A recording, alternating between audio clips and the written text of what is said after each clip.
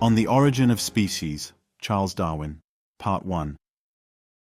Introduction. When on board HMS Beagle as naturalist, I was much struck with certain facts in the distribution of the inhabitants of South America and in the geological relations of the present to the past inhabitants of that continent. These facts seemed to me to throw some light on the origin of species, that mystery of mysteries, as it has been called by one of our greatest philosophers.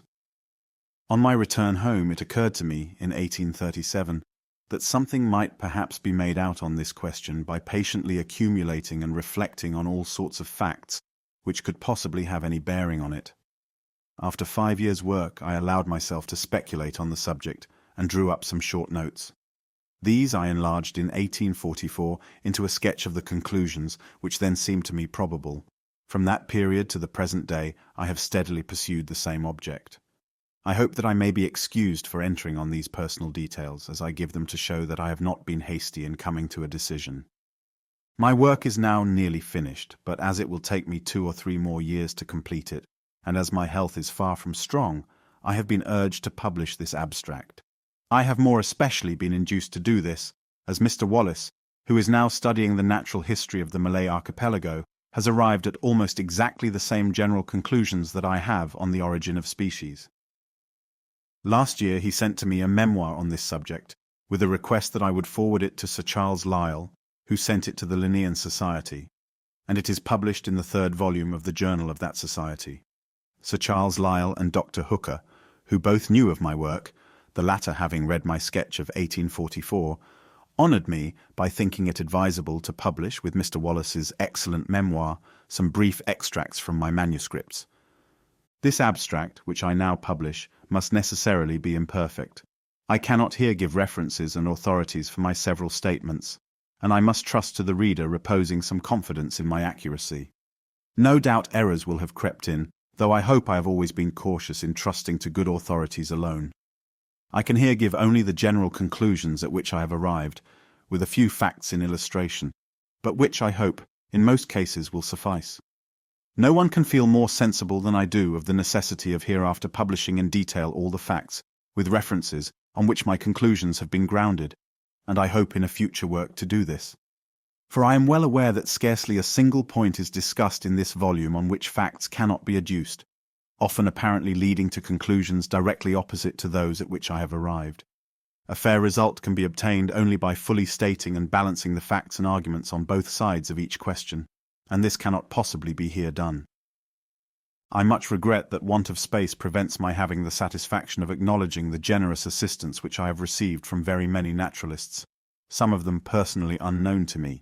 I cannot, however, let this opportunity pass without expressing my deep obligations to Dr. Hooker, who for the last 15 years has aided me in every possible way by his large stores of knowledge and his excellent judgment. In considering the origin of species, it is quite conceivable that a naturalist, reflecting on the mutual affinities of organic beings, on their embryological relations, their geographical distribution, geological succession, and other such facts, might come to the conclusion that each species had not been independently created, but had descended, like varieties, from other species. Nevertheless, such a conclusion, even if well-founded, would be unsatisfactory, until it could be shown how the innumerable species inhabiting this world have been modified, so as to acquire that perfection of structure and co-adaptation which most justly excites our admiration. Naturalists continually refer to external conditions, such as climate, food, etc., as the only possible cause of variation. In one very limited sense, as we shall hereafter see, this may be true, but it is preposterous to attribute to mere external conditions the structure, for instance, of the woodpecker, with its feet, tail, beak, and tongue, so admirably adapted to catch insects under the bark of trees. In the case of the mistletoe, which draws its nourishment from certain trees, which has seeds that must be transported by certain birds, and which has flowers with separate sexes, absolutely requiring the agency of certain insects to bring pollen from one flower to the other. It is equally preposterous to account for the structure of this parasite, with its relations to several distinct organic beings, by the effects of external conditions, or of habit, or of the volition of the plant itself. The author of the Vestiges of Creation would, I presume, say that after a certain unknown number of generations, some bird had given birth to a woodpecker, and some plant to the mistletoe, and that these had been produced perfect as we now see them. But this assumption seems to me to be no explanation, for it leaves the case of the co-adaptations of organic beings to each other and to their physical conditions of life untouched and unexplained. It is therefore of the highest importance to gain a clear insight into the means of modification and co-adaptation. At the commencement of my observations, it seemed to me probable that a careful study of domesticated animals and of cultivated plants would offer the best chance of making out this obscure problem. Nor have I been disappointed. In this and in all other perplexing cases, I have invariably found that our knowledge, imperfect though it be, of variation under domestication, afforded the best and safest clue.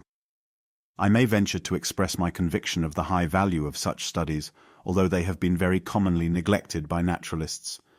From these considerations, I shall devote the first chapter of this abstract to variation under domestication. We shall thus see that a large amount of hereditary modification is at least possible, and what is equally or more important, we shall see how great is the power of man in accumulating by his selection successive slight variations. I will then pass on to the variability of species in a state of nature, but I shall unfortunately be compelled to treat this subject far too briefly, as it can be treated properly only by giving long catalogues of facts. We shall, however, be enabled to discuss what circumstances are most favourable to variation. In the next chapter, the struggle for existence amongst all organic beings throughout the world, which inevitably follows from their high geometrical powers of increase, will be treated of. This is the doctrine of Malthus, applied to the whole animal and vegetable kingdoms. As many more individuals of each species are born than can possibly survive, and as consequently there is a frequently recurring struggle for existence, it follows that any being, if it vary however slightly in any manner profitable to itself, under the complex and sometimes varying conditions of life, will have a better chance of surviving, and thus be naturally selected. From the strong principle of inheritance, any selected variety will tend to propagate its new and modified form. This fundamental subject of natural selection will be treated at some length in the fourth chapter, and we shall then see how natural selection almost inevitably causes much extinction of the less improved forms of life and induces what I have called divergence of character. In the next chapter I shall discuss the complex and little-known laws of variation and of correlation of growth.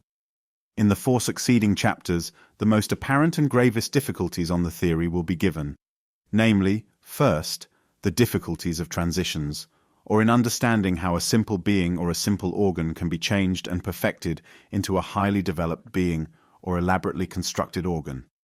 Secondly, the subject of instinct, or the mental powers of animals. Thirdly, hybridism, or the infertility of species and the fertility of varieties when intercrossed. And fourthly, the imperfection of the geological record. In the next chapter I shall consider the geological succession of organic beings throughout time. In the 11th and 12th, their geographical distribution throughout space. In the 13th, their classification or mutual affinities, both when mature and in an embryonic condition. In the last chapter, I shall give a brief recapitulation of the whole work and a few concluding remarks. No one ought to feel surprise at much remaining as yet unexplained in regard to the origin of species and varieties, if he makes due allowance for our profound ignorance in regard to the mutual relations of all the beings which live around us. Who can explain why one species ranges widely and is very numerous, and why another allied species has a narrow range and is rare? Yet these relations are of the highest importance, for they determine the present welfare, and, as I believe, the future success and modification of every inhabitant of this world. Still less do we know of the mutual relations of the innumerable inhabitants of the world during the many past geological epochs in its history. Although much remains obscure, and will long remain obscure, I can entertain no doubt, after the most deliberate study and dispassionate judgment of which I am capable, that the view which most naturalists entertain, and which I formerly entertained, namely, that each species has been independently created, is erroneous. I am fully convinced that species are not immutable, but that those belonging to what are called the same genera are lineal descendants of some other and generally extinct species, in the same manner as the acknowledged varieties of any one species are the descendants of that species. Furthermore, I am convinced that natural selection has been the main but not exclusive means of modification. Chapter 1.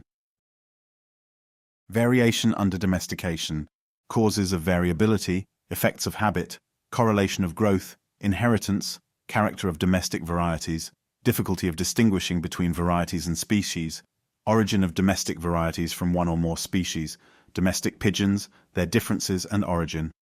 Principle of selection anciently followed, its effects, methodical and unconscious selection, unknown origin of our domestic productions, circumstances favorable to man's power of selection. When we look to the individuals of the same variety or subvariety of our older cultivated plants and animals, one of the first points which strikes us is that they generally differ much more from each other than do the individuals of any one species or variety in a state of nature.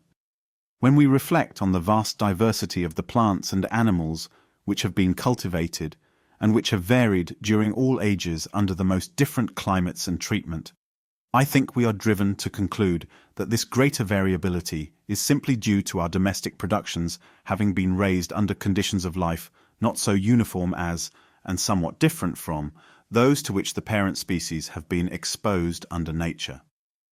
There is also, I think, some probability in the view propounded by Andrew Knight that this variability may be partly connected with excess of food. It seems pretty clear that organic beings must be exposed during several generations to the new conditions of life to cause any appreciable amount of variation, and that when the organization has once begun to vary, it generally continues to vary for many generations. No case is on record of a variable being ceasing to be variable under cultivation. Our oldest cultivated plants, such as wheat, still often yield new varieties. Our oldest domesticated animals are still capable of rapid improvement or modification. It has been disputed at what period of life the causes of variability, whatever they may be, generally act, whether during the early or late period of development of the embryo or at the instant of conception. Geoffroy Street, Hilaire's experiments show that unnatural treatment of the embryo causes monstrosities, and monstrosities cannot be separated by any clear line of distinction from mere variations. But I am strongly inclined to suspect that the most frequent cause of variability may be attributed to the male and female reproductive elements having been affected prior to the act of conception. Several reasons make me believe in this, but the chief one is the remarkable effect which confinement or cultivation has on the functions of the reproductive system. This system appearing to be far more susceptible than any other part of the organization to the action of any change in the conditions of life. Nothing is more easy than to tame an animal, and few things more difficult than to get it to breed freely under confinement, even in the many cases when the male and female unite. How many animals there are which will not breed, though living long under not very close confinement in their native country. This is generally attributed to vitiated instincts. But how many cultivated plants display the utmost vigor, and yet rarely or never seed? In some few such cases, it has been found out that very trifling changes, such as a little more or less water at some particular period of growth, will determine whether or not the plant sets a seed. I cannot here enter on the copious details which I have collected on this curious subject, but to show how singular the laws are which determine the reproduction of animals under confinement, I may just mention that carnivorous animals, even from the tropics, breed in this country pretty freely under confinement, with the exception of the plantigrades or bear family. Whereas carnivorous birds, with the rarest exceptions, hardly ever lay fertile eggs. Many exotic plants have pollen utterly worthless, in the same exact condition as in the most sterile hybrids. When, on the one hand, we see domesticated animals and plants, though often weak and sickly, yet breeding quite freely under confinement, and when, on the other hand, we see individuals, though taken young from a state of nature, perfectly tamed, long-lived, and healthy, of which I could give numerous instances, yet having their reproductive system so seriously affected by unperceived causes as to fail in acting, we need not be surprised at this system, when it does act under confinement, acting not quite regularly, and producing offspring not perfectly like their parents or variable. Sterility has been said to be the bane of horticulture. But on this view we owe variability to the same cause which produces sterility. And variability is the source of all the choicest productions of the garden. I may add that as some organisms will breed most freely under the most unnatural conditions, for instance, the rabbit and ferret kept in hutches, showing that their reproductive system has not been thus affected, so will some animals and plants withstand domestication or cultivation and vary very slightly, perhaps hardly more than in a state of nature. A long list could easily be given of sporting plants. By this term gardeners mean a single bud or offset, which suddenly assumes a new and sometimes very different character from that of the rest of the plant. Such buds can be propagated by grafting, etc., and sometimes by seed. These sports are extremely rare under nature, but far from rare under cultivation. And in this case we see that the treatment of the parent has affected a bud or offset, and not the ovules or pollen. But it is the opinion of most physiologists that there is no essential difference between a bud and an ovule in their earliest stages of formation, so that in fact sports support my view that variability may be largely attributed to the ovules or pollen, or to both, having been affected by the treatment of the parent prior to the act of conception. These cases anyhow show that variation is not necessarily connected, as some authors have supposed, with the act of generation. Seedlings from the same fruit and the young of the same litter sometimes differ considerably from each other, though both the young and the parents, as Müller has remarked, have apparently been exposed to exactly the same conditions of life. And this shows how unimportant the direct effects of the conditions of life are in comparison with the laws of reproduction and of growth and of inheritance. For had the action of the conditions been direct, if any of the young had varied, all would probably have varied in the same manner. To judge how much, in the case of any variation, we should attribute to the direct action of heat, moisture, light, food, etc., is most difficult. My impression is that with animals such agencies have produced very little direct effect, though apparently more in the case of plants. Under this point of view, Mr. Buckman's recent experiments on plants seem extremely valuable.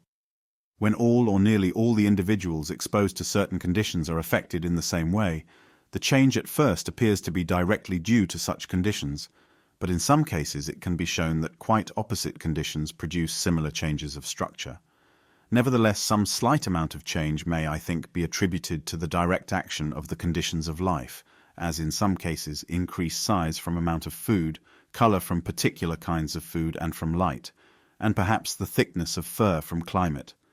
Habit also has a decided influence, as in the period of flowering with plants when transported from one climate to another. In animals it has a more marked effect. For instance, I find in the domestic duck that the bones of the wing weigh less, and the bones of the leg more, in proportion to the whole skeleton, than do the same bones in the wild duck, and I presume that this change may be safely attributed to the domestic duck flying much less and walking more than its wild parent.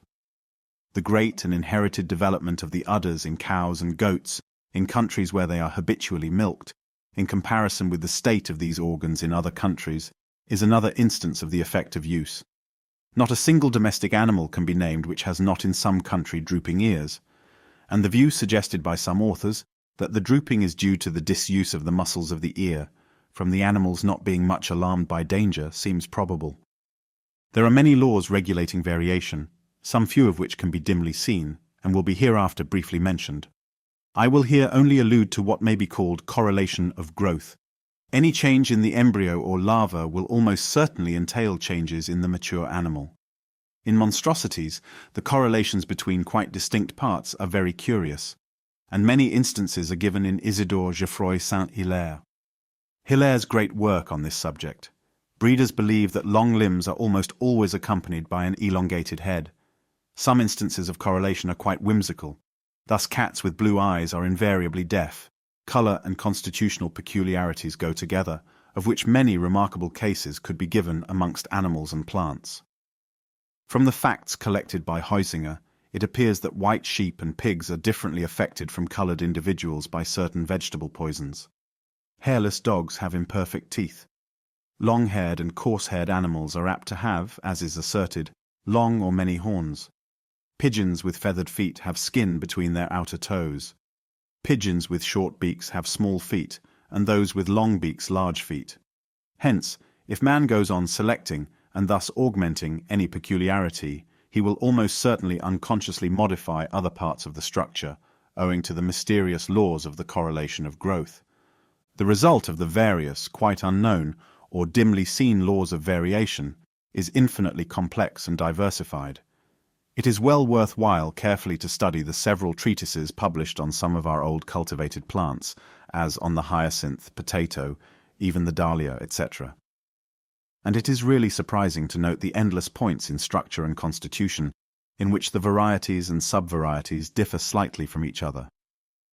The whole organization seems to have become plastic, and tends to depart in some small degree from that of the parental type. Any variation which is not inherited is unimportant for us, but the number and diversity of inheritable deviations of structure, both those of slight and those of considerable physiological importance, is endless. Dr. Prosper Lucas's treatise, in 2 large volumes, is the fullest and the best on this subject. No breeder doubts how strong is the tendency to inheritance. Like produces like is his fundamental belief. Doubts have been thrown on this principle by theoretical writers alone. When a deviation appears not unfrequently, and we see it in the father and child, we cannot tell whether it may not be due to the same original cause acting on both. But when amongst individuals, apparently exposed to the same conditions, any very rare deviation, due to some extraordinary combination of circumstances, appears in the parent, say, once amongst several million individuals, and it reappears in the child, the mere doctrine of chances almost compels us to attribute its reappearance to inheritance. Everyone must have heard of cases of albinism, prickly skin, hairy bodies, etc. appearing in several members of the same family. If strange and rare deviations of structure are truly inherited, less strange and commoner deviations may be freely admitted to be inheritable. Perhaps the correct way of viewing the whole subject would be to look at the inheritance of every character whatever as the rule, and non-inheritance as the anomaly. The laws governing inheritance are quite unknown. No one can say why the same peculiarity in different individuals of the same species, and in individuals of different species, is sometimes inherited and sometimes not so. Why the child often reverts in certain characters to its grandfather or grandmother, or other much more remote ancestor. Why a peculiarity is often transmitted from one sex to both sexes or to one sex alone, more commonly, but not exclusively, to the like sex. It is a fact of some little importance to us that peculiarities appearing in the males of our domestic breeds are often transmitted either exclusively or in a much greater degree to males alone. A much more important rule, which I think may be trusted, is that, at whatever period of life a peculiarity first appears, it tends to appear in the offspring at a corresponding age, though sometimes earlier. In many cases this could not be otherwise. Thus the inherited peculiarities in the horns of cattle could appear only in the offspring when nearly mature. Peculiarities in the silkworm are known to appear at the corresponding caterpillar or cocoon stage. But hereditary diseases and some other facts make me believe that the rule has a wider extension, and that when there is no apparent reason why a peculiarity should appear at any particular age, yet that it does tend to appear in the offspring at the same period at which it first appeared in the parent. I believe this rule to be of the highest importance in explaining the laws of embryology. These remarks are of course confined to the first appearance of the peculiarity, and not to its primary cause, which may have acted on the ovules or male element, in nearly the same manner as in the crossed offspring from a short-horned cow by a long-horned bull. The greater length of horn, though appearing late in life, is clearly due to the male element. Having alluded to the subject of reversion, I may here refer to a statement often made by naturalists, namely that our domestic varieties, when run wild, gradually but certainly revert in character to their aboriginal stocks.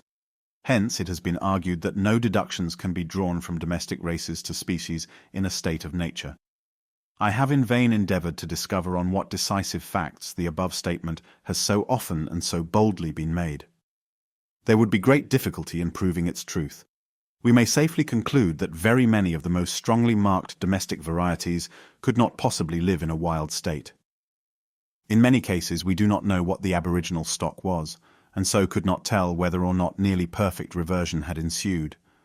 It would be quite necessary, in order to prevent the effects of intercrossing, that only a single variety should be turned loose in its new home.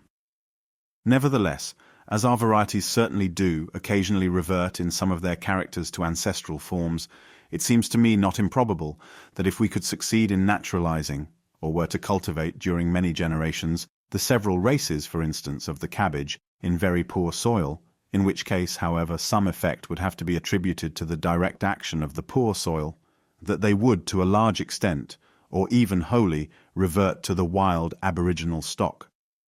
Whether or not the experiment would succeed is not of great importance for our line of argument, for by the experiment itself the conditions of life are changed.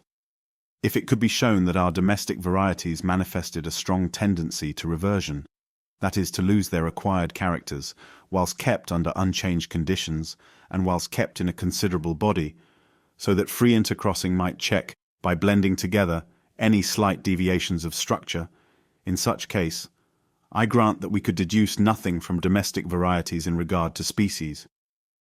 But there is not a shadow of evidence in favour of this view.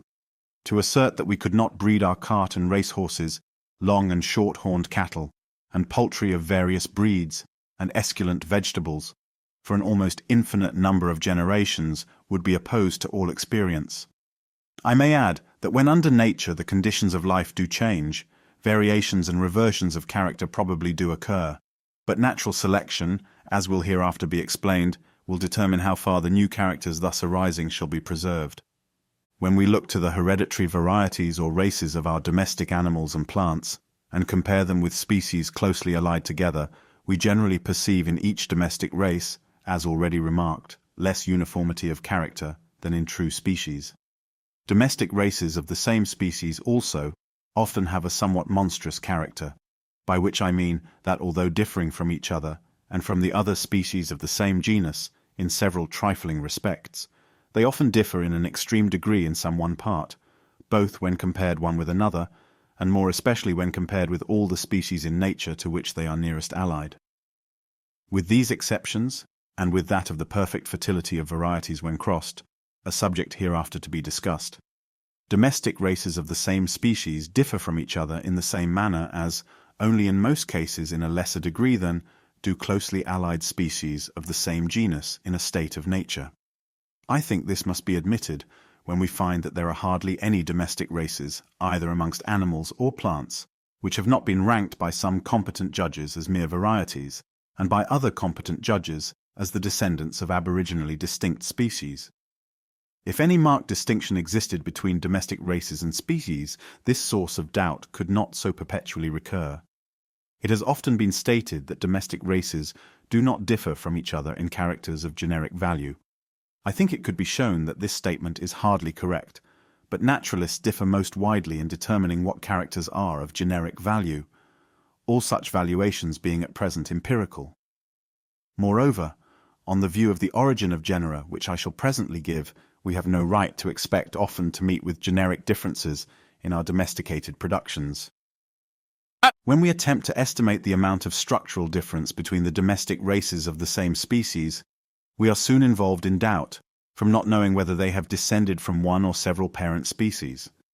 This point, if it could be cleared up, would be interesting, if for instance it could be shown that the greyhound, bloodhound, terrier, spaniel and bulldog, which we all know propagate their kind so truly, were the offspring of any single species, then such facts would have great weight in making us doubt about the immutability of the many very closely allied and natural species, for instance of the many foxes, inhabiting different quarters of the world.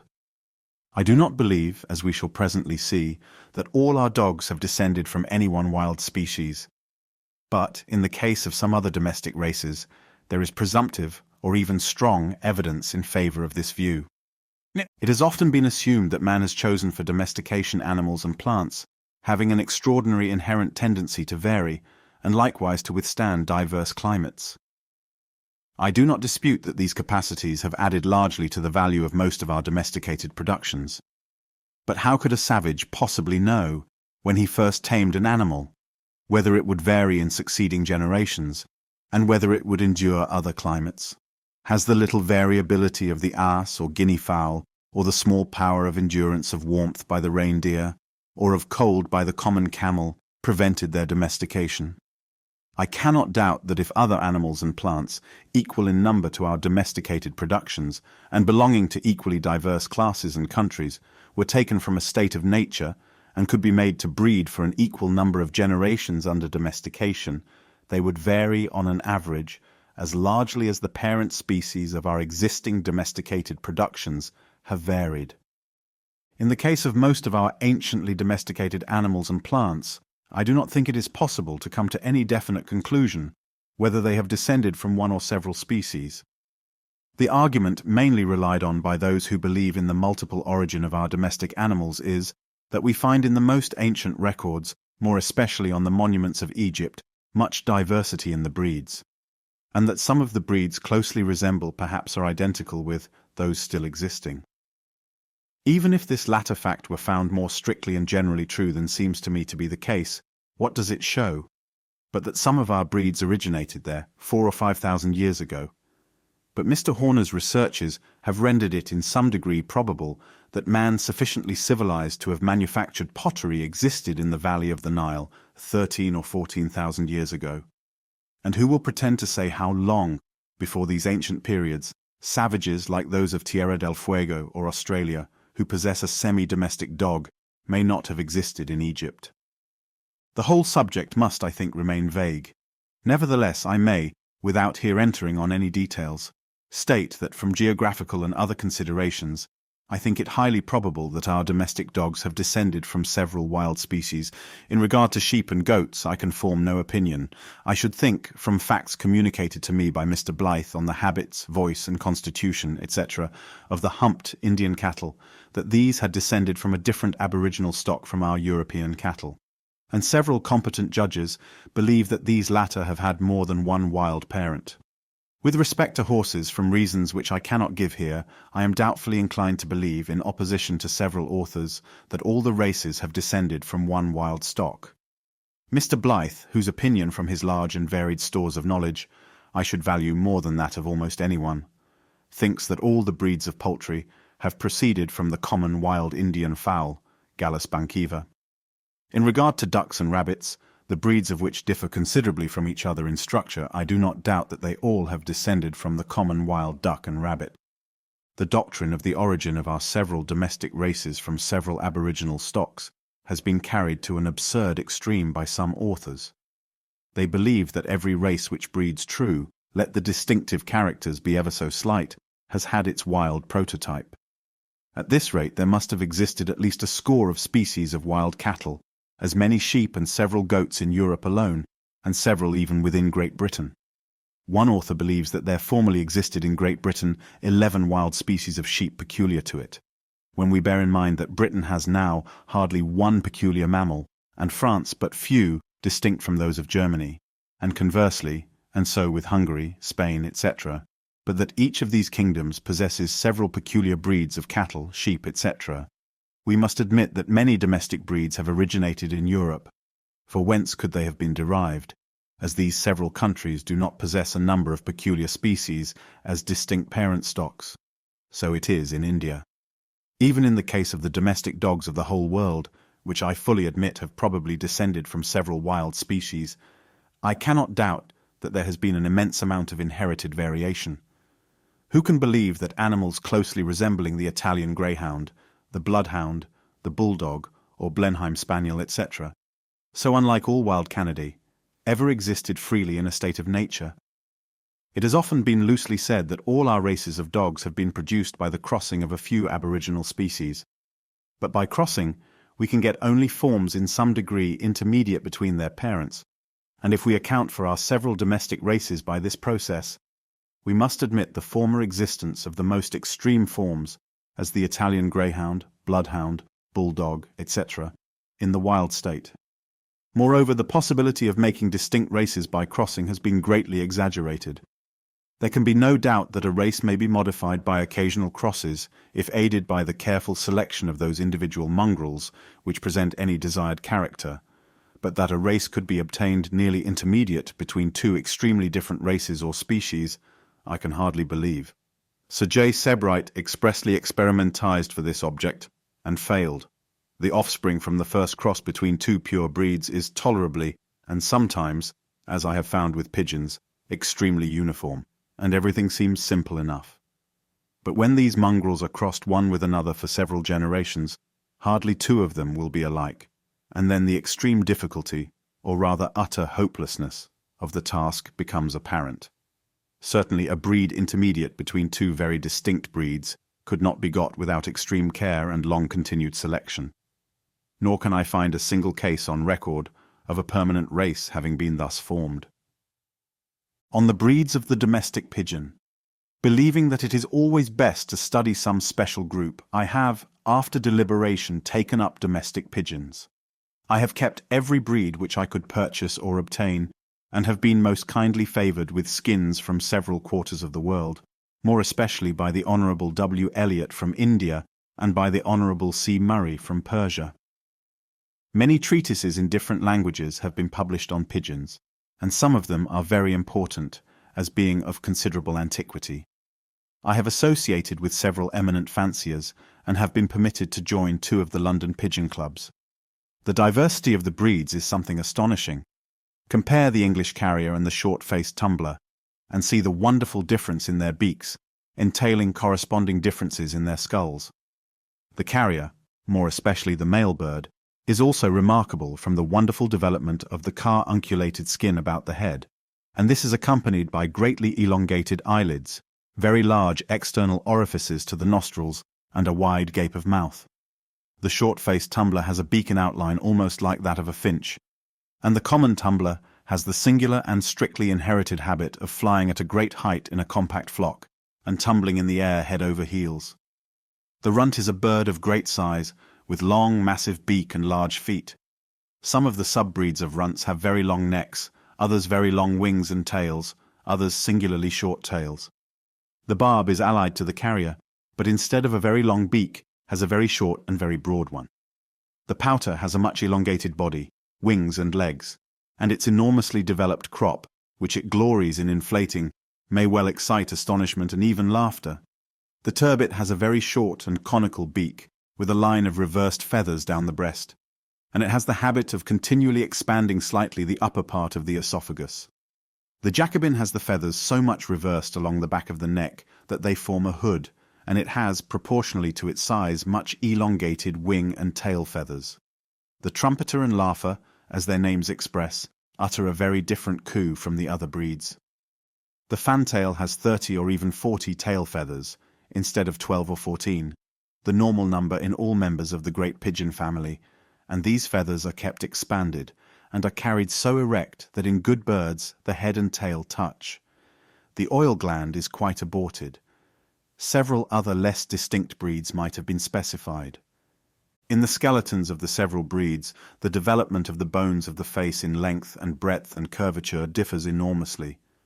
The shape, as well as the breadth and length of the ramus of the lower jaw, varies in a highly remarkable manner. The number of the caudal and sacral vertebrae vary, as does the number of the ribs, together with their relative breadth and the presence of processes. The size and shape of the apertures in the sternum are highly variable. So is the degree of divergence and relative size of the two arms of the furcula, the proportional width of the gape of mouth, the proportional length of the eyelids, of the orifice of the nostrils, of the tongue, not always in strict correlation with the length of beak, the size of the crop and of the upper part of the esophagus, the development and abortion of the oil gland, the number of the primary wing and caudal feathers, the relative length of wing and tail to each other and to the body, the relative length of leg and of the feet, the number of scutuli on the toes, the development of skin between the toes, are all points of structure which are variable. The period at which the perfect plumage is acquired varies, as does the state of the down with which the nestling birds are clothed when hatched. The shape and size of the eggs vary.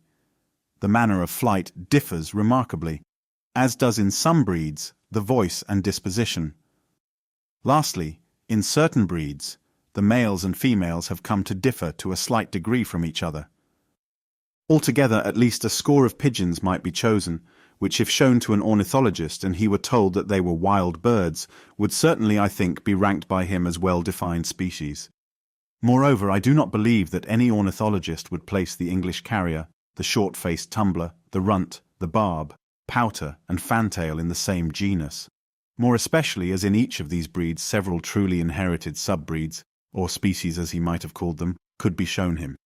Great as the differences are between the breeds of pigeons, I am fully convinced that the common opinion of naturalists is correct, namely, that all have descended from the rock pigeon, Columba livia, including under this term several geographical races or subspecies, which differ from each other in the most trifling respects. As several of the reasons which have led me to this belief are in some degree applicable in other cases, I will here briefly give them. If the several breeds are not varieties and have not proceeded from the rock pigeon, they must have descended from at least 7 or 8 aboriginal stocks, for it is impossible to make the present domestic breeds by the crossing of any lesser number. How, for instance, could a pouter be produced by crossing 2 breeds unless one of the parent stocks possessed the characteristic enormous crop?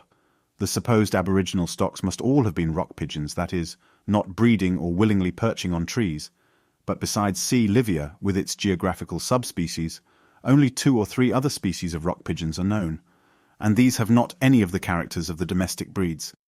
Hence the supposed aboriginal stocks must either still exist in the countries where they were originally domesticated, and yet be unknown to ornithologists, and this, considering their size, habits, and remarkable characters, seems very improbable. Or they must have become extinct in the wild state.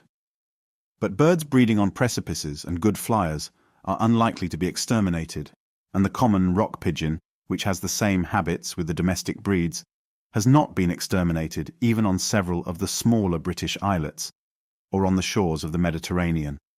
Hence, the supposed extermination of so many species having similar habits with the rock pigeon seems to me a very rash assumption. Moreover, the several above-named domesticated breeds have been transported to all parts of the world, and therefore some of them must have been carried back again into their native country, but not one has ever become wild or feral, though the dovecot pigeon, which is the rock pigeon in a very slightly altered state, has become feral in several places. Again, all recent experience shows that it is most difficult to get any wild animal to breed freely under domestication. Yet on the hypothesis of the multiple origin of our pigeons, it must be assumed that at least 7 or 8 species were so thoroughly domesticated in ancient times by half-civilized man as to be quite prolific under confinement. An argument, as it seems to me, of great weight and applicable in several other cases is that the above-specified breeds, though agreeing generally in constitution, habits, voice, colouring, and in most parts of their structure with the wild rock pigeon, yet are certainly highly abnormal in other parts of their structure. We may look in vain throughout the whole great family of Columbidae for a beak like that of the English carrier, or that of the short-faced tumbler or barb, for reversed feathers like those of the Jacobin, for a crop like that of the pouter, for tail feathers like those of the fantail. Hence it must be assumed not only that half-civilized man succeeded in thoroughly domesticating several species, but that he intentionally or by chance picked out extraordinarily abnormal species, and further, that these very species have since all become extinct or unknown. So many strange contingencies seem to me improbable in the highest degree. Some facts in regard to the colouring of pigeons well deserve consideration. The rock pigeon is of a slaty blue and has a white rump, the Indian subspecies, C. intermedia of Strickland, having it bluish. The tail has a terminal dark bar, with the bases of the outer feathers externally edged with white. The wings have 2 black bars. Some semi-domestic breeds and some apparently truly wild breeds have, besides the 2 black bars, the wings checkered with black. These several marks do not occur together in any other species of the whole family. Now, in every one of the domestic breeds, taking thoroughly well-bred birds, all the above marks, even to the white edging of the outer tail feathers, sometimes concur perfectly developed. Moreover, when 2 birds belonging to 2 distinct breeds are crossed, neither of which is blue or has any of the above specified marks, the mongrel offspring are very apt suddenly to acquire these characters, For instance, I crossed some uniformly white fantails with some uniformly black barbs, and they produced mottled brown and black birds. These I again crossed together, and one grandchild of the pure white fantail and pure black barb was of as beautiful a blue colour, with the white rump, double black wing bar, and barred and white-edged tail feathers, as any wild rock pigeon. We can understand these facts on the well-known principle of reversion to ancestral characters, if all the domestic breeds have descended from the rock pigeon. But if we deny this, we must make one of the two following highly improbable suppositions. Either, firstly, that all the several imagined aboriginal stocks were coloured and marked like the rock pigeon, although no other existing species is thus coloured and marked, so that in each separate breed there might be a tendency to revert to the very same colours and markings. Or secondly, that each breed, even the purest, has within a dozen or, at most, within a score of generations, been crossed by the rock pigeon. I say within a dozen or 20 generations, for we know of no fact countenancing the belief that the child ever reverts to some one ancestor removed by a greater number of generations. In a breed which has been crossed only once with some distinct breed, the tendency to reversion to any character derived from such cross will naturally become less and less, as in each succeeding generation there will be less of the foreign blood. But when there has been no cross with a distinct breed, and there is a tendency in both parents to revert to a character which has been lost during some former generation, this tendency, for all that we can see to the contrary, may be transmitted undiminished for an indefinite number of generations. These two distinct cases are often confounded in treatises on inheritance. Lastly, the hybrids or mongrels from between all the domestic breeds of pigeons are perfectly fertile. I can state this from my own observations, purposely made on the most distinct breeds. Now it is difficult, perhaps impossible, to bring forward one case of the hybrid offspring of two animals, clearly distinct being themselves perfectly fertile. Some authors believe that long-continued domestication eliminates this strong tendency to sterility. From the history of the dog, I think there is some probability in this hypothesis, if applied to species closely related together, though it is unsupported by a single experiment. But to extend the hypothesis so far as to suppose that species, aboriginally as distinct as carriers, tumblers, pouters and fantails now are, should yield offspring perfectly fertile, inter se, seems to me rash in the extreme.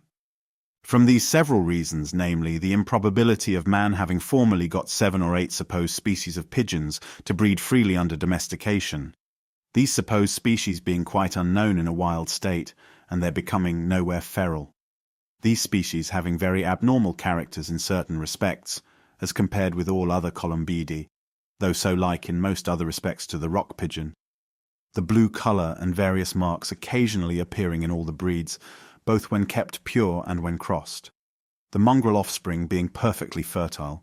From these several reasons taken together, I can feel no doubt that all our domestic breeds have descended from the Columba livia, with its geographical subspecies.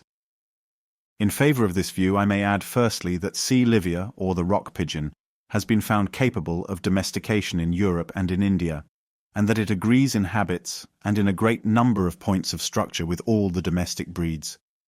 Secondly, although an English carrier or short-faced tumbler differs immensely in certain characters from the rock pigeon, yet by comparing the several sub-breeds of these breeds, more especially those brought from distant countries, we can make an almost perfect series between the extremes of structure.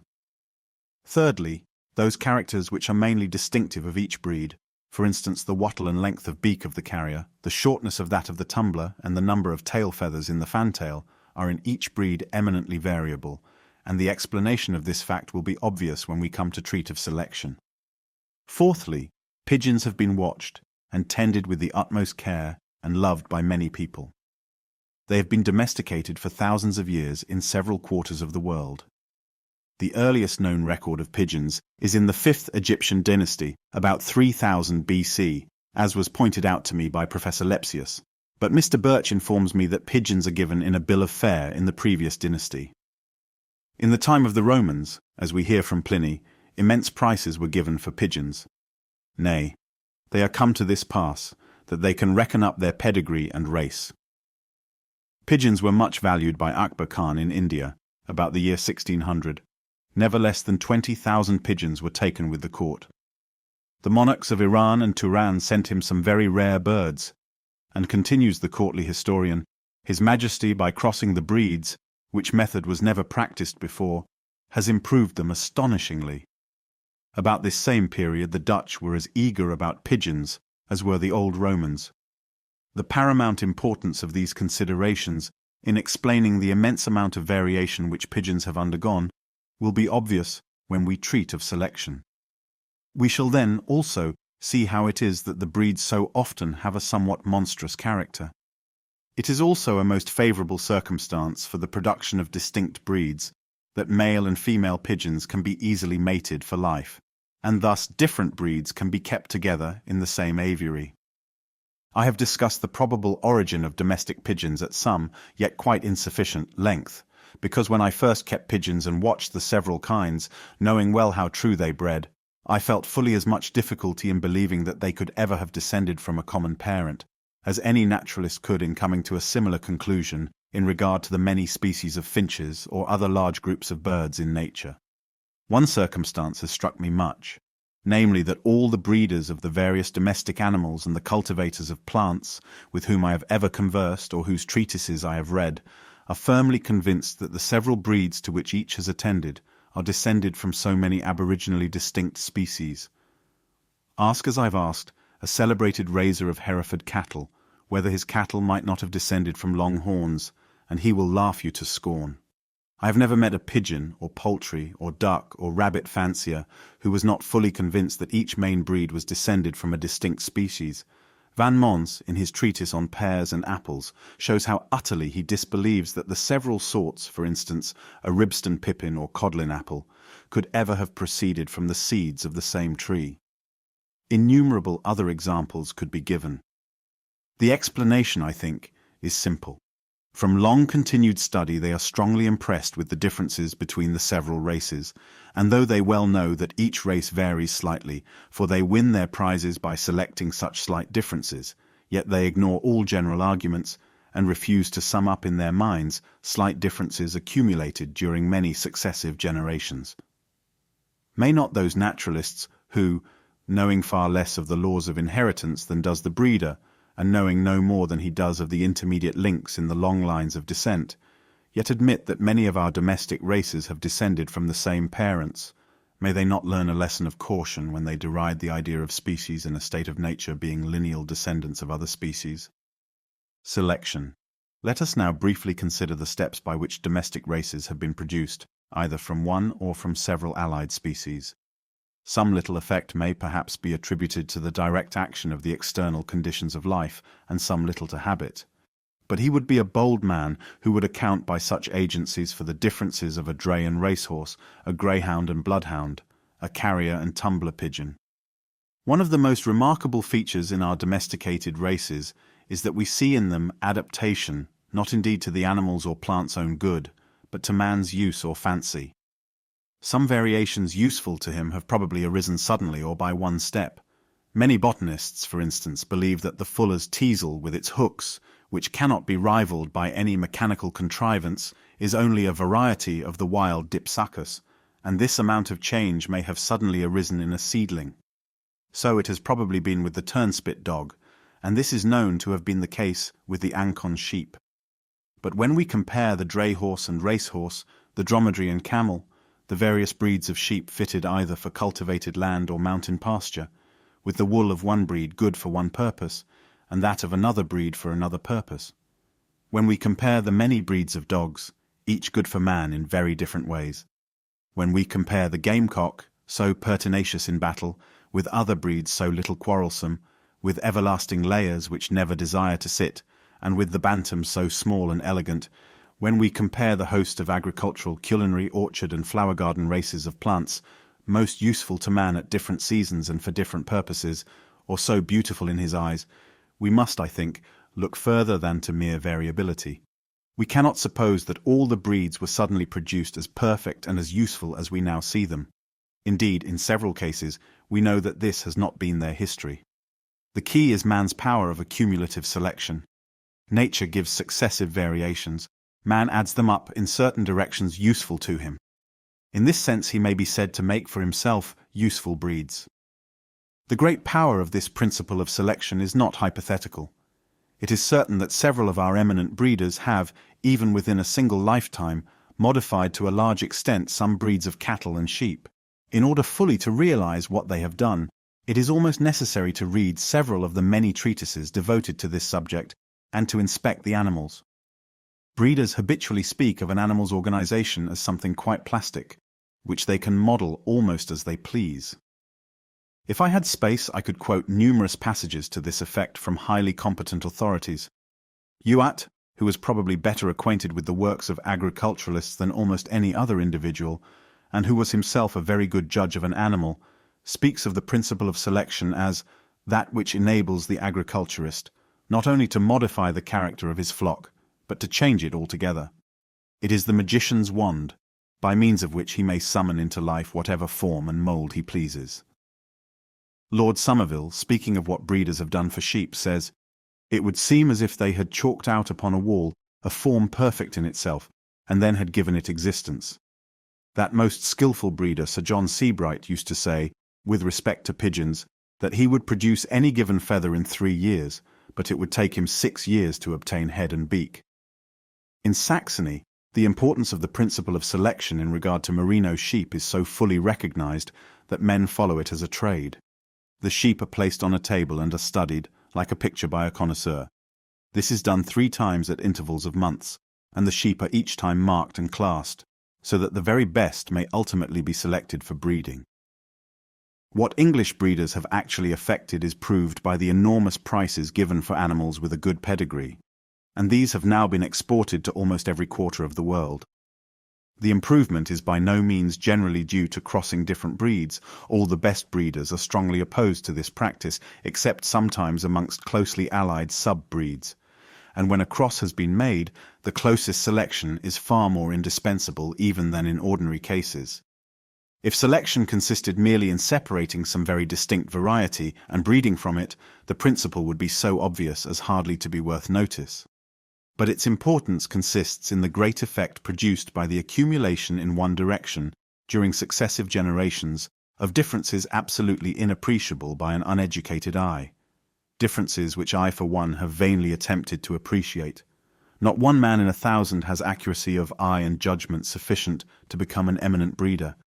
If gifted with these qualities, and he studies his subject for years, and devotes his lifetime to it with indomitable perseverance, he will succeed and may make great improvements.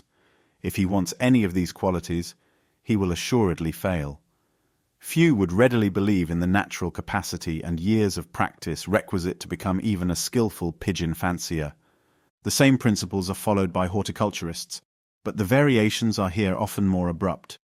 No one supposes that our choicest productions have been produced by a single variation from the aboriginal stock. We have proofs that this is not so in some cases in which exact records have been kept. Thus, to give a very trifling instance, the steadily increasing size of the common gooseberry may be quoted.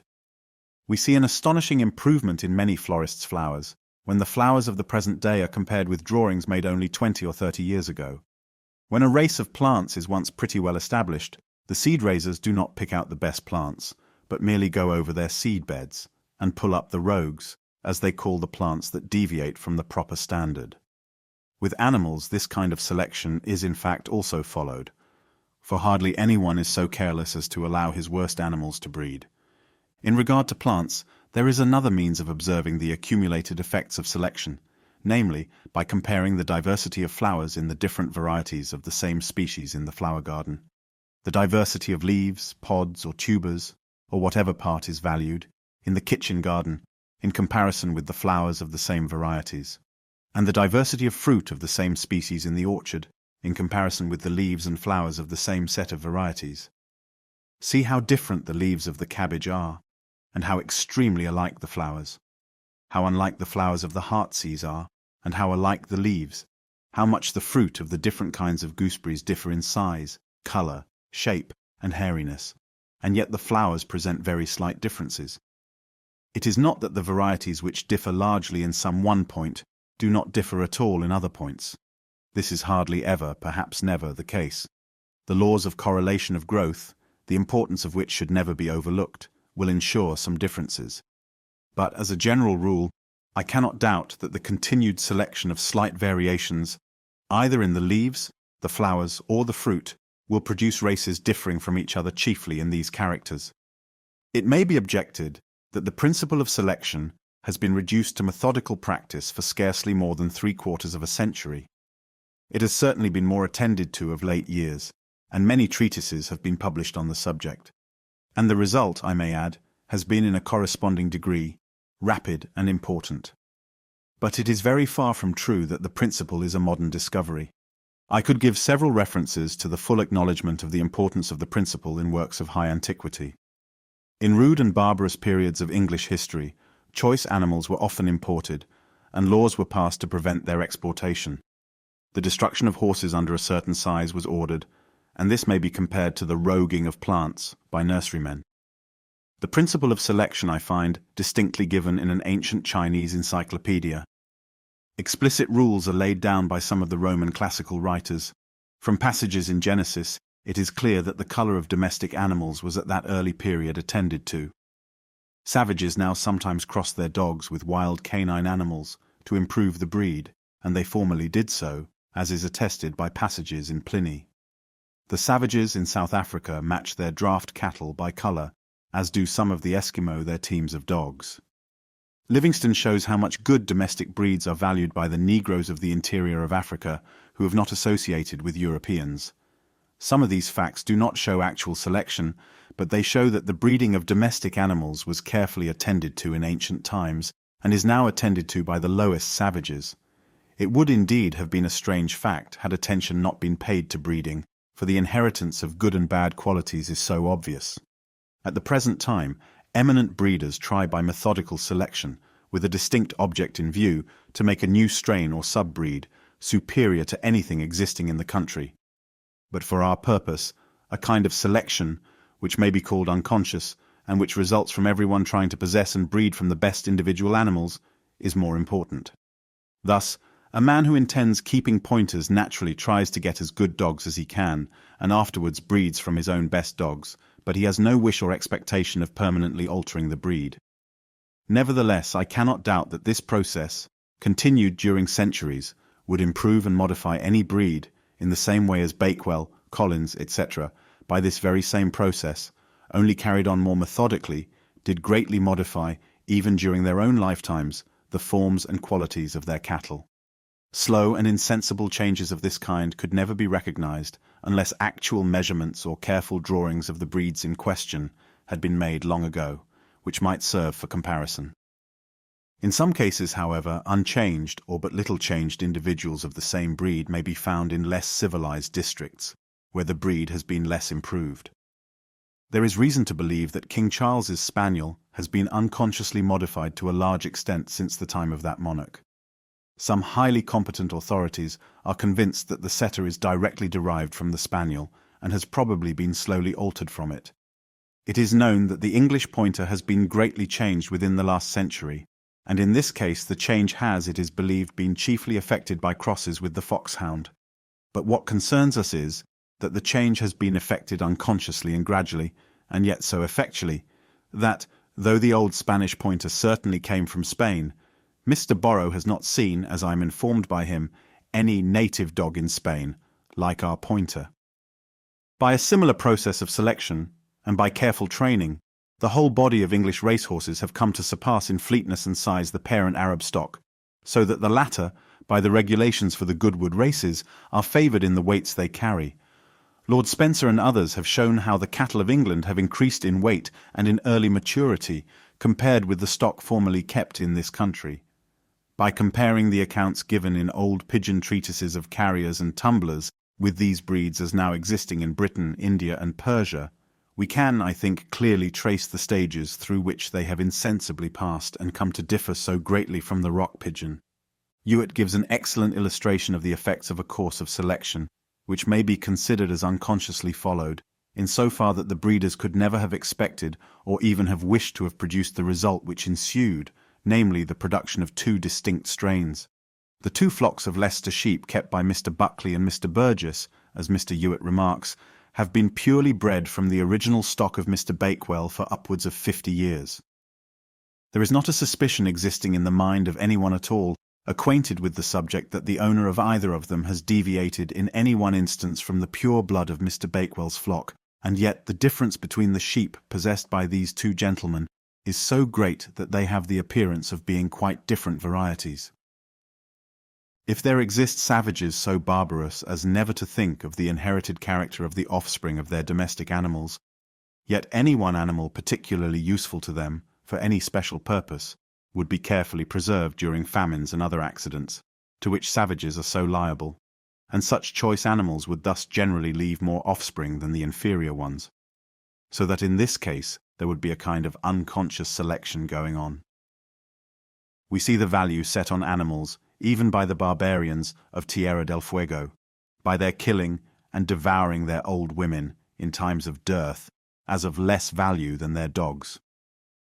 In plants, the same gradual process of improvement, through the occasional preservation of the best individuals, whether or not sufficiently distinct to be ranked at their first appearance as distinct varieties, and whether or not two or more species or races have become blended together by crossing, may plainly be recognized in the increased size and beauty which we now see in the varieties of the heartsease, rose, pelargonium, dahlia, and other plants when compared with the older varieties or with their parent stocks. No one would ever expect to get a first-rate heartsease or dahlia from the seed of a wild plant. No one would expect to raise a first-rate melting pear from the seed of a wild pear, though he might succeed from a poor seedling growing wild if it had come from a garden stock. The pear, though cultivated in classical times, appears from Pliny's description to have been a fruit of very inferior quality. I have seen great surprise expressed in horticultural works at the wonderful skill of gardeners in having produced such splendid results from such poor materials. But the art, I cannot doubt, has been simple, and as far as the final result is concerned, has been followed almost unconsciously. It has consisted in always cultivating the best-known variety, sowing its seeds, and when a slightly better variety has chanced to appear, selecting it, and so onwards. But the gardeners of the classical period, who cultivated the best pear they could procure, never thought what splendid fruit we should eat, though we owe our excellent fruit in some small degree to their having naturally chosen and preserved the best varieties they could anywhere find. A large amount of change in our cultivated plants, thus slowly and unconsciously accumulated, explains, as I believe, the well-known fact that in a vast number of cases we cannot recognize, and therefore do not know, the wild parent stocks of the plants which have been longest cultivated in our flower and kitchen gardens. If it has taken centuries or thousands of years to improve or modify most of our plants up to their present standard of usefulness to man, we can understand how it is that neither Australia, the Cape of Good Hope, nor any other region inhabited by quite uncivilized man has afforded us a single plant worth culture. It is not that these countries, so rich in species, do not by a strange chance possess the aboriginal stocks of any useful plants, but that the native plants have not been improved by continued selection up to a standard of perfection comparable with that given to the plants in countries anciently civilized. In regard to the domestic animals kept by uncivilized man, it should not be overlooked that they almost always have to struggle for their own food, at least during certain seasons, and in two countries very differently circumstanced, individuals of the same species, having slightly different constitutions or structure, would often succeed better in the one country than in the other, and thus by a process of natural selection, as will hereafter be more fully explained, two sub-breeds might be formed. This perhaps partly explains what has been remarked by some authors, namely, that the varieties kept by savages have more of the character of species than the varieties kept in civilized countries. On the view here given of the all-important part which selection by man has played, it becomes at once obvious how it is that our domestic races show adaptation in their structure or in their habits to man's wants or fancies. We can, I think, further understand the frequently abnormal character of our domestic races, and likewise their differences being so great in external characters and relatively so slight in internal parts or organs. Man can hardly select, or only with much difficulty, any deviation of structure excepting such as is externally visible, and indeed he rarely cares for what is internal. He can never act by selection, excepting on variations which are first given to him in some slight degree by nature. No man would ever try to make a fantail till he saw a pigeon with a tail developed in some slight degree in an unusual manner, or a pouter till he saw a pigeon with a crop of somewhat unusual size. And the more abnormal or unusual any character was when it first appeared, the more likely it would be to catch his attention. But to use such an expression as trying to make a fantail is, I have no doubt, in most cases, utterly incorrect. The man who first selected a pigeon with a slightly larger tail never dreamed what the descendants of that pigeon would become through long-continued, partly unconscious and partly methodical selection. Perhaps the parent bird of all fantails had only 14 tail feathers somewhat expanded, like the present Java fantail, or like individuals of other and distinct breeds, in which as many as 17 tail feathers have been counted. Perhaps the first pouter pigeon did not inflate its crop much more than the turbit now does the upper part of its esophagus, a habit which is disregarded by all fanciers, as it is not one of the points of the breed. Nor let it be thought that some great deviation of structure would be necessary to catch the fancier's eye. He perceives extremely small differences, and it is in human nature to value any novelty, however slight, in one's own possession. Nor must the value which would formerly be set on any slight differences in the individuals of the same species be judged of by the value which would now be set on them, after several breeds have once fairly been established. Many slight differences might, and indeed do now, arise amongst pigeons, which are rejected as faults or deviations from the standard of perfection of each breed. The common goose has not given rise to any marked varieties, hence the thulus and the common breed, which differ only in colour, that most fleeting of characters, have lately been exhibited as distinct at our poultry shows. I think these views further explain what has sometimes been noticed, namely that we know nothing about the origin or history of any of our domestic breeds, but in fact a breed, like a dialect of a language, can hardly be said to have had a definite origin. A man preserves and breeds from an individual with some slight deviation of structure, or takes more care than usual in matching his best animals, and thus improves them, and the improved individuals slowly spread in the immediate neighbourhood. But as yet they will hardly have a distinct name, and from being only slightly valued, their history will be disregarded. When further improved by the same slow and gradual process, they will spread more widely and will get recognized as something distinct and valuable, and will then probably first receive a provincial name. In semi-civilized countries, with little free communication, the spreading and knowledge of any new subbreed will be a slow process. As soon as the points of value of the new subbreed are once fully acknowledged, the principle, as I have called it, of unconscious selection will always tend, perhaps more at one period than at another, as the breed rises or falls in fashion, perhaps more in one district than in another, according to the state of civilization of the inhabitants, slowly to add to the characteristic features of the breed, whatever they may be. But the chance will be infinitely small of any record having been preserved of such slow, varying, and insensible changes. I must now say a few words on the circumstances, favourable or the reverse to man's power of selection. A high degree of variability is obviously favourable, as freely giving the materials for selection to work on. Not that mere individual differences are not amply sufficient, with extreme care, to allow of the accumulation of a large amount of modification in almost any desired direction, but as variations manifestly useful or pleasing to man appear only occasionally, the chance of their appearance will be much increased by a large number of individuals being kept, and hence this comes to be of the highest importance to success. On this principle Marshall has remarked, with respect to the sheep of parts of Yorkshire, that as they generally belong to poor people and are mostly in small lots, they never can be improved. On the other hand, nurserymen, from raising large stocks of the same plants, are generally far more successful than amateurs in getting new and valuable varieties. The keeping of a large number of individuals of a species in any country requires that the species should be placed under favourable conditions of life so as to breed freely in that country. When the individuals of any species are scanty, all the individuals, whatever their quality may be, will generally be allowed to breed, and this will effectually prevent selection. But probably the most important point of all is that the animal or plant should be so highly useful to man, or so much valued by him, that the closest attention should be paid to even the slightest deviation in the qualities or structure of each individual. Unless such attention be paid, nothing can be effected. I have seen it gravely remarked that it was most fortunate that the strawberry began to vary just when gardeners began to attend closely to this plant.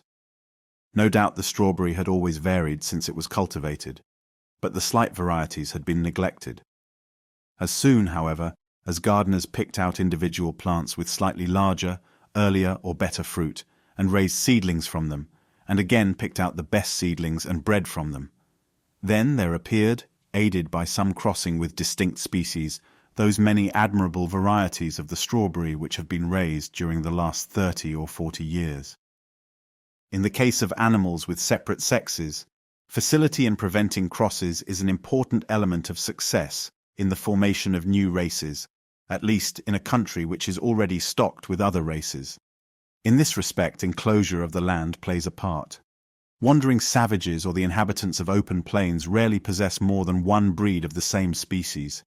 Pigeons can be mated for life, and this is a great convenience to the fancier, for thus many races may be kept true, though mingled in the same aviary, and this circumstance must have largely favoured the improvement and formation of new breeds. Pigeons, I may add, can be propagated in great numbers and at a very quick rate, and inferior birds may be freely rejected, as when killed they serve for food. On the other hand, cats, from their nocturnal rambling habits, cannot be matched, and, although so much valued by women and children, we hardly ever see a distinct breed kept up. Such breeds as we do sometimes see are almost always imported from some other country, often from islands, although I do not doubt that some domestic animals vary less than others. Yet the rarity or absence of distinct breeds of the cat, the donkey, peacock, goose, etc., may be attributed in main part to selection not having been brought into play. In cats, from the difficulty in pairing them. In donkeys, from only a few being kept by poor people and little attention paid to their breeding. In peacocks, from not being very easily reared and a large stock not kept. In geese, from being valuable only for two purposes, food and feathers, and more especially from no pleasure having been felt in the display of distinct breeds. To sum up on the origin of our domestic races of animals and plants, I believe that the conditions of life, from their action on the reproductive system, are so far of the highest importance as causing variability. I do not believe that variability is an inherent and necessary contingency under all circumstances with all organic beings, as some authors have thought. The effects of variability are modified by various degrees of inheritance and of reversion. Variability is governed by many unknown laws, more especially by that of correlation of growth. Something may be attributed to the direct action of the conditions of life. Something must be attributed to use and disuse. The final result is thus rendered infinitely complex. In some cases, I do not doubt that the intercrossing of species, aboriginally distinct, has played an important part in the origin of our domestic productions. When in any country several domestic breeds have once been established, their occasional intercrossing, with the aid of selection, has, no doubt, largely aided in the formation of new subbreeds. But the importance of the crossing of varieties has, I believe, been greatly exaggerated, both in regard to animals and to those plants which are propagated by seed. In plants which are temporarily propagated by cuttings, buds, etc., the importance of the crossing both of distinct species and of varieties is immense, for the cultivator here quite disregards the extreme variability both of hybrids and mongrels and the frequent sterility of hybrids. But the cases of plants not propagated by seed are of little importance to us, for their endurance is only temporary. Over all these causes of change, I am convinced that the accumulative action of selection, whether applied methodically and more quickly or unconsciously and more slowly, but more efficiently, is by far the predominant power. Chapter 2. Variation under nature, variability, individual differences, doubtful species, wide-ranging, much diffused, and common species vary most. Species of the larger genera in any country vary more than the species of the smaller genera. Many of the species of the larger genera resemble varieties in being very closely, but unequally, related to each other, and in having restricted ranges. Before applying the principles arrived at in the last chapter to organic beings in a state of nature, we must briefly discuss whether these latter are subject to any variation. To treat this subject at all properly, a long catalogue of dry facts should be given, but these I shall reserve for my future work. Nor shall I here discuss the various definitions which have been given of the term species. No one definition has as yet satisfied all naturalists, yet every naturalist knows vaguely what he means when he speaks of a species. Generally, the term includes the unknown element of a distinct act of creation. The term variety is almost equally difficult to define, but here community of descent is almost universally implied, though it can rarely be proved. We have also what are called monstrosities, but they graduate into varieties. By a monstrosity I presume is meant some considerable deviation of structure in one part, either injurious to or not useful to the species, and not generally propagated. Some authors use the term variation in a technical sense, as implying a modification directly due to the physical conditions of life, and variations in this sense are supposed not to be inherited. But who can say that the dwarfed condition of shells in the brackish waters of the Baltic, or dwarfed plants on alpine summits, or the thicker fur of an animal from far northwards, would not in some cases be inherited for at least some few generations? And in this case, I presume that the form would be called a variety. Again, we have many slight differences which may be called individual differences, such as are known frequently to appear in the offspring from the same parents, or which may be presumed to have thus arisen from being frequently observed in the individuals of the same species inhabiting the same confined locality. No one supposes that all the individuals of the same species are cast in the very same mould. These individual differences are highly important for us, as they afford materials for natural selection to accumulate, in the same manner as man can accumulate in any given direction individual differences in his domesticated productions. These individual differences generally affect what naturalists consider unimportant parts, but I could show by a long catalogue of facts that parts which must be called important, whether viewed under a physiological or classificatory point of view, sometimes vary in the individuals of the same species. I am convinced that the most experienced naturalist would be surprised at the number of the cases of variability, even in important parts of structure, which he could collect on good authority as I have collected during a course of years. It should be remembered that systematists are far from pleased at finding variability in important characters, and that there are not many men who will laboriously examine internal and important organs and compare them in many specimens of the same species. I should never have expected that the branching of the main nerves close to the great central ganglion of an insect would have been variable in the same species. I should have expected that changes of this nature could have been effected only by slow degrees. Yet quite recently, Mr. Lubbock has shown a degree of variability in these main nerves in Coccus, which may almost be compared to the irregular branching of the stem of a tree. This philosophical naturalist, I may add, has also quite recently shown that the muscles in the larvae of certain insects are very far from uniform. Authors sometimes argue in a circle when they state that important organs never vary, for these same authors practically rank that character as important, as some few naturalists have honestly confessed, which does not vary, and under this point of view, no instance of an important part varying will ever be found, but under any other point of view, many instances assuredly can be given. There is one point connected with individual differences, which seems to me extremely perplexing. I refer to those genera which have sometimes been called protean or polymorphic, in which the species present an inordinate amount of variation, and hardly two naturalists can agree which forms to rank as species and which as varieties. We may instance rubus, rosa, and hieracium amongst plants, several genera of insects, and several genera of brachiopod shells. In most polymorphic genera, some of the species have fixed and definite characters. Genera which are polymorphic in one country seem to be, with some few exceptions, polymorphic in other countries, and likewise, judging from brachiopod shells, at former periods of time. These facts seem to be very perplexing, for they seem to show that this kind of variability is independent of the conditions of life.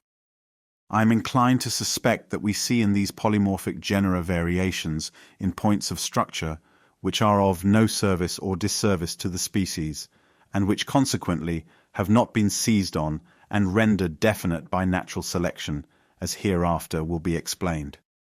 Those forms which possess in some considerable degree the character of species, but which are so closely similar to some other forms, or are so closely linked to them by intermediate gradations, that naturalists do not like to rank them as distinct species, are in several respects the most important for us. We have every reason to believe that many of these doubtful and closely allied forms have permanently retained their characters in their own country for a long time, for as long as far as we know as have good and true species. Practically, when a naturalist can unite two forms together by others having intermediate characters, he treats the one as a variety of the other, ranking the most common, but sometimes the one first described as the species and the other as the variety. But cases of great difficulty, which I will not here enumerate, sometimes occur in deciding whether or not to rank one form as a variety of another, even when they are closely connected by intermediate links. Nor will the commonly assumed hybrid nature of the intermediate links always remove the difficulty. In very many cases, however, one form is ranked as a variety of another, not because the intermediate links have actually been found, but because analogy leads the observer to suppose either that they do now somewhere exist, or may formerly have existed. And here a wide door for the entry of doubt and conjecture is opened. Hence, in determining whether a form should be ranked as a species or a variety, the opinion of naturalists having sound judgment and wide experience seems the only guide to follow. We must, however, in many cases decide by a majority of naturalists, for few well-marked and well-known varieties can be named which have not been ranked as species by at least some competent judges. That varieties of this doubtful nature are far from uncommon cannot be disputed.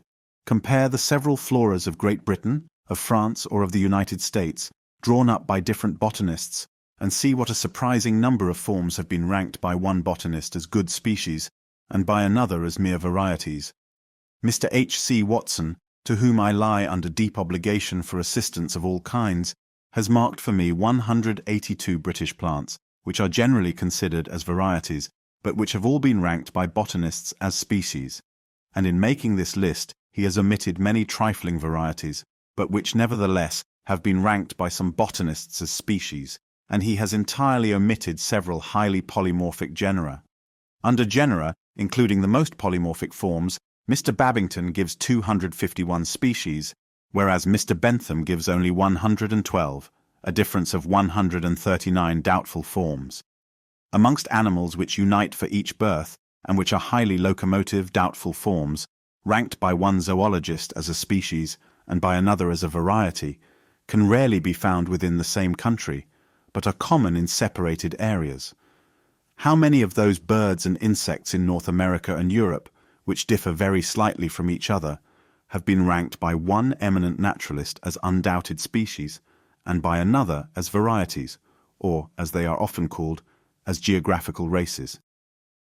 Many years ago, when comparing and seeing others compare, the birds from the separate islands of the Galapagos archipelago, both one with another, and with those from the American mainland, I was much struck how entirely vague and arbitrary is the distinction between species and varieties.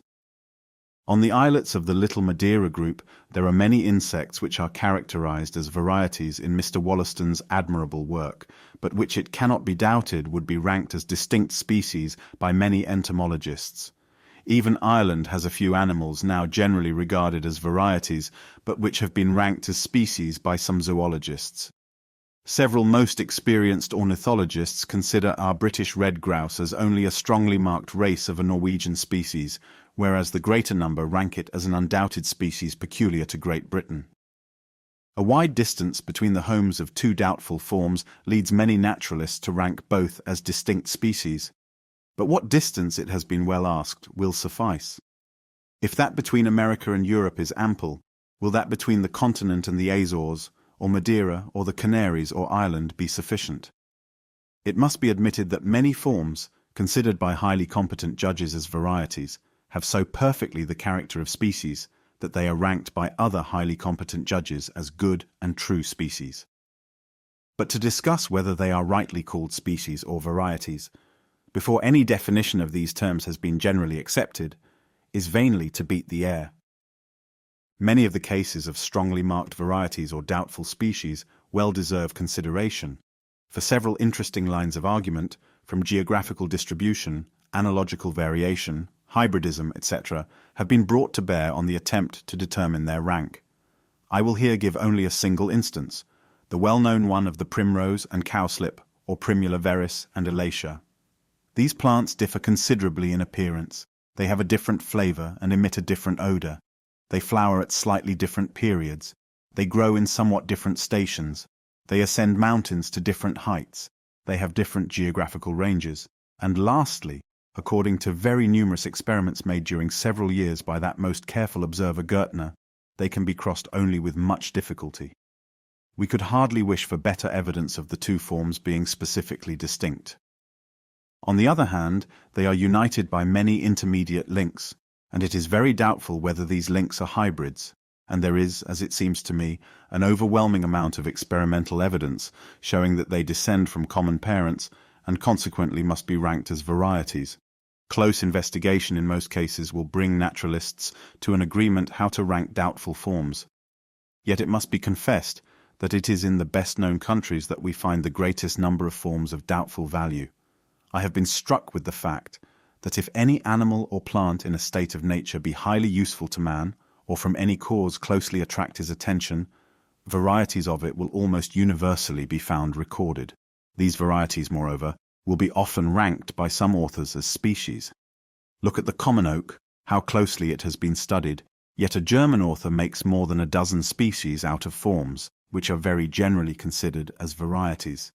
And in this country, the highest botanical authorities and practical men can be quoted to show that the sessile and pedunculated oaks are either good and distinct species or mere varieties.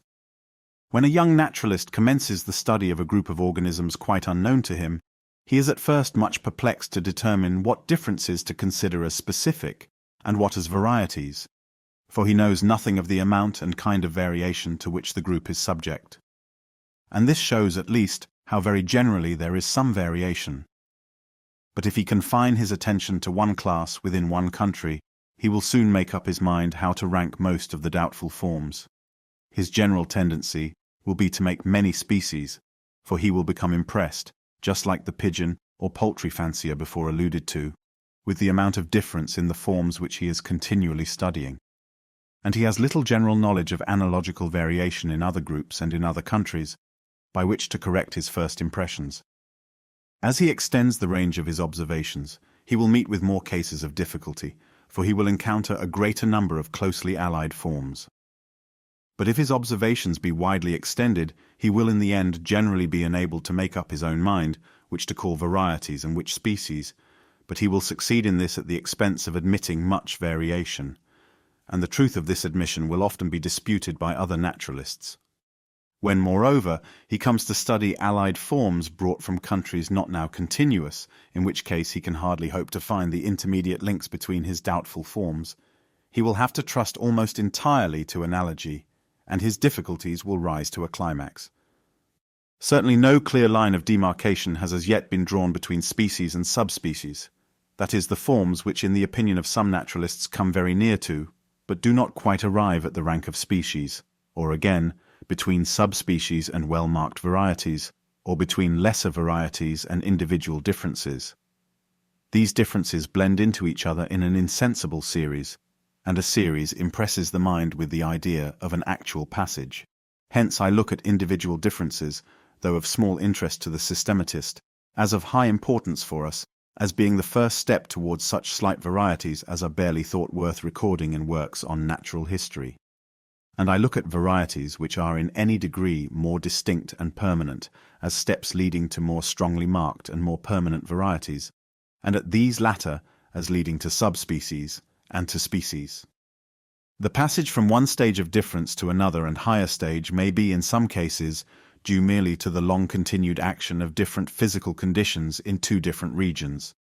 But I have not much faith in this view, and I attribute the passage of a variety from a state in which it differs very slightly from its parent to one in which it differs more, to the action of natural selection in accumulating, as will hereafter be more fully explained, differences of structure in certain definite directions.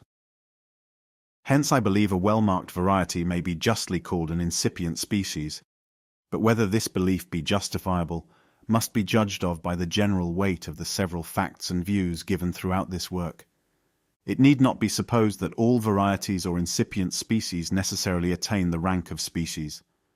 They may, whilst in this incipient state, become extinct, or they may endure as varieties for very long periods, as has been shown to be the case by Mr. Wollaston with the varieties of certain fossil land shells in Madeira. If a variety were to flourish so as to exceed in numbers the parent species, it would then rank as the species, and the species as the variety. Or it might come to supplant and exterminate the parent species, or both might coexist, and both rank as independent species. But we shall hereafter have to return to this subject. From these remarks it will be seen that I look at the term species as one arbitrarily given for the sake of convenience to a set of individuals closely resembling each other, and that it does not essentially differ from the term variety, which is given to less distinct and more fluctuating forms. The term variety, again, in comparison with mere individual differences, is also applied arbitrarily and for mere convenience sake. Guided by theoretical considerations, I thought that some interesting results might be obtained in regard to the nature and relations of the species which vary most, by tabulating all the varieties in several well-worked floras. At first this seemed a simple task, but Mr. H.C. Watson, to whom I am much indebted for valuable advice and assistance on this subject, soon convinced me that there were many difficulties, as did subsequently Dr. Hooker, even in stronger terms. I shall reserve for my future work the discussion of these difficulties, and the tables themselves of the proportional numbers of the varying species. Dr. Hooker permits me to add that after having carefully read my manuscript and examined the tables, he thinks that the following statements are fairly well established. The whole subject, however, treated as it necessarily here is with much brevity, is rather perplexing, and allusions cannot be avoided to the struggle for existence, divergence of character, and other questions hereafter to be discussed. Alphabet de Candolle and others have shown that plants which have very wide ranges generally present varieties, and this might have been expected as they become exposed to diverse physical conditions and as they come into competition, which, as we shall hereafter see, is a far more important circumstance, with different sets of organic beings.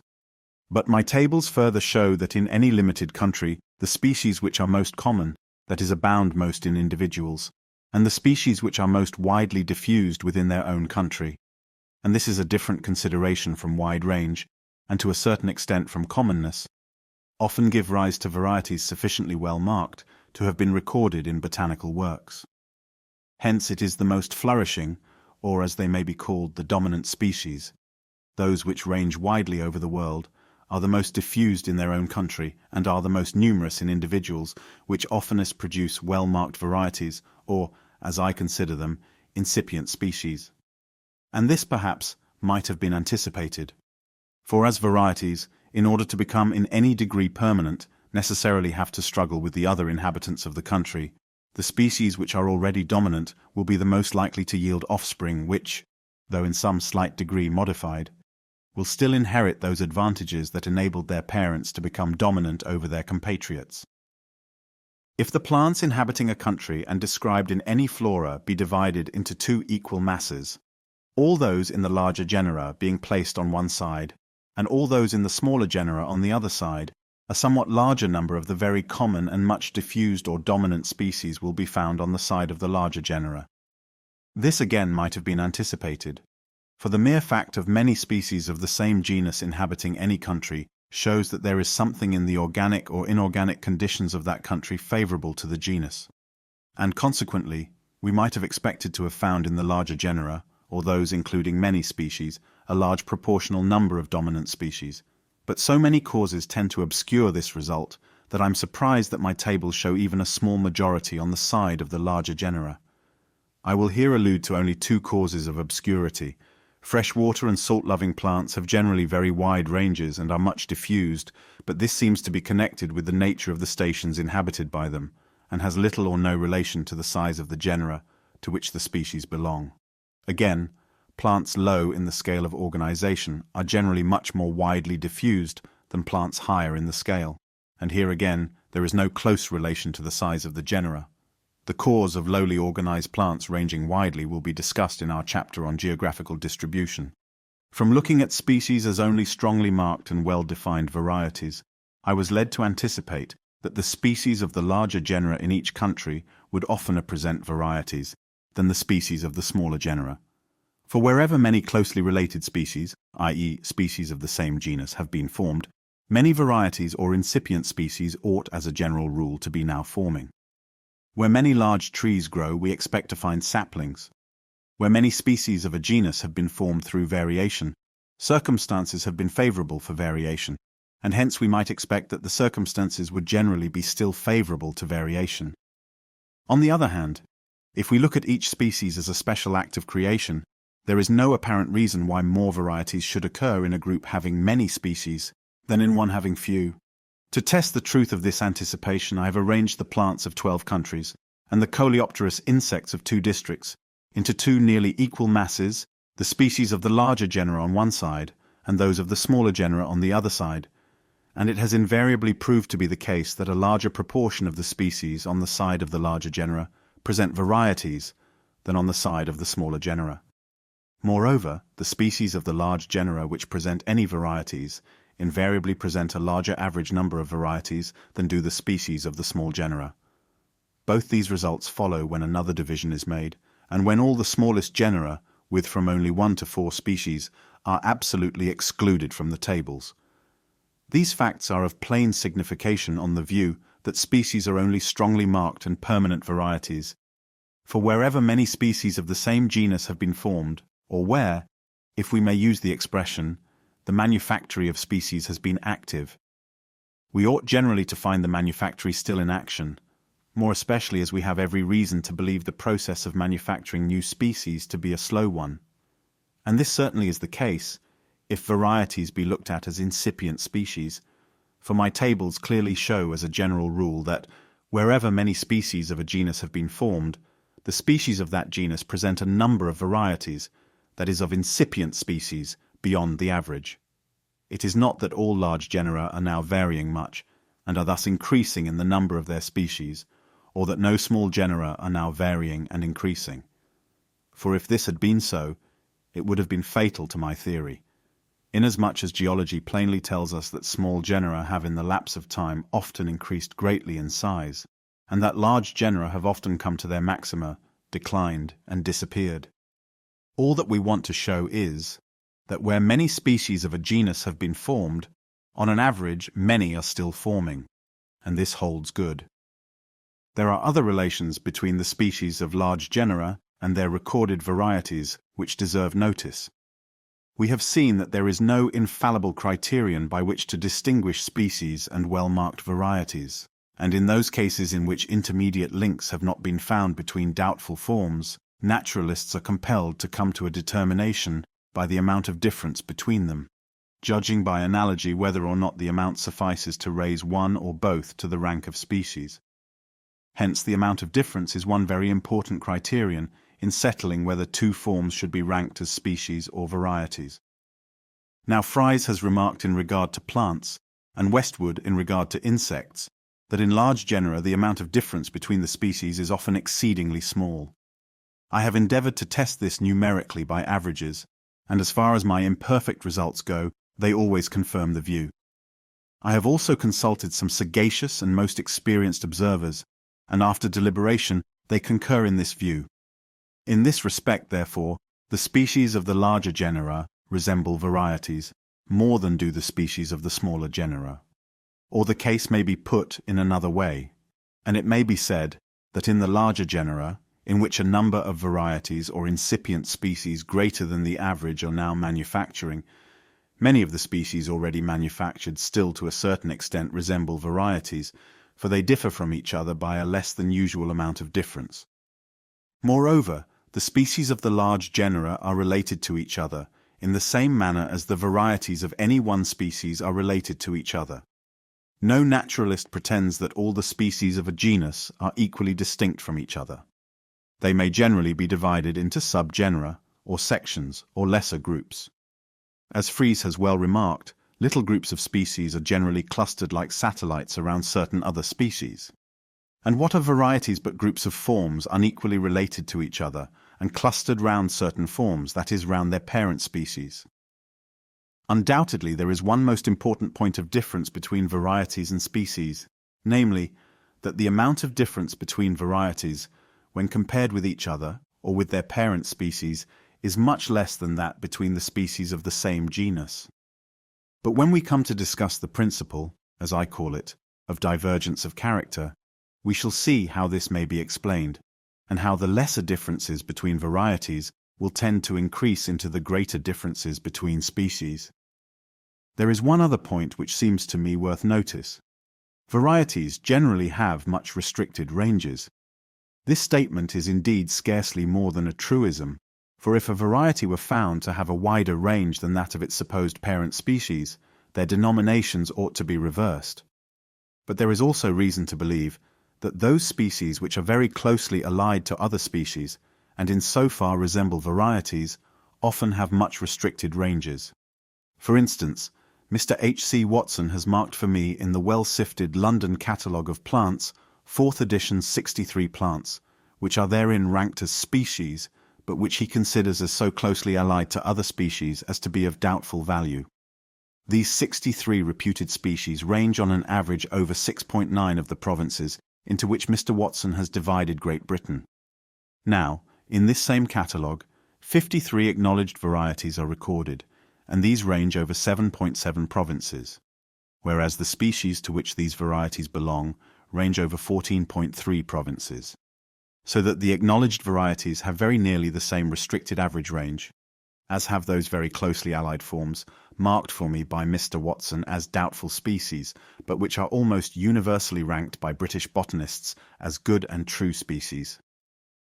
Finally, then, varieties have the same general characters as species, for they cannot be distinguished from species, except firstly by the discovery of intermediate linking forms, and the occurrence of such links cannot affect the actual characters of the forms which they connect. And except, secondly, by a certain amount of difference, for two forms, if differing very little, are generally ranked as varieties, notwithstanding that intermediate linking forms have not been discovered, but the amount of difference considered necessary to give to two forms the rank of species is quite indefinite. In genera, having more than the average number of species in any country, the species of these genera have more than the average number of varieties. In large genera, the species are apt to be closely, but unequally, allied together, forming little clusters round certain species. Species very closely allied to other species apparently have restricted ranges. In all these several respects, the species of large genera present a strong analogy with varieties, and we can clearly understand these analogies if species have once existed as varieties, and have thus originated, whereas these analogies are utterly inexplicable if each species has been independently created. We have also seen that it is the most flourishing and dominant species of the larger genera which on an average vary most. And varieties, as we shall hereafter see, tend to become converted into new and distinct species. The larger genera thus tend to become larger, and throughout nature the forms of life which are now dominant tend to become still more dominant by leaving many modified and dominant descendants. But by steps hereafter to be explained, the larger genera also tend to break up into smaller genera. And thus, the forms of life throughout the universe become divided into groups subordinate to groups. Chapter 3. Struggle for existence. Bears on natural selection, the term used in a wide sense, geometrical powers of increase, rapid increase of naturalized animals and plants, nature of the checks to increase, competition universal, effects of climate, protection from the number of individuals, complex relations of all animals and plants throughout nature, struggle for life most severe between individuals and varieties of the same species, often severe between species of the same genus, the relation of organism to organism the most important of all relations. Before entering on the subject of this chapter, I must make a few preliminary remarks to show how the struggle for existence bears on natural selection. It has been seen in the last chapter that amongst organic beings in a state of nature, there is some individual variability. Indeed, I am not aware that this has ever been disputed. It is immaterial for us whether a multitude of doubtful forms be called species or subspecies or varieties. What rank, for instance, the 200 or 300 doubtful forms of British plants are entitled to hold if the existence of any well-marked varieties be admitted? But the mere existence of individual variability and of some few well-marked varieties, though necessary as the foundation for the work, helps us but little in understanding how species arise in nature. How have all those exquisite adaptations of one part of the organization to another part, and to the conditions of life, and of one distinct organic being to another being, been perfected? We see these beautiful co-adaptations most plainly in the woodpecker and mistletoe, and only a little less plainly in the humblest parasite which clings to the hairs of a quadruped or feathers of a bird, in the structure of the beetle which dives through the water, in the plumed seed which is wafted by the gentlest breeze. In short, we see beautiful adaptations everywhere, and in every part of the organic world. Again, it may be asked, how is it that varieties, which I have called incipient species, become ultimately converted into good and distinct species, which in most cases obviously differ from each other far more than do the varieties of the same species? How do those groups of species, which constitute what are called distinct genera, and which differ from each other more than do the species of the same genus, arise? All these results, as we shall more fully see in the next chapter, follow inevitably from the struggle for life. Owing to this struggle for life, any variation, however slight and from whatever cause proceeding, if it be in any degree profitable to an individual of any species in its infinitely complex relations to other organic beings and to external nature, will tend to the preservation of that individual, and will generally be inherited by its offspring. The offspring also will thus have a better chance of surviving, for of the many individuals of any species which are periodically born, but a small number can survive. I have called this principle, by which each slight variation, if useful, is preserved, by the term of natural selection, in order to mark its relation to man's power of selection. We have seen that man by selection can certainly produce great results, and can adapt organic beings to his own uses, through the accumulation of slight but useful variations given to him by the hand of nature. But natural selection, as we shall hereafter see, is a power incessantly ready for action, and is as immeasurably superior to man's feeble efforts as the works of nature are to those of art. We will now discuss in a little more detail the struggle for existence. In my future work this subject shall be treated, as it well deserves, at much greater length. The elder de Candolle and Lyell have largely and philosophically shown that all organic beings are exposed to severe competition. In regard to plants, no one has treated this subject with more spirit and ability than W. Herbert, Dean of Manchester, evidently the result of his great horticultural knowledge. Nothing is easier than to admit in words the truth of the universal struggle for life, or more difficult, at least I have found it so, than constantly to bear this conclusion in mind. Yet unless it be thoroughly ingrained in the mind, I am convinced that the whole economy of nature, with every fact on distribution, rarity, abundance, extinction and variation, will be dimly seen or quite misunderstood. We behold the face of nature bright with gladness. We often see superabundance of food. We do not see, or we forget, that the birds which are idly singing round us mostly live on insects or seeds, and are thus constantly destroying life. Or we forget how largely these songsters, or their eggs, or their nestlings, are destroyed by birds and beasts of prey. We do not always bear in mind that though food may be now superabundant, it is not so at all seasons of each recurring year. I should premise that I use the term struggle for existence in a large and metaphorical sense, including dependence of one being on another, and including, which is more important, not only the life of the individual but success in leaving progeny. Two canine animals in a time of dearth may be truly said to struggle with each other which shall get food and live. But a plant on the edge of a desert is said to struggle for life against the drought, though more properly it should be said to be dependent on the moisture. A plant which annually produces 1,000 seeds, of which on an average only one comes to maturity, may be more truly said to struggle with the plants of the same and other kinds which already clothe the ground.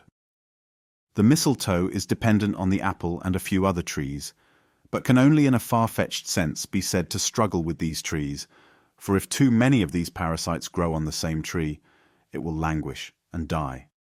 But several seedling mistletoes, growing close together on the same branch, may more truly be said to struggle with each other. As the mistletoe is disseminated by birds, its existence depends on birds, and it may metaphorically be said to struggle with other fruit-bearing plants in order to tempt birds to devour and thus disseminate its seeds rather than those of other plants. In these several senses which pass into each other, I use for convenience sake the general term of struggle for existence. A struggle for existence inevitably follows from the high rate at which all organic beings tend to increase. Every being, which during its natural lifetime produces several eggs or seeds, must suffer destruction during some period of its life, and during some season or occasional year. Otherwise, on the principle of geometrical increase, its numbers would quickly become so inordinately great that no country could support the product. Hence, as more individuals are produced than can possibly survive, there must in every case be a struggle for existence, either one individual with another of the same species, or with the individuals of distinct species, or with the physical conditions of life.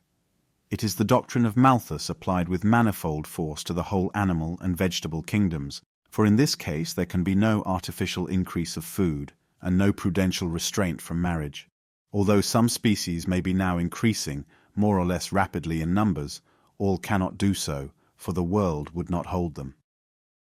There is no exception to the rule that every organic being naturally increases at so high a rate, that if not destroyed, the earth would soon be covered by the progeny of a single pair. Even slow-breeding man has doubled in 25 years, and at this rate, in a few thousand years, there would literally not be standing room for his progeny.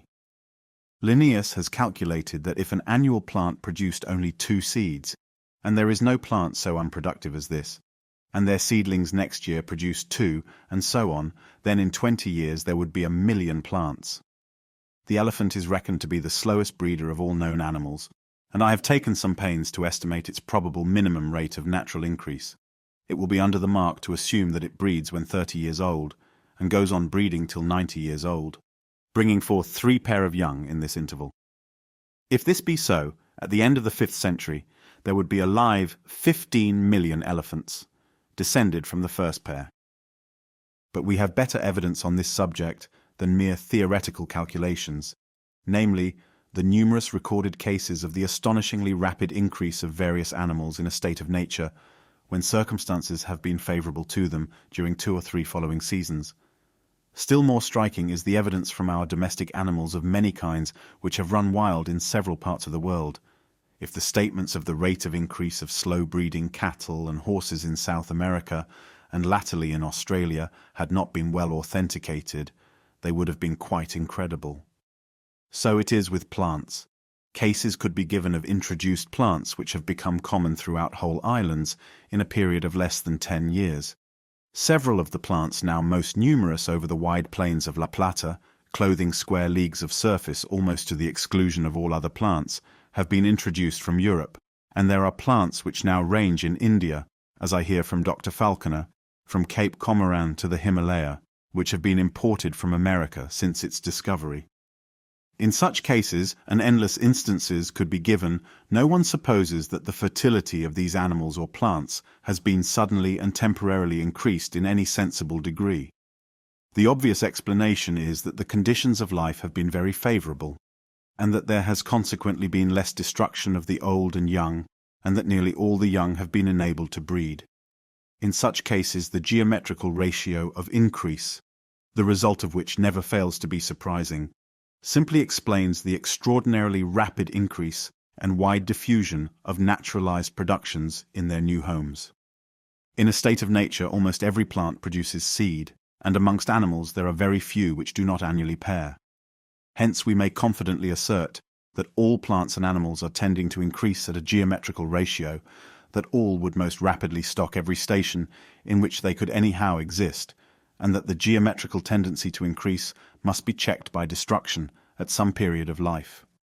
Our familiarity with the larger domestic animals tends, I think, to mislead us.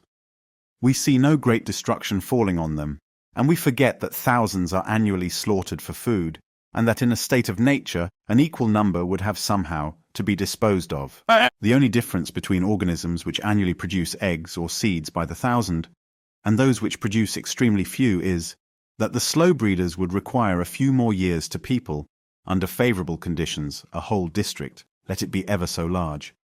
The condor lays a couple of eggs and the ostrich a score, and yet in the same country the condor may be the more numerous of the two. The fulmar petrel lays but one egg, yet it is believed to be the most numerous bird in the world. One fly deposits hundreds of eggs, and another, like the hippobosca, a single one. But this difference does not determine how many individuals of the two species can be supported in a district. A large number of eggs is of some importance to those species, which depend on a rapidly fluctuating amount of food, for it allows them rapidly to increase in number. But the real importance of a large number of eggs or seeds is to make up for much destruction at some period of life, and this period in the great majority of cases is an early one.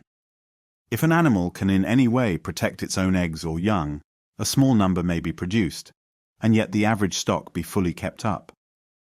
But if many eggs or young are destroyed, many must be produced, or the species will become extinct. It would suffice to keep up the full number of a tree, which lived on an average for 1,000 years, if a single seed were produced once in 1,000 years, supposing that this seed were never destroyed, and could be ensured to germinate in a fitting place. So that in all cases the average number of any animal or plant depends only indirectly on the number of its eggs or seeds.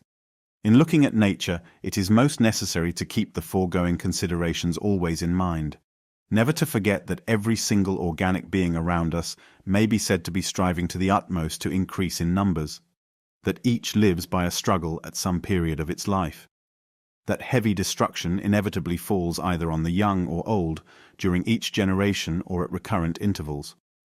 Lighten any check, mitigate the destruction ever so little, and the number of the species will almost instantaneously increase to any amount.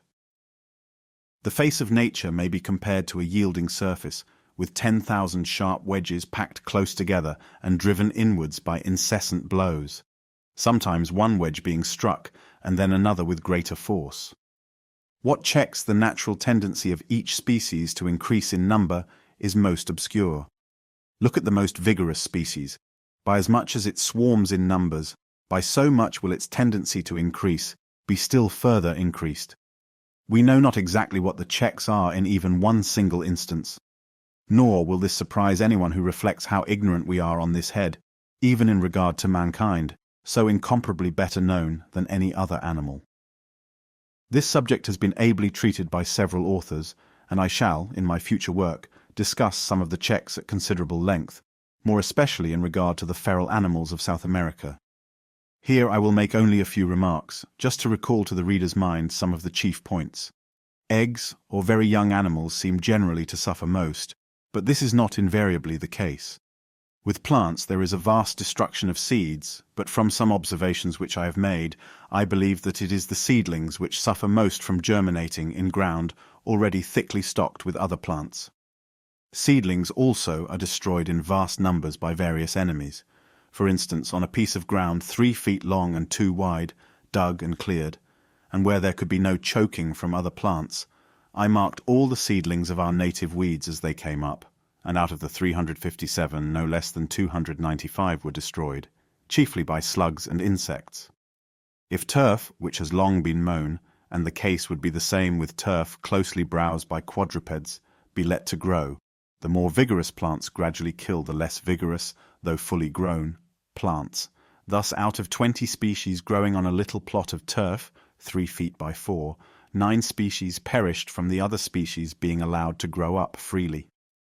The amount of food for each species, of course, gives the extreme limit to which each can increase, but very frequently it is not the obtaining food, but the serving as prey to other animals, which determines the average numbers of a species.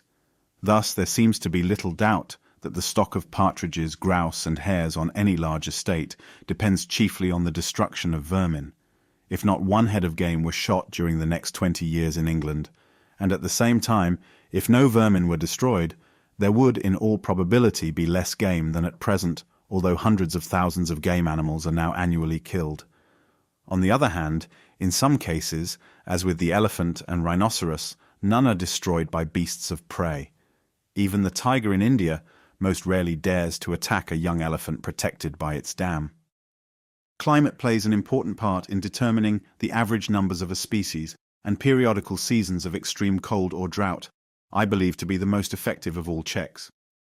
I estimated that the winter of 1854 to 55 destroyed 4/5 of the birds in my own grounds, and this is a tremendous destruction when we remember that 10% is an extraordinarily severe mortality from epidemics with man.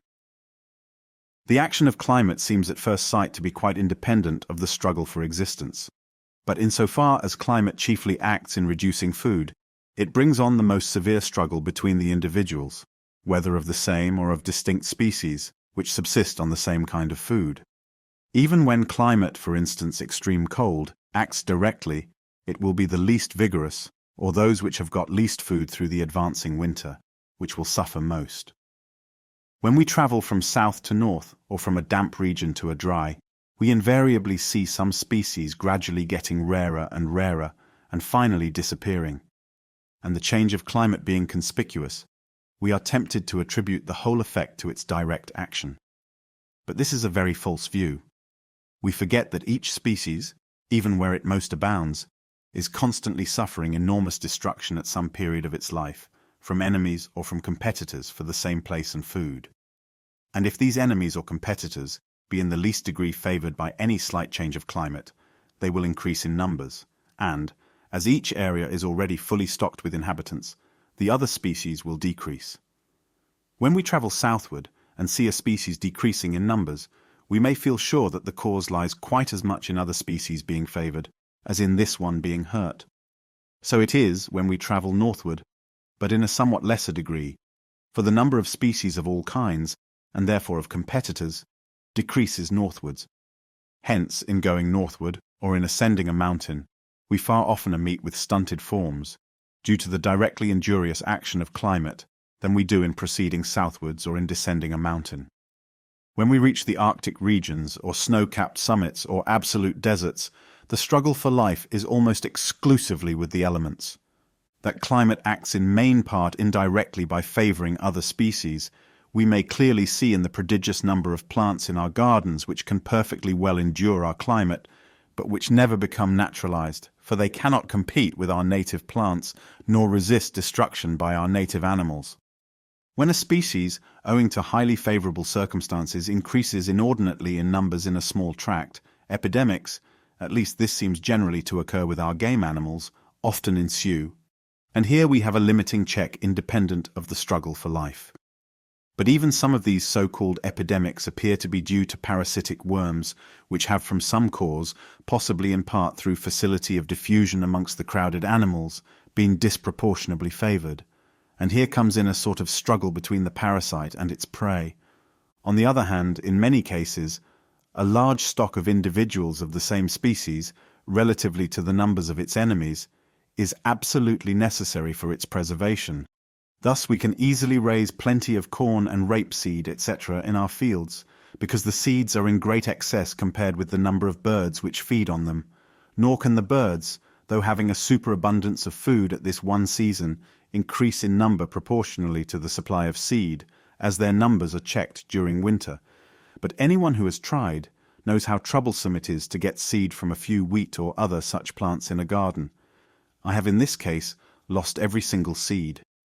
This view of the necessity of a large stock of the same species for its preservation explains, I believe, some singular facts in nature, such as that of very rare plants being sometimes extremely abundant in the few spots where they do occur, and that of some social plants being social, that is, abounding in individuals, even on the extreme confines of their range. For in such cases we may believe that a plant could exist only where the conditions of its life were so favorable that many could exist together and thus save each other from utter destruction. I should add that the good effects of frequent intercrossing and the ill effects of close interbreeding probably come into play in some of these cases. But on this intricate subject I will not here enlarge. Many cases are on record showing how complex and unexpected are the checks and relations between organic beings, which have to struggle together in the same country. I will give only a single instance, which, though a simple one, has interested me. In Staffordshire, on the estate of a relation where I had ample means of investigation, there was a large and extremely barren heath, which had never been touched by the hand of man. But several hundred acres of exactly the same nature had been enclosed 25 years previously and planted with Scotch fir. The change in the native vegetation of the planted part of the heath was most remarkable, more than is generally seen in passing from one quite different soil to another. Not only the proportional numbers of the heath plants were wholly changed, but 12 species of plants, not counting grasses and carices, flourished in the plantations, which could not be found on the heath. The effect on the insects must have been still greater, for 6 insectivorous birds were very common in the plantations, which were not to be seen on the heath, and the heath was frequented by 2 or 3 distinct insectivorous birds. Here we see how potent has been the effect of the introduction of a single tree, nothing whatever else having been done, with the exception that the land had been enclosed so that cattle could not enter. But how important an element enclosure is, I plainly saw near Farnham, in Surrey. Here there are extensive heaths, with a few clumps of old Scotch firs on the distant hilltops. Within the last 10 years large spaces have been enclosed, and self-sown firs are now springing up in multitudes, so close together that all cannot live. When I ascertained that these young trees had not been sown or planted, I was so much surprised at their numbers that I went to several points of view, whence I could examine hundreds of acres of the unenclosed heath, and literally I could not see a single Scotch fir, except the old planted clumps. But on looking closely between the stems of the heath, I found a multitude of seedlings and little trees, which had been perpetually browsed down by the cattle. In 1 square yard, at a point some 100 yards distant from one of the old clumps, I counted 32 little trees, and one of them, judging from the rings of growth, had during 26 years tried to raise its head above the stems of the heath, and had failed. No wonder that, as soon as the land was enclosed, it became thickly clothed with vigorously growing young firs. Yet the heath was so extremely barren and so extensive that no one would ever have imagined that cattle would have so closely and effectually searched it for food. Here we see that cattle absolutely determine the existence of the Scotch fir, but in several parts of the world insects determine the existence of cattle. Perhaps Paraguay offers the most curious instance of this, for here neither cattle nor horses nor dogs have ever run wild, though they swarm southward and northward in a feral state. And Azara and Renga have shown that this is caused by the greater number in Paraguay of a certain fly, which lays its eggs in the navels of these animals when first born. The increase of these flies, numerous as they are, must be habitually checked by some means, probably by birds. Hence, if certain insectivorous birds, whose numbers are probably regulated by hawks or beasts of prey, were to increase in Paraguay, the flies would decrease. Then cattle and horses would become feral, and this would certainly greatly alter, as indeed I have observed in parts of South America, the vegetation. This again would largely affect the insects, and this, as we just have seen in Staffordshire, the insectivorous birds, and so onwards in ever-increasing circles of complexity. We began this series by insectivorous birds, and we have ended with them. Not that in nature the relations can ever be as simple as this. Battle within battle must ever be recurring with varying success, and yet in the long run the forces are so nicely balanced that the face of nature remains uniform for long periods of time, though assuredly the merest trifle would often give the victory to one organic being over another. Nevertheless, so profound is our ignorance, and so high our presumption, that we marvel when we hear of the extinction of an organic being, and as we do not see the cause, we invoke cataclysms to desolate the world, or invent laws on the duration of the forms of life. I am tempted to give one more instance showing how plants and animals, most remote in the scale of nature, are bound together by a web of complex relations.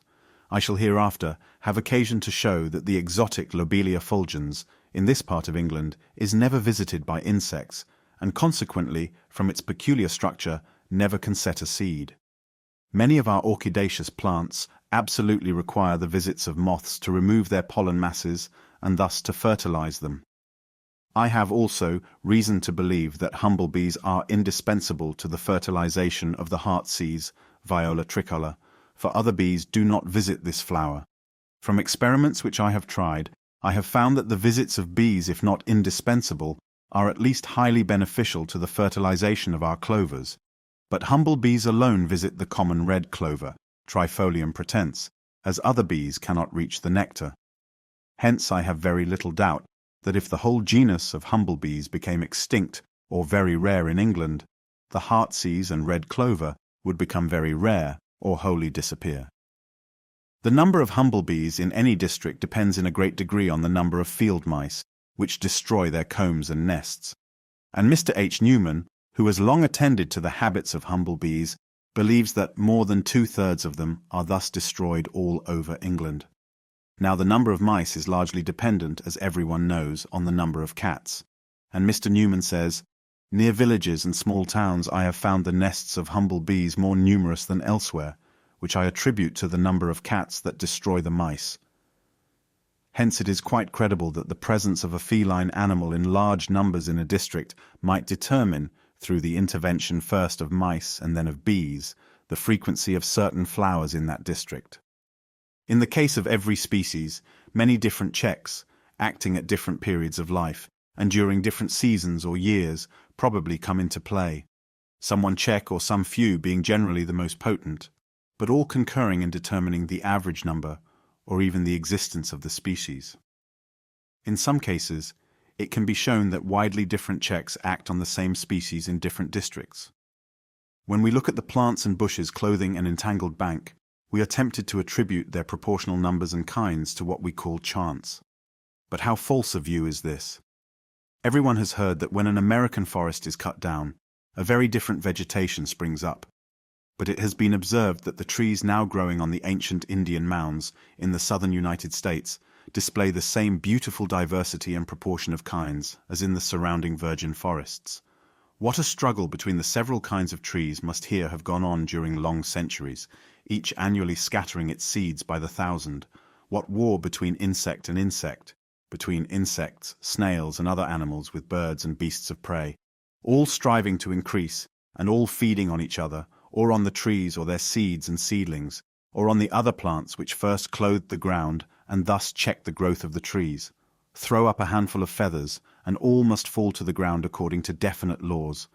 But how simple is this problem compared to the action and reaction of the innumerable plants and animals which have determined, in the course of centuries, the proportional numbers and kinds of trees now growing on the old Indian ruins.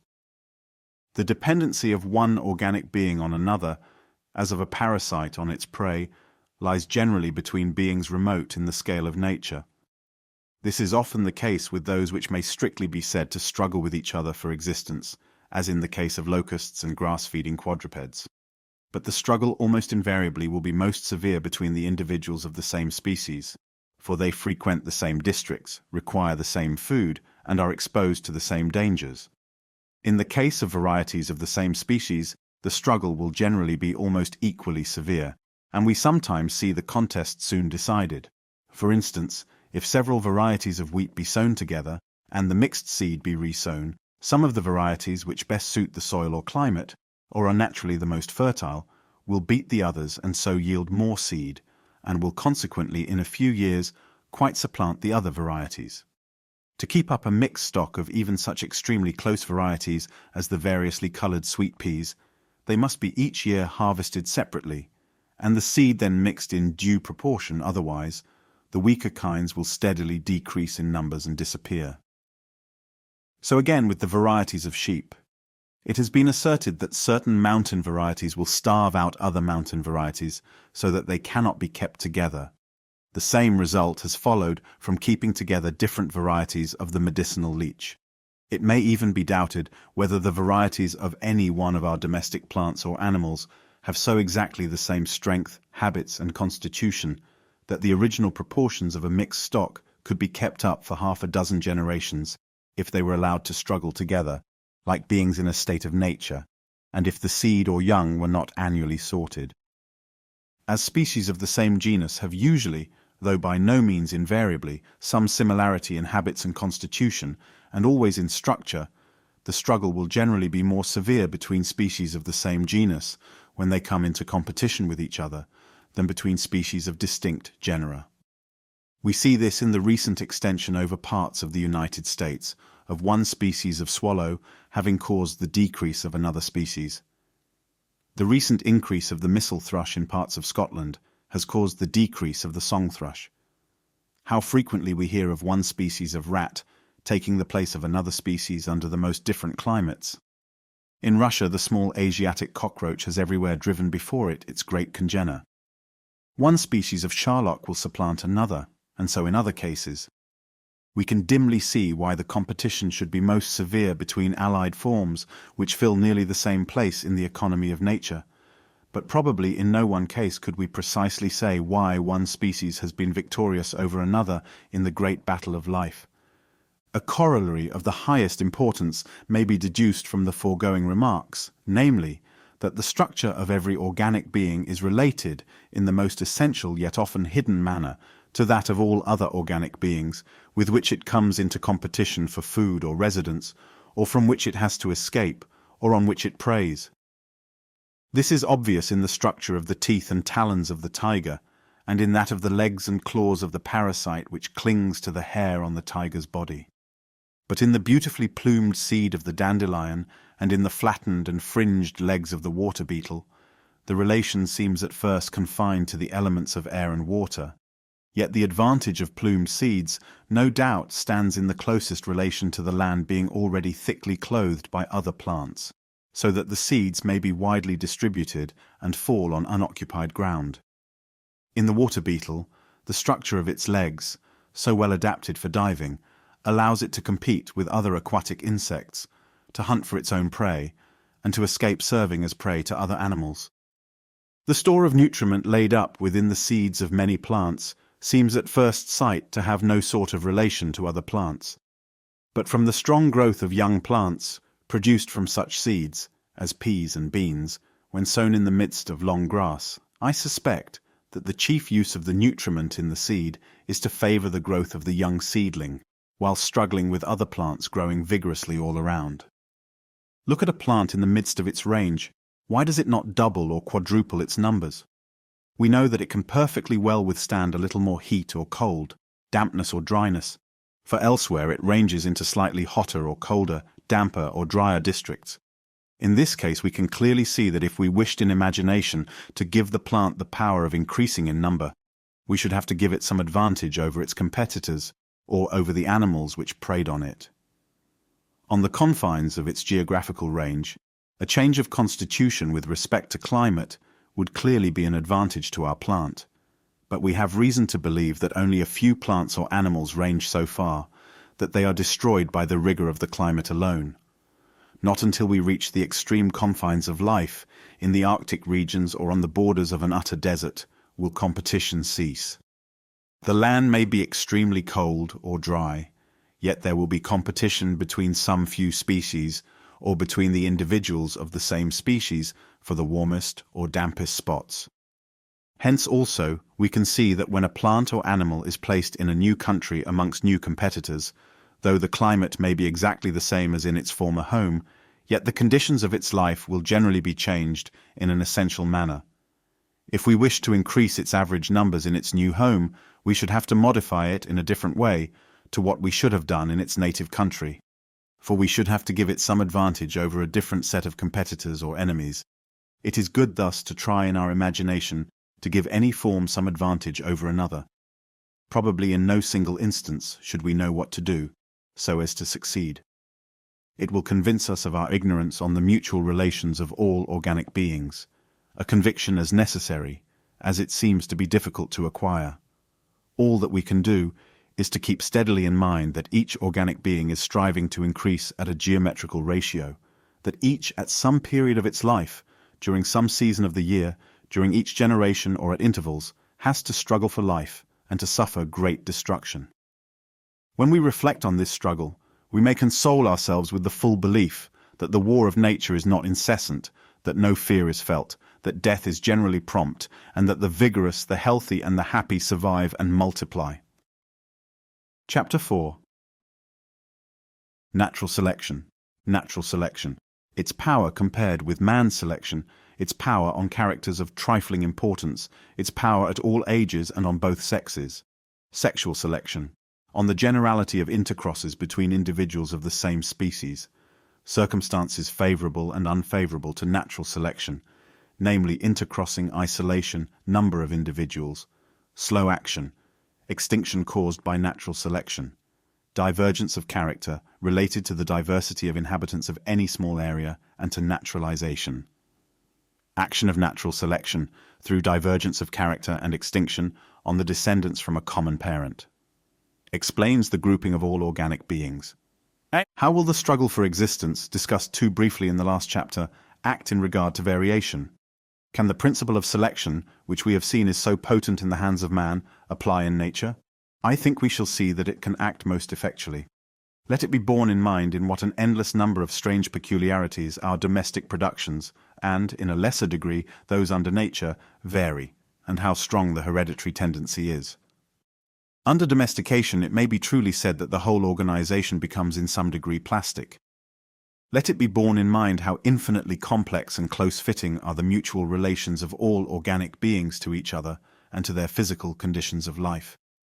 Can it, then, be thought improbable, seeing that variations useful to man have undoubtedly occurred, that other variations useful in some way to each being in the great and complex battle of life should sometimes occur in the course of thousands of generations?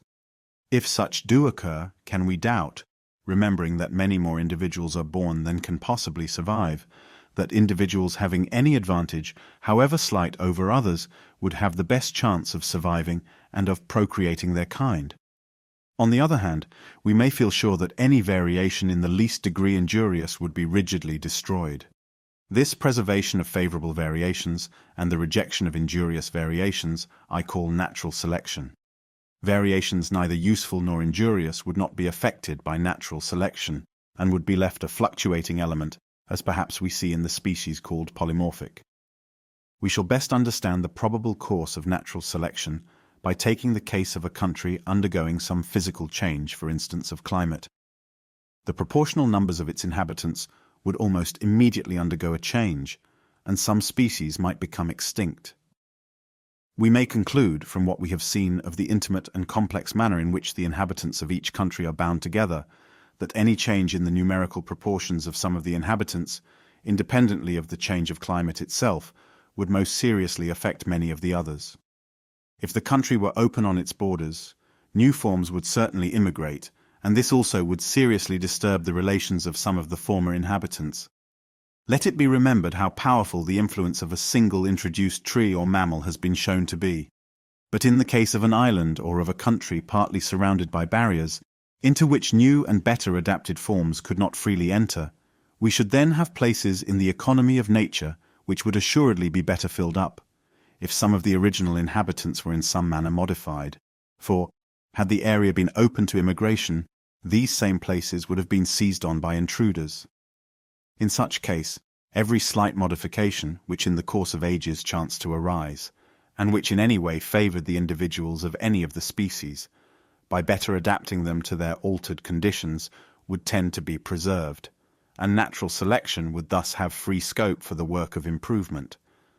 We have reason to believe, as stated in the first chapter, that a change in the conditions of life, by specially acting on the reproductive system, causes or increases variability, and in the foregoing case the conditions of life are supposed to have undergone a change, and this would manifestly be favourable to natural selection by giving a better chance of profitable variations occurring. And unless profitable variations do occur, natural selection can do nothing. Not that, as I believe, any extreme amount of variability is necessary, as man can certainly produce great results by adding up in any given direction mere individual differences, so could nature, but far more easily from having incomparably longer time at her disposal.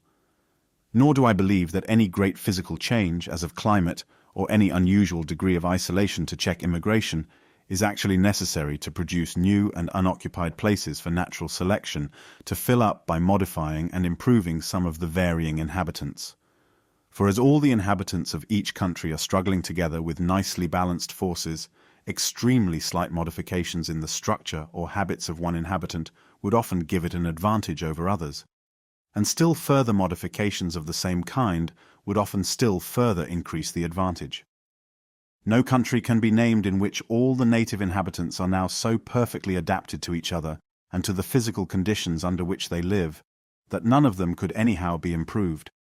For in all countries, the natives have been so far conquered by naturalized productions that they have allowed foreigners to take firm possession of the land. And as foreigners have thus everywhere beaten some of the natives, we may safely conclude that the natives might have been modified with advantage so as to have better resisted such intruders. As man can produce, and certainly has produced a great result by his methodical and unconscious means of selection, what may not nature effect? Man can act only on external and visible characters. Nature cares nothing for appearances, except in so far as they may be useful to any being. She can act on every internal organ, on every shade of constitutional difference, on the whole machinery of life. Man selects only for his own good, nature only for that of the being which she tends. Every selected character is fully exercised by her, and the being is placed under well-suited conditions of life. Man keeps the natives of many climates in the same country. He seldom exercises each selected character in some peculiar and fitting manner.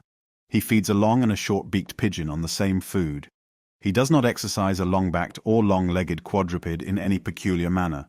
He exposes sheep with long and short wool to the same climate. He does not allow the most vigorous males to struggle for the females. He does not rigidly destroy all inferior animals, but protects during each varying season, as far as lies in his power, all his productions. He often begins his selection by some half-monstrous form, or at least by some modification prominent enough to catch his eye, or to be plainly useful to him. Under nature, the slightest difference of structure or constitution may well turn the nicely balanced scale in the struggle for life, and so be preserved.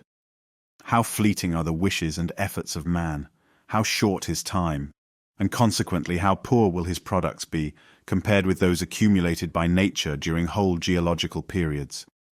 Can we wonder, then, that nature's productions should be far truer in character than man's productions, that they should be infinitely better adapted to the most complex conditions of life, and should plainly bear the stamp of far higher workmanship?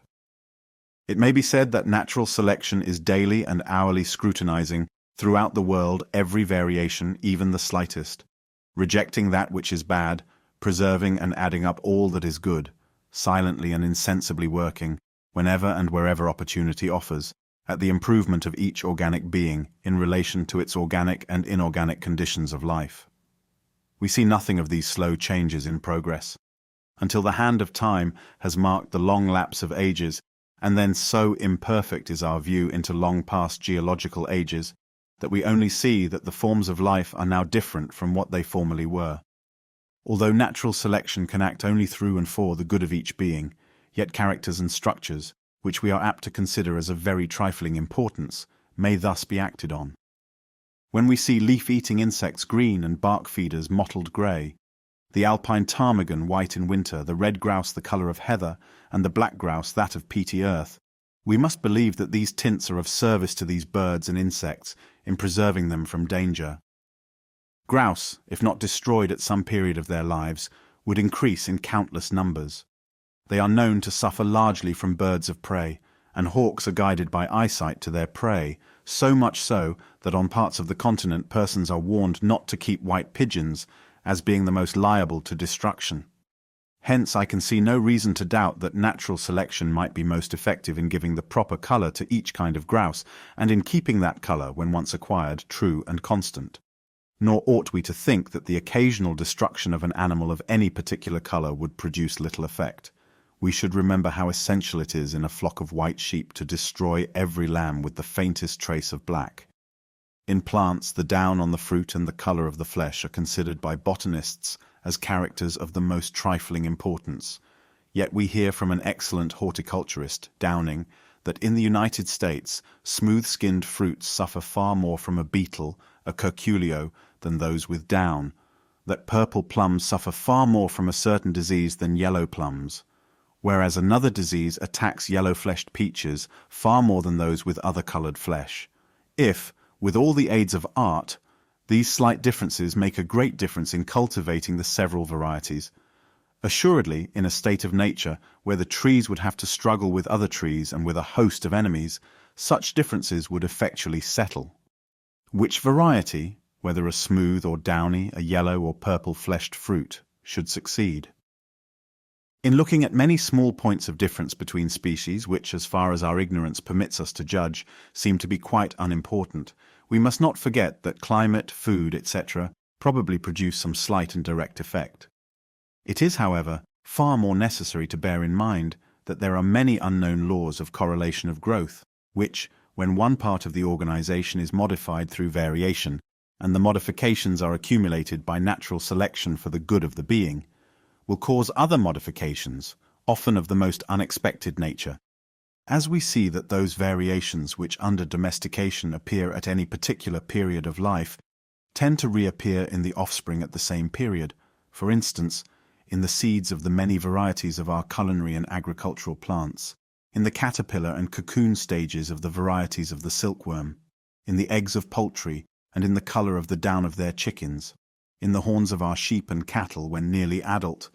So in a state of nature, natural selection will be enabled to act on and modify organic beings at any age by the accumulation of profitable variations at that age, and by their inheritance at a corresponding age. If it profit a plant to have its seeds more and more widely disseminated by the wind, I can see no greater difficulty in this being effected through natural selection than in the cotton planter increasing and improving by selection the down in the pods on his cotton trees. Natural selection may modify and adapt the larva of an insect to a score of contingencies, wholly different from those which concern the mature insect.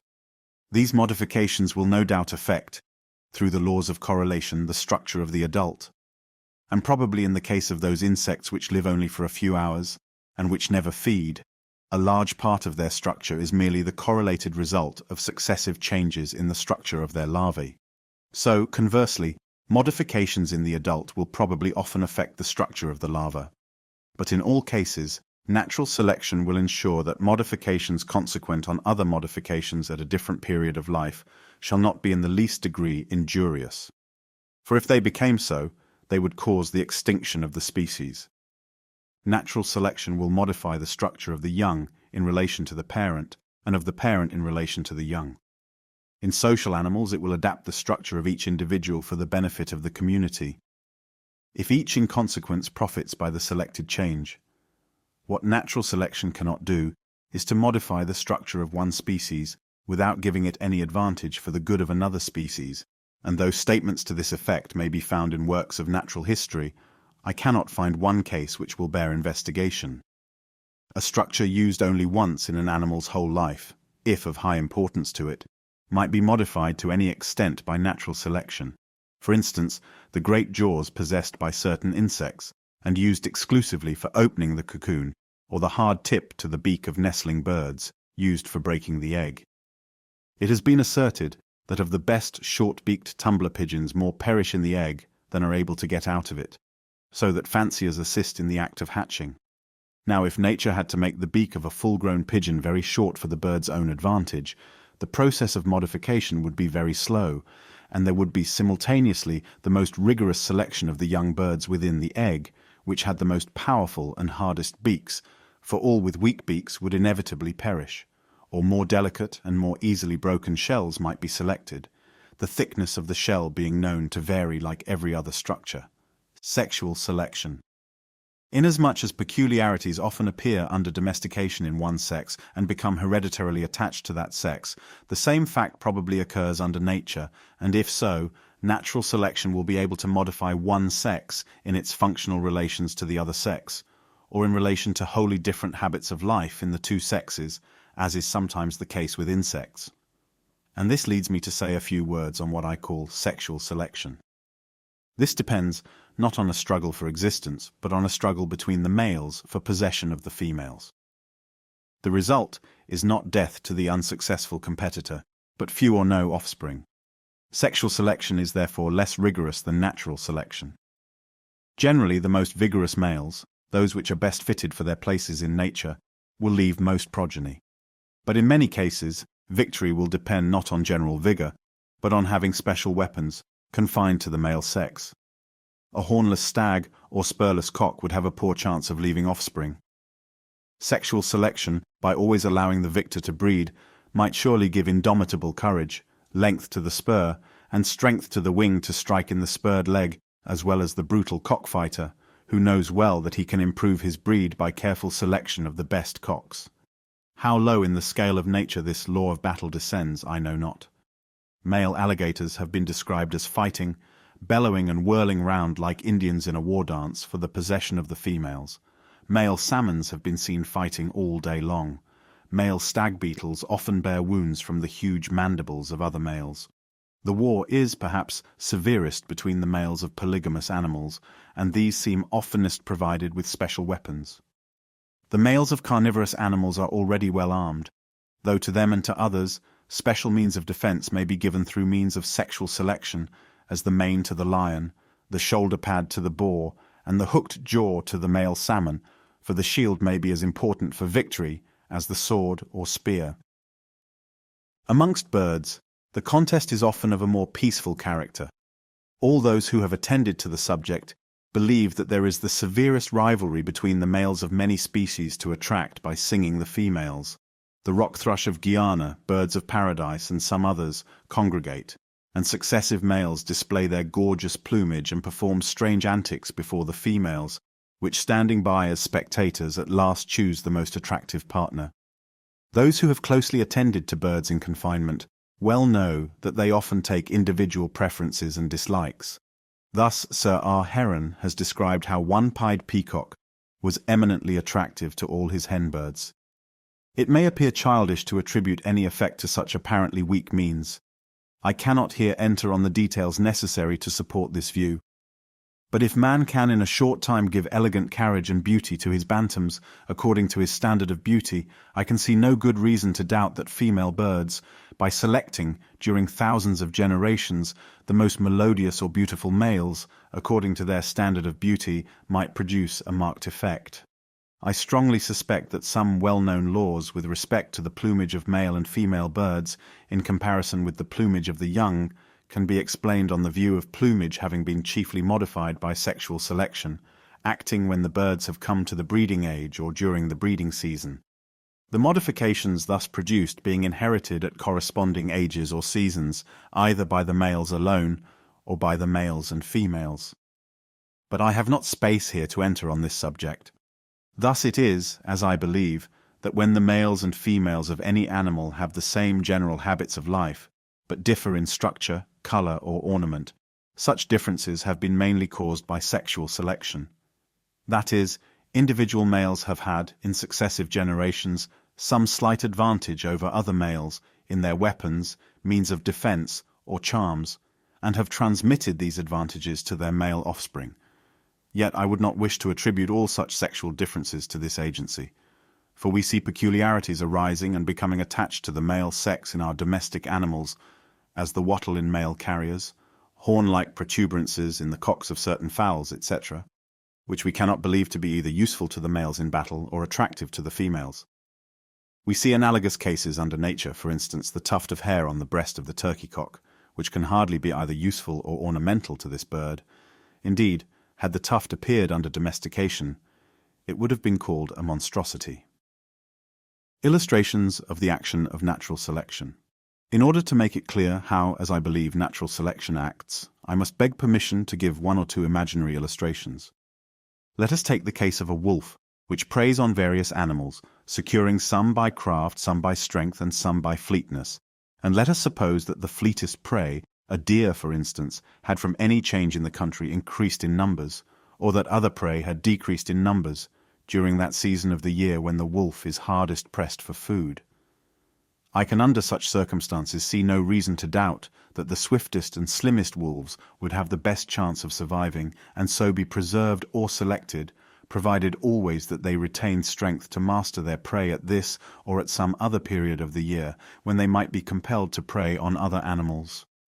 I can see no more reason to doubt this, than that man can improve the fleetness of his greyhounds by careful and methodical selection, or by that unconscious selection which results from each man trying to keep the best dogs, without any thought of modifying the breed. Even without any change in the proportional numbers of the animals on which our wolf preyed, a cub might be born with an innate tendency to pursue certain kinds of prey. Nor can this be thought very improbable, for we often observe great differences in the natural tendencies of our domestic animals. One cat, for instance, taking to catch rats, another mice. One cat, according to Mr. St. John, bringing home winged game, another hares or rabbits, and another hunting on marshy ground, and almost nightly catching woodcocks or snipes. The tendency to catch rats rather than mice is known to be inherited. Now, if any slight innate change of habit or of structure benefited an individual wolf, it would have the best chance of surviving and of leaving offspring. Some of its young would probably inherit the same habits or structure, and by the repetition of this process, a new variety might be formed which would either supplant or coexist with the parent form of wolf, or again, the wolves inhabiting a mountainous district, and those frequenting the lowlands, would naturally be forced to hunt different prey. And from the continued preservation of the individuals best fitted for the two sites, two varieties might slowly be formed. These varieties would cross and blend where they met. But to this subject of intercrossing, we shall soon have to return. I may add that, according to Mr. Pierce, there are two varieties of the wolf inhabiting the Catskill Mountains in the United States, one with a light greyhound-like form, which pursues deer, and the other more bulky, with shorter legs, which more frequently attacks the shepherd's flocks. Let us now take a more complex case. Certain plants excrete a sweet juice, apparently for the sake of eliminating something injurious from their sap. This is effected by glands at the base of the stipules in some leguminosae, and at the back of the leaf of the common laurel. This juice, though small in quantity, is greedily sought by insects. Let us now suppose a little sweet juice or nectar to be excreted by the inner bases of the petals of a flower. In this case, insects in seeking the nectar would get dusted with pollen, and would certainly often transport the pollen from one flower to the stigma of another flower. The flowers of two distinct individuals of the same species would thus get crossed, and the act of crossing, we have good reason to believe, as will hereafter be more fully alluded to, would produce very vigorous seedlings, which consequently would have the best chance of flourishing and surviving. Some of these seedlings would probably inherit the nectar-excreting power.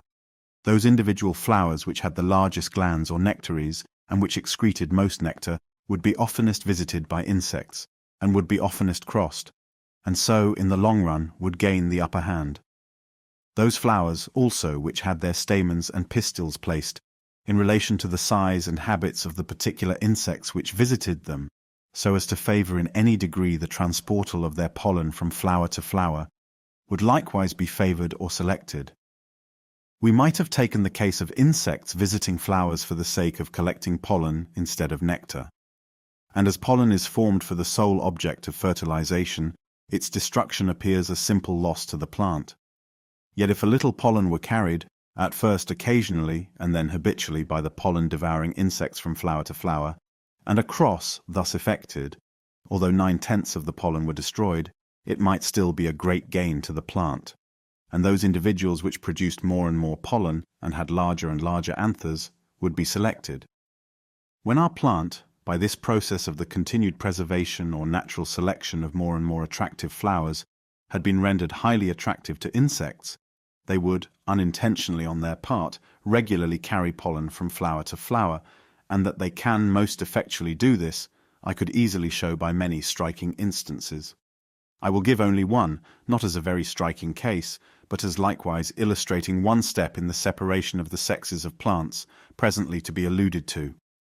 Some holly trees bear only male flowers, which have 4 stamens producing rather a small quantity of pollen, and a rudimentary pistil. Other holly trees bear only female flowers.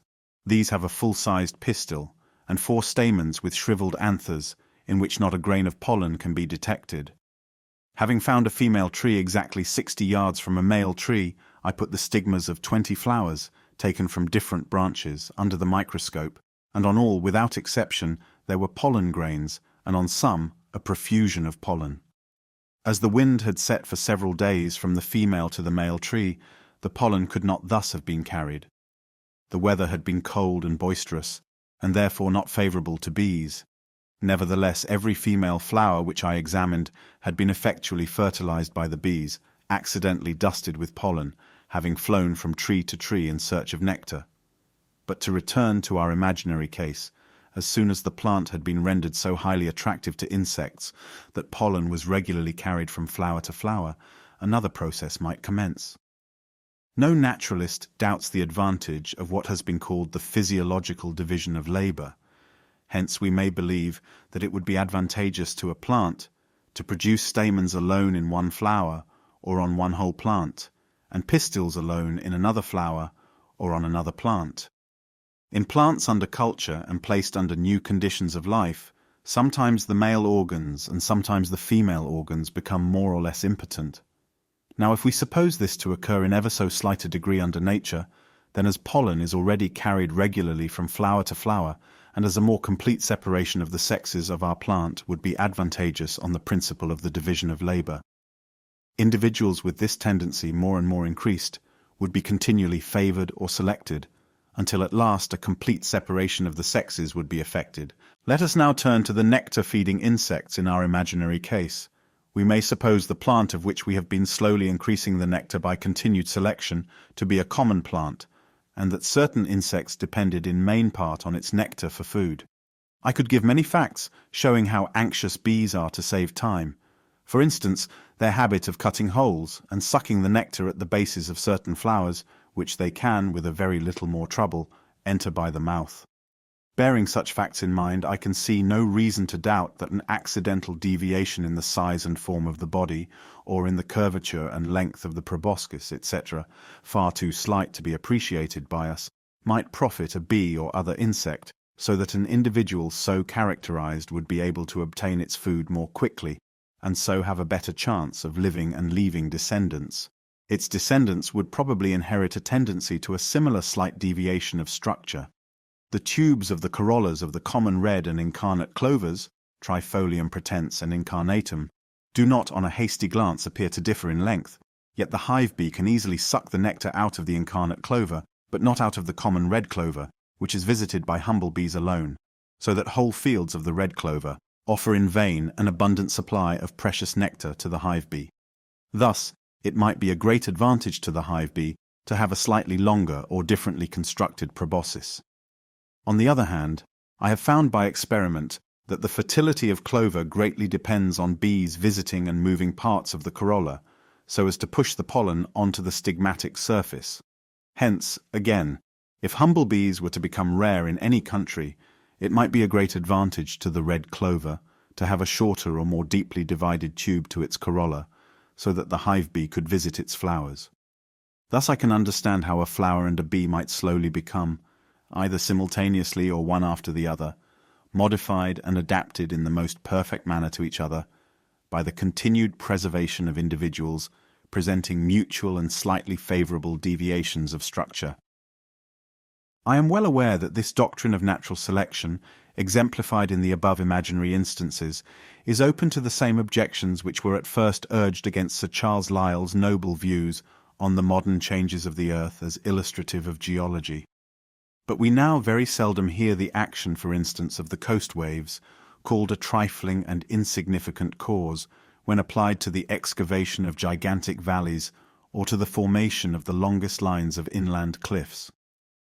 Natural selection can act only by the preservation and accumulation of infinitesimally small inherited modifications, each profitable to the preserved being. And as modern geology has almost banished such views as the excavation of a great valley by a single diluvial wave, so will natural selection, if it be a true principle, banish the belief of the continued creation of new organic beings or of any great and sudden modification in their structure. On the intercrossing of individuals, I must here introduce a short digression. In the case of animals and plants with separated sexes, it is of course obvious that two individuals must always unite for each birth. But in the case of hermaphrodites, this is far from obvious. Nevertheless, I am strongly inclined to believe that with all hermaphrodites, two individuals, either occasionally or habitually, concur for the reproduction of their kind. This view, I may add, was first suggested by Andrew Knight. We shall presently see its importance, but I must here treat the subject with extreme brevity, though I have the materials prepared for an ample discussion. All vertebrate animals, all insects, and some other large groups of animals, pair for each birth. Modern research has much diminished the number of supposed hermaphrodites, and of real hermaphrodites a large number pair, that is, two individuals regularly unite for reproduction, which is all that concerns us. But still, there are many hermaphrodite animals which certainly do not habitually pair, and a vast majority of plants are hermaphrodites. What reason, it may be asked, is there for supposing in these cases that two individuals ever concur in reproduction? As it is impossible here to enter on details, I must trust to some general considerations alone. In the first place, I have collected so large a body of facts, showing, in accordance with the almost universal belief of breeders, that with animals and plants a cross between different varieties, or between individuals of the same variety but of another strain, gives vigor and fertility to the offspring. And on the other hand, that close interbreeding diminishes vigor and fertility. That these facts alone incline me to believe that it is a general law of nature, utterly ignorant though we be of the meaning of the law, that no organic being self-fertilizes itself for an eternity of generations, but that a cross with another individual is occasionally, perhaps at very long intervals, indispensable. On the belief that this is a law of nature, we can, I think, understand several large classes of facts, such as the following, which on any other view are inexplicable. Every hybridizer knows how unfavorable exposure to wet is to the fertilization of a flower. Yet what a multitude of flowers have their anthers and stigmas fully exposed to the weather. But if an occasional cross be indispensable, the fullest freedom for the entrance of pollen from another individual will explain this state of exposure, more especially as the plant's own anthers and pistil generally stand so close together that self-fertilization seems almost inevitable. Many flowers, on the other hand, have their organs of fructification closely enclosed, as in the great Papilionaceous or pea family. But in several, perhaps in all such flowers, there is a very curious adaptation between the structure of the flower and the manner in which bees suck the nectar. For in doing this, they either push the flower's own pollen on the stigma or bring pollen from another flower. So necessary are the visits of bees to papilionaceous flowers that I have found by experiments published elsewhere that their fertility is greatly diminished if these visits be prevented. Now, it is scarcely possible that bees should fly from flower to flower and not carry pollen from one to the other, to the great good, as I believe, of the plant. Bees will act like a camel hair pencil, and it is quite sufficient just to touch the anthers of one flower and then the stigma of another with the same brush to ensure fertilization. But it must not be supposed that bees would thus produce a multitude of hybrids between distinct species. For if you bring on the same brush a plant's own pollen and pollen from another species, the former will have such a prepotent effect that it will invariably and completely destroy, as has been shown by Gertner, any influence from the foreign pollen. When the stamens of a flower suddenly spring towards the pistil, or slowly move one after the other towards it, the contrivance seems adapted solely to ensure self-fertilization. And no doubt it is useful for this end. But the agency of insects is often required to cause the stamens to spring forward, as Kohlreuter has shown to be the case with the barberry.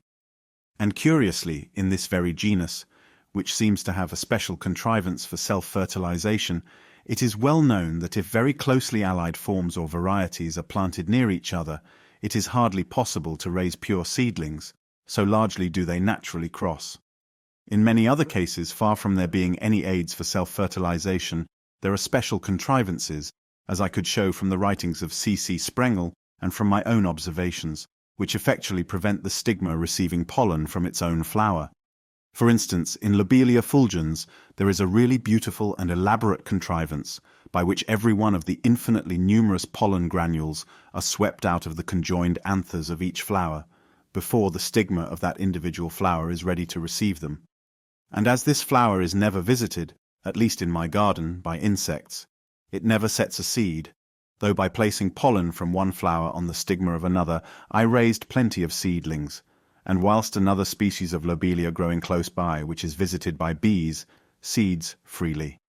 In very many other cases, though there be no special mechanical contrivance to prevent the stigma of a flower receiving its own pollen, yet, as C.C. Sprengel has shown, and as I can confirm, either the anthers burst before the stigma is ready for fertilization, or the stigma is ready before the pollen of that flower is ready, so that these plants have in fact separated sexes, and must habitually be crossed.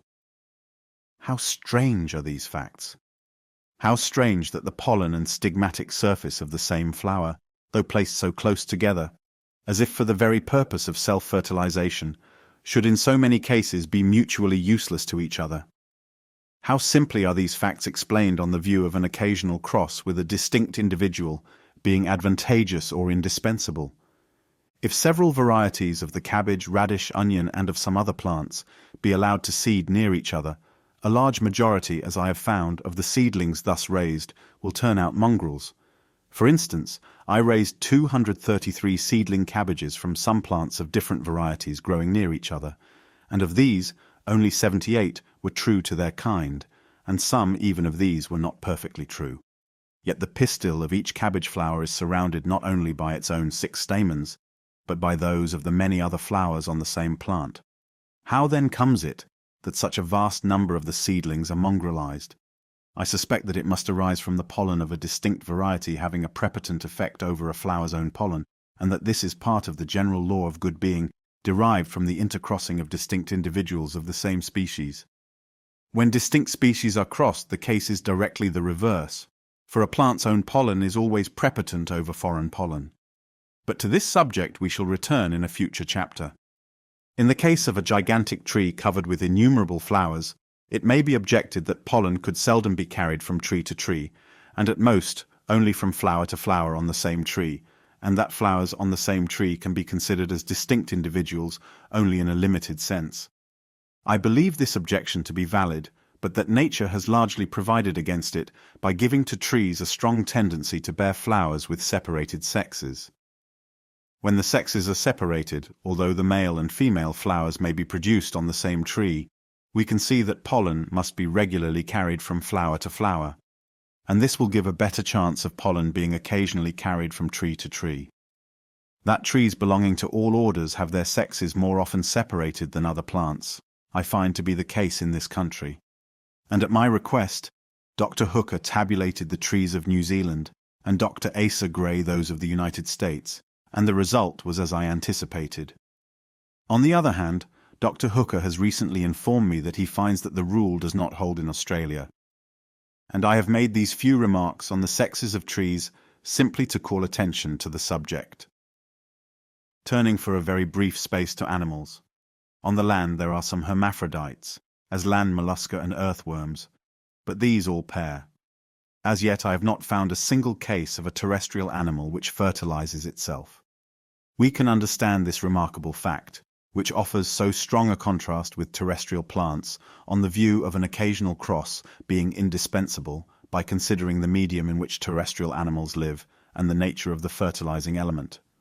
For we know of no means, analogous to the action of insects and of the wind in the case of plants, by which an occasional cross could be effected with terrestrial animals without the concurrence of 2 individuals. Of aquatic animals, there are many self-fertilizing hermaphrodites, but here currents in the water offer an obvious means for an occasional cross. And, as in the case of flowers, I have as yet failed, after consultation with one of the highest authorities, namely Professor Huxley, to discover a single case of an hermaphrodite animal with the organs of reproduction so perfectly enclosed within the body, that access from without, and the occasional influence of a distinct individual, can be shown to be physically impossible. Cirripedes long appeared to me to present a case of very great difficulty under this point of view, but I have been enabled by a fortunate chance elsewhere to prove that 2 individuals, though both are self-fertilizing hermaphrodites, do sometimes cross. It must have struck most naturalists as a strange anomaly that in the case of both animals and plants, species of the same family and even of the same genus, though agreeing closely with each other in almost their whole organization, yet are not rarely, some of them hermaphrodites, and some of them unisexual. But if in fact all hermaphrodites do occasionally intercross with other individuals, the difference between hermaphrodites and unisexual species, as far as function is concerned, becomes very small. From these several considerations, and from the many special facts which I have collected, but which I am not here able to give, I am strongly inclined to suspect that, both in the vegetable and animal kingdoms, an occasional intercross with a distinct individual is a law of nature. I am well aware that there are, on this view, many cases of difficulty, some of which I am trying to investigate. Finally, then, we may conclude that, in many organic beings, a cross between two individuals is an obvious necessity for each birth. In many others, it occurs perhaps only at long intervals. But in none, as I suspect, can self-fertilization go on for perpetuity, circumstances favorable to natural selection. This is an extremely intricate subject. A large amount of inheritable and diversified variability is favorable, but I believe mere individual differences suffice for the work. A large number of individuals, by giving a better chance for the appearance within any given period of profitable variations, will compensate for a lesser amount of variability in each individual, and is, I believe, an extremely important element of success. Though nature grants vast periods of time for the work of natural selection, she does not grant an indefinite period. For as all organic beings are striving, it may be said, to seize on each place in the economy of nature, if any one species does not become modified and improved in a corresponding degree with its competitors, it will soon be exterminated. In man's methodical selection, a breeder selects for some definite object, and free intercrossing will wholly stop his work. But when many men, without intending to alter the breed, have a nearly common standard of perfection, and all try to get and breed from the best animals, much improvement and modification surely but slowly follow from this unconscious process of selection, notwithstanding a large amount of crossing with inferior animals. Thus it will be in nature, for within a confined area, with some place in its polity not so perfectly occupied as might be, natural selection will always tend to preserve all the individuals varying in the right direction, though in different degrees, so as better to fill up the unoccupied place. But if the area be large, its several districts will almost certainly present different conditions of life. And then, if natural selection be modifying and improving a species in the several districts, there will be intercrossing with the other individuals of the same species on the confines of each. And in this case, the effects of intercrossing can hardly be counterbalanced by natural selection, always tending to modify all the individuals in each district in exactly the same manner to the conditions of each. For in a continuous area, the conditions will generally graduate away insensibly from one district to another. The intercrossing will most affect those animals which unite for each birth, which wander much, and which do not breed at a very quick rate. Hence in animals of this nature, for instance in birds, varieties will generally be confined to separated countries. And this I believe to be the case. In hermaphrodite organisms which cross only occasionally, and likewise in animals which unite for each birth, but which wander little and which can increase at a very rapid rate, a new and improved variety might be quickly formed on any one spot, and might there maintain itself in a body, so that whatever intercrossing took place would be chiefly between the individuals of the same new variety. A local variety, when once thus formed, might subsequently slowly spread to other districts. On the above principle, nurserymen always prefer getting seed from a large body of plants of the same variety, as the chance of intercrossing with other varieties is thus lessened. Even in the case of slow-breeding animals, which unite for each birth, we must not overrate the effects of intercrosses in retarding natural selection. For I can bring a considerable catalogue of facts showing that within the same area, varieties of the same animal can long remain distinct, from haunting different stations, from breeding at slightly different seasons, or from varieties of the same kind preferring to pair together. Intercrossing plays a very important part in nature in keeping the individuals of the same species, or of the same variety, true and uniform in character. It will obviously thus act far more efficiently with those animals which unite for each birth.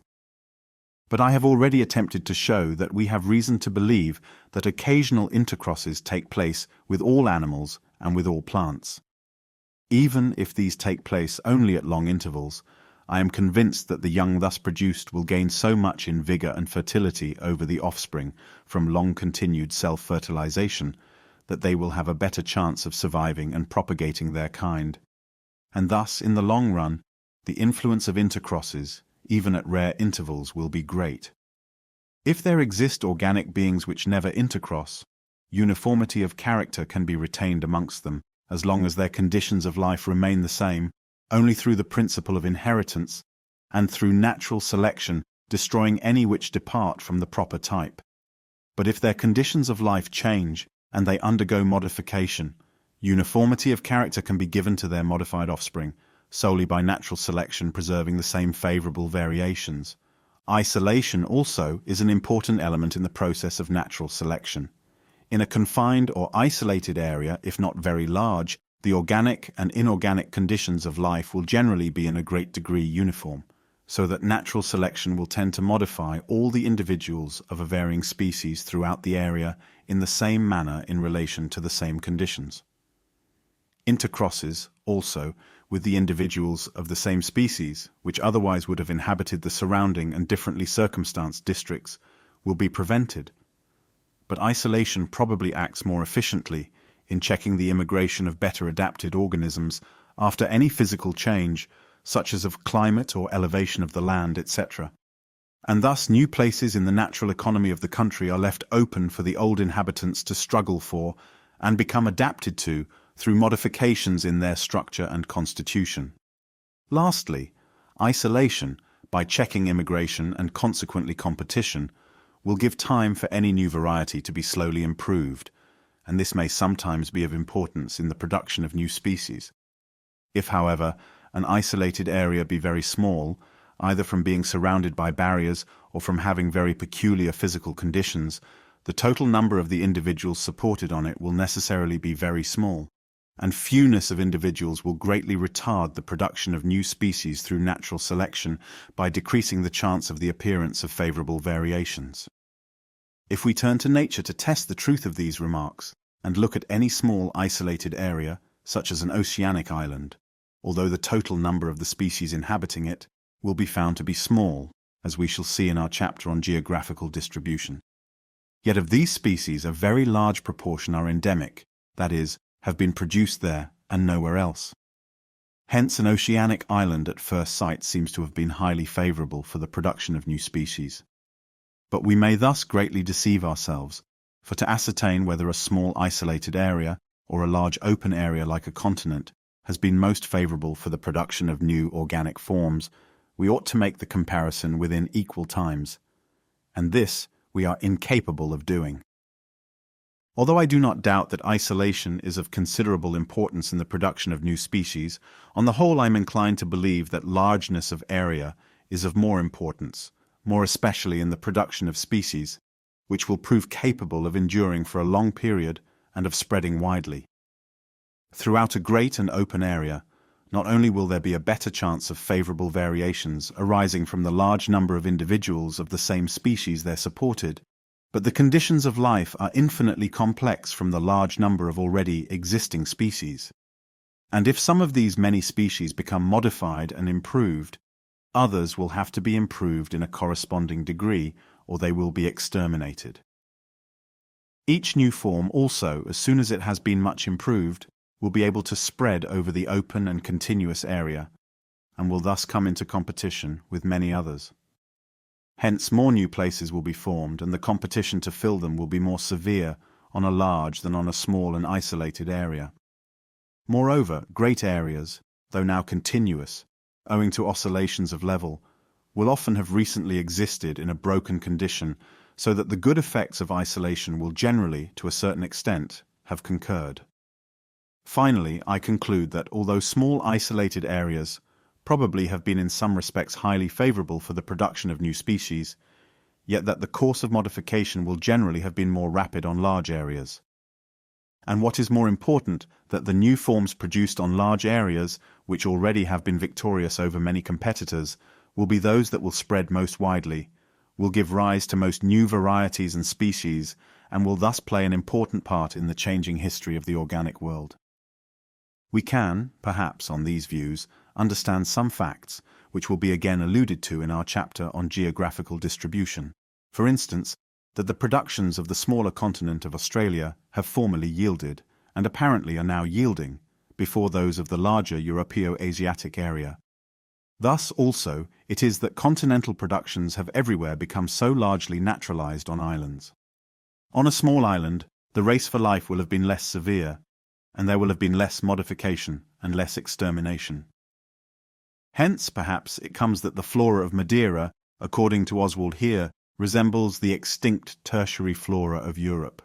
All freshwater basins taken together make a small area compared with that of the sea or of the land, and consequently, the competition between freshwater productions will have been less severe than elsewhere. New forms will have been more slowly formed, and old forms more slowly exterminated. And it is in fresh water that we find 7 genera of ganoid fishes, remnants of a once preponderant order. And in fresh water, we find some of the most anomalous forms now known in the world, as the Ornithorhynchus and Lepidosiren, which, like fossils, connect to a certain extent orders now widely separated in the natural scale. These anomalous forms may almost be called living fossils. They have endured to the present day from having inhabited a confined area and from having thus been exposed to less severe competition. To sum up the circumstances favorable and unfavorable to natural selection, as far as the extreme intricacy of the subject permits, I conclude, looking to the future, that for terrestrial productions a large continental area, which will probably undergo many oscillations of level and which consequently will exist for long periods in a broken condition, will be the most favorable for the production of many new forms of life likely to endure long and to spread widely. For the area will first have existed as a continent, and the inhabitants, at this period numerous in individuals and kinds, will have been subjected to very severe competition. When converted by subsidence into large separate islands, there will still exist many individuals of the same species on each island. Intercrossing on the confines of the range of each species will thus be checked. After physical changes of any kind, immigration will be prevented, so that new places in the polity of each island will have to be filled up by modifications of the old inhabitants, and time will be allowed for the varieties in each to become well modified and perfected. When, by renewed elevation, the islands shall be reconverted into a continental area, there will again be severe competition. The most favoured or improved varieties will be enabled to spread. There will be much extinction of the less improved forms, and the relative proportional numbers of the various inhabitants of the renewed continent will again be changed. And again there will be a fair field for natural selection to improve still further the inhabitants, and thus produce new species. That natural selection will always act with extreme slowness, I fully admit. Its action depends on there being places in the polity of nature which can be better occupied by some of the inhabitants of the country undergoing modification of some kind. The existence of such places will often depend on physical changes, which are generally very slow, and on the immigration of better adapted forms having been checked.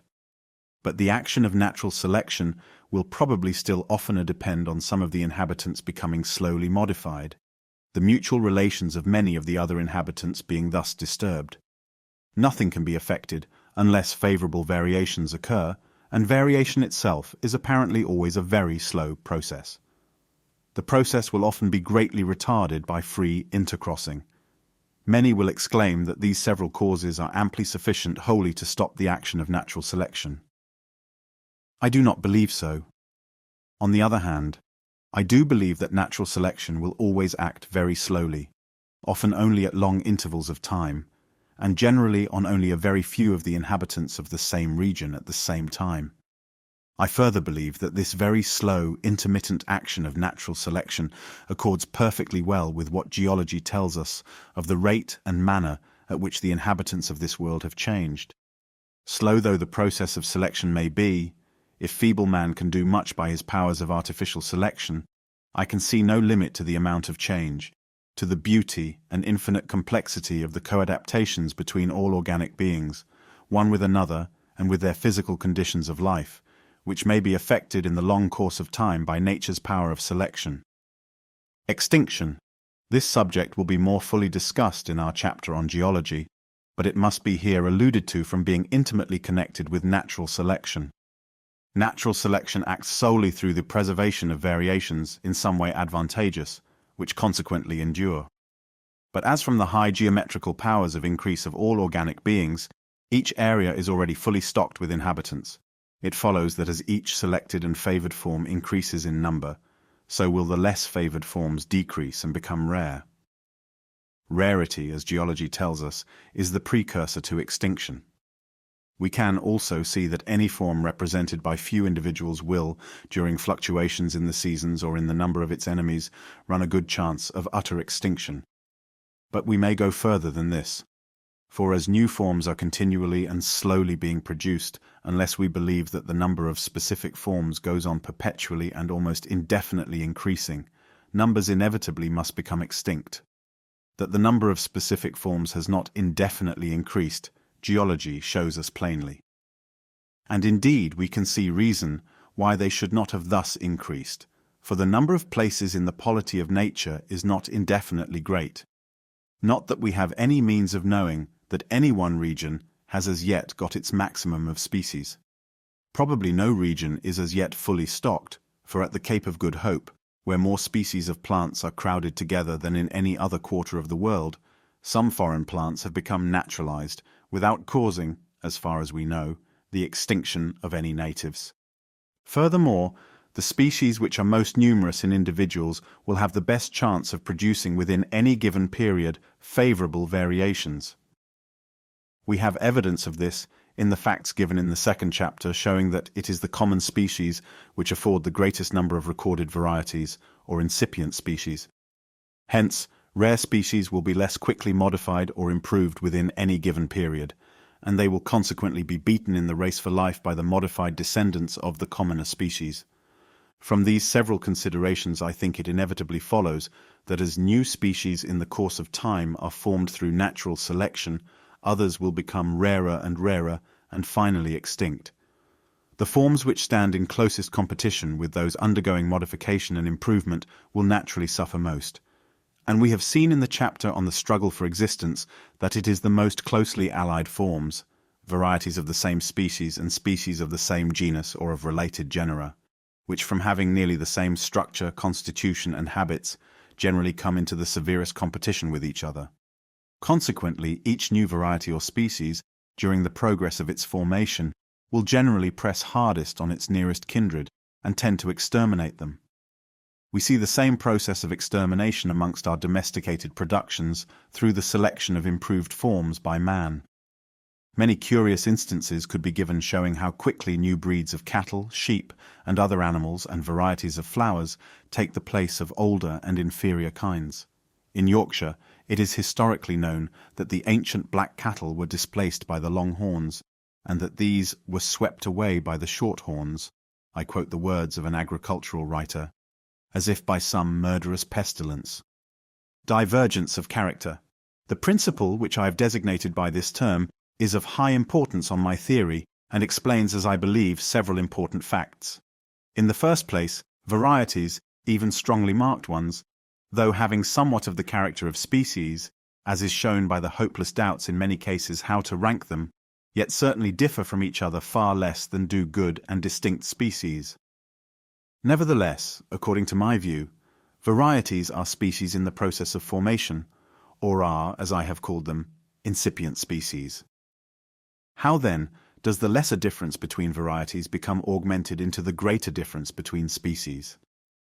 That this does habitually happen, we must infer from most of the innumerable species throughout nature presenting well-marked differences, whereas varieties, the supposed prototypes and parents of future well-marked species, present slight and ill-defined differences. Mere chance, as we may call it, might cause one variety to differ in some character from its parents, and the offspring of this variety again to differ from its parent in the very same character, and in a greater degree, but this alone would never account for so habitual and large an amount of difference as that between varieties of the same species and species of the same genus. As has always been my practice, let us seek light on this head from our domestic productions. We shall here find something analogous. A fancier is struck by a pigeon having a slightly shorter beak, another fancier is struck by a pigeon having a rather longer beak, and on the acknowledged principle that fanciers do not and will not admire a medium standard but like extremes, they both go on, as has actually occurred with tumbler pigeons, choosing and breeding from birds with longer and longer beaks or with shorter and shorter beaks. Again, we may suppose that at an early period, one man preferred swifter horses, another stronger and more bulky horses. The early differences would be very slight. In the course of time, from the continued selection of swifter horses by some breeders, and of stronger ones by others, the differences would become greater and would be noted as forming two sub-breeds. Finally, after the lapse of centuries, the sub-breeds would become converted into two well-established and distinct breeds. As the differences slowly become greater, the inferior animals with intermediate characters, being neither very swift nor very strong, will have been neglected and will have tended to disappear. Here, then, we see in man's productions the action of what may be called the principle of divergence, causing differences, at first barely appreciable, steadily to increase, and the breeds to diverge in character both from each other and from their common parent. But how, it may be asked, can any analogous principle apply in nature? I believe it can and does apply most efficiently from the simple circumstance that the more diversified the descendants from any one species become in structure, constitution, and habits, by so much will they be better enabled to seize on many and widely diversified places in the polity of nature, and so be enabled to increase in numbers. We can clearly see this in the case of animals with simple habits. Take the case of a carnivorous quadruped, of which the number that can be supported in any country has long ago arrived at its full average. If its natural powers of increase be allowed to act, it can succeed in increasing, the country not undergoing any change in its conditions, only by its varying descendants seizing on places at present occupied by other animals. Some of them, for instance, being enabled to feed on new kinds of prey, either dead or alive, some inhabiting new stations, climbing trees, frequenting water, and some perhaps becoming less carnivorous. The more diversified in habits and structure the descendants of our carnivorous animal became, the more places they would be enabled to occupy. What applies to one animal will apply throughout all time to all animals, that is, if they vary, for otherwise natural selection can do nothing. So it will be with plants. It has been experimentally proved that if a plot of ground be sown with one species of grass, and a similar plot be sown with several distinct genera of grasses, a greater number of plants and a greater weight of dry herbage can thus be raised.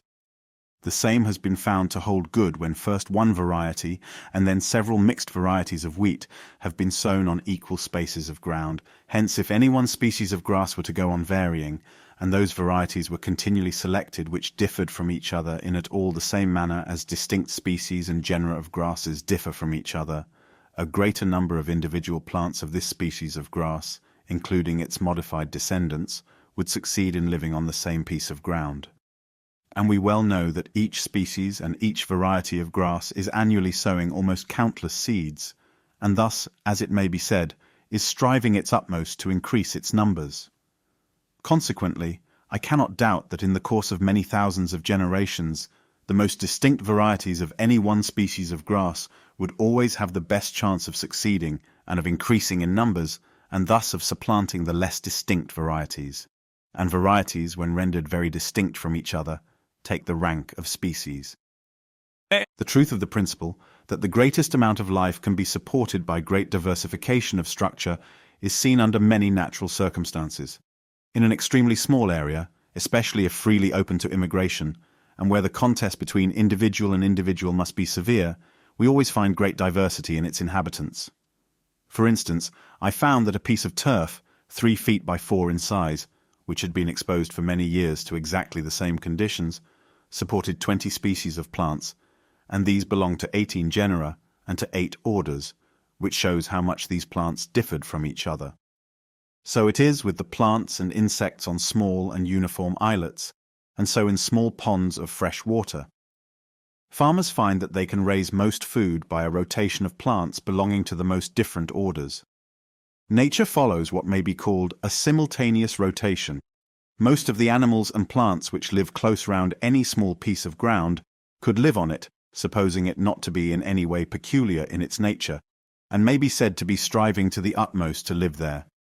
But it is seen that where they come into the closest competition with each other, the advantages of diversification of structure, with the accompanying differences of habit and constitution, determine that the inhabitants which thus jostle each other most closely shall, as a general rule, belong to what we call different genera and orders. The same principle is seen in the naturalization of plants through man's agency in foreign lands.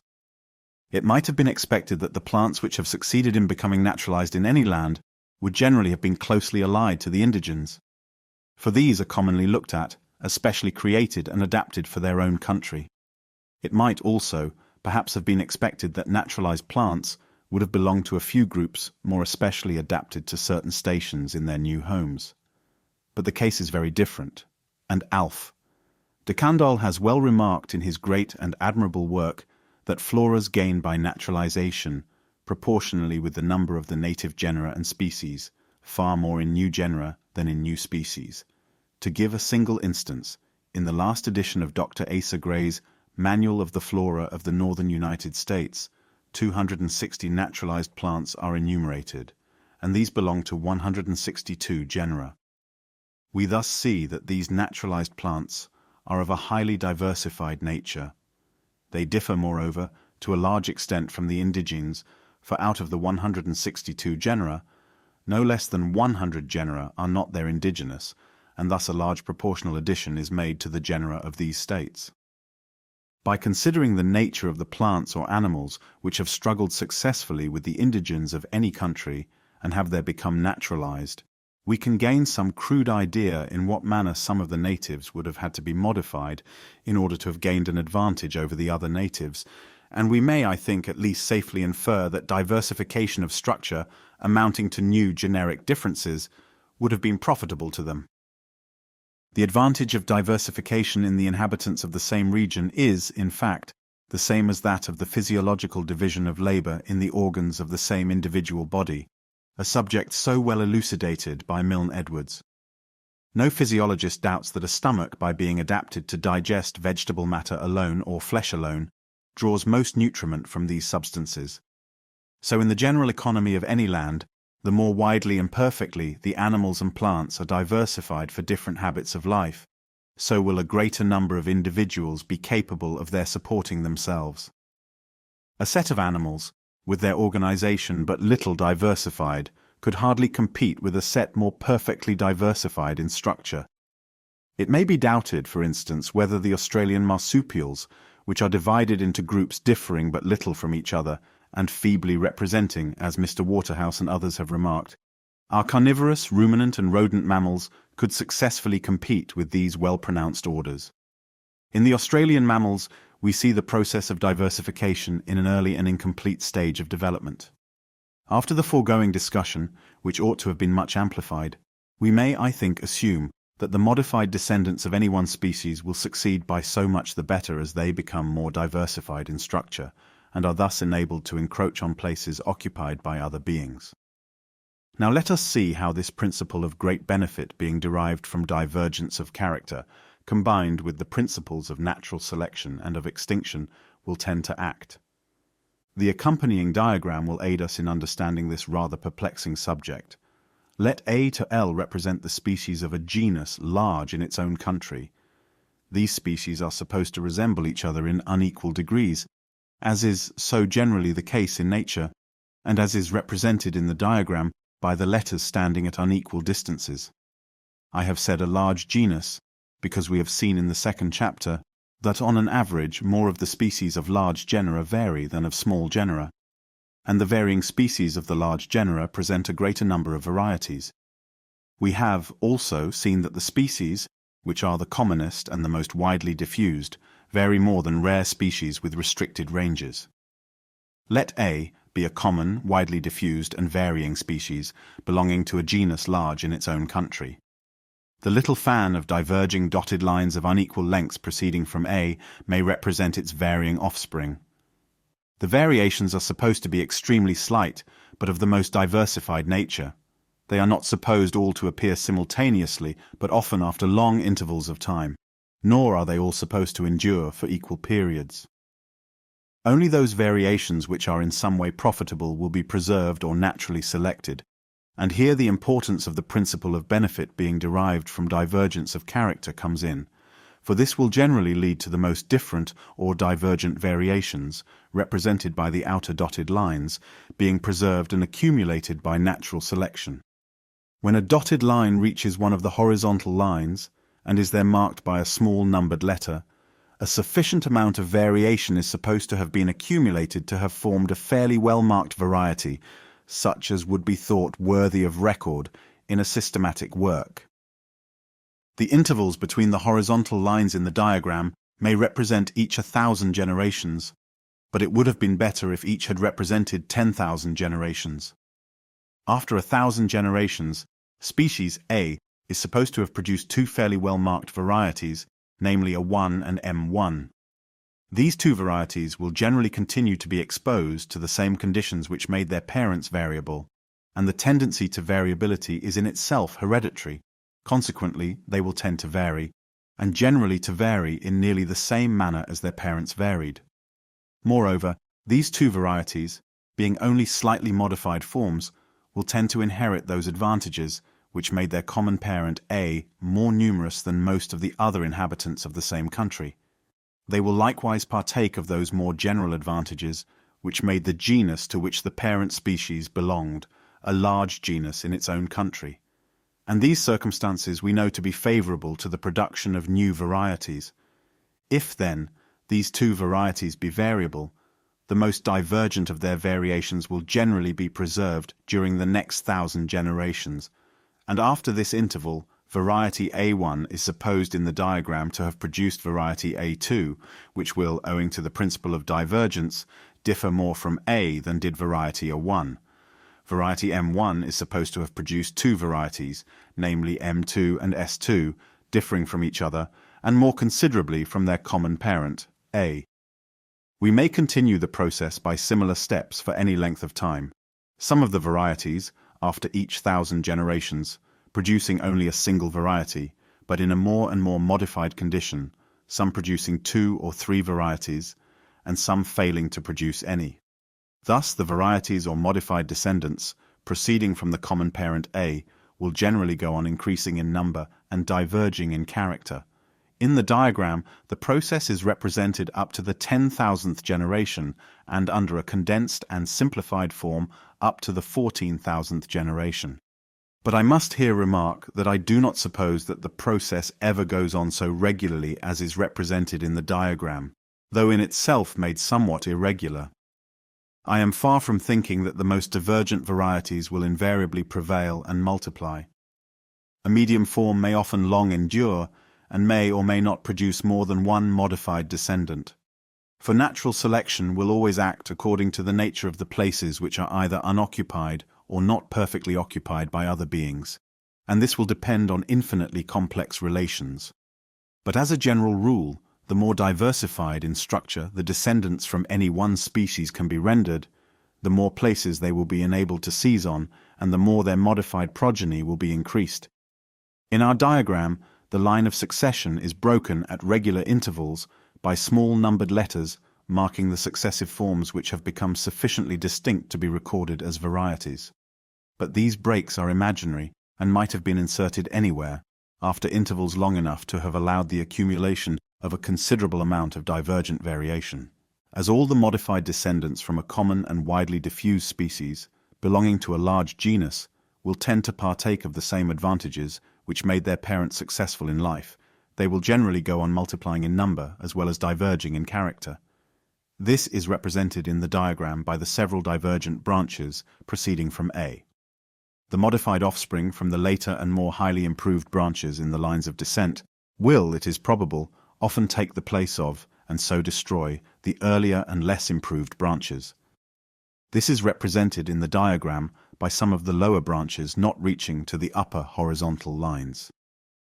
In some cases, I do not doubt that the process of modification will be confined to a single line of descent, and the number of the descendants will not be increased, although the amount of divergent modification may have been increased in the successive generations. This case would be represented in the diagram if all the lines proceeding from A were removed, excepting that from a 1 to a 10. In the same way, for instance, the English racehorse and English pointer have apparently both gone on slowly diverging in character from their original stocks, without either having given off any fresh branches or races. After 10,000 generations, species A is supposed to have produced 3 forms, a 10, F10 and M10, which, from having diverged in character during the successive generations, will have come to differ largely but perhaps unequally from each other and from their common parent. If we suppose the amount of change between each horizontal line in our diagram to be excessively small, These three forms may still be only well-marked varieties, or they may have arrived at the doubtful category of subspecies, but we have only to suppose the steps in the process of modification to be more numerous or greater in amount to convert these three forms into well-defined species. Thus, the diagram illustrates the steps by which the small differences distinguishing varieties are increased into the larger differences distinguishing species. By continuing the same process for a greater number of generations, as shown in the diagram in a condensed and simplified manner, we get 8 species, marked by the letters between A14 and M14, all descended from A. Thus, as I believe, species are multiplied and genera are formed. In a large genus, it is probable that more than one species would vary. In the diagram, I have assumed that a second species, I, has produced by analogous steps after 10,000 generations either 2 well-marked varieties, W10 and Z10, or 2 species, according to the amount of change supposed to be represented between the horizontal lines. After 14,000 generations, 6 new species, marked by the letters N14 to Z14, are supposed to have been produced. In each genus, the species, which are already extremely different in character, will generally tend to produce the greatest number of modified descendants, for these will have the best chance of filling new and widely different places in the polity of nature. Hence, in the diagram, I have chosen the extreme species, A, and the nearly extreme species, I, as those which have largely varied and have given rise to new varieties and species. The other 9 species, marked by capital letters, of our original genus, may for a long period continue transmitting unaltered descendants, and this is shown in the diagram by the dotted lines not prolonged far upwards from want of space. But during the process of modification represented in the diagram, another of our principles, namely that of extinction, will have played an important part. As in each fully stocked country, natural selection necessarily acts by the selected form, having some advantage in the struggle for life over other forms. There will be a constant tendency in the improved descendants of any one species to supplant and exterminate in each stage of descent their predecessors and their original parent. For it should be remembered that the competition will generally be most severe between those forms which are most nearly related to each other in habits, constitution, and structure. Hence, all the intermediate forms between the earlier and later states, that is, between the less and more improved state of a species, as well as the original parent species itself, will generally tend to become extinct. So it probably will be with many whole collateral lines of descent, which will be conquered by later and improved lines of descent. If, however, the modified offspring of a species get into some distinct country, or become quickly adapted to some quite new station, in which child and parent do not come into competition, both may continue to exist. If then our diagram be assumed to represent a considerable amount of modification, species A and all the earlier varieties will have become extinct, having been replaced by 8 new species, A14 to M14, and I will have been replaced by 6, N14 to Z14, new species. But we may go further than this. The original species of our genus were supposed to resemble each other in unequal degrees, as is so generally the case in nature, species A being more nearly related to B, C, and D than to the other species, and species I more to G, H, K, L than to the others. These 2 species, A and I, were also supposed to be very common and widely diffused species, so that they must originally have had some advantage over most of the other species of the genus. Their modified descendants, 14 in number at the 14,000th generation, will probably have inherited some of the same advantages. They have also been modified and improved in a diversified manner at each stage of descent, so as to have become adapted to many related places in the natural economy of their country. It seems therefore to me extremely probable that they will have taken the places of, and thus exterminated, not only their parents, A and I, but likewise some of the original species which were most nearly related to their parents. Hence very few of the original species will have transmitted offspring to the 14,000th generation. We may suppose that only one F, of the 2 species which were least closely related to the other 9 original species, has transmitted descendants to this late stage of descent. The new species in our diagram descended from the original 11 species, will now be 15 in number. owing to the divergent tendency of natural selection, the extreme amount of difference in character between species A14 and Z14 will be much greater than that between the most different of the original 11 species. The new species, moreover, will be allied to each other in a widely different manner. Of the 8 descendants from A, the 3 marked A14, Q14, P14 will be nearly related from having recently branched off from A10, B14 and F14, from having diverged at an earlier period from A5, will be in some degree distinct from the 3 first-named species, and lastly, O14, E14, and M14 will be nearly related one to the other, but from having diverged at the first commencement of the process of modification, will be widely different from the other 5 species, and may constitute a subgenus or even a distinct genus. The 6 descendants from I will form 2 subgenera or even genera, but as the original species I differed largely from A, standing nearly at the extreme points of the original genus, the 6 descendants from I will, owing to inheritance, differ considerably from the 8 descendants from A. The 2 groups, moreover, are supposed to have gone on diverging in different directions. The intermediate species also, and this is a very important consideration, which connected the original species, A, and I, have all become, excepting F, extinct, and have left no descendants. Hence the 6 new species descended from I, and the 8 descended from A, will have to be ranked as very distinct genera, or even as distinct subfamilies. Thus it is, as I believe, that 2 or more genera are produced by descent, with modification, from 2 or more species of the same genus. And the 2 or more parent species are supposed to have descended from some one species of an earlier genus. In our diagram, this is indicated by the broken lines beneath the capital letters converging in sub-branches downwards towards a single point, this point representing a single species, the supposed single parent of our several new subgenera and genera. It is worthwhile to reflect for a moment on the character of the new species F14, which is supposed not to have diverged much in character, but to have retained the form of F, either unaltered or altered only in a slight degree. In this case, its affinities to the other 14 new species will be of a curious and circuitous nature. Having descended from a form which stood between the 2 parent species, A and I, now supposed to be extinct and unknown, it will be in some degree intermediate in character between the 2 groups descended from these species. But as these 2 groups have gone on diverging in character from the type of their parents, the new species, F14, will not be directly intermediate between them, but rather between types of the 2 groups. And every naturalist will be able to bring some such case before his mind.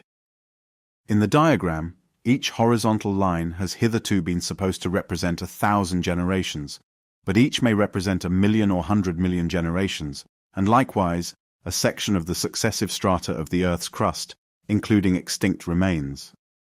We shall, when we come to our chapter on geology, have to refer again to this subject, and I think we shall then see that the diagram throws light on the affinities of extinct beings, which, though generally belonging to the same orders or families or genera with those now living, yet are often, in some degree, intermediate in character between existing groups. And we can understand this fact, for the extinct species lived at very ancient epochs when the branching lines of descent had diverged less. I see no reason to limit the process of modification, as now explained, to the formation of genera alone. If, in our diagram, we suppose the amount of change represented by each successive group of diverging dotted lines to be very great, the forms marked A14 to P14, those marked B14 and F14, and those marked O14 to M14, will form 3 very distinct genera. We shall also have 2 very distinct genera descended from I, and as these latter 2 genera, both from continued divergence of character and from inheritance from a different parent, will differ widely from the 3 genera descended from A, the 2 little groups of genera will form 2 distinct families, or even orders, according to the amount of divergent modification supposed to be represented in the diagram. And the 2 new families, or orders, will have descended from 2 species of the original genus. And these 2 species are supposed to have descended from 1 species of a still more ancient and unknown genus. We have seen that in each country it is the species of the larger genera which oftenest present varieties or incipient species. This indeed might have been expected, for as natural selection acts through one form having some advantage over other forms in the struggle for existence, it will chiefly act on those which already have some advantage. And the largeness of any group shows that its species have inherited from a common ancestor some advantage in common. Hence, the struggle for the production of new and modified descendants will mainly lie between the larger groups, which are all trying to increase in number. One large group will slowly conquer another large group, reduce its numbers, and thus lessen its chance of further variation and improvement. Within the same large group, the later and more highly perfected subgroups, from branching out and seizing on many new places in the polity of nature, will constantly tend to supplant and destroy the earlier and less improved subgroups. Small and broken groups and subgroups will finally tend to disappear. Looking to the future, we can predict that the groups of organic beings which are now large and triumphant, and which are least broken up, that is, which as yet have suffered least extinction, will for a long period continue to increase. But which groups will ultimately prevail, no man can predict, for we well know that many groups, formerly most extensively developed, have now become extinct. Looking still more remotely to the future, we may predict that owing to the continued and steady increase of the larger groups, a multitude of smaller groups will become utterly extinct and leave no modified descendants.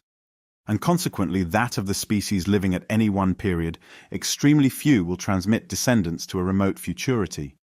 I shall have to return to this subject in the chapter on classification, but I may add that on this view of extremely few of the more ancient species having transmitted descendants, and on the view of all the descendants of the same species making a class, we can understand how it is that there exist but very few classes in each main division of the animal and vegetable kingdoms. Although extremely few of the most ancient species may now have living and modified descendants, yet at the most remote geological period, the earth may have been as well peopled with many species of many genera, families, orders, and classes, as at the present day. Summary of the chapter. If during the long course of ages and under varying conditions of life, organic beings vary at all in the several parts of their organization, and I think this cannot be disputed. If there be, owing to the high geometrical powers of increase of each species, at some age, season, or year, a severe struggle for life, and this certainly cannot be disputed, then, considering the infinite complexity of the relations of all organic beings to each other, and to their conditions of existence, causing an infinite diversity in structure, constitution, and habits, to be advantageous to them, I think it would be a most extraordinary fact, if no variation ever had occurred useful to each being's own welfare, in the same way as so many variations have occurred useful to man. But if variations useful to any organic being do occur, assuredly, individuals thus characterized will have the best chance of being preserved in the struggle for life, and from the strong principle of inheritance, they will tend to produce offspring similarly characterized. This principle of preservation I have called, for the sake of brevity, natural selection. Natural selection, on the principle of qualities being inherited at corresponding ages, can modify the egg, seed, or young as easily as the adult. Amongst many animals, sexual selection will give its aid to ordinary selection by assuring to the most vigorous and best adapted males the greatest number of offspring. Sexual selection will also give characters useful to the males alone in their struggles with other males. Whether natural selection has really thus acted in nature, in modifying and adapting the various forms of life to their several conditions and stations, must be judged of by the general tenor and balance of evidence given in the following chapters. But we already see how it entails extinction, and how largely extinction has acted in the world's history, geology plainly declares. Natural selection also leads to divergence of character. For more living beings can be supported on the same area, the more they diverge in structure, habits, and constitution, of which we see proof by looking at the inhabitants of any small spot or at naturalized productions. Therefore, during the modification of the descendants of any one species, and during the incessant struggle of all species to increase in numbers, the more diversified these descendants become, the better will be their chance of succeeding in the battle of life. Thus, the small differences distinguishing varieties of the same species will steadily tend to increase, till they come to equal the greater differences between species of the same genus, or even of distinct genera. We have seen that it is the common, the widely diffused and widely ranging species, belonging to the larger genera, which vary most, and these will tend to transmit to their modified offspring that superiority which now makes them dominant in their own countries. Natural selection, as has just been remarked, leads to divergence of character and to much extinction of the less improved and intermediate forms of life. On these principles, I believe the nature of the affinities of all organic beings may be explained. It is a truly wonderful fact, the wonder of which we are apt to overlook from familiarity, that all animals and all plants throughout all time and space should be related to each other in group, subordinate to group, in the manner which we everywhere behold, namely, varieties of the same species most closely related together, species of the same genus less closely and unequally related together, forming sections and subgenera, species of distinct genera much less closely related, and genera related in different degrees, forming subfamilies, families, orders, subclasses, and classes. The several subordinate groups in any class cannot be ranked in a single file, but seem rather to be clustered round points, and these round other points, and so on in almost endless cycles. On the view that each species has been independently created, I can see no explanation of this great fact in the classification of all organic beings, but to the best of my judgment, it is explained through inheritance and the complex action of natural selection, entailing extinction and divergence of character, as we have seen illustrated in the diagram. The affinities of all the beings of the same class have sometimes been represented by a great tree. I believe this simile largely speaks the truth. The green and budding twigs may represent existing species, and those produced during each former year may represent the long succession of extinct species. At each period of growth, all the growing twigs have tried to branch out on all sides, and to overtop and kill the surrounding twigs and branches, in the same manner as species and groups of species have tried to overmaster other species in the great battle for life. The limbs divided into great branches, and these into lesser and lesser branches, were themselves once, when the tree was small, budding twigs. And this connection of the former and present buds by ramifying branches may well represent the classification of all extinct and living species in groups subordinate to groups. Of the many twigs which flourished when the tree was a mere bush, only 2 or 3, now grown into great branches, yet survive and bear all the other branches. So with the species which lived during long past geological periods, very few now have living and modified descendants. From the first growth of the tree, many a limb and branch has decayed and dropped off, and these lost branches of various sizes may represent those whole orders, families, and genera which have now no living representatives, and which are known to us only from having been found in a fossil state. As we here and there see a thin straggling branch springing from a fork, low down in a tree, and which by some chance has been favoured and is still alive on its summit, so we occasionally see an animal like the ornithorhynchus or lepidosiren, which in some small degree connects by its affinities 2 large branches of life, and which has apparently been saved from fatal competition by having inhabited a protected station. As buds give rise by growth to fresh buds, and these, if vigorous, branch out and overtop on all sides many a feebler branch, so by generation I believe it has been with the great tree of life, which fills with its dead and broken branches the crust of the earth, and covers the surface with its ever-branching and beautiful ramifications.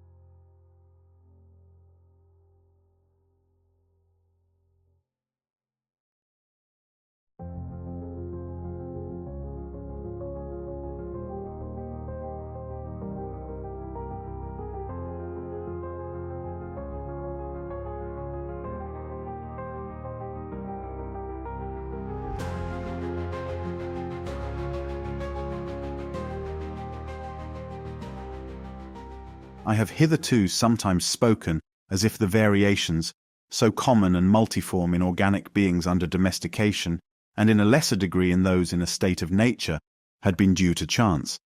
This, of course, is a wholly incorrect expression, but it serves to acknowledge plainly our ignorance of the cause of each particular variation.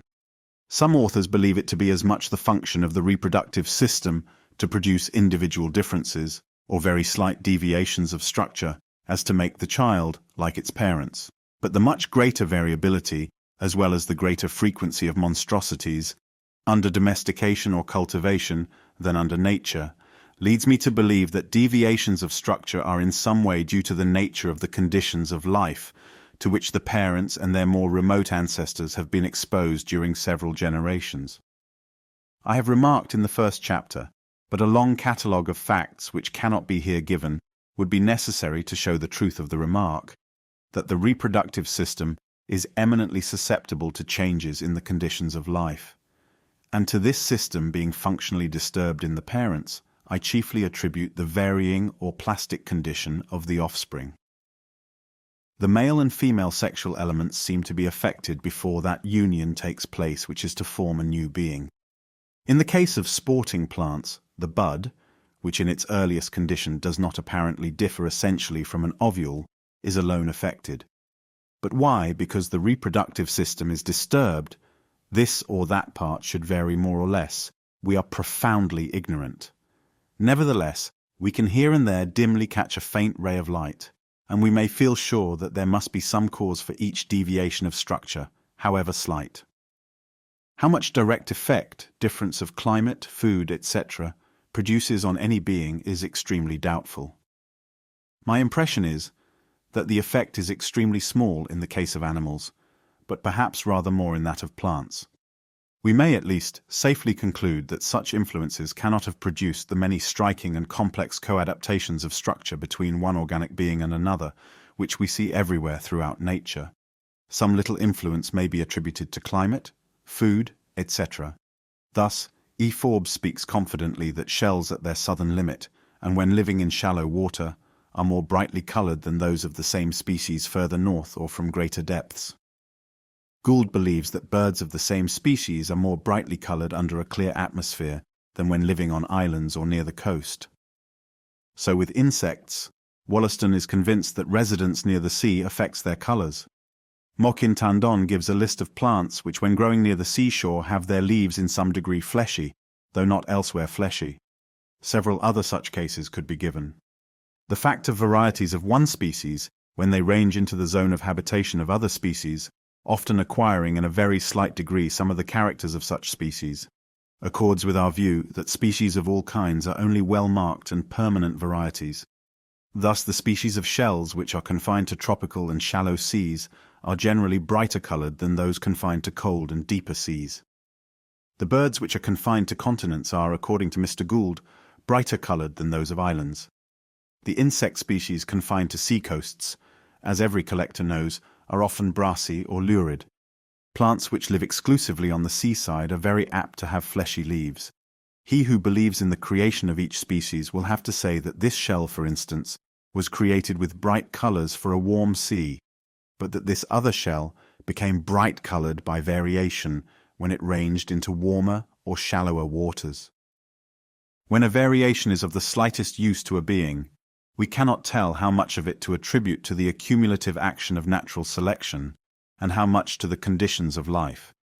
Thus, it is well known to furriers that animals of the same species have thicker and better fur the more severe the climate is under which they have lived. But who can tell how much of this difference may be due to the warmest-clad individuals having been favoured and preserved during many generations, and how much to the direct action of the severe climate? For it would appear that climate has some direct action on the hair of our domestic quadrupeds. Instances could be given of the same variety being produced under conditions of life as different as can well be conceived, and on the other hand, of different varieties being produced from the same species under the same conditions. Such facts show how indirectly the conditions of life must act. Again, innumerable instances are known to every naturalist of species keeping true or not varying at all, although living under the most opposite climates. Such considerations as these incline me to lay very little weight on the direct action of the conditions of life. Indirectly, as already remarked, they seem to play an important part in affecting the reproductive system and in thus inducing variability. And natural selection will then accumulate all profitable variations, however slight, until they become plainly developed and appreciable by us. Effects of use and disuse. From the facts alluded to in the first chapter, I think there can be little doubt that use in our domestic animals strengthens and enlarges certain parts, and disuse diminishes them, and that such modifications are inherited. Under free nature, we can have no standard of comparison by which to judge of the effects of long-continued use or disuse, for we know not the parent forms, but many animals have structures which can be explained by the effects of disuse. As Professor Owen has remarked, there is no greater anomaly in nature than a bird that cannot fly, yet there are several in this state. The logger-headed duck of South America can only flap along the surface of the water, and has its wings in nearly the same condition as the domestic Aylesbury duck. As the larger ground-feeding birds seldom take flight except to escape danger, I believe that the nearly wingless condition of several birds, which now inhabit or have lately inhabited several oceanic islands, tenanted by no beast of prey, has been caused by disuse. The ostrich indeed inhabits continents and is exposed to danger from which it cannot escape by flight, but by kicking it can defend itself from enemies as well as any of the smaller quadrupeds. We may imagine that the early progenitor of the ostrich had habits like those of a bustard, and that as natural selection increased in successive generations the size and weight of its body, its legs were used more and its wings less, until they became incapable of flight. Kirby has remarked, and I have observed the same fact, that the anterior tarsi or feet of many male dung-feeding beetles are very often broken off. He examined 17 specimens in his own collection, and not one had even a relic left. In the Onytsapeles, the tarsi are so habitually lost that the insect has been described as not having them. In some other genera they are present, but in a rudimentary condition. In the Ateuchus, or sacred beetle of the Egyptians, they are totally deficient. There is not sufficient evidence to induce us to believe that mutilations are ever inherited, and I should prefer explaining the entire absence of the anterior tarsi in Ateuchus, and their rudimentary condition in some other genera, by the long-continued effects of disuse in their progenitors. For as the tarsi are almost always lost in many dung-feeding beetles, they must be lost early in life and therefore cannot be much used by these insects. In some cases we might easily put down to disuse modifications of structure which are wholly or mainly due to natural selection. Mr. Wollaston has discovered the remarkable fact that 200 beetles, out of the 550 species inhabiting Madeira, are so far deficient in wings that they cannot fly, and that of the 29 endemic genera, no less than 23 genera have all their species in this condition.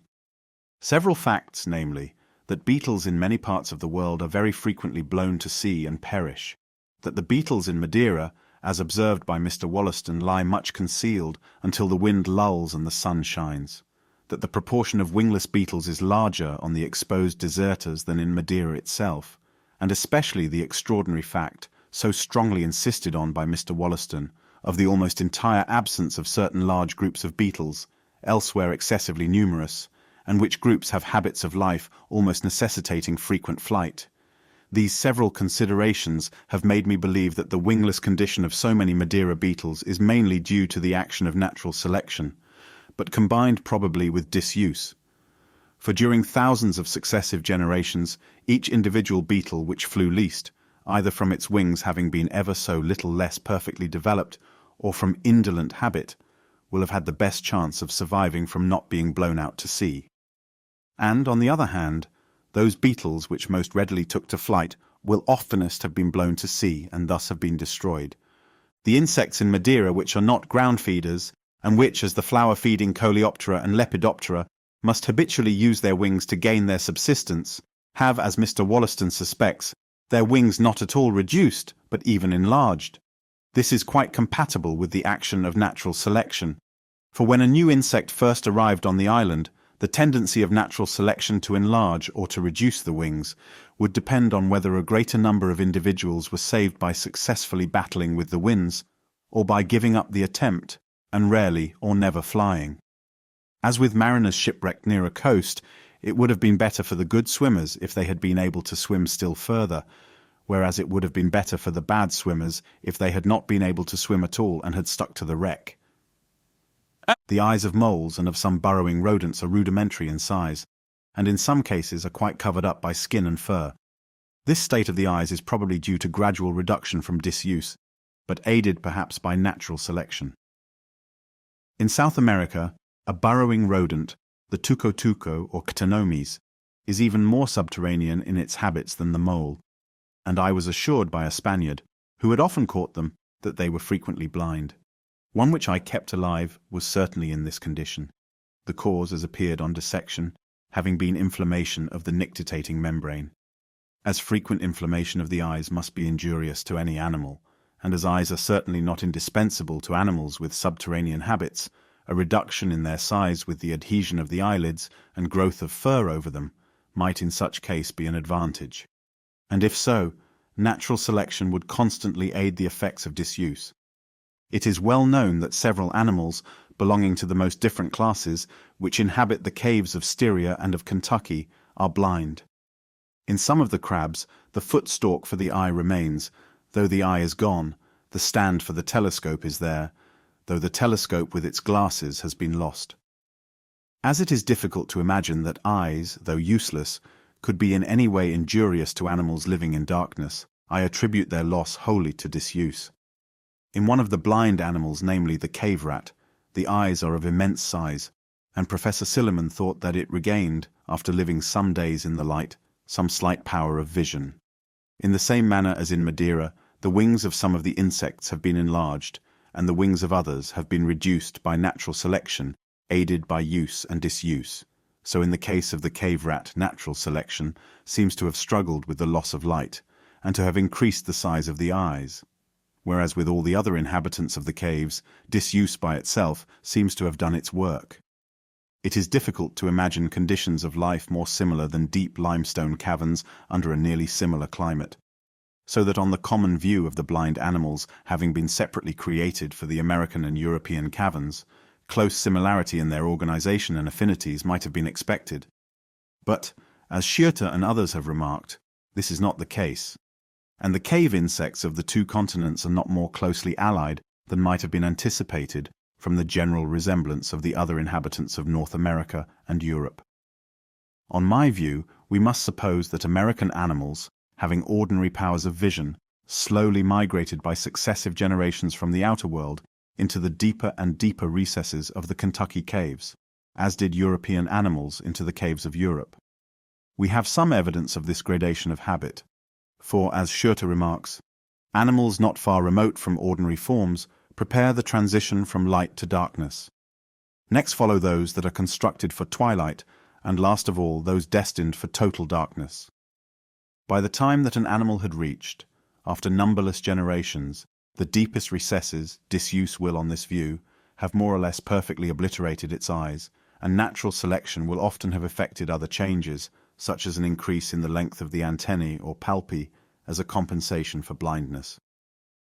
Notwithstanding such modifications, we might expect still to see in the cave animals of America affinities to the other inhabitants of that continent, and in those of Europe to the inhabitants of the European continent.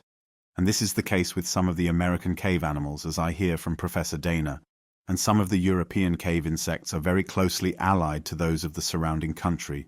It would be most difficult to give any rational explanation of the affinities of the blind cave animals to the other inhabitants of the two continents on the ordinary view of their independent creation. That several of the inhabitants of the caves of the Old and New Worlds should be closely related, we might expect from the well-known relationship of most of their other productions. Far from feeling any surprise that some of the cave animals should be very anomalous, as Agassiz has remarked in regard to the blind fish, the amblyopsis, and as is the case with the blind Proteus with reference to the reptiles of Europe, I'm only surprised that more wrecks of ancient life have not been preserved, owing to the less severe competition to which the inhabitants of these dark abodes will probably have been exposed. Acclimatization. Habit is hereditary with plants, as in the period of flowering. in the amount of rain requisite for seeds to germinate, in the time of sleep, etc. And this leads me to say a few words on acclimatization.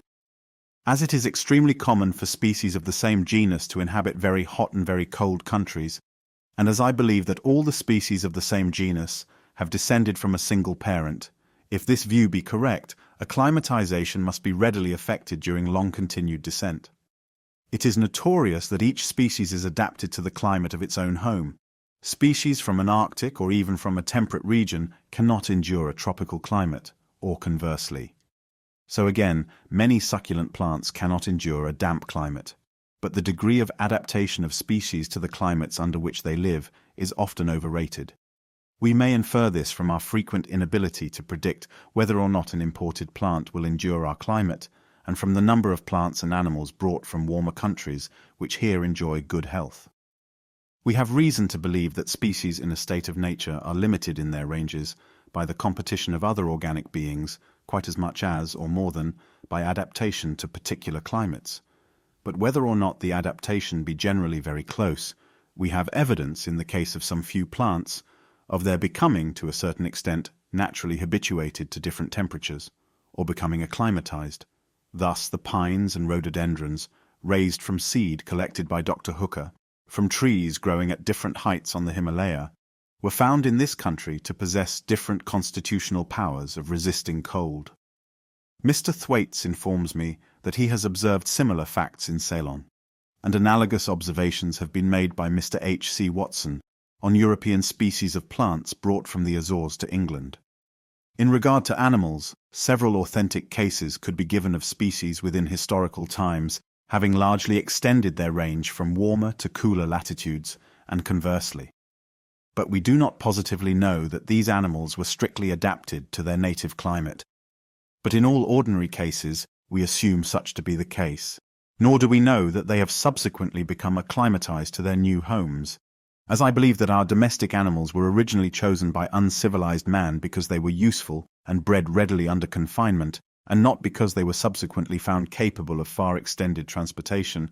I think the common and extraordinary capacity in our domestic animals of not only withstanding the most different climates, but of being perfectly fertile, a far severer test under them, may be used as an argument that a large proportion of other animals, now in a state of nature, could easily be brought to bear widely different climates. We must not, however, push the foregoing argument too far on account of the probable origin of some of our domestic animals from several wild stocks.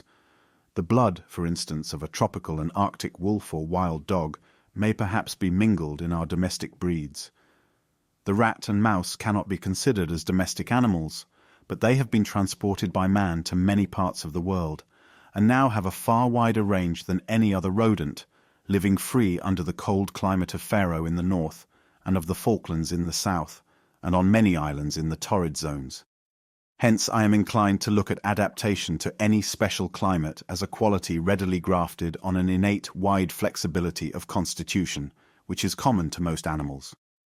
On this view, the capacity of enduring the most different climates by man himself and by his domestic animals, and such facts as that former species of the elephant and rhinoceros were capable of enduring a glacial climate, whereas the living species are now all tropical or subtropical in their habits, ought not to be looked at as anomalies, but merely as examples of a very common flexibility of constitution brought, under peculiar circumstances, into play.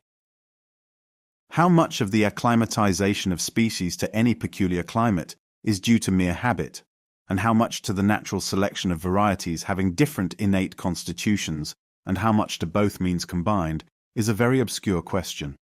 That habit or custom has some influence, I must believe, both from analogy and from the incessant advice given in agricultural works, even in the ancient encyclopedias of China, to be very cautious in transposing animals from one district to another.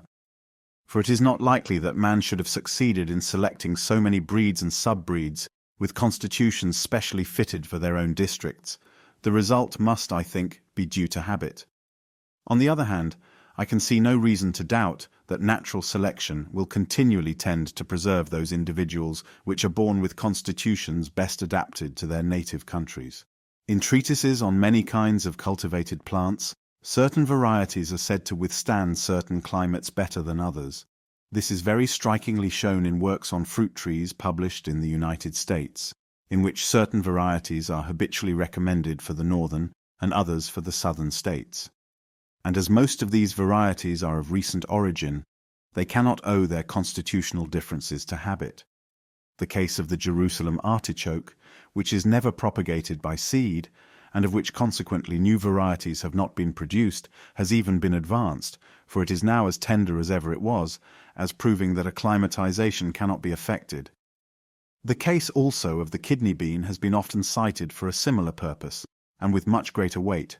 But until someone will sow during a score of generations his kidney beans so early that a very large proportion are destroyed by frost, and then collect seed from the few survivors, with care to prevent accidental crosses, and then again get seed from these seedlings, with the same precautions, the experiment cannot be said to have been even tried, nor let it be supposed that no differences in the constitution of seedling kidney beans ever appear, for an account has been published how much more hardy some seedlings appeared to be than others.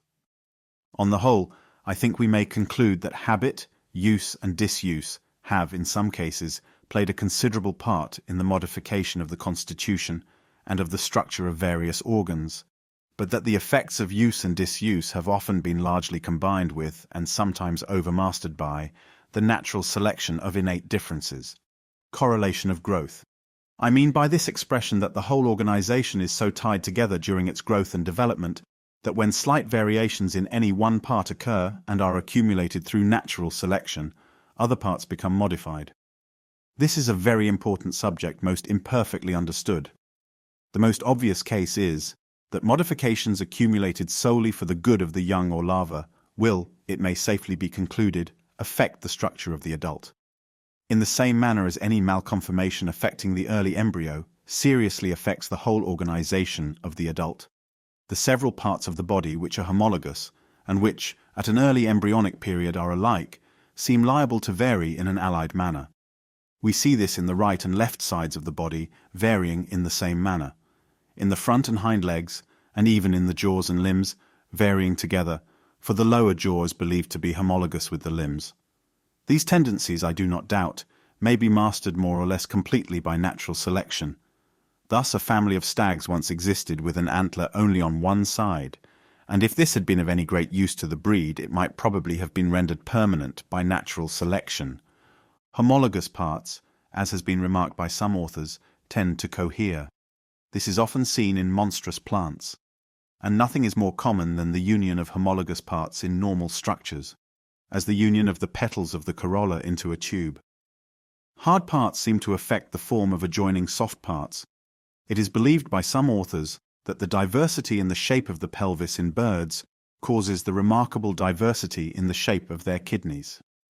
Others believe that the shape of the pelvis in the human mother influences by pressure the shape of the head of the child. In snakes, according to Schlegel, the shape of the body and the manner of swallowing determine the position of several of the most important viscera. The nature of the bond of correlation is very frequently quite obscure. M. is Geoffroy Street Hilaire has forcibly remarked that certain malconformations very frequently, and that others rarely coexist, without our being able to assign any reason. What can be more singular than the relation between blue eyes and deafness in cats, and the tortoise-shell colour with the female sex, the feathered feet and skin between the outer toes in pigeons, and the presence of more or less down on the young birds when first hatched, with the future colour of their plumage? Or, again, the relation between the hair and teeth in the naked Turkish dog, though here probably homology comes into play. With respect to this latter case of correlation, I think it can hardly be accidental that if we pick out the two orders of mammalia which are most abnormal in their dermal coverings, viz. Cetacea, whales, and Edentata, armadillos, scaly anteaters, etc., that these are likewise the most abnormal in their teeth. I know of no case better adapted to show the importance of the laws of correlation in modifying important structures, independently of utility and therefore of natural selection, than that of the difference between the outer and inner flowers in some compositous and umbelliferous plants. Everyone knows the difference in the ray and central florets of, for instance, the daisy, and this difference is often accompanied with the abortion of parts of the flower, but in some compositous plants the seeds also differ in shape and sculpture, and even the ovary itself with its accessory parts differs, as has been described by Cassini. These differences have been attributed by some authors to pressure, and the shape of the seeds in the ray florets in some compositae countenances this idea. But, in the case of the corolla of the Umbelliferae, it is by no means, as Dr. Hooker informs me, in species with the densest heads that the inner and outer flowers most frequently differ. It might have been thought that the development of the ray petals by drawing nourishment from certain other parts of the flower had caused their abortion. But in some compositae there is a difference in the seeds of the outer and inner florets without any difference in the corolla. Possibly these several differences may be connected with some difference in the flow of nutriment towards the central and external flowers. We know at least that in irregular flowers, those nearest to the axis are often subject to pylorrhea and become regular. I may add, as an instance of this, and of a striking case of correlation, that I have recently observed in some garden pelargoniums that the central flower of the truss often loses the patches of darker color in the two upper petals, and that when this occurs, the adherent nectary is quite aborted. When the color is absent from only one of the two upper petals, the nectary is only much shortened.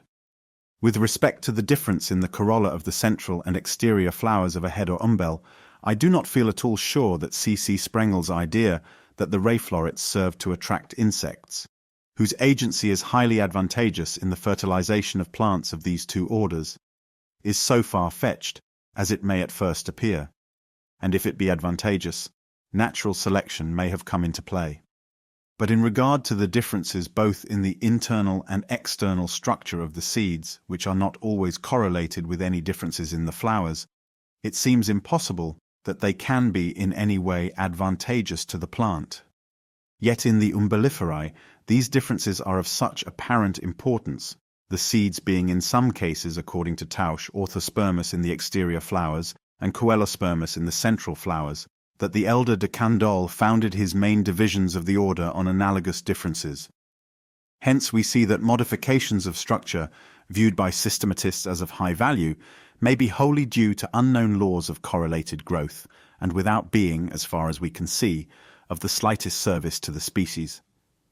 We may often falsely attribute to correlation of growth structures which are common to whole groups of species, and which in truth are simply due to inheritance. For an ancient progenitor may have acquired through natural selection some one modification in structure, and, after thousands of generations, some other and independent modification. And these two modifications, having been transmitted to a whole group of descendants with diverse habits, would naturally be thought to be correlated in some necessary manner. So again, I do not doubt that some apparent correlations, occurring throughout whole orders, are entirely due to the manner alone in which natural selection can act. For instance, alpha. De Candolle has remarked that winged seeds are never found in fruits which do not open.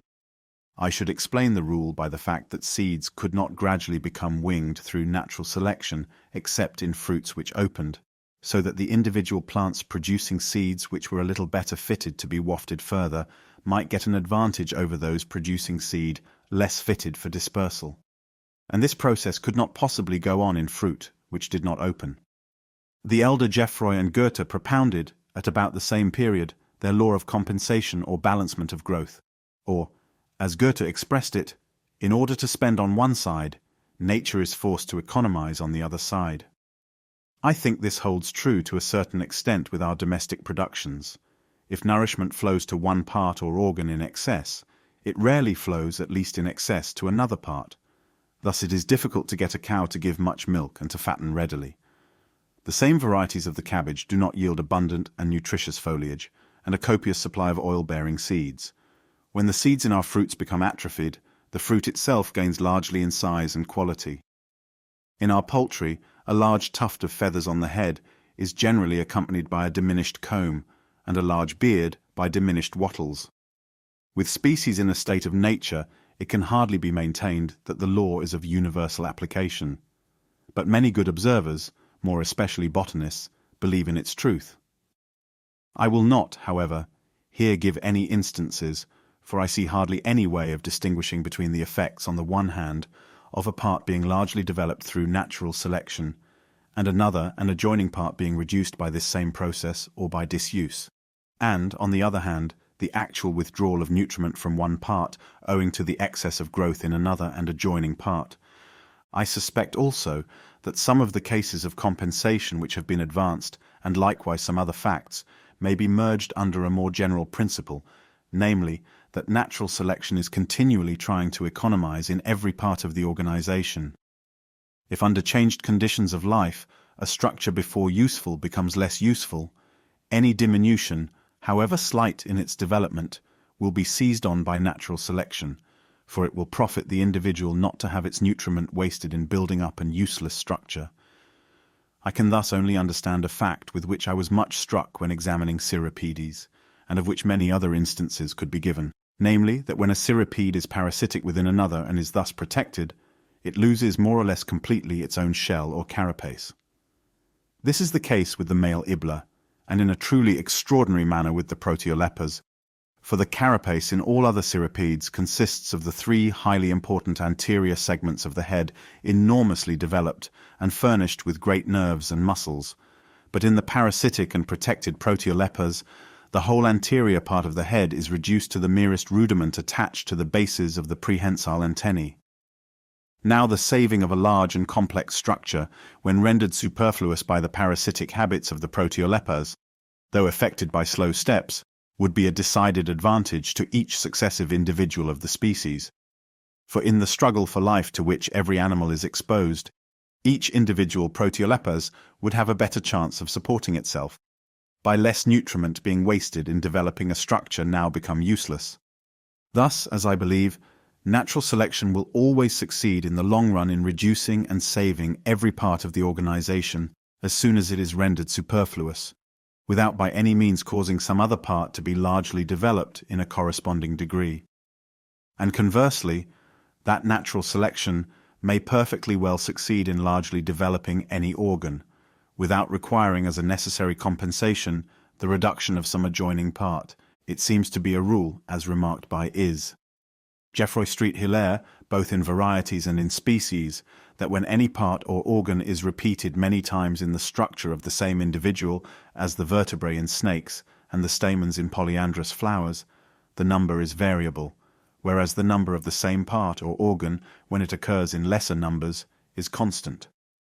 The same author and some botanists have further remarked that multiple parts are also very liable to variation in structure, inasmuch as this vegetative repetition, to use Professor Owen's expression, seems to be a sign of low organization.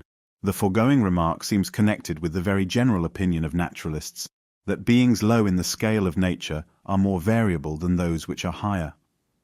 I presume that lowness in this case means that the several parts of the organization have been but little specialized for particular functions, and as long as the same part has to perform diversified work, we can perhaps see why it should remain variable, that is, why natural selection should have preserved or rejected each little deviation of form less carefully than when the part has to serve for one special purpose alone.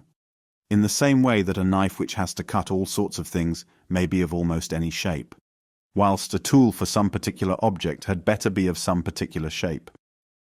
Natural selection, it should never be forgotten, can act on each part of each being, solely through and for its advantage. Rudimentary parts, it has been stated by some authors, and I believe with truth, are apt to be highly variable. We shall have to recur to the general subject of rudimentary and aborted organs, and I will here only add that their variability seems to be owing to their uselessness, and therefore to natural selection having no power to check deviations in their structure. Thus, rudimentary parts are left to the free play of the various laws of growth, to the effects of long-continued disuse, and to the tendency to reversion. A part developed in any species in an extraordinary degree or manner, in comparison with the same part in allied species, tends to be highly variable. Several years ago, I was much struck with a remark, nearly to the above effect, published by Mr. Waterhouse. I infer also from an observation made by Professor Owen, with respect to the length of the arms of the orang-outang, that he has come to a nearly similar conclusion. It is hopeless to attempt to convince anyone of the truth of this proposition without giving the long array of facts which I have collected, and which cannot possibly be here introduced. I can only state my conviction that it is a rule of high generality. I am aware of several causes of error, but I hope that I have made due allowance for them. It should be understood that the rule by no means applies to any part, however unusually developed, unless it be unusually developed in comparison with the same part in closely allied species. Thus, the bat's wing is a most abnormal structure in the class Mammalia, but the rule would not here apply because there is a whole group of bats having wings. It would apply only if some one species of bat had its wings developed in some remarkable manner in comparison with the other species of the same genus. The rule applies very strongly in the case of secondary sexual characters when displayed in any unusual manner. The term secondary sexual characters, used by Hunter, applies to characters which are attached to one sex but are not directly connected with the act of reproduction. The rule applies to males and females, but as females more rarely offer remarkable secondary sexual characters, it applies more rarely to them. The rule being so plainly applicable in the case of secondary sexual characters may be due to the great variability of these characters, whether or not displayed in any unusual manner, of which fact I think there can be little doubt. But that our rule is not confined to secondary sexual characters is clearly shown in the case of hermaphrodite cirripedes, and I may here add that I particularly attended to Mr. Waterhouse's remark whilst investigating this order, and I am fully convinced that the rule almost invariably holds good with cirripedes. I shall, in my future work, give a list of the more remarkable cases.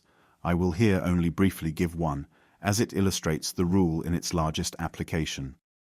The opercular valves of sessile cirripedes, rock barnacles, are, in every sense of the word, very important structures, and they differ extremely little even in different genera. But in the several species of one genus, Pergama, these valves present a marvelous amount of diversification, the homologous valves in the different species being sometimes wholly unlike in shape. And the amount of variation in the individuals of several of the species is so great that it is no exaggeration to state that the varieties differ more from each other in the characters of these important valves than do other species of distinct genera. As birds within the same country vary in a remarkably small degree, I have particularly attended to them, and the rule seems to me certainly to hold good in this class. I cannot make out that it applies to plants, and this would seriously have shaken my belief in its truth, had not the great variability in plants made it particularly difficult to compare their relative degrees of variability. When we see any part or organ developed in a remarkable degree or manner in any species, the fair presumption is that it is of high importance to that species. Nevertheless, the part in this case is eminently liable to variation. Why should this be so? On the view that each species has been independently created, with all its parts as we now see them, I can see no explanation.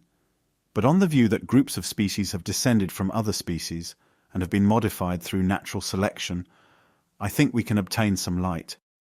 In our domestic animals, if any part or the whole animal be neglected and no selection be applied, that part, for instance the comb in the Dorking fowl, or the whole breed will cease to have a nearly uniform character. The breed will then be said to have degenerated. In rudimentary organs and in those which have been but little specialized for any particular purpose, and perhaps in polymorphic groups, we see a nearly parallel natural case. For in such cases natural selection either has not or cannot come into full play, and thus the organization is left in a fluctuating condition. But what here more especially concerns us is that in our domestic animals those points, which at the present time are undergoing rapid change by continued selection, are also eminently liable to variation. Look at the breeds of the pigeon. See what a prodigious amount of difference there is in the beak of the different tumblers, in the beak and wattle of the different carriers, in the carriage and tail of our fantails, etc. These being the points now mainly attended to by English fanciers. Even in the sub-breeds, as in the short-faced tumbler, it is notoriously difficult to breed them nearly to perfection, and frequently individuals are born which depart widely from the standard. There may be truly said to be a constant struggle going on between, on the one hand, the tendency to reversion to a less modified state, as well as an innate tendency to further variability of all kinds, and on the other hand, the power of steady selection to keep the breed true. In the long run selection gains the day, and we do not expect to fail so far as to breed a bird as coarse as a common tumbler from a good short-faced strain. But as long as selection is rapidly going on, there may always be expected to be much variability in the structure undergoing modification. It further deserves notice that these variable characters, produced by man's selection, sometimes become attached, from causes quite unknown to us, more to one sex than to the other, generally to the male sex, as with the wattle of carriers and the enlarged crop of pouters. Now let us turn to nature. When a part has been developed in an extraordinary manner in any one species, compared with the other species of the same genus, we may conclude that this part has undergone an extraordinary amount of modification, since the period when the species branched off from the common progenitor of the genus. This period will seldom be remote in any extreme degree, as species very rarely endure for more than one geological period. An extraordinary amount of modification implies an unusually large and long-continued amount of variability, which has continually been accumulated by natural selection for the benefit of the species. But as the variability of the extraordinarily developed part or organ has been so great and long continued, within a period not excessively remote, we might, as a general rule, expect still to find more variability in such parts than in other parts of the organization, which have remained for a much longer period nearly constant. And this, I am convinced, is the case. That the struggle between natural selection on the one hand and the tendency to reversion and variability on the other hand will in the course of time cease, and that the most abnormally developed organs may be made constant, I can see no reason to doubt. Hence, when an organ, however abnormal it may be, has been transmitted in approximately the same condition to many modified descendants, as in the case of the wing of the bat, it must have existed, according to my theory, for an immense period in nearly the same state, and thus it comes to be no more variable than any other structure. It is only in those cases in which the modification has been comparatively recent and extraordinarily great that we ought to find the generative variability, as it may be called, still present in a high degree. For in this case the variability will seldom as yet have been fixed by the continued selection of the individuals, varying in the required manner and degree, and by the continued rejection of those tending to revert to a former and less modified condition. The principle included in these remarks may be extended. It is notorious that specific characters are more variable than generic. To explain by a simple example what is meant, if some species in a large genus of plants had blue flowers and some had red, the color would be only a specific character, and no one would be surprised at one of the blue species varying into red, or conversely. But if all the species had blue flowers, the color would become a generic character, and its variation would be a more unusual circumstance. I have chosen this example because an explanation is not in this case applicable, which most naturalists would advance, namely, that specific characters are more variable than generic, because they are taken from parts of less physiological importance than those commonly used for classing genera. I believe this explanation is partly, yet only indirectly true. I shall, however, have to return to this subject in our chapter on classification. It would be almost superfluous to adduce evidence in support of the above statement that specific characters are more variable than generic. But I have repeatedly noticed in works on natural history that when an author has remarked with surprise that some important organ or part, which is generally very constant throughout large groups of species, has differed considerably in closely allied species, that it has also been variable in the individuals of some of the species. And this fact shows that a character, which is generally of generic value, when it sinks in value and becomes only of specific value, often becomes variable, though its physiological importance may remain the same. Something of the same kind applies to monstrosities, at least is. Geoffroy Street Hilaire seems to entertain no doubt that the more an organ normally differs in the different species of the same group, the more subject it is to individual anomalies. On the ordinary view of each species having been independently created, why should that part of the structure, which differs from the same part in other independently created species of the same genus, be more variable than those parts which are closely alike in the several species? I do not see that any explanation can be given, but on the view of species being only strongly marked and fixed varieties, we might surely expect to find them still often continuing to vary in those parts of their structure which have varied within a moderately recent period, and which have thus come to differ, or to state the case in another manner, the points in which all the species of a genus resemble each other and in which they differ from the species of some other genus, are called generic characters. And these characters in common I attribute to inheritance from a common progenitor, for it can rarely have happened that natural selection will have modified several species, fitted to more or less widely different habits in exactly the same manner.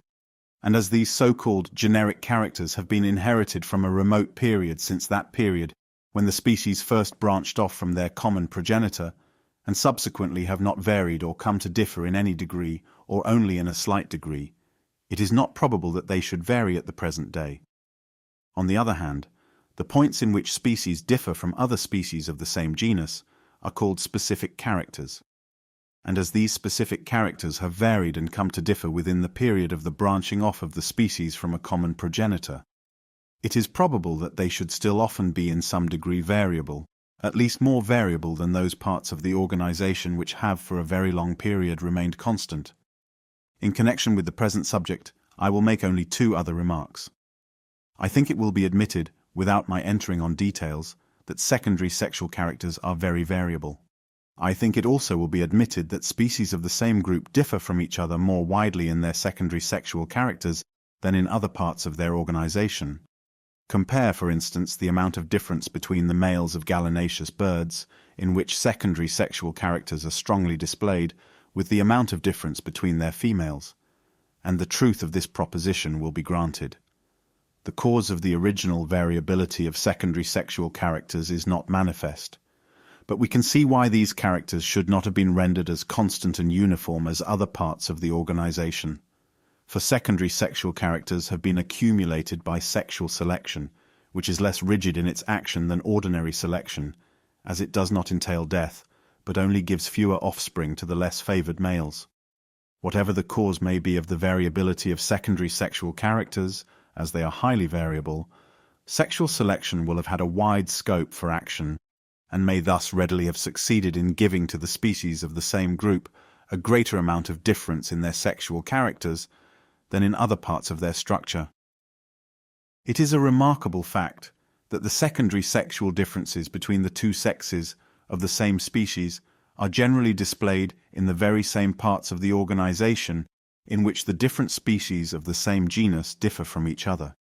Of this fact I will give in illustration two instances, the first which happened to stand on my list, and as the differences in these cases are of a very unusual nature, the relation can hardly be accidental. The same number of joints in the tarsi is a character generally common to very large groups of beetles, but in the Engidae, as Westwood has remarked, the number varies greatly, and the number likewise differs in the two sexes of the same species. Again, in fossorial Hymenoptera, the manner of neuration of the wings is a character of the highest importance because common to large groups, but in certain genera the neuration differs in the different species, and likewise in the two sexes of the same species. This relation has a clear meaning on my view of the subject. I look at all the species of the same genus as having as certainly descended from the same progenitor as have the two sexes of any one of the species. Consequently, whatever part of the structure of the common progenitor or of its early descendants became variable. Variations of this part would, it is highly probable, be taken advantage of by natural and sexual selection in order to fit the several species to their several places in the economy of nature, and likewise to fit the two sexes of the same species to each other, or to fit the males and females to different habits of life, or the males to struggle with other males for the possession of the females.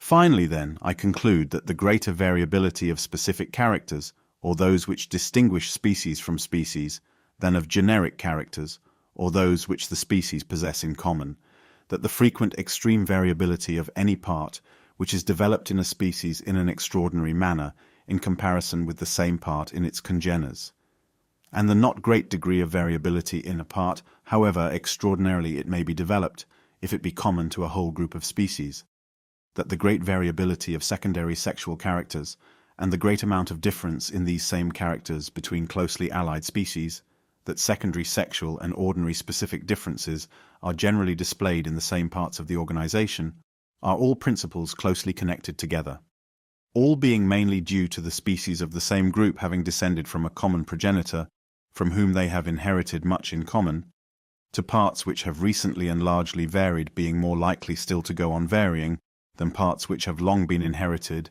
and have not varied, to natural selection having more or less completely, according to the lapse of time, overmastered the tendency to reversion and to further variability, to sexual selection being less rigid than ordinary selection, and to variations in the same parts having been accumulated by natural and sexual selection, and thus adapted for secondary sexual and for ordinary specific purposes. Distinct species present analogous variations, and a variety of one species often assumes some of the characters of an allied species or reverts to some of the characters of an early progenitor. These propositions will be most readily understood by looking to our domestic races. The most distinct breeds of pigeons, in countries most widely apart, present sub-varieties with reversed feathers on the head and feathers on the feet, characters not possessed by the aboriginal rock pigeon. These then are analogous variations in two or more distinct races. The frequent presence of 14 or even 16 tail feathers in the pouter may be considered as a variation representing the normal structure of another race, the fantail. I presume that no one will doubt that all such analogous variations are due to the several races of the pigeon having inherited from a common parent the same constitution and tendency to variation, when acted on by similar unknown influences. In the vegetable kingdom, we have a case of analogous variation in the enlarged stems, or roots as commonly called, of the Swedish turnip and rutabaga, plants which several botanists rank as varieties produced by cultivation from a common parent. If this be not so, the case will then be one of analogous variation in two so-called distinct species, and to these a third may be added, namely, the common turnip. According to the ordinary view of each species having been independently created, we should have to attribute this similarity in the enlarged stems of these three plants, not to the vera causa of community of descent, and a consequent tendency to vary in a like manner, but to three separate yet closely related acts of creation. With pigeons, however, we have another case, namely the occasional appearance in all the breeds of slaty blue birds with two black bars on the wings, a white rump, a bar at the end of the tail, with the outer feathers externally edged near their bases with white. As all these marks are characteristic of the parent rock pigeon, I presume that no one will doubt that this is a case of reversion, and not of a new yet analogous variation appearing in the several breeds. We may, I think, confidently come to this conclusion, because, as we have seen, these coloured marks are eminently liable to appear in the crossed offspring of two distinct and differently coloured breeds, and in this case there is nothing in the external conditions of life to cause the reappearance of the slaty blue with the several marks beyond the influence of the mere act of crossing on the laws of inheritance. No doubt it is a very surprising fact that characters should reappear after having been lost for many, perhaps for hundreds of generations. But when a breed has been crossed only once by some other breed, the offspring occasionally show a tendency to revert in character to the foreign breed for many generations. Some say for a dozen or even a score of generations. After 12 generations, the proportion of blood, to use a common expression, of any one ancestor is only 1 in 2048. And yet, as we see, it is generally believed that a tendency to reversion is retained by this very small proportion of foreign blood. In a breed which has not been crossed, but in which both parents have lost some character which their progenitor possessed, the tendency, whether strong or weak, to reproduce the lost character might be, as was formerly remarked, for all that we can see to the contrary, transmitted for almost any number of generations. When a character which has been lost in a breed reappears after a great number of generations, the most probable hypothesis is, not that the offspring suddenly takes after an ancestor some 100 generations distant, but that in each successive generation there has been a tendency to reproduce the character in question, which at last, under unknown favourable conditions, gains an ascendancy. For instance, it is probable that in each generation of the barb pigeon, which produces most rarely a blue and black barred bird, there has been a tendency in each generation in the plumage to assume this colour. This view is hypothetical but could be supported by some facts, and I can see no more abstract improbability in a tendency to produce any character being inherited for an endless number of generations than in quite useless or rudimentary organs being, as we all know them to be, thus inherited.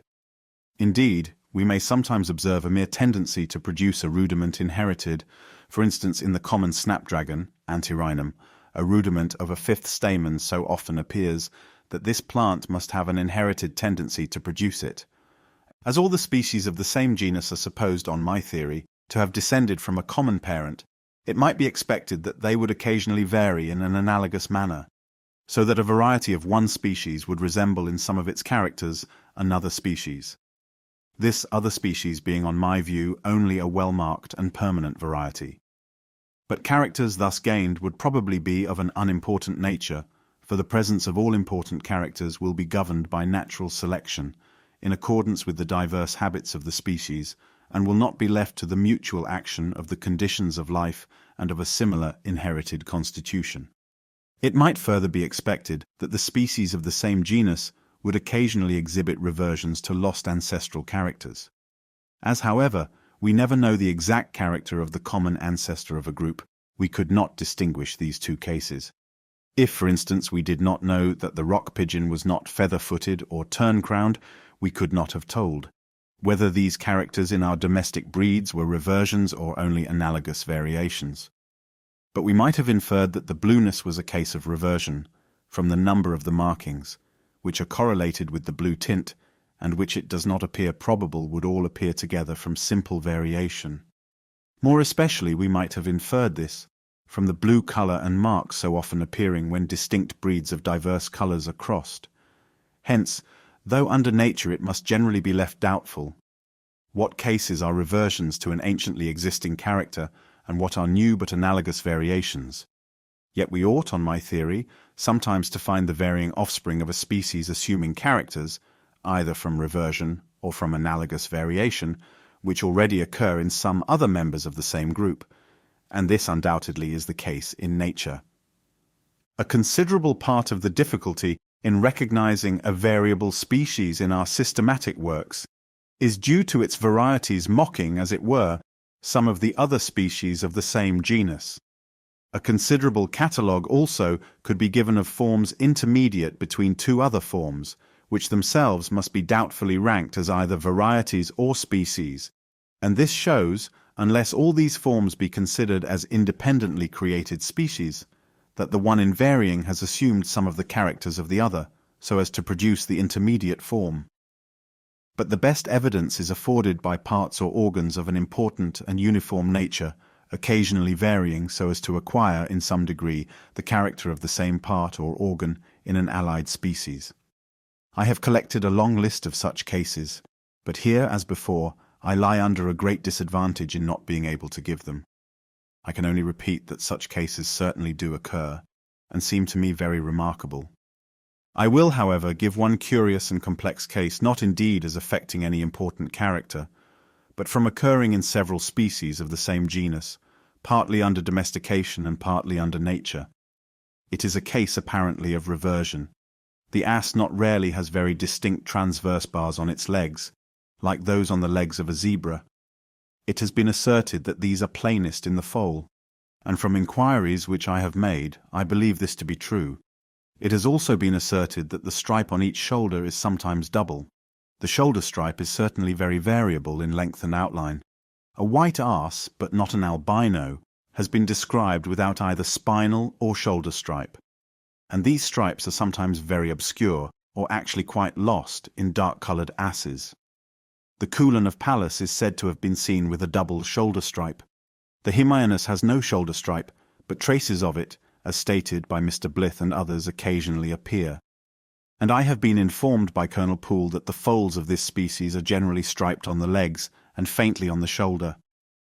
The quagga, though so plainly barred like a zebra over the body, is without bars on the legs. But Dr. Gray has figured one specimen with very distinct zebra-like bars on the hocks. With respect to the horse, I have collected cases in England of the spinal stripe in horses of the most distinct breeds, and of all colours.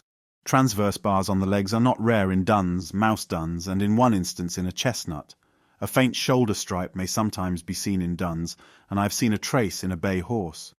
My son made a careful examination and sketch for me of a dun Belgian cart horse with a double stripe on each shoulder and with leg stripes, and a man, whom I can implicitly trust, has examined for me a small dun Welsh pony with 3 short parallel stripes on each shoulder.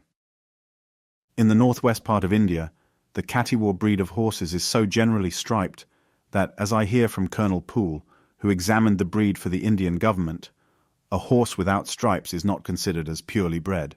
The spine is always striped, the legs are generally barred, and the shoulder stripe, which is sometimes double and sometimes treble, is common. The side of the face, moreover, is sometimes striped. The stripes are plainest in the foal, and sometimes quite disappear in old horses. Colonel Poole has seen both grey and bay Kathiawar horses striped when first foaled. I have also reason to suspect, from information given me by Mr. W. W. Edwards, that with the English race horse, the spinal stripe is much commoner in the foal than in the full-grown animal. Without here entering on further details, I may state that I have collected cases of leg and shoulder stripes in horses of very different breeds in various countries from Britain to eastern China, and from Norway in the north to the Malay archipelago in the south. In all parts of the world, these stripes occur far oftenest in duns and mouse duns. By the term dun, a large range of colour is included, from one between brown and black to a close approach to cream colour. I am aware that Colonel Hamilton Smith, who has written on this subject, believes that the several breeds of the horse have descended from several aboriginal species, one of which, the dun, was striped, and that the above described appearances are all due to ancient crosses with the dun stock.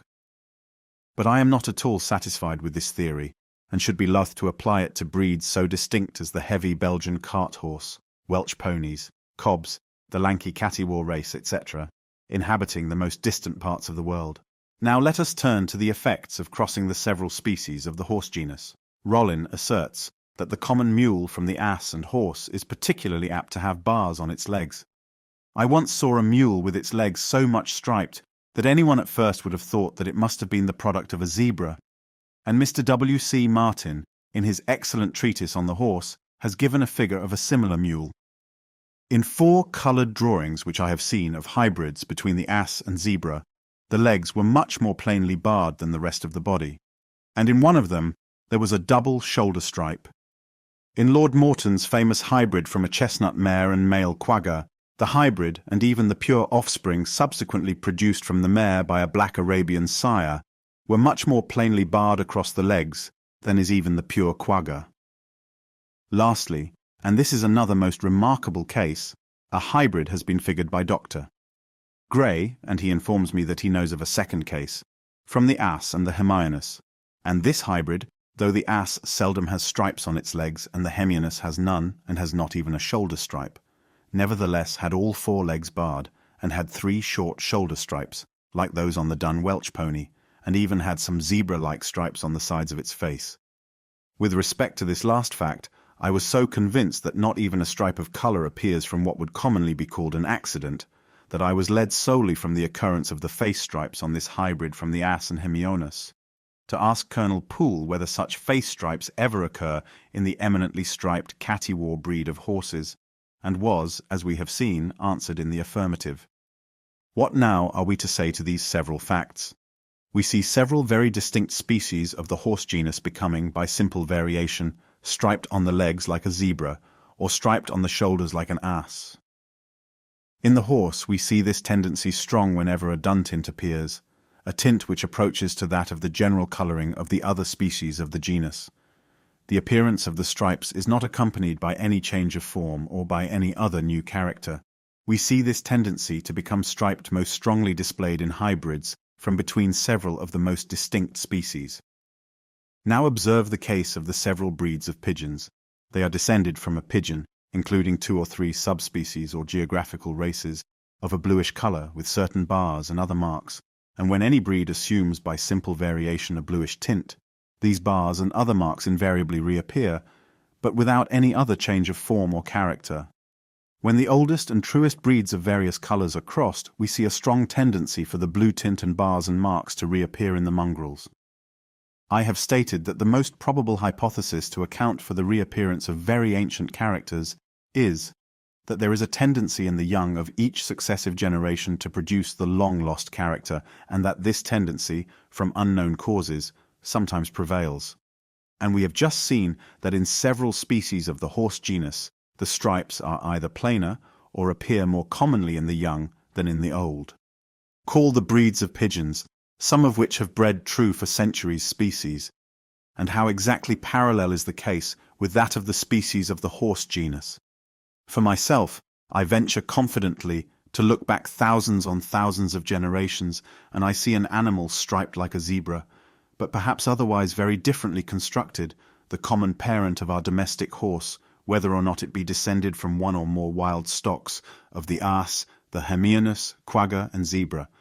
He who believes that each equine species was independently created will, I presume, assert that each species has been created with a tendency to vary, both under nature and under domestication, in this particular manner, so as often to become striped like other species of the genus, and that each has been created with a strong tendency, when crossed with species inhabiting distant quarters of the world, to produce hybrids resembling in their stripes, not their own parents, but other species of the genus. To admit this view is, as it seems to me, to reject a real for an unreal, or at least for an unknown cause. It makes the works of God a mere mockery and deception. I would almost as soon believe with the old and ignorant cosmogonists that fossil shells had never lived, but had been created in stone so as to mock the shells now living on the seashore. Summary. Our ignorance of the laws of variation is profound.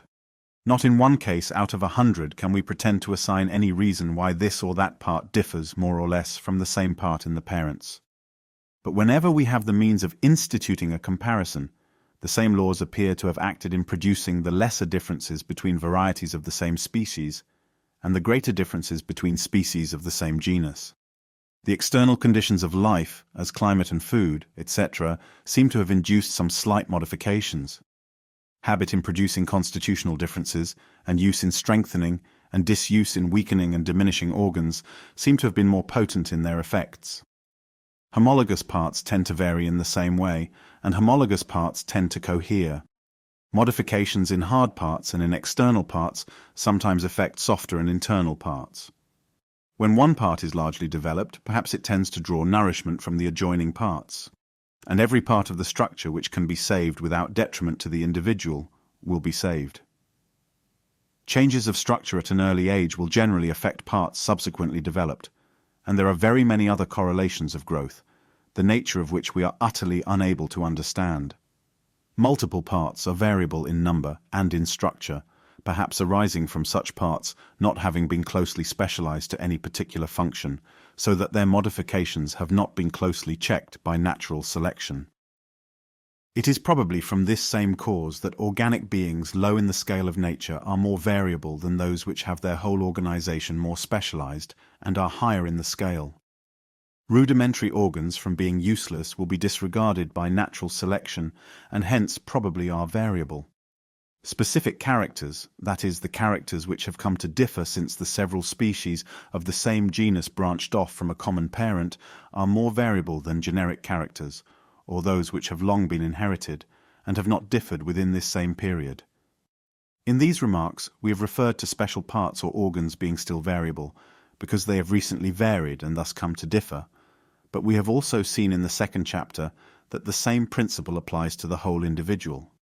For in a district where many species of any genus are found, that is, where there has been much former variation and differentiation, or where the manufactory of new specific forms has been actively at work, there, on an average, we now find most varieties or incipient species. Secondary sexual characters are highly variable, and such characters differ much in the species of the same group.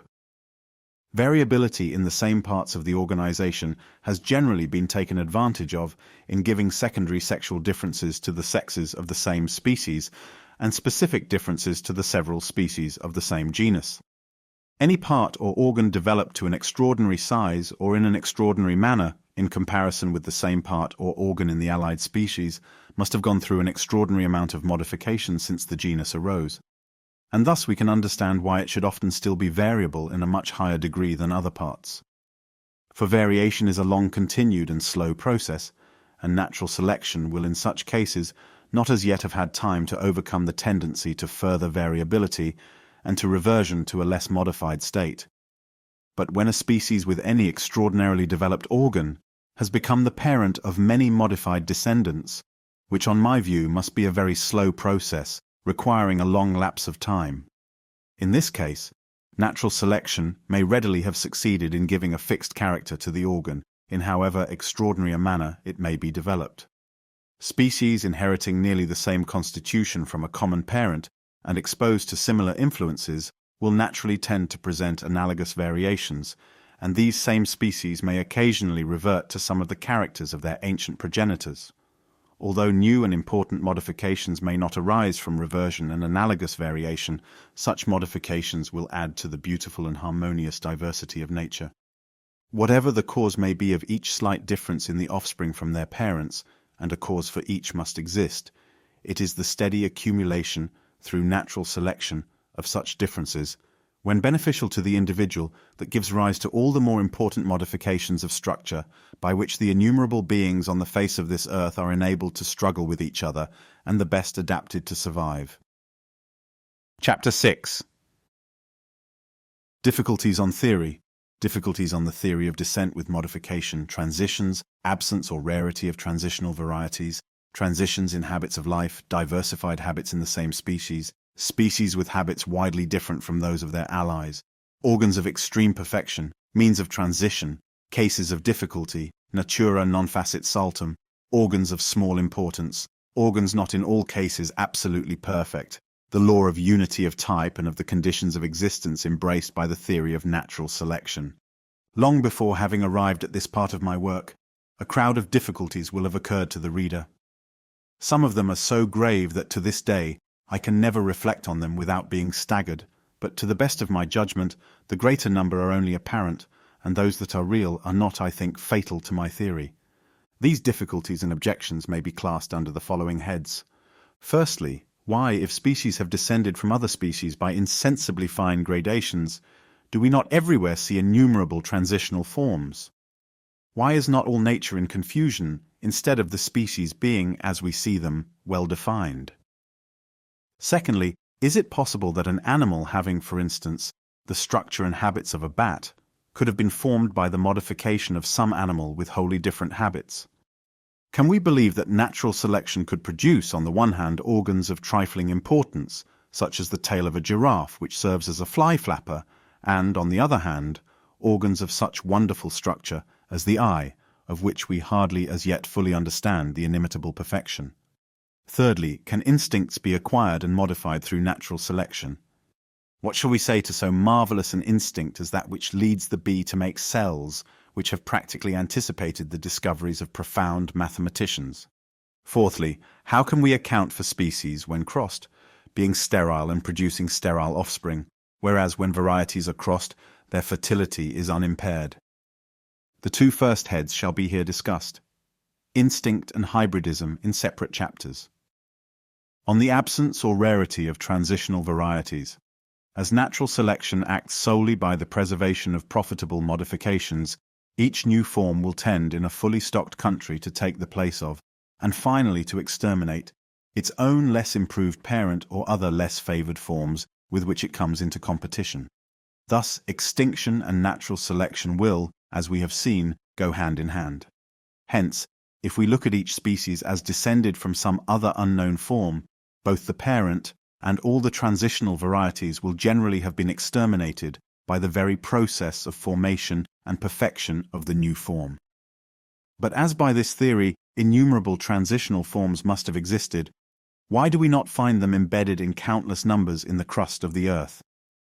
It will be much more convenient to discuss this question in the chapter on the imperfection of the geological record, and I will here only state that I believe the answer mainly lies in the record being incomparably less perfect than is generally supposed, the imperfection of the record being chiefly due to organic beings not inhabiting profound depths of the sea, and to their remains being embedded and preserved to a future age only in masses of sediment sufficiently thick and extensive to withstand an enormous amount of future degradation, and such fossiliferous masses can be accumulated only where much sediment is deposited on the shallow bed of the sea, whilst it slowly subsides.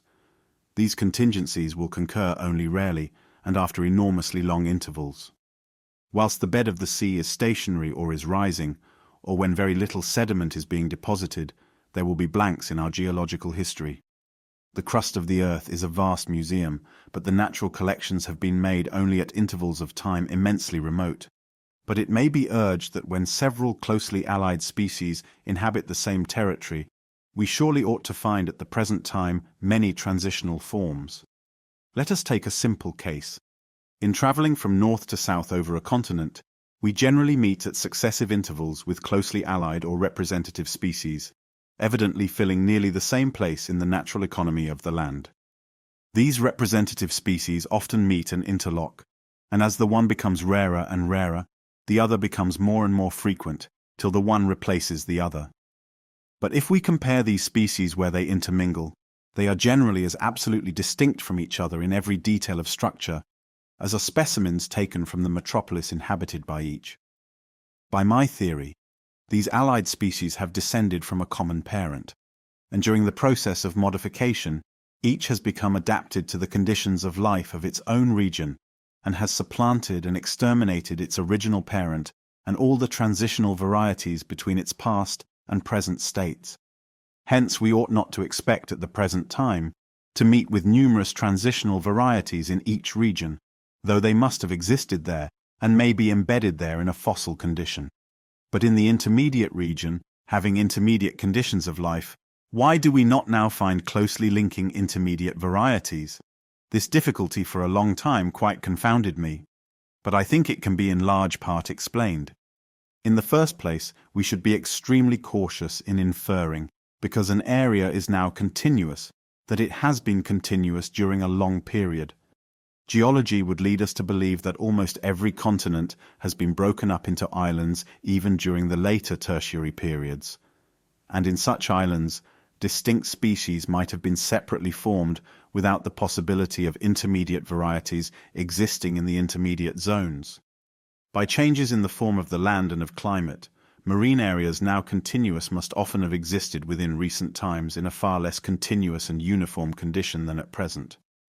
But I will pass over this way of escaping from the difficulty, for I believe that many perfectly defined species have been formed on strictly continuous areas, though I do not doubt that the formerly broken condition of areas now continuous has played an important part in the formation of new species, more especially with freely crossing and wandering animals. In looking at species as they are now distributed over a wide area, we generally find them tolerably numerous over a large territory, then becoming somewhat abruptly rarer and rarer on the confines, and finally disappearing. Hence, the neutral territory between two representative species is generally narrow in comparison with the territory proper to each. We see the same fact in ascending mountains, and sometimes it is quite remarkable how abruptly, as Alf. De Candolle has observed, a common alpine species disappears. The same fact has been noticed by Forbes in sounding the depths of the sea with the dredge. To those who look at climate and the physical conditions of life as the all-important elements of distribution, these facts ought to cause surprise, as climate and height or depth graduate away insensibly. But when we bear in mind that almost every species, even in its metropolis, would increase immensely in numbers were it not for other competing species, that nearly all either prey on or serve as prey for others. In short, that each organic being is either directly or indirectly related in the most important manner to other organic beings. We must see that the range of the inhabitants of any country by no means exclusively depends on insensibly changing physical conditions, but in large part on the presence of other species, on which it depends, or by which it is destroyed, or with which it comes into competition. And as these species are already defined objects, however they may have become so, not blending one into another by insensible gradations, the range of any one species, depending as it does on the range of others, will tend to be sharply defined. Moreover, each species on the confines of its range, where it exists in lessened numbers, will, during fluctuations in the number of its enemies or of its prey, or in the seasons, be extremely liable to utter extermination, and thus its geographical range will come to be still more sharply defined. If I am right in believing that allied or representative species, when inhabiting a continuous area, are generally so distributed that each has a wide range with a comparatively narrow neutral territory between them, in which they become rather suddenly rarer and rarer, Then, as varieties do not essentially differ from species, the same rule will probably apply to both. And if we in imagination adapt a varying species to a very large area, we shall have to adapt two varieties to two large areas, and a third variety to a narrow intermediate zone. The intermediate variety, consequently, will exist in lesser numbers from inhabiting a narrow and lesser area, and practically, as far as I can make out, this rule holds good with varieties in a state of nature. I have met with striking instances of the rule in the case of varieties intermediate between well-marked varieties in the genus Balanus, and it would appear from information given me by Mr. Watson, Dr. Asa Gray, and Mr. Wollaston that generally when varieties intermediate between two other forms occur, they are much rarer numerically than the forms which they connect.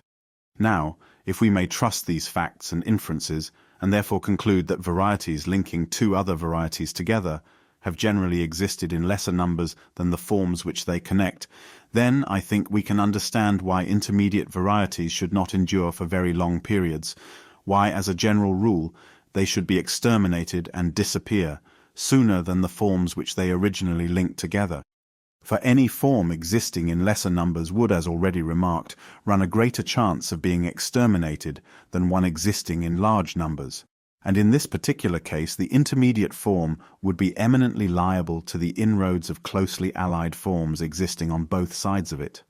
But a far more important consideration, as I believe, is that, during the process of further modification, by which two varieties are supposed on my theory to be converted and perfected into two distinct species, the two which exist in larger numbers from inhabiting larger areas will have a great advantage over the intermediate variety, which exists in smaller numbers in a narrow and intermediate zone. For forms existing in larger numbers will always have a better chance within any given period of presenting further favorable variations for natural selection to seize on than will the rarer forms which exist in lesser numbers. Hence, the more common forms in the race for life will tend to beat and supplant the less common forms, for these will be more slowly modified and improved. It is the same principle which, as I believe, accounts for the common species in each country, as shown in the second chapter, presenting on an average a greater number of well-marked varieties than do the rarer species. I may illustrate what I mean by supposing 3 varieties of sheep to be kept, one adapted to an extensive mountainous region, a second to a comparatively narrow hilly tract, and a third to wide plains at the base, and that the inhabitants are all trying with equal steadiness and skill to improve their stocks by selection. The chances in this case will be strongly in favor of the great holders on the mountains or on the plains improving their breeds more quickly than the small holders on the intermediate narrow hilly tract, and consequently the improved mountain or plain breed will soon take the place of the less improved hill breed. And thus the two breeds, which originally existed in greater numbers, will come into close contact with each other, without the interposition of the supplanted intermediate hill variety. To sum up, I believe that species come to be tolerably well-defined objects, and do not at any one period present an inextricable chaos of varying and intermediate links. Firstly, because new varieties are very slowly formed, for variation is a very slow process, and natural selection can do nothing until favorable variations chance to occur, and until a place in the natural polity of the country can be better filled by some modification of some one or more of its inhabitants. And such new places will depend on slow changes of climate, or on the occasional immigration of new inhabitants, and probably, in a still more important degree, on some of the old inhabitants becoming slowly modified, with the new forms thus produced, and the old ones acting and reacting on each other, so that, in any one region and at any one time, we ought only to see a few species presenting slight modifications of structure in some degree permanent, and this assuredly we do see. Secondly, areas now continuous must often have existed within the recent period in isolated portions, in which many forms, more especially amongst the classes which unite for each birth and wander much, may have separately been rendered sufficiently distinct to rank as representative species. In this case, intermediate varieties between the several representative species and their common parent must formerly have existed in each broken portion of the land, but these links will have been supplanted and exterminated during the process of natural selection. so that they will no longer exist in a living state. Thirdly, when two or more varieties have been formed in different portions of a strictly continuous area, intermediate varieties will, it is probable, at first have been formed in the intermediate zones, but they will generally have had a short duration. For these intermediate varieties will, from reasons already assigned, namely from what we know of the actual distribution of closely allied or representative species, and likewise of acknowledged varieties, exist in the intermediate zones in lesser numbers than the varieties which they tend to connect. From this cause alone, the intermediate varieties will be liable to accidental extermination, and during the process of further modification through natural selection, they will almost certainly be beaten and supplanted by the forms which they connect. For these, from existing in greater numbers, will, in the aggregate, present more variation, and thus be further improved through natural selection and gain further advantages. Lastly, looking not to any one time but to all time, if my theory be true, numberless intermediate varieties, linking most closely all the species of the same group together, must assuredly have existed. But the very process of natural selection constantly tends, as has been so often remarked, to exterminate the parent forms and the intermediate links. Consequently, evidence of their former existence could be found only amongst fossil remains, which are preserved, as we shall in a future chapter attempt to show, in an extremely imperfect and intermittent record. On the origin and transitions of organic beings with peculiar habits and structure, it has been asked by the opponents of such views as I hold, how, for instance, a land carnivorous animal could have been converted into one with aquatic habits. For how could the animal in its transitional state have subsisted? It would be easy to show that within the same group carnivorous animals exist having every intermediate grade between truly aquatic and strictly terrestrial habits. And as each exists by a struggle for life, it is clear that each is well adapted in its habits to its place in nature. Look at the Mustela vison of North America, which has webbed feet and which resembles an otter in its fur, short legs and form of tail. During summer, this animal dives for and preys on fish, but during the long winter it leaves the frozen waters and preys like other polecats on mice and land animals. If a different case had been taken, and it had been asked how an insectivorous quadruped could possibly have been converted into a flying bat, the question would have been far more difficult, and I could have given no answer. Yet I think such difficulties have very little weight. Here, as on other occasions, I lie under a heavy disadvantage, for out of the many striking cases which I have collected, I can give only one or two instances of transitional habits and structures in closely allied species of the same genus, and of diversified habits, either constant or occasional, in the same species.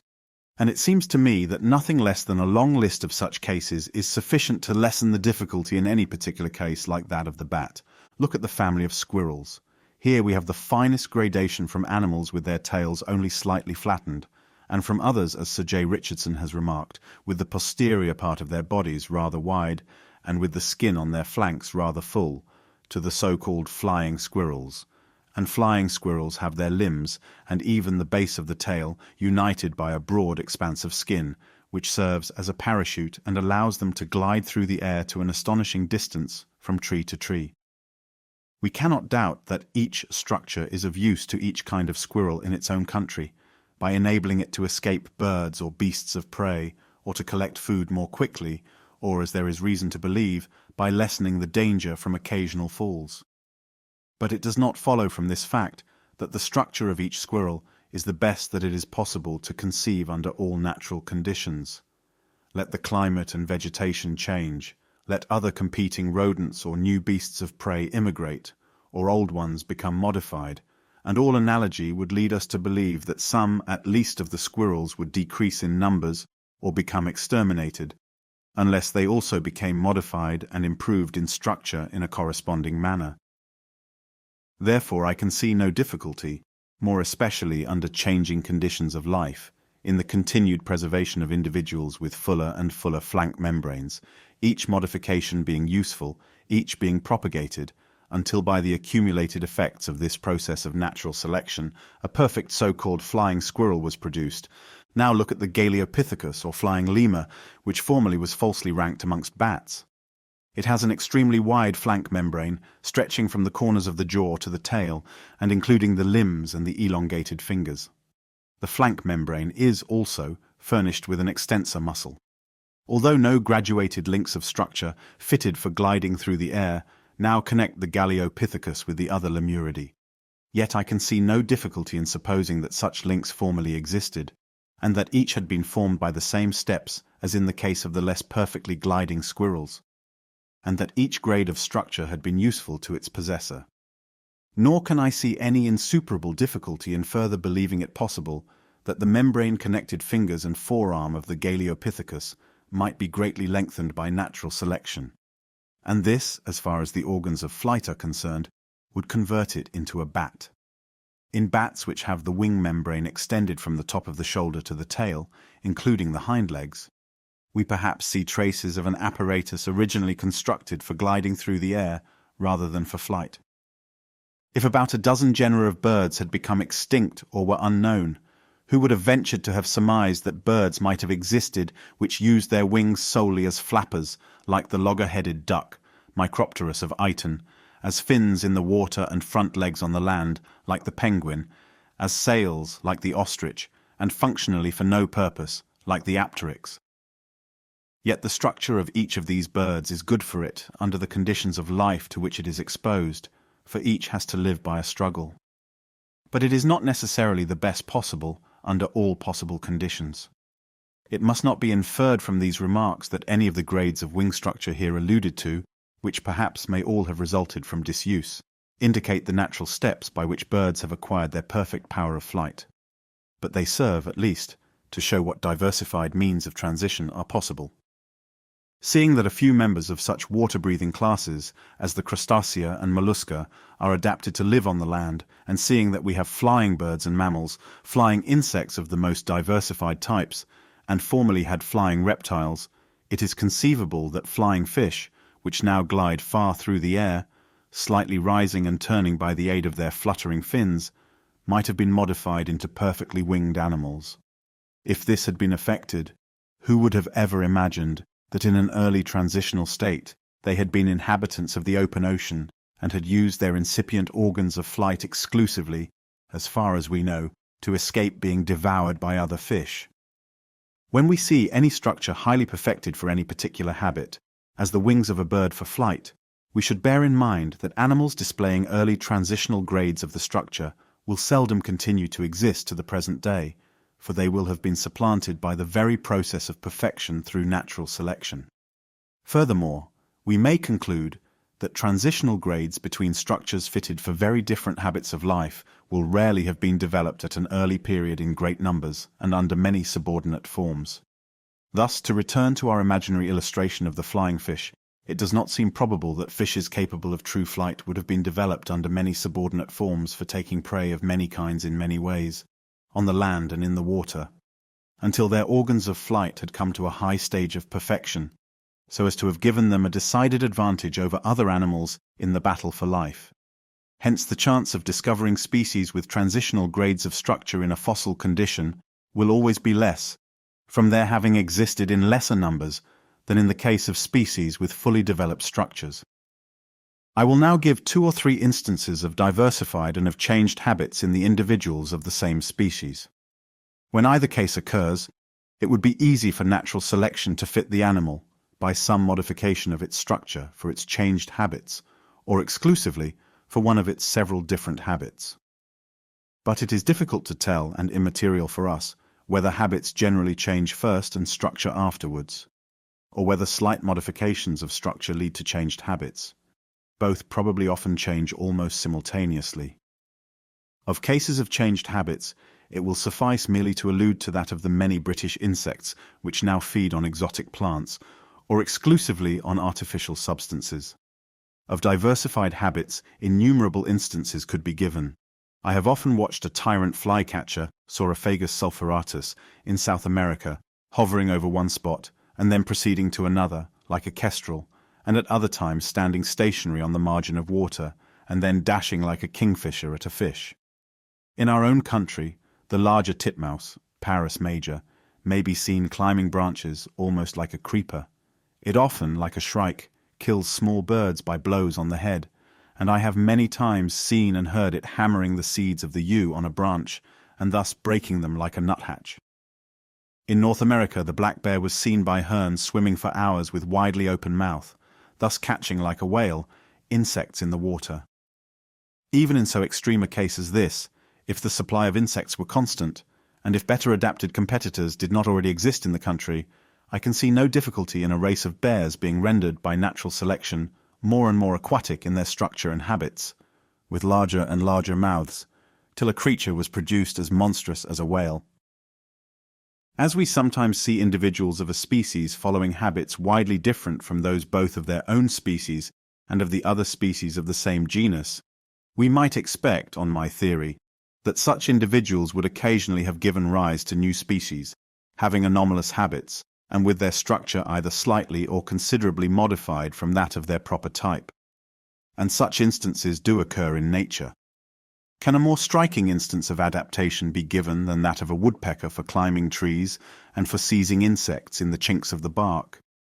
Yet in North America there are woodpeckers which feed largely on fruit, and others with elongated wings which chase insects on the wing, and on the plains of La Plata, where not a tree grows, there is a woodpecker, which in every essential part of its organization, even in its coloring, in the harsh tone of its voice and undulatory flight, told me plainly of its close blood relationship to our common species, yet it is a woodpecker which never climbs a tree. Petrels are the most aerial and oceanic of birds, yet in the quiet sounds of Tierra del Fuego, the Puffinuria berardi, in its general habits, in its astonishing power of diving, its manner of swimming and of flying when unwillingly it takes flight, would be mistaken by anyone for an auk or grebe. Nevertheless, it is essentially a petrel, but with many parts of its organization profoundly modified. On the other hand, the acutest observer, by examining the dead body of the water ouzel, would never have suspected its subaquatic habits. Yet this anomalous member of the strictly terrestrial thrush family wholly subsists by diving, grasping the stones with its feet, and using its wings under water. He who believes that each being has been created as we now see it, must occasionally have felt surprise when he has met with an animal having habits and structure not at all in agreement. What can be plainer than that the webbed feet of ducks and geese are formed for swimming? Yet there are upland geese with webbed feet which rarely or never go near the water, and no one except Audubon has seen the frigate bird, which has all its 4 toes webbed, alight on the surface of the sea. On the other hand, grebes and coots are eminently aquatic, although their toes are only bordered by membrane. What seems plainer than that the long toes of grallatorers are formed for walking over swamps and floating plants, yet the water hen is nearly as aquatic as the coot, and the landrail nearly as terrestrial as the quail or partridge. In such cases, and many others could be given, habits have changed without a corresponding change of structure. The webbed feet of the upland goose may be said to have become rudimentary in function, though not in structure. In the frigate bird, the deeply scooped membrane between the toes shows that structure has begun to change. He who believes in separate and innumerable acts of creation will say that in these cases it has pleased the Creator to cause a being of one type to take the place of one of another type. But this seems to me only restating the fact in dignified language. He who believes in the struggle for existence and in the principle of natural selection will acknowledge that every organic being is constantly endeavoring to increase in numbers, and that if any one being vary ever so little, either in habits or structure, and thus gain an advantage over some other inhabitant of the country, it will seize on the place of that inhabitant, however different it may be from its own place. Hence, it will cause him no surprise that there should be geese and frigate birds with webbed feet, either living on the dry land or most rarely alighting on the water, that there should be long-toed corncrakes living in meadows instead of in swamps, that there should be woodpeckers where not a tree grows, that there should be diving thrushes and petrels with the habits of auks. Organs of extreme perfection and complication. To suppose that the eye, with all its inimitable contrivances for adjusting the focus to different distances, for admitting different amounts of light, and for the correction of spherical and chromatic aberration, could have been formed by natural selection, seems, I freely confess, absurd in the highest possible degree. Yet reason tells me that if numerous gradations from a perfect and complex eye to one very imperfect and simple, each grade being useful to its possessor, can be shown to exist. If further, the eye does vary ever so slightly, and the variations be inherited, which is certainly the case. And if any variation or modification in the organ be ever useful to an animal under changing conditions of life, then the difficulty of believing that a perfect and complex eye could be formed by natural selection, though insuperable by our imagination, can hardly be considered real.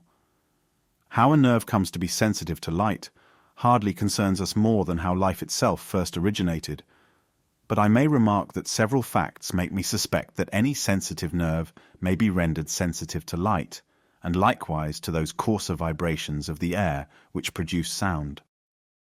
In looking for the gradations by which an organ in any species has been perfected, we ought to look exclusively to its lineal ancestors.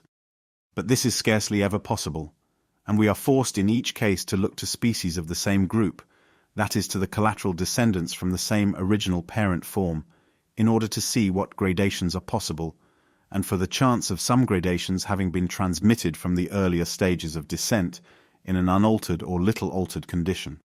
Amongst existing vertebrata, we find but a small amount of gradation in the structure of the eye, and from fossil species we can learn nothing on this head. In this great class we should probably have to descend far beneath the lowest known fossiliferous stratum to discover the earlier stages by which the eye has been perfected. In the articulata we can commence a series with an optic nerve merely coated with pigment, and without any other mechanism, and from this low stage, numerous gradations of structure, branching off in two fundamentally different lines, can be shown to exist until we reach a moderately high stage of perfection.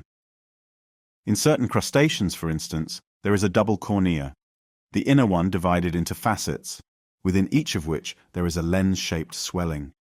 In other crustaceans, the transparent cones which are coated by pigment and which properly act only by excluding lateral pencils of light are convex at their upper ends and must act by convergence, and at their lower ends there seems to be an imperfect vitreous substance. With these facts, here far too briefly and imperfectly given, which show that there is much graduated diversity in the eyes of living crustaceans, and bearing in mind how small the number of living animals is in proportion to those which have become extinct, I can see no very great difficulty, not more than in the case of many other structures, in believing that natural selection has converted the simple apparatus of an optic nerve, merely coated with pigment and invested by transparent membrane, into an optical instrument as perfect as is possessed by any member of the great articulate class. He who will go thus far, if he find on finishing this treatise that large bodies of facts, otherwise inexplicable, can be explained by the theory of descent, ought not to hesitate to go further, and to admit that a structure even as perfect as the eye of an eagle might be formed by natural selection, although in this case he does not know any of the transitional grades. His reason ought to conquer his imagination, though I have felt the difficulty far too keenly to be surprised at any degree of hesitation in extending the principle of natural selection to such startling lengths. It is scarcely possible to avoid comparing the eye to a telescope. We know that this instrument has been perfected by the long-continued efforts of the highest human intellects, and we naturally infer that the eye has been formed by a somewhat analogous process. But may not this inference be presumptuous? Have we any right to assume that the Creator works by intellectual powers like those of man? If we must compare the eye to an optical instrument, we ought in imagination to take a thick layer of transparent tissue, with a nerve sensitive to light beneath, and then suppose every part of this layer to be continually changing slowly in density, so as to separate into layers of different densities and thicknesses, placed at different distances from each other, and with the surfaces of each layer slowly changing in form. Further, we must suppose that there is a power always intently watching each slight accidental alteration in the transparent layers, and carefully selecting each alteration which, under varied circumstances, may in any way, or in any degree, tend to produce a distincter image. We must suppose each new state of the instrument to be multiplied by the million, and each to be preserved till a better be produced, and then the old ones to be destroyed. In living bodies, variation will cause the slight alterations, generation will multiply them almost infinitely, and natural selection will pick out with unerring skill each improvement. Let this process go on for millions on millions of years, and during each year on millions of individuals of many kinds. And may we not believe that a living optical instrument might thus be formed as superior to one of glass, as the works of the Creator are to those of man. If it could be demonstrated that any complex organ existed, which could not possibly have been formed by numerous successive slight modifications, my theory would absolutely break down. But I can find out no such case. No doubt many organs exist of which we do not know the transitional grades, more especially if we look to much isolated species, round which, according to my theory, there has been much extinction.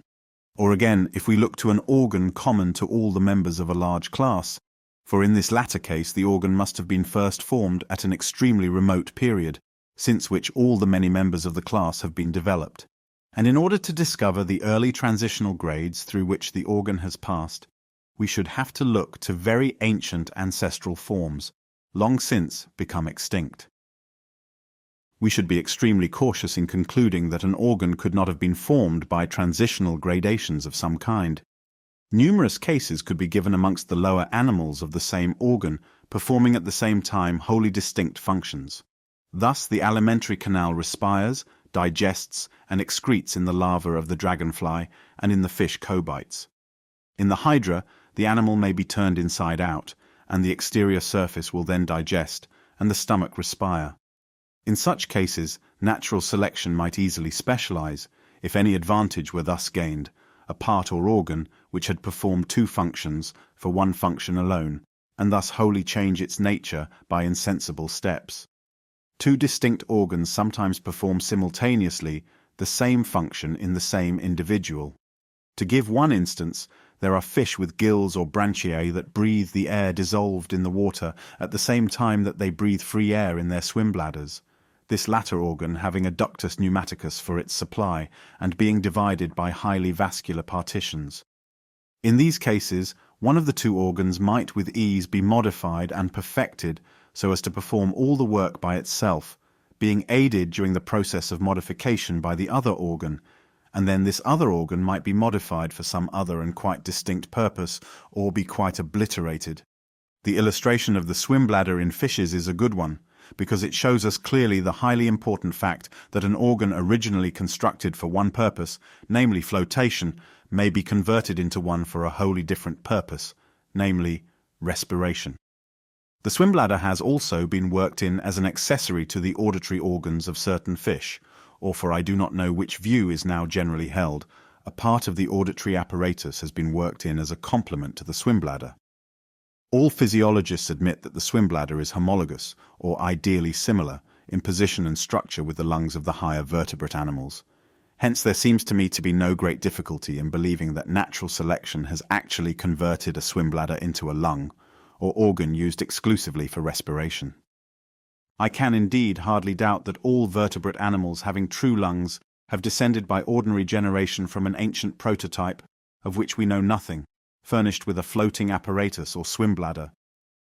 We can thus, as I infer from Professor Owen's interesting description of these parts, understand the strange fact that every particle of food and drink which we swallow has to pass over the orifice of the trachea, with some risk of falling into the lungs, notwithstanding the beautiful contrivance by which the glottis is closed. In the higher vertebrata, the branchia have wholly disappeared, the slits on the sides of the neck and the loop-like course of the arteries still marking in the embryo their former position. But it is conceivable that the now utterly lost branchiae might have been gradually worked in by natural selection for some quite distinct purpose, in the same manner as, on the view entertained by some naturalists that the branchia and dorsal scales of annelids are homologous with the wings and wing covers of insects, it is probable that organs which at a very ancient period served for respiration have been actually converted into organs of flight. In considering transitions of organs, it is so important to bear in mind the probability of conversion from one function to another that I will give one more instance. Pedunculated cirripades have two minute folds of skin, called by me the ovigerous frena, which serve, through the means of a sticky secretion, to retain the eggs until they are hatched within the sac. These cirripeds have no branchiae, the whole surface of the body and sac, including the small frena, serving for respiration. The balanidae or sessile cirripeds, on the other hand, have no ovigerous frena, the eggs lying loose at the bottom of the sac in the well-enclosed shell, but they have large folded branchiae.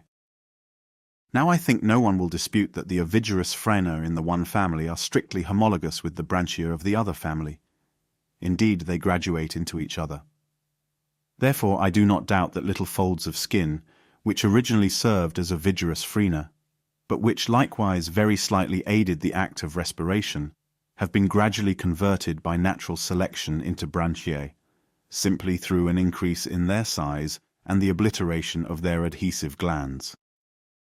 If all pedunculated cirripedes had become extinct, and they have already suffered far more extinction than have sessile cirripedes, who would ever have imagined that the branchia in this latter family had originally existed as organs for preventing the ova from being washed out of the sac? Although we must be extremely cautious in concluding that any organ could not possibly have been produced by successive transitional gradations, yet undoubtedly grave cases of difficulty occur, some of which will be discussed in my future work. One of the gravest is that of neuter insects, which are often very differently constructed from either the males or fertile females, but this case will be treated of in the next chapter.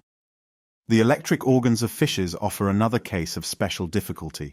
It is impossible to conceive by what steps these wondrous organs have been produced, but as Owen and others have remarked, their intimate structure closely resembles that of common muscle. And as it has lately been shown that rays have an organ closely analogous to the electric apparatus, and yet do not, as Matteucci asserts, discharge any electricity, we must own that we are far too ignorant to argue that no transition of any kind is possible. The electric organs offer another and even more serious difficulty, for they occur in only about a dozen fishes, of which several are widely remote in their affinities. Generally, when the same organ appears in several members of the same class, especially if in members having very different habits of life, we may attribute its presence to inheritance from a common ancestor, and its absence in some of the members to its loss through disuse or natural selection.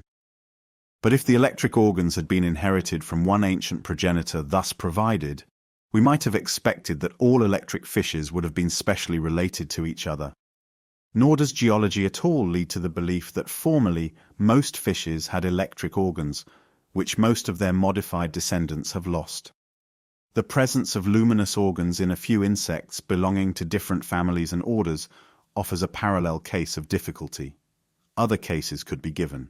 For instance, in plants, the very curious contrivance of a mass of pollen grains, borne on a footstalk with a sticky gland at the end, is the same in Orchis and Asclepias, genera almost as remote as possible amongst flowering plants. In all these cases of two very distinct species furnished with apparently the same anomalous organ, it should be observed that, although the general appearance and function of the organ may be the same, yet some fundamental difference can generally be detected. I am inclined to believe that in nearly the same way as two men have sometimes independently hit on the very same invention, so natural selection, working for the good of each being and taking advantage of analogous variations, has sometimes modified in very nearly the same manner two parts in two organic beings, which owe but little of their structure in common to inheritance from the same ancestor. Although in many cases it is most difficult to conjecture by what transitions an organ could have arrived at its present state, yet, considering that the proportion of living and known forms to the extinct and unknown is very small, I have been astonished how rarely an organ can be named, towards which no transitional grade is known to lead. The truth of this remark is indeed shown by that old canon in natural history of natura non facit saltum. We meet with this admission in the writings of almost every experienced naturalist, or, as Milner Edwards has well expressed it, nature is prodigal in variety, but niggard in innovation. Why, on the theory of creation, should this be so? Why should all the parts and organs of many independent beings, each supposed to have been separately created for its proper place in nature, be so invariably linked together by graduated steps? Why should not nature have taken a leap from structure to structure? On the theory of natural selection, we can clearly understand why she should not. For natural selection can act only by taking advantage of slight successive variations. She can never take a leap, but must advance by the shortest and slowest steps. Organs of little apparent importance.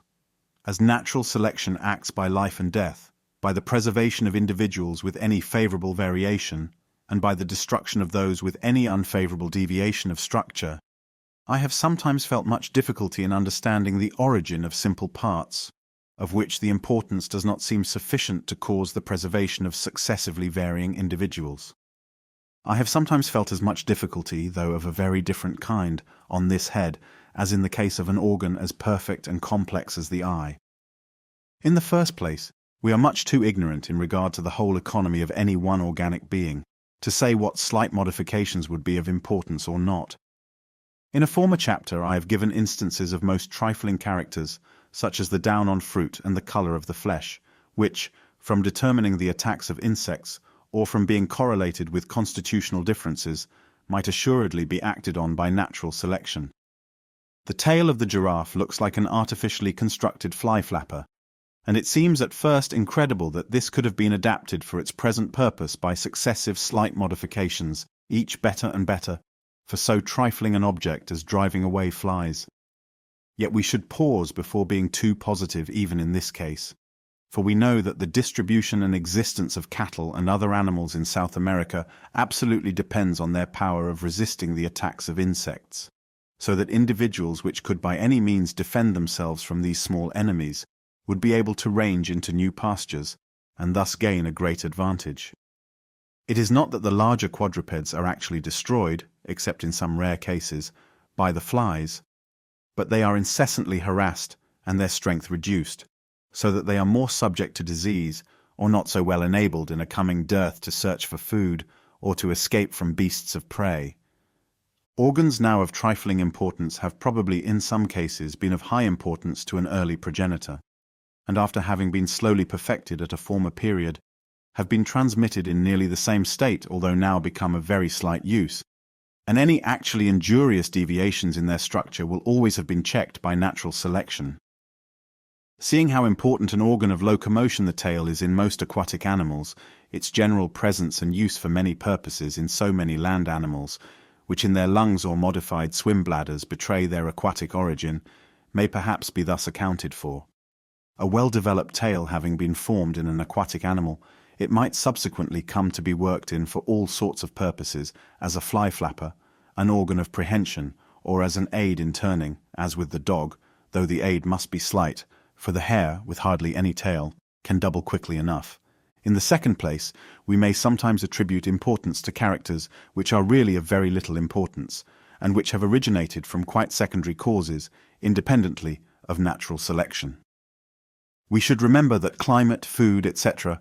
probably have some little direct influence on the organization, that characters reappear from the law of reversion, that correlation of growth will have had a most important influence in modifying various structures, and finally, that sexual selection will often have largely modified the external characters of animals having a will, to give one male an advantage in fighting with another or in charming the females. Moreover, when a modification of structure has primarily arisen from the above or other unknown causes, it may at first have been of no advantage to the species, but may subsequently have been taken advantage of by the descendants of the species under new conditions of life and with newly acquired habits. To give a few instances to illustrate these latter remarks, if green woodpeckers alone had existed, and we did not know that there were many black and pied kinds, I dare say that we should have thought that the green colour was a beautiful adaptation to hide this tree-frequenting bird from its enemies, and consequently that it was a character of importance and might have been acquired through natural selection. As it is, I have no doubt that the colour is due to some quite distinct cause, probably to sexual selection. A trailing bamboo in the Malay archipelago climbs the loftiest trees by the aid of exquisitely constructed hooks clustered around the ends of the branches, and this contrivance, no doubt, is of the highest service to the plant. But as we see nearly similar hooks on many trees which are not climbers, the hooks on the bamboo may have arisen from unknown laws of growth, and have been subsequently taken advantage of by the plant undergoing further modification and becoming a climber. The naked skin on the head of a vulture is generally looked at as a direct adaptation for wallowing in putridity, and so it may be, or it may possibly be due to the direct action of putrid matter. But we should be very cautious in drawing any such inference, when we see that the skin on the head of the clean-feeding male turkey is likewise naked. The sutures in the skulls of young mammals have been advanced as a beautiful adaptation for aiding parturition, and no doubt they facilitate, or may be indispensable for this act. But as sutures occur in the skulls of young birds and reptiles, which have only to escape from a broken egg, we may infer that this structure has arisen from the laws of growth, and has been taken advantage of in the parturition of the higher animals. We are profoundly ignorant of the causes producing slight and unimportant variations, and we are immediately made conscious of this by reflecting on the differences in the breeds of our domesticated animals in different countries, more especially in the less civilized countries where there has been but little artificial selection. Careful observers are convinced that a damp climate affects the growth of the hair, and that with the hair the horns are correlated. Mountain breeds always differ from lowland breeds, and a mountainous country would probably affect the hind limbs from exercising them more, and possibly even the form of the pelvis, and then by the law of homologous variation, the front limbs and even the head would probably be affected. The shape also of the pelvis might affect by pressure the shape of the head of the young in the womb. The laborious breathing necessary in high regions would, we have some reason to believe, increase the size of the chest, and again correlation would come into play. Animals kept by savages in different countries often have to struggle for their own subsistence, and would be exposed to a certain extent to natural selection, and individuals with slightly different constitutions would succeed best under different climates. And there is reason to believe that constitution and color are correlated. A good observer also states that in cattle susceptibility to the attacks of flies is correlated with color, as is the liability to be poisoned by certain plants, so that color would be thus subjected to the action of natural selection. But we are far too ignorant to speculate on the relative importance of the several known and unknown laws of variation, and I have here alluded to them only to show that, if we are unable to account for the characteristic differences of our domestic breeds, which nevertheless we generally admit to have arisen through ordinary generation, we ought not to lay too much stress on our ignorance of the precise cause of the slight analogous differences between species. I might have adduced for this same purpose the differences between the races of man, which are so strongly marked. I may add that some little light can apparently be thrown on the origin of these differences, chiefly through sexual selection of a particular kind, but without here entering on copious details, my reasoning would appear frivolous. The foregoing remarks lead me to say a few words on the protest lately made by some naturalists against the utilitarian doctrine that every detail of structure has been produced for the good of its possessor. They believe that very many structures have been created for beauty in the eyes of man or for mere variety. This doctrine, if true, would be absolutely fatal to my theory. Yet I fully admit that many structures are of no direct use to their possessors. Physical conditions probably have had some little effect on structure, quite independently of any good thus gained.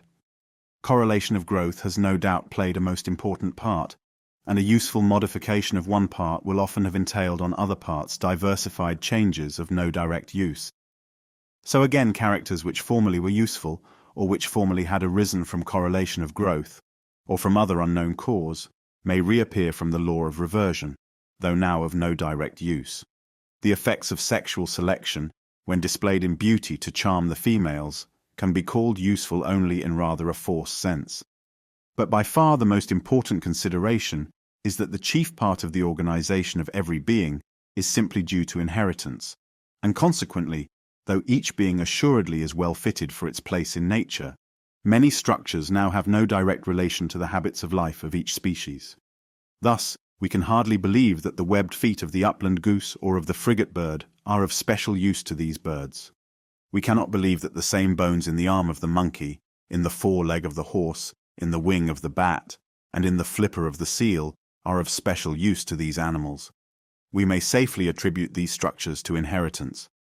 But to the progenitor of the upland goose and of the frigate bird, webbed feet no doubt were as useful as they now are to the most aquatic of existing birds.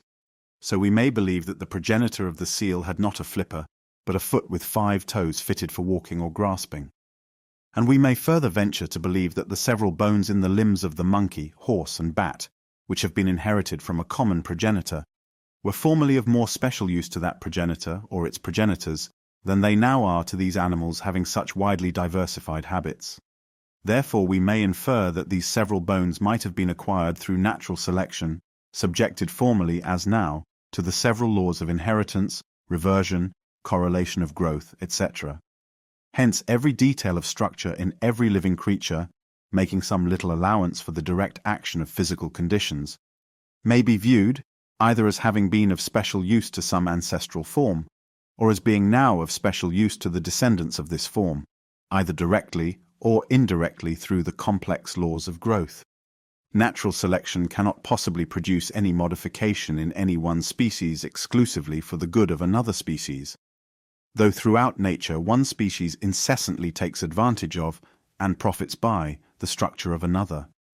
But natural selection can and does often produce structures for the direct injury of other species, as we see in the fang of the adder and in the ovipositor of the ichneumon, by which its eggs are deposited in the living bodies of other insects. If it could be proved that any part of the structure of any one species had been formed for the exclusive good of another species, it would annihilate my theory, for such could not have been produced through natural selection. Although many statements may be found in works on natural history to this effect, I cannot find even one which seems to me of any weight. It is admitted that the rattlesnake has a poison fang for its own defense and for the destruction of its prey. But some authors suppose that at the same time this snake is furnished with a rattle for its own injury, namely, to warn its prey to escape. I would almost as soon believe that the cat curls the end of its tail when preparing to spring, in order to warn the doomed mouse. But I have not space here to enter on this and other such cases. Natural selection will never produce in a being anything injurious to itself, for natural selection acts solely by and for the good of each. No organ will be formed, as Paley has remarked, for the purpose of causing pain or for doing an injury to its possessor. If a fair balance be struck between the good and evil caused by each part, each will be found on the whole advantageous. After the lapse of time, under changing conditions of life, if any part comes to be injurious, it will be modified, or if it be not so, the being will become extinct, as myriads have become extinct. Natural selection tends only to make each organic being as perfect as, or slightly more perfect than, the other inhabitants of the same country with which it has to struggle for existence. And we see that this is the degree of perfection attained under nature. The endemic productions of New Zealand, for instance, are perfect one compared with another. But they are now rapidly yielding before the advancing legions of plants and animals introduced from Europe. Natural selection will not produce absolute perfection, nor do we always meet, as far as we can judge, with this high standard under nature. The correction for the aberration of light is said, on high authority, not to be perfect even in that most perfect organ, the eye. If our reason leads us to admire with enthusiasm a multitude of inimitable contrivances in nature, this same reason tells us, though we may easily err on both sides, that some other contrivances are less perfect. Can we consider the sting of the wasp or of the bee as perfect, which, when used against many attacking animals, cannot be withdrawn, owing to the backward serratures, and so inevitably causes the death of the insect by tearing out its viscera? If we look at the sting of the bee as having originally existed in a remote progenitor as a boring and serrated instrument, like that in so many members of the same great order, and which has been modified but not perfected for its present purpose, with the poison originally adapted to cause galls subsequently intensified, we can perhaps understand how it is that the use of the sting should so often cause the insect's own death. For if on the whole the power of stinging be useful to the community, it will fulfill all the requirements of natural selection, though it may cause the death of some few members. If we admire the truly wonderful power of scent by which the males of many insects find their females, can we admire the production for this single purpose of thousands of drones, which are utterly useless to the community for any other end, and which are ultimately slaughtered by their industrious and sterile sisters? It may be difficult, but we ought to admire the savage instinctive hatred of the queen bee, which urges her instantly to destroy the young queens her daughters as soon as born, or to perish herself in the combat. For undoubtedly this is for the good of the community. And maternal love or maternal hatred, though the latter fortunately is most rare, is all the same to the inexorable principle of natural selection. If we admire the several ingenious contrivances by which the flowers of the orchids and of many other plants are fertilized through insect agency, can we consider as equally perfect the elaboration by our fir trees of dense clouds of pollen, in order that a few granules may be wafted by a chance breeze onto the ovules? Summary of chapter. We have in this chapter discussed some of the difficulties and objections which may be urged against my theory. Many of them are very grave, but I think that in the discussion light has been thrown on several facts, which on the theory of independent acts of creation are utterly obscure. We have seen that species at any one period are not indefinitely variable, and are not linked together by a multitude of intermediate gradations, partly because the process of natural selection will always be very slow, and will act at any one time only on a very few forms, and partly because the very process of natural selection almost implies the continual supplanting and extinction of preceding and intermediate gradations. Closely allied species, now living on a continuous area, must often have been formed when the area was not continuous, and when the conditions of life did not insensibly graduate away from one part to another. When two varieties are formed in two districts of a continuous area, an intermediate variety will often be formed, fitted for an intermediate zone, but from reasons assigned, the intermediate variety will usually exist in lesser numbers than the two forms which it connects.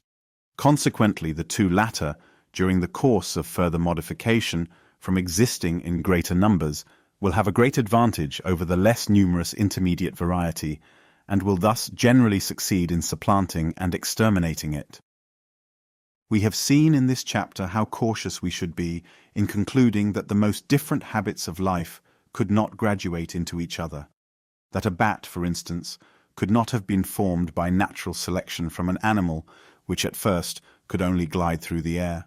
We have seen that a species may under new conditions of life change its habits, or have diversified habits, with some habits very unlike those of its nearest congeners.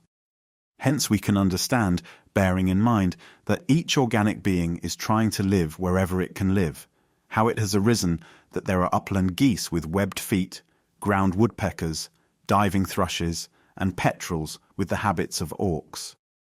Although the belief that an organ so perfect as the eye could have been formed by natural selection is more than enough to stagger anyone, yet in the case of any organ, if we know of a long series of gradations in complexity, each good for its possessor, then, under changing conditions of life, there is no logical impossibility in the acquirement of any conceivable degree of perfection through natural selection. In the cases in which we know of no intermediate or transitional states, we should be very cautious in concluding that none could have existed, for the homologies of many organs and their intermediate states show that wonderful metamorphoses in function are at least possible. For instance, a swim bladder has apparently been converted into an air-breathing lung, the same organ having performed simultaneously very different functions, and then having been specialized for one function, and two very distinct organs having performed at the same time the same function, the one having been perfected whilst aided by the other, must often have largely facilitated transitions. We are far too ignorant, in almost every case, to be enabled to assert that any part or organ is so unimportant for the welfare of a species, that modifications in its structure could not have been slowly accumulated by means of natural selection. But we may confidently believe that many modifications, wholly due to the laws of growth, and at first in no way advantageous to a species, have been subsequently taken advantage of by the still further modified descendants of this species. We may also believe that a part formerly of high importance has often been retained, as the tail of an aquatic animal by its terrestrial descendants, though it has become of such small importance that it could not, in its present state, have been acquired by natural selection, a power which acts solely by the preservation of profitable variations in the struggle for life. Natural selection will produce nothing in one species for the exclusive good or injury of another, though it may well produce parts, organs, and excretions highly useful or even indispensable, or highly injurious to another species, but in all cases at the same time useful to the owner. Natural selection in each well-stocked country must act chiefly through the competition of the inhabitants one with another, and consequently will produce perfection, or strength in the battle for life, only according to the standard of that country. Hence, the inhabitants of one country, generally the smaller one, will often yield, as we see they do yield, to the inhabitants of another and generally larger country. For in the larger country there will have existed more individuals and more diversified forms, and the competition will have been severer, and thus the standard of perfection will have been rendered higher. Natural selection will not necessarily produce absolute perfection, nor, as far as we can judge by our limited faculties, can absolute perfection be everywhere found. On the theory of natural selection, we can clearly understand the full meaning of that old canon in natural history, natura non facit saltum. This canon, if we look only to the present inhabitants of the world, is not strictly correct. But if we include all those of past times, it must by my theory be strictly true. It is generally acknowledged that all organic beings have been formed on two great laws, unity of type and the conditions of existence. By unity of type is meant that fundamental agreement in structure, which we see in organic beings of the same class, and which is quite independent of their habits of life. On my theory, unity of type is explained by unity of descent, the expression of conditions of existence, so often insisted on by the illustrious Cuvier, is fully embraced by the principle of natural selection. For natural selection acts by either now adapting the varying parts of each being to its organic and inorganic conditions of life, or by having adapted them during long past periods of time, the adaptations being aided in some cases by use and disuse, being slightly affected by the direct action of the external conditions of life, and being in all cases subjected to the several laws of growth. Hence, in fact, the law of the conditions of existence is the higher law, as it includes, through the inheritance of former adaptations, that of unity of type. Chapter 7. Instinct. Instincts comparable with habits but different in their origin. Instincts graduated, aphides and ants. Instincts variable, domestic instincts their origin. Natural instincts of the cuckoo, ostrich and parasitic bees. Slave-making ants. Hive bee, its cell-making instinct. Difficulties on the theory of the natural selection of instincts. Neuter or sterile insects. Summary. The subject of instinct might have been worked into the previous chapters, but I have thought that it would be more convenient to treat the subject separately, especially as so wonderful an instinct as that of the hive bee making its cells will probably have occurred to many readers, as a difficulty sufficient to overthrow my whole theory. I must premise that I have nothing to do with the origin of the primary mental powers, any more than I have with that of life itself. We are concerned only with the diversities of instinct and of the other mental qualities of animals within the same class. I will not attempt any definition of instinct. It would be easy to show that several distinct mental actions are commonly embraced by this term, but everyone understands what is meant when it is said that instinct impels the cuckoo to migrate and to lay her eggs in other birds' nests. An action which we ourselves should require experience to enable us to perform, when performed by an animal, more especially by a very young one, without any experience, and when performed by many individuals in the same way, without their knowing for what purpose it is performed, is usually said to be instinctive. But I could show that none of these characters of instinct are universal. A little dose, as Pierre Huber expresses it, of judgment or reason often comes into play, even in animals very low in the scale of nature. Frédéric Cuvier and several of the older metaphysicians have compared instinct with habit. This comparison gives, I think, a remarkably accurate notion of the frame of mind under which an instinctive action is performed, but not of its origin. How unconsciously many habitual actions are performed, indeed not rarely in direct opposition to our conscious will, yet they may be modified by the will or reason. Habits easily become associated with other habits and with certain periods of time and states of the body. When once acquired, they often remain constant throughout life. Several other points of resemblance between instincts and habits could be pointed out. As in repeating a well-known song, so in instincts, one action follows another by a sort of rhythm. If a person be interrupted in a song, or in repeating anything by rote, he is generally forced to go back to recover the habitual train of thought. So P. Huber found it was with a caterpillar, which makes a very complicated hammock. For if he took a caterpillar which had completed its hammock up to, say, the 6th stage of construction, and put it into a hammock completed up only to the third stage, the caterpillar simply reperformed the fourth, fifth, and sixth stages of construction.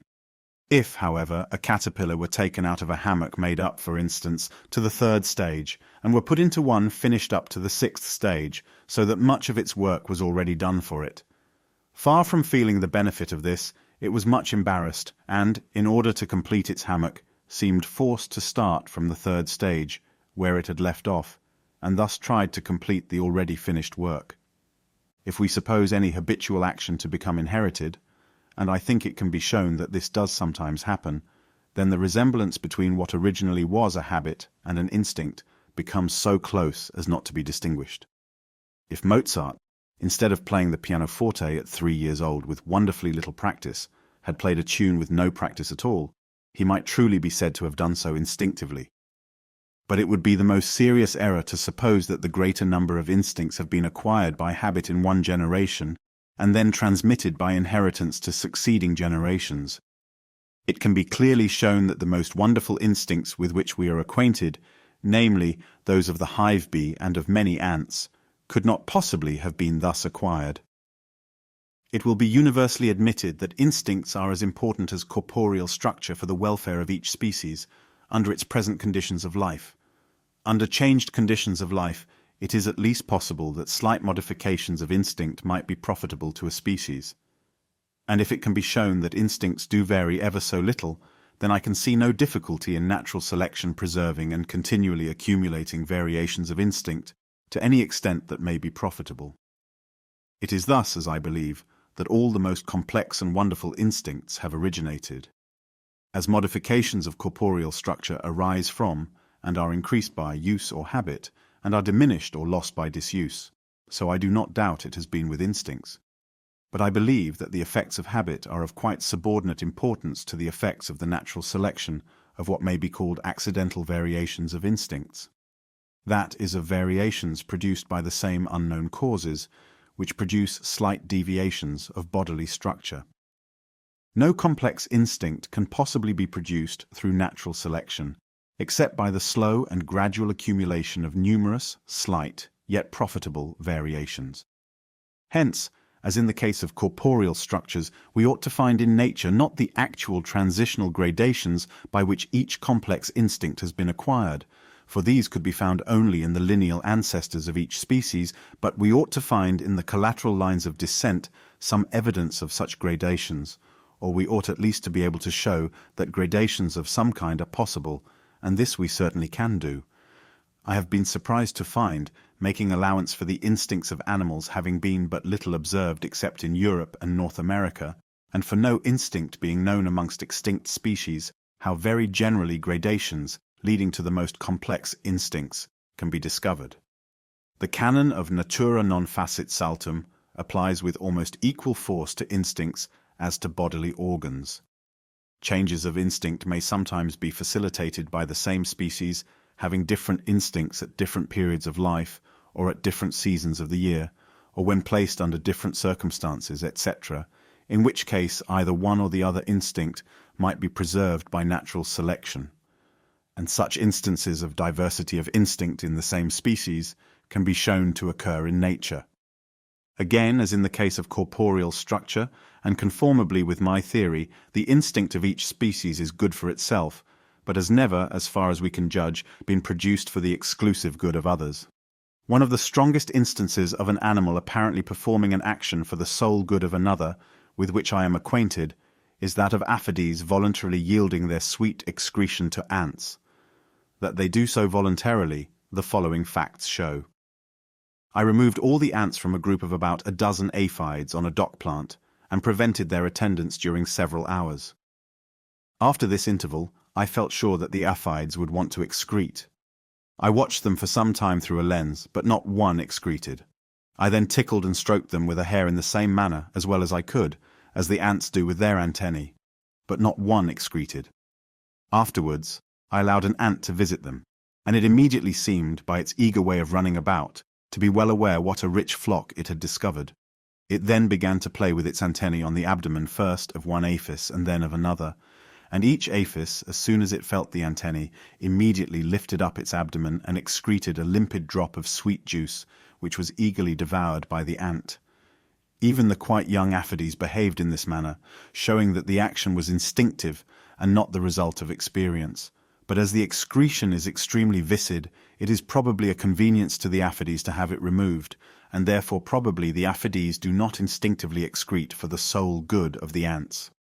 Although I do not believe that any animal in the world performs an action for the exclusive good of another of a distinct species, yet each species tries to take advantage of the instincts of others, as each takes advantage of the weaker bodily structure of others.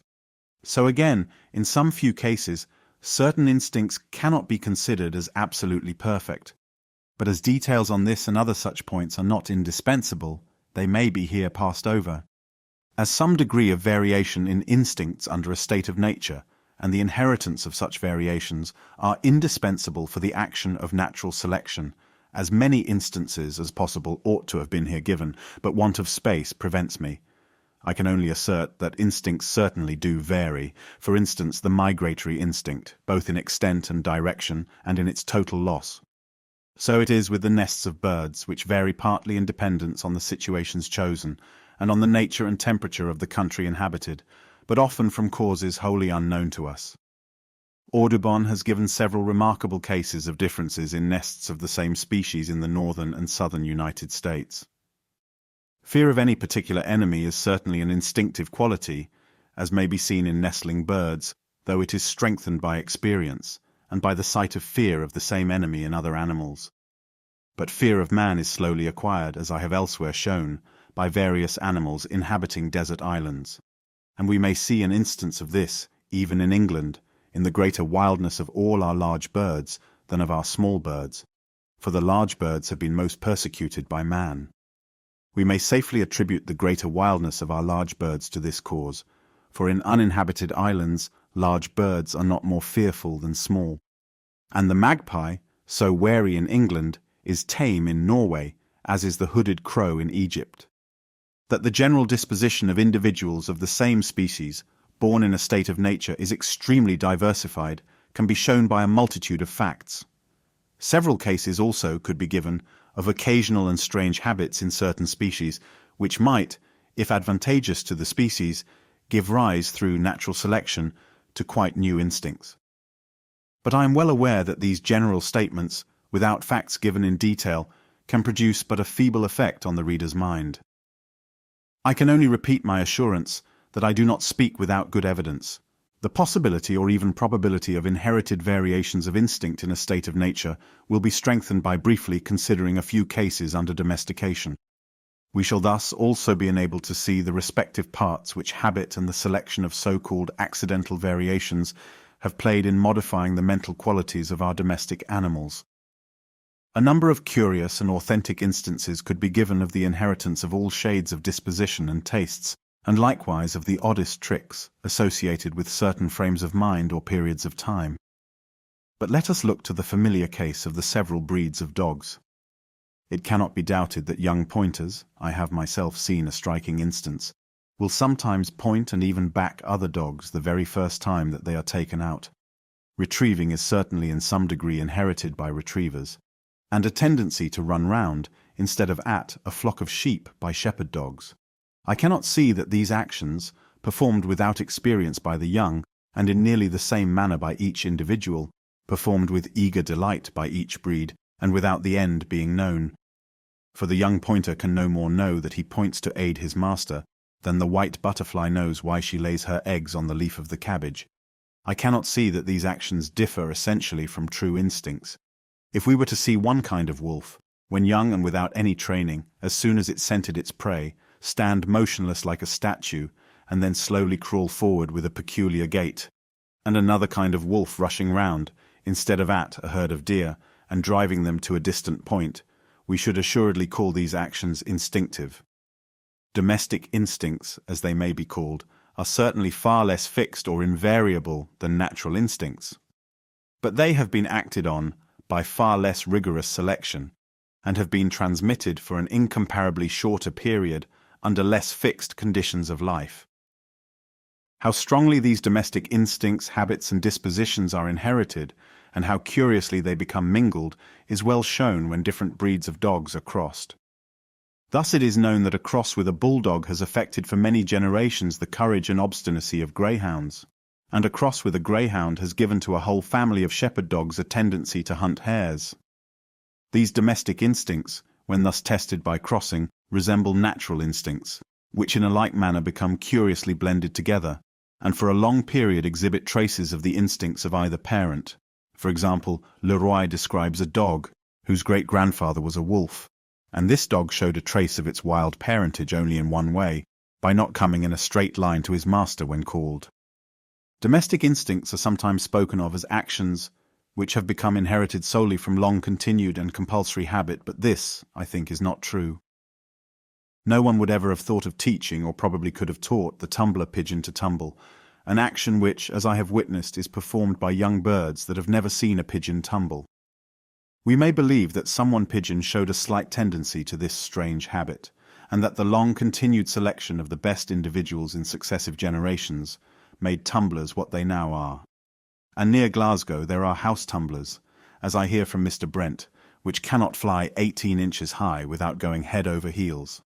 It may be doubted whether anyone would have thought of training a dog to point, had not some one dog naturally shown a tendency in this line, and this is known occasionally to happen, as I once saw in a pure terrier.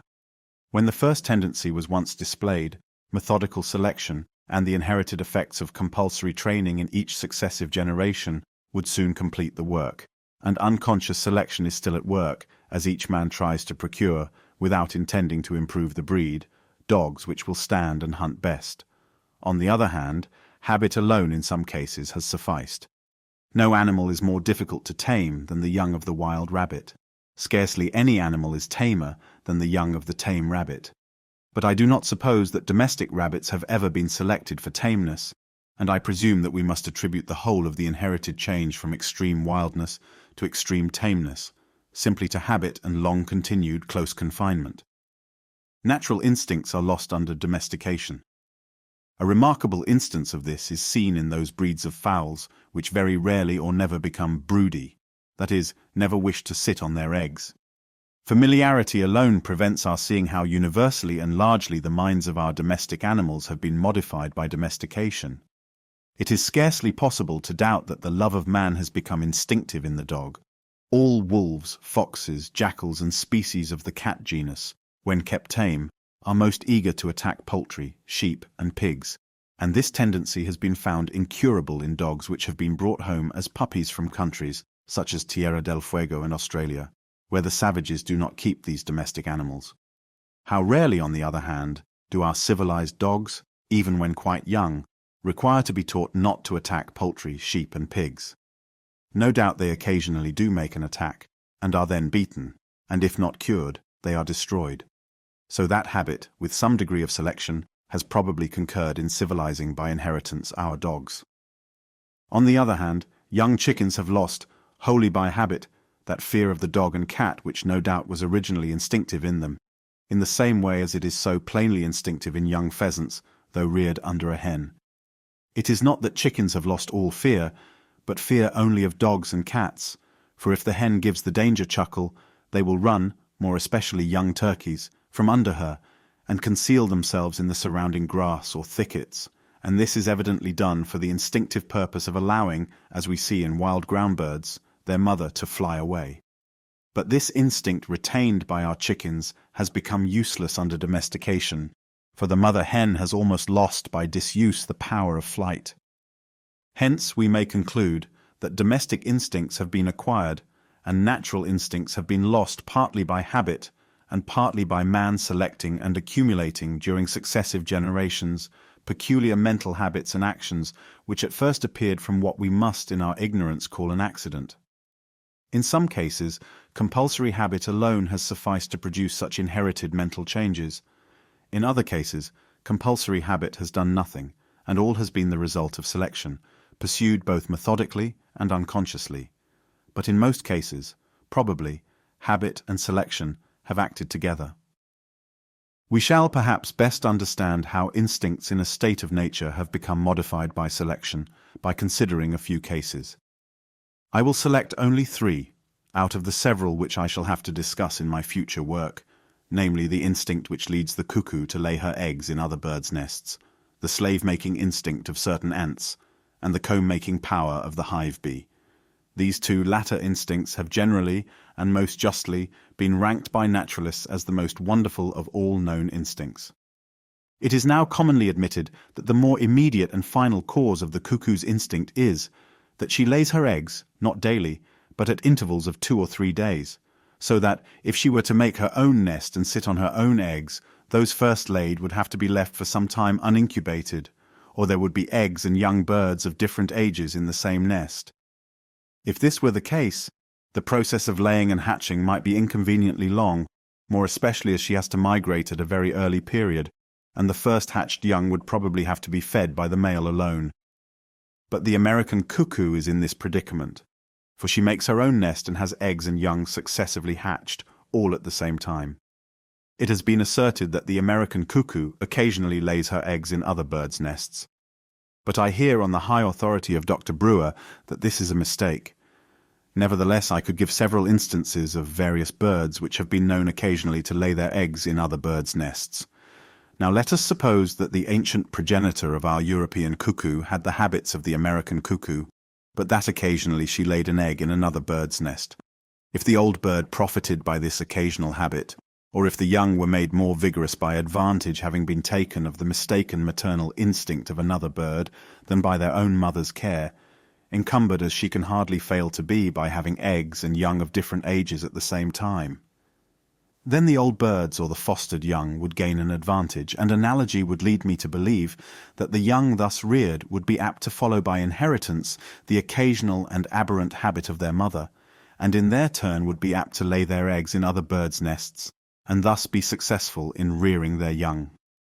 By a continued process of this nature, I believe that the strange instinct of our cuckoo could be, and has been, generated. I may add that, according to Dr. Gray, and to some other observers, the European cuckoo has not utterly lost all maternal love and care for her own offspring. The occasional habit of birds laying their eggs in other birds' nests, either of the same or of a distinct species, is not very uncommon with the Gallinaceae, and this perhaps explains the origin of a singular instinct in the allied group of ostriches. For several hen ostriches, at least in the case of the American species, unite and lay first a few eggs in one nest and then in another, and these are hatched by the males. This instinct may probably be accounted for by the fact of the hens laying a large number of eggs, but as in the case of the cuckoo, at intervals of 2 or 3 days. This instinct, however, of the American ostrich has not as yet been perfected, for a surprising number of eggs lie strewed over the plains, so that in one day's hunting I picked up no less than 20 lost and wasted eggs. Many bees are parasitic, and always lay their eggs in the nests of bees of other kinds. This case is more remarkable than that of the cuckoo, for these bees have not only their instincts, but their structure modified in accordance with their parasitic habits. For they do not possess the pollen-collecting apparatus, which would be necessary if they had to store food for their own young. Some species, likewise, of Sphegidae, wasp-like insects, are parasitic on other species, and M. Fabre has lately shown good reason for believing that although the Tachytes nigra generally makes its own burrow and stores it with paralyzed prey for its own larvae to feed on, yet that when this insect finds a burrow already made and stored by another sphex, it takes advantage of the prize, and becomes for the occasion parasitic. In this case, as with the supposed case of the cuckoo, I can see no difficulty in natural selection making an occasional habit permanent, if of advantage to the species, and if the insect whose nest and stored food are thus feloniously appropriated be not thus exterminated. Slave-making instinct. This remarkable instinct was first discovered in the Formica Polyerge rufescens by Pierre Hubert, a better observer even than his celebrated father. This ant is absolutely dependent on its slaves. Without their aid, the species would certainly become extinct in a single year. The males and fertile females do no work. The workers or sterile females, though most energetic and courageous in capturing slaves, do no other work. They are incapable of making their own nests or of feeding their own larvae. When the old nest is found inconvenient, and they have to migrate. It is the slaves which determine the migration, and actually carry their masters in their jaws. So utterly helpless are the masters, that when Huber shut up 30 of them without a slave, but with plenty of the food which they like best, and with their larvae and pupae to stimulate them to work, they did nothing. They could not even feed themselves, and many perished of hunger. Huber then introduced a single slave, F. Fusca, and she instantly set to work, fed and saved the survivors, made some cells and tended the larvae, and put all to rights. What can be more extraordinary than these well-ascertained facts? If we had not known of any other slave-making ant, it would have been hopeless to have speculated how so wonderful an instinct could have been perfected. Formica sanguinea was likewise first discovered by P. Huber to be a slave-making ant. This species is found in the southern parts of England, and its habits have been attended to by Mr. F. Smith of the British Museum, to whom I am much indebted for information on this and other subjects. Although fully trusting to the statements of Huber and Mr. Smith, I tried to approach the subject in a sceptical frame of mind, as anyone may well be excused for doubting the truth of so extraordinary and odious an instinct as that of making slaves. Hence, I will give the observations which I have myself made in some little detail. I opened 14 nests of F. sanguinea and found a few slaves in all. Males and fertile females of the slave species are found only in their own proper communities, and have never been observed in the nests of F. sanguinea. The slaves are black and not above half the size of their red masters, so that the contrast in their appearance is very great. When the nest is slightly disturbed, the slaves occasionally come out, and like their masters are much agitated and defend the nest. When the nest is much disturbed and the larvae and pupae are exposed, the slaves work energetically with their masters in carrying them away to a place of safety. Hence, it is clear that the slaves feel quite at home. During the months of June and July, on 3 successive years, I have watched for many hours several nests in Surrey and Sussex, and never saw a slave either leave or enter a nest. As during these months the slaves are very few in number, I thought that they might behave differently when more numerous, but Mr. Smith informs me that he has watched the nests at various hours during May, June and August, both in Surrey and Hampshire, and has never seen the slaves, though present in large numbers in August, either leave or enter the nest. Hence he considers them as strictly household slaves. The masters, on the other hand, may be constantly seen bringing in materials for the nest and food of all kinds. During the present year, however, in the month of July, I came across a community with an unusually large stock of slaves, and I observed a few slaves mingled with their masters leaving the nest and marching along the same road to a tall Scotch fir tree 25 yards distant, which they ascended together, probably in search of aphides or cocci. According to Huber, who had ample opportunities for observation, in Switzerland the slaves habitually work with their masters in making the nest, and they alone open and close the doors in the morning and evening. And, as Huber expressly states, their principal office is to search for aphides. This difference in the usual habits of the masters and slaves in the two countries probably depends merely on the slaves being captured in greater numbers in Switzerland than in England. One day I fortunately chanced to witness a migration from one nest to another, and it was a most interesting spectacle to behold the masters carefully carrying, as Huber has described, their slaves in their jaws. Another day my attention was struck by about a score of the slave-makers haunting the same spot, and evidently not in search of food. They approached, and were vigorously repulsed by an independent community of the slave species F. fusca, sometimes as many as 3 of these ants clinging to the legs of the slave-making F. sanguinea. The latter ruthlessly killed their small opponents and carried their dead bodies as food to their nest, 29 yards distant, but they were prevented from getting any pupae to rear as slaves. I then dug up a small parcel of the pupae of F. fusca from another nest, and put them down on a bare spot near the place of combat. They were eagerly seized and carried off by the tyrants, who perhaps fancied that after all they had been victorious in their late combat. At the same time I laid on the same place a small parcel of the pupae of another species, F. flava, with a few of these little yellow ants still clinging to the fragments of the nest. This species is sometimes, though rarely, made into slaves, as has been described by Mr. Smith. Although so small a species, it is very courageous, and I have seen it ferociously attack other ants. In one instance I found to my surprise an independent community of F. flava under a stone beneath a nest of the slave-making F. sanguinea, and when I had accidentally disturbed both nests, the little ants attacked their big neighbors with surprising courage. Now I was curious to ascertain whether F. sanguinea could distinguish the pupae of F. fusca, which they habitually make into slaves, from those of the little and furious F. flava, which they rarely capture, and it was evident that they did at once distinguish them, for we have seen that they eagerly and instantly seized the pupae of F. fusca, whereas they were much terrified when they came across the pupae, or even the earth from the nest of F. flava, and quickly ran away. But in about a quarter of an hour, shortly after all the little yellow ants had crawled away, they took heart and carried off the pupae. One evening I visited another community of F. sanguinea, and found a number of these ants entering their nest, carrying the dead bodies of F. fusca, showing that it was not a migration, and numerous pupae. I traced the returning file burthened with booty for about 40 yards to a very thick clump of heath, whence I saw the last individual of F. sanguinea emerge, carrying a pupa, but I was not able to find the desolated nest in the thick heath. The nest, however, must have been close at hand, for 2 or 3 individuals of F. fusca were rushing about in the greatest agitation, and one was perched motionless with its own pupa in its mouth on the top of a spray of heath over its ravaged home.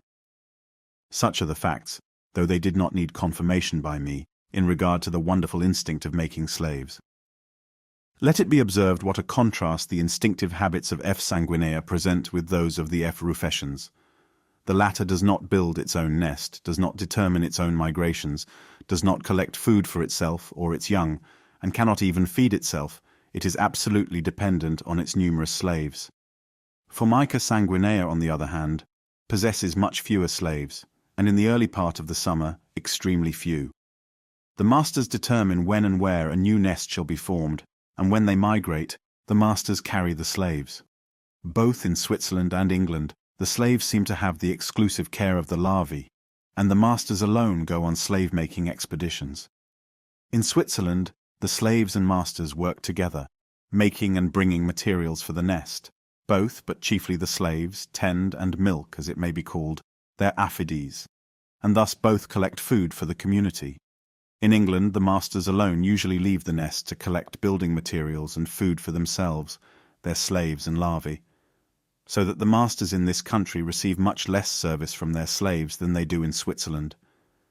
By what steps the instinct of F. sanguinea originated, I will not pretend to conjecture.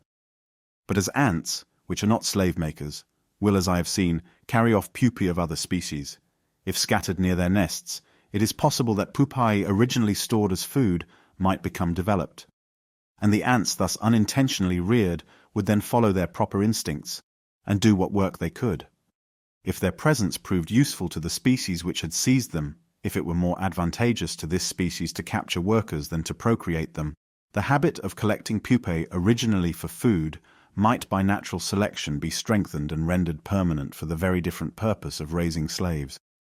When the instinct was once acquired, if carried out to a much less extent even than in our British F. sanguinea, which, as we have seen, is less aided by its slaves than the same species in Switzerland, I can see no difficulty in natural selection increasing and modifying the instinct, always supposing each modification to be of use to the species, until an ant was formed as abjectly dependent on its slaves as is the Formica rufescens.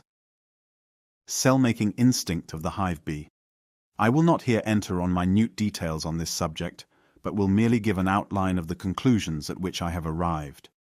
He must be a dull man who can examine the exquisite structure of a comb, so beautifully adapted to its end, without enthusiastic admiration. We hear from mathematicians that bees have practically solved a recondite problem and have made their cells of the proper shape to hold the greatest possible amount of honey, with the least possible consumption of precious wax in their construction. It has been remarked that a skillful workman, with fitting tools and measures, would find it very difficult to make cells of wax of the true form, though this is perfectly effected by a crowd of bees working in a dark hive.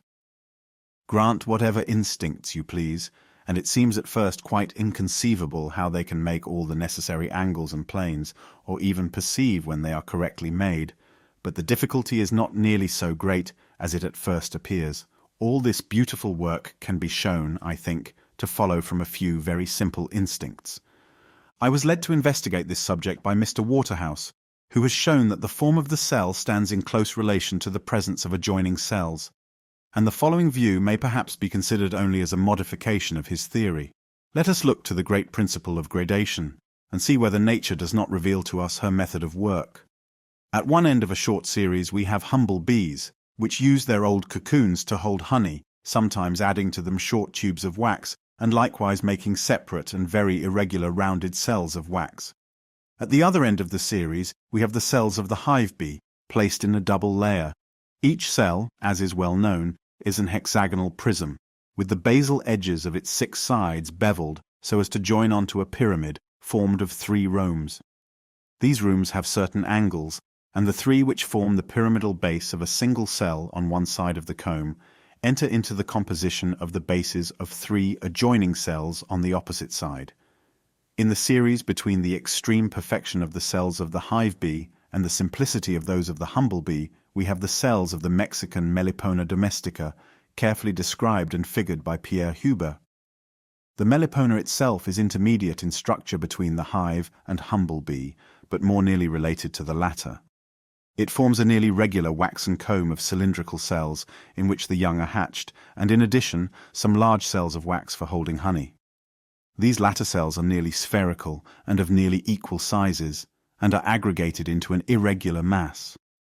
But the important point to notice is that these cells are always made at that degree of nearness to each other, that they would have intersected or broken into each other if the spheres had been completed. But this is never permitted, the bees building perfectly flat walls of wax between the spheres which thus tend to intersect. Hence, each cell consists of an outer spherical portion and of 2, 3 or more perfectly flat surfaces, according as the cell adjoins 2, 3 or more other cells. When one cell comes into contact with 3 other cells, which, from the spheres being nearly of the same size, is very frequently and necessarily the case, the 3 flat surfaces are united into a pyramid. And this pyramid, as Huber has remarked, is manifestly a gross imitation of the 3-sided pyramidal basis of the cell of the hive bee. As in the cells of the hive bee, so here the 3 plane surfaces in any one cell necessarily enter into the construction of 3 adjoining cells. It is obvious that the Melipona saves wax by this manner of building, for the flat walls between the adjoining cells are not double, but are of the same thickness as the outer spherical portions, and yet each flat portion forms a part of 2 cells. Reflecting on this case, it occurred to me that if the Melipona had made its spheres at some given distance from each other, and had made them of equal sizes, and had arranged them symmetrically in a double layer, the resulting structure would probably have been as perfect as the comb of the hive bee. Accordingly, I wrote to Professor Miller of Cambridge, and this geometer has kindly read over the following statement, drawn up from his information, and tells me that it is strictly correct. If a number of equal spheres be described with their centers placed in 2 parallel layers, with the center of each sphere at the distance of radius x, the square root of 2, or radius x, 1.41421, or at some lesser distance, from the centers of the 6 surrounding spheres in the same layer, and at the same distance from the centers of the adjoining spheres in the other and parallel layer. Then, if planes of intersection between the several spheres in both layers be formed, there will result a double layer of hexagonal prisms united together by pyramidal bases formed of 3 rooms, and the rooms and the sides of the hexagonal prisms will have every angle identically the same with the best measurements which have been made of the cells of the hive bee. Hence we may safely conclude that if we could slightly modify the instincts already possessed by the Melipona, and in themselves not very wonderful, this bee would make a structure as wonderfully perfect as that of the hive bee.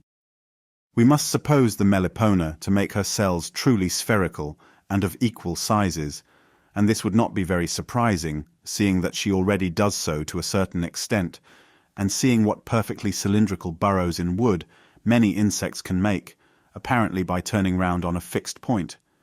We must suppose the Melipona to arrange her cells in level layers, as she already does her cylindrical cells, and we must further suppose, and this is the greatest difficulty, that she can somehow judge accurately at what distance to stand from her fellow labourers when several are making their spheres.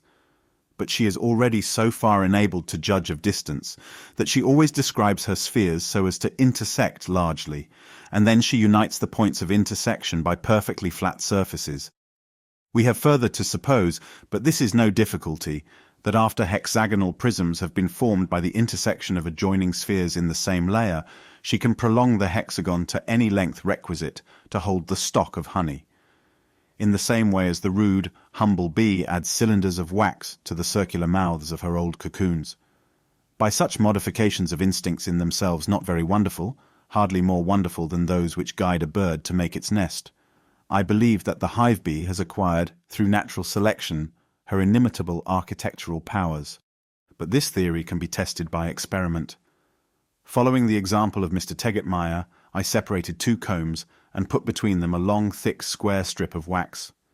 The bees instantly began to excavate minute circular pits in it, and as they deepened these little pits, they made them wider and wider until they were converted into shallow basins, appearing to the eye perfectly true, or parts of a sphere, and of about the diameter of a cell.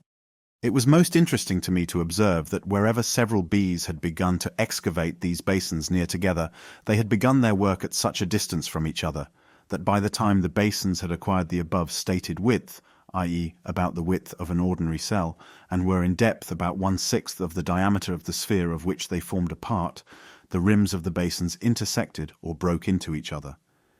As soon as this occurred, the bees ceased to excavate, and began to build up flat walls of wax on the lines of intersection between the basins, so that each hexagonal prism was built upon the festooned edge of a smooth basin, instead of on the straight edges of a 3-sided pyramid as in the case of ordinary cells. I then put into the hive, instead of a thick, square piece of wax, a thin and narrow, knife-edged ridge, coloured with vermilion. The bees instantly began on both sides to excavate little basins near to each other, in the same way as before.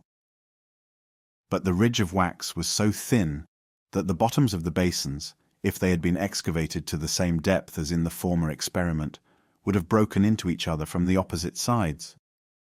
The bees, however, did not suffer this to happen, and they stopped their excavations in due time, so that the basins, as soon as they had been a little deepened, came to have flat bottoms, and these flat bottoms, formed by thin little plates of the vermilion wax, having been left ungnawed, were situated, as far as the eye could judge, exactly along the planes of imaginary intersection between the basins on the opposite sides of the ridge of wax.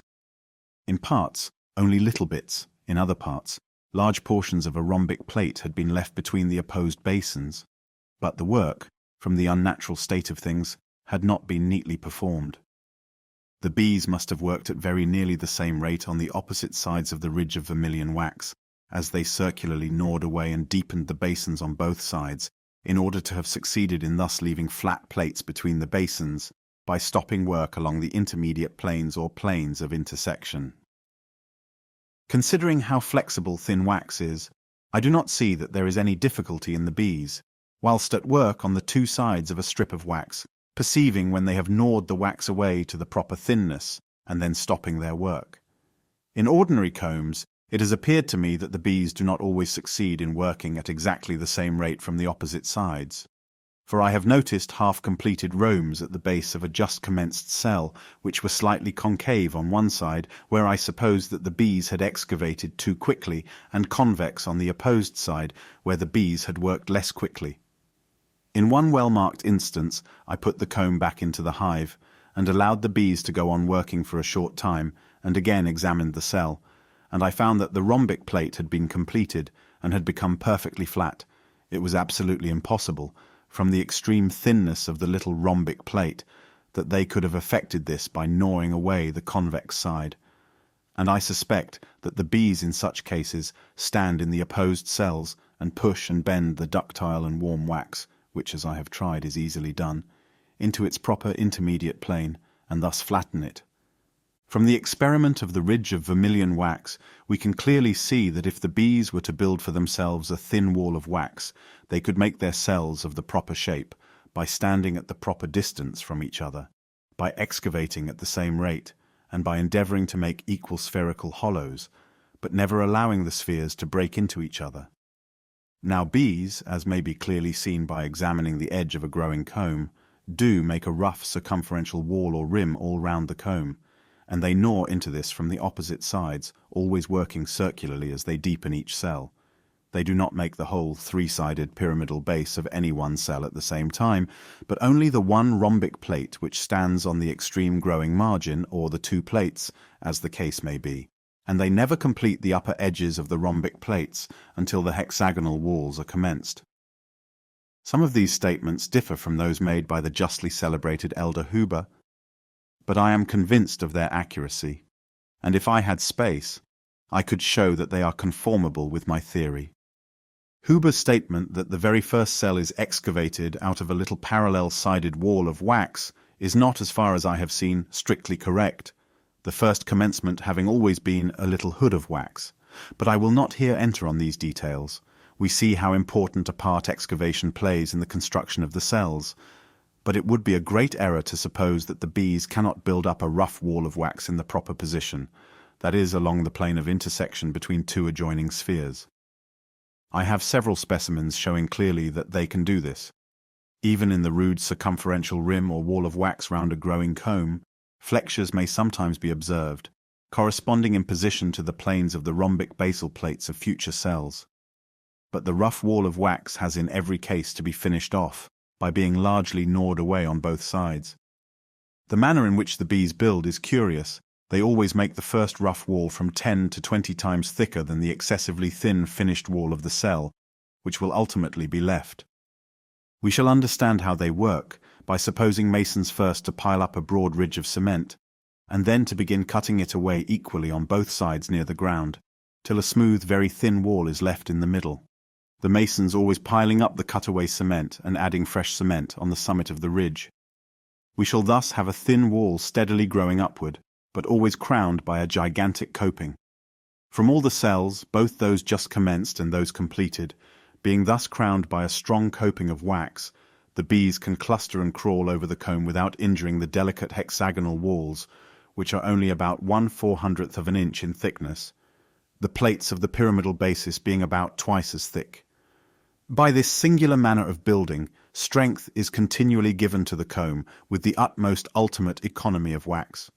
It seems at first to add to the difficulty of understanding how the cells are made, that a multitude of bees all work together, one bee after working a short time at one cell going to another, so that, as Huber has stated, a score of individuals work even at the commencement of the first cell. I was able practically to show this fact by covering the edges of the hexagonal walls of a single cell, or the extreme margin of the circumferential rim of a growing comb, with an extremely thin layer of melted vermilion wax. And I invariably found that the colour was most delicately diffused by the bees, as delicately as a painter could have done with his brush, by atoms of the coloured wax having been taken from the spot on which it had been placed, and worked into the growing edges of the cells all round. The work of construction seems to be a sort of balance struck between many bees, all instinctively standing at the same relative distance from each other, all trying to sweep equal spheres, and then building up, or leaving ungnawed, the planes of intersection between these spheres. It was really curious to note in cases of difficulty, as when two pieces of comb met at an angle, how often the bees would entirely pull down and rebuild in different ways the same cell, sometimes recurring to a shape which they had at first rejected. When bees have a place on which they can stand in their proper positions for working, for instance on a slip of wood, placed directly under the middle of a comb, growing downwards, so that the comb has to be built over one face of the slip. In this case, the bees can lay the foundations of one wall of a new hexagon in its strictly proper place, projecting beyond the other completed cells. It suffices that the bees should be enabled to stand at their proper relative distances from each other and from the walls of the last completed cells, and then, by striking imaginary spheres, they can build up a wall intermediate between two adjoining spheres. But as far as I have seen, they never gnaw away and finish off the angles of a cell till a large part both of that cell and of the adjoining cells has been built. This capacity in bees of laying down under certain circumstances a rough wall in its proper place between two just commenced cells is important, as it bears on a fact which seems at first quite subversive of the foregoing theory, namely, that the cells on the extreme margin of wasp combs are sometimes strictly hexagonal, but I have not space here to enter on this subject. Nor does there seem to me any great difficulty in a single insect, as in the case of a queen wasp, making hexagonal cells if she work alternately on the inside and outside of 2 or 3 cells commenced at the same time, always standing at the proper relative distance from the parts of the cells just begun, sweeping spheres or cylinders and building up intermediate planes. It is even conceivable that an insect might, by fixing on a point at which to commence a cell, and then moving outside first to one point and then to 5 other points, at the proper relative distances from the central point and from each other, strike the planes of intersection, and so make an isolated hexagon. But I am not aware that any such case has been observed. Nor would any good be derived from a single hexagon being built, as in its construction, more materials would be required than for a cylinder. As natural selection acts only by the accumulation of slight modifications of structure or instinct, each profitable to the individual under its conditions of life, it may reasonably be asked how a long and graduated succession of modified architectural instincts, all tending towards the present perfect plan of construction, could have profited the progenitors of the hive bee. I think the answer is not difficult. It is known that bees are often hard-pressed to get sufficient nectar, and I am informed by Mr. Tegetmeier that it has been experimentally found that no less than from 12 to 15 pounds of dry sugar are consumed by a hive of bees for the secretion of each pound of wax, so that a prodigious quantity of fluid nectar must be collected and consumed by the bees in a hive for the secretion of the wax necessary for the construction of their combs. Moreover, many bees have to remain idle for many days during the process of secretion. A large store of honey is indispensable to support a large stock of bees during the winter, and the security of the hive is known mainly to depend on a large number of bees being supported. Hence, the saving of wax by largely saving honey must be a most important element of success in any family of bees. Of course, the success of any species of bee may be dependent on the number of its parasites or other enemies, or on quite distinct causes, and so be altogether independent of the quantity of honey which the bees could collect. But let us suppose that this latter circumstance determined, as it probably often does determine, the numbers of a humble bee which could exist in a country. And let us further suppose that the community lived throughout the winter, and consequently required a store of honey. There can in this case be no doubt that it would be an advantage to our humble bee if a slight modification of her instinct led her to make her waxen cells near together so as to intersect a little, for a wall in common, even to 2 adjoining cells, would save some little wax. Hence it would continually be more and more advantageous to our humble bee if she were to make her cells more and more regular, nearer together, and aggregated into a mass like the cells of the Melipona, for in this case a large part of the bounding surface of each cell would serve to bound other cells, and much wax would be saved. Again, from the same cause, it would be advantageous to the Melipona if she were to make her cells closer together and more regular in every way than at present, for then, as we have seen, the spherical surfaces would wholly disappear and would all be replaced by plane surfaces, and the Melipona would make a comb as perfect as that of the hive bee. Beyond this stage of perfection in architecture, natural selection could not lead. For the comb of the hive bee, as far as we can see, is absolutely perfect in economizing wax. Thus, as I believe, the most wonderful of all known instincts, that of the hive bee, can be explained by natural selection having taken advantage of numerous, successive, slight modifications of simpler instincts. Natural selection having by slow degrees, more and more perfectly, led the bees to sweep equal spheres at a given distance from each other in a double layer, and to build up and excavate the wax along the planes of intersection. The bees, of course, no more knowing that they swept their spheres at one particular distance from each other, than they know what are the several angles of the hexagonal prisms and of the basal rhombic plates. The motive power of the process of natural selection having been economy of wax, that individual swarm which wasted least honey in the secretion of wax, having succeeded best, and having transmitted by inheritance its newly acquired economical instinct to new swarms, which in their turn will have had the best chance of succeeding in the struggle for existence. No doubt, many instincts of very difficult explanation could be opposed to the theory of natural selection, cases in which we cannot see how an instinct could possibly have originated, cases in which no intermediate gradations are known to exist, cases of instinct of apparently such trifling importance that they could hardly have been acted on by natural selection, cases of instincts almost identically the same in animals so remote in the scale of nature that we cannot account for their similarity by inheritance from a common parent, and must therefore believe that they have been acquired by independent acts of natural selection.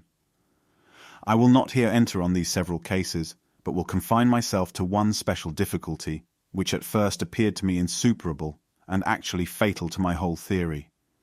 I allude to the neuters or sterile females in insect communities. For these neuters often differ widely in instinct and in structure from both the males and fertile females, and yet, from being sterile, they cannot propagate their kind. The subject well deserves to be discussed at great length, but I will here take only a single case, that of working or sterile ants. How the workers have been rendered sterile is a difficulty, but not much greater than that of any other striking modification of structure.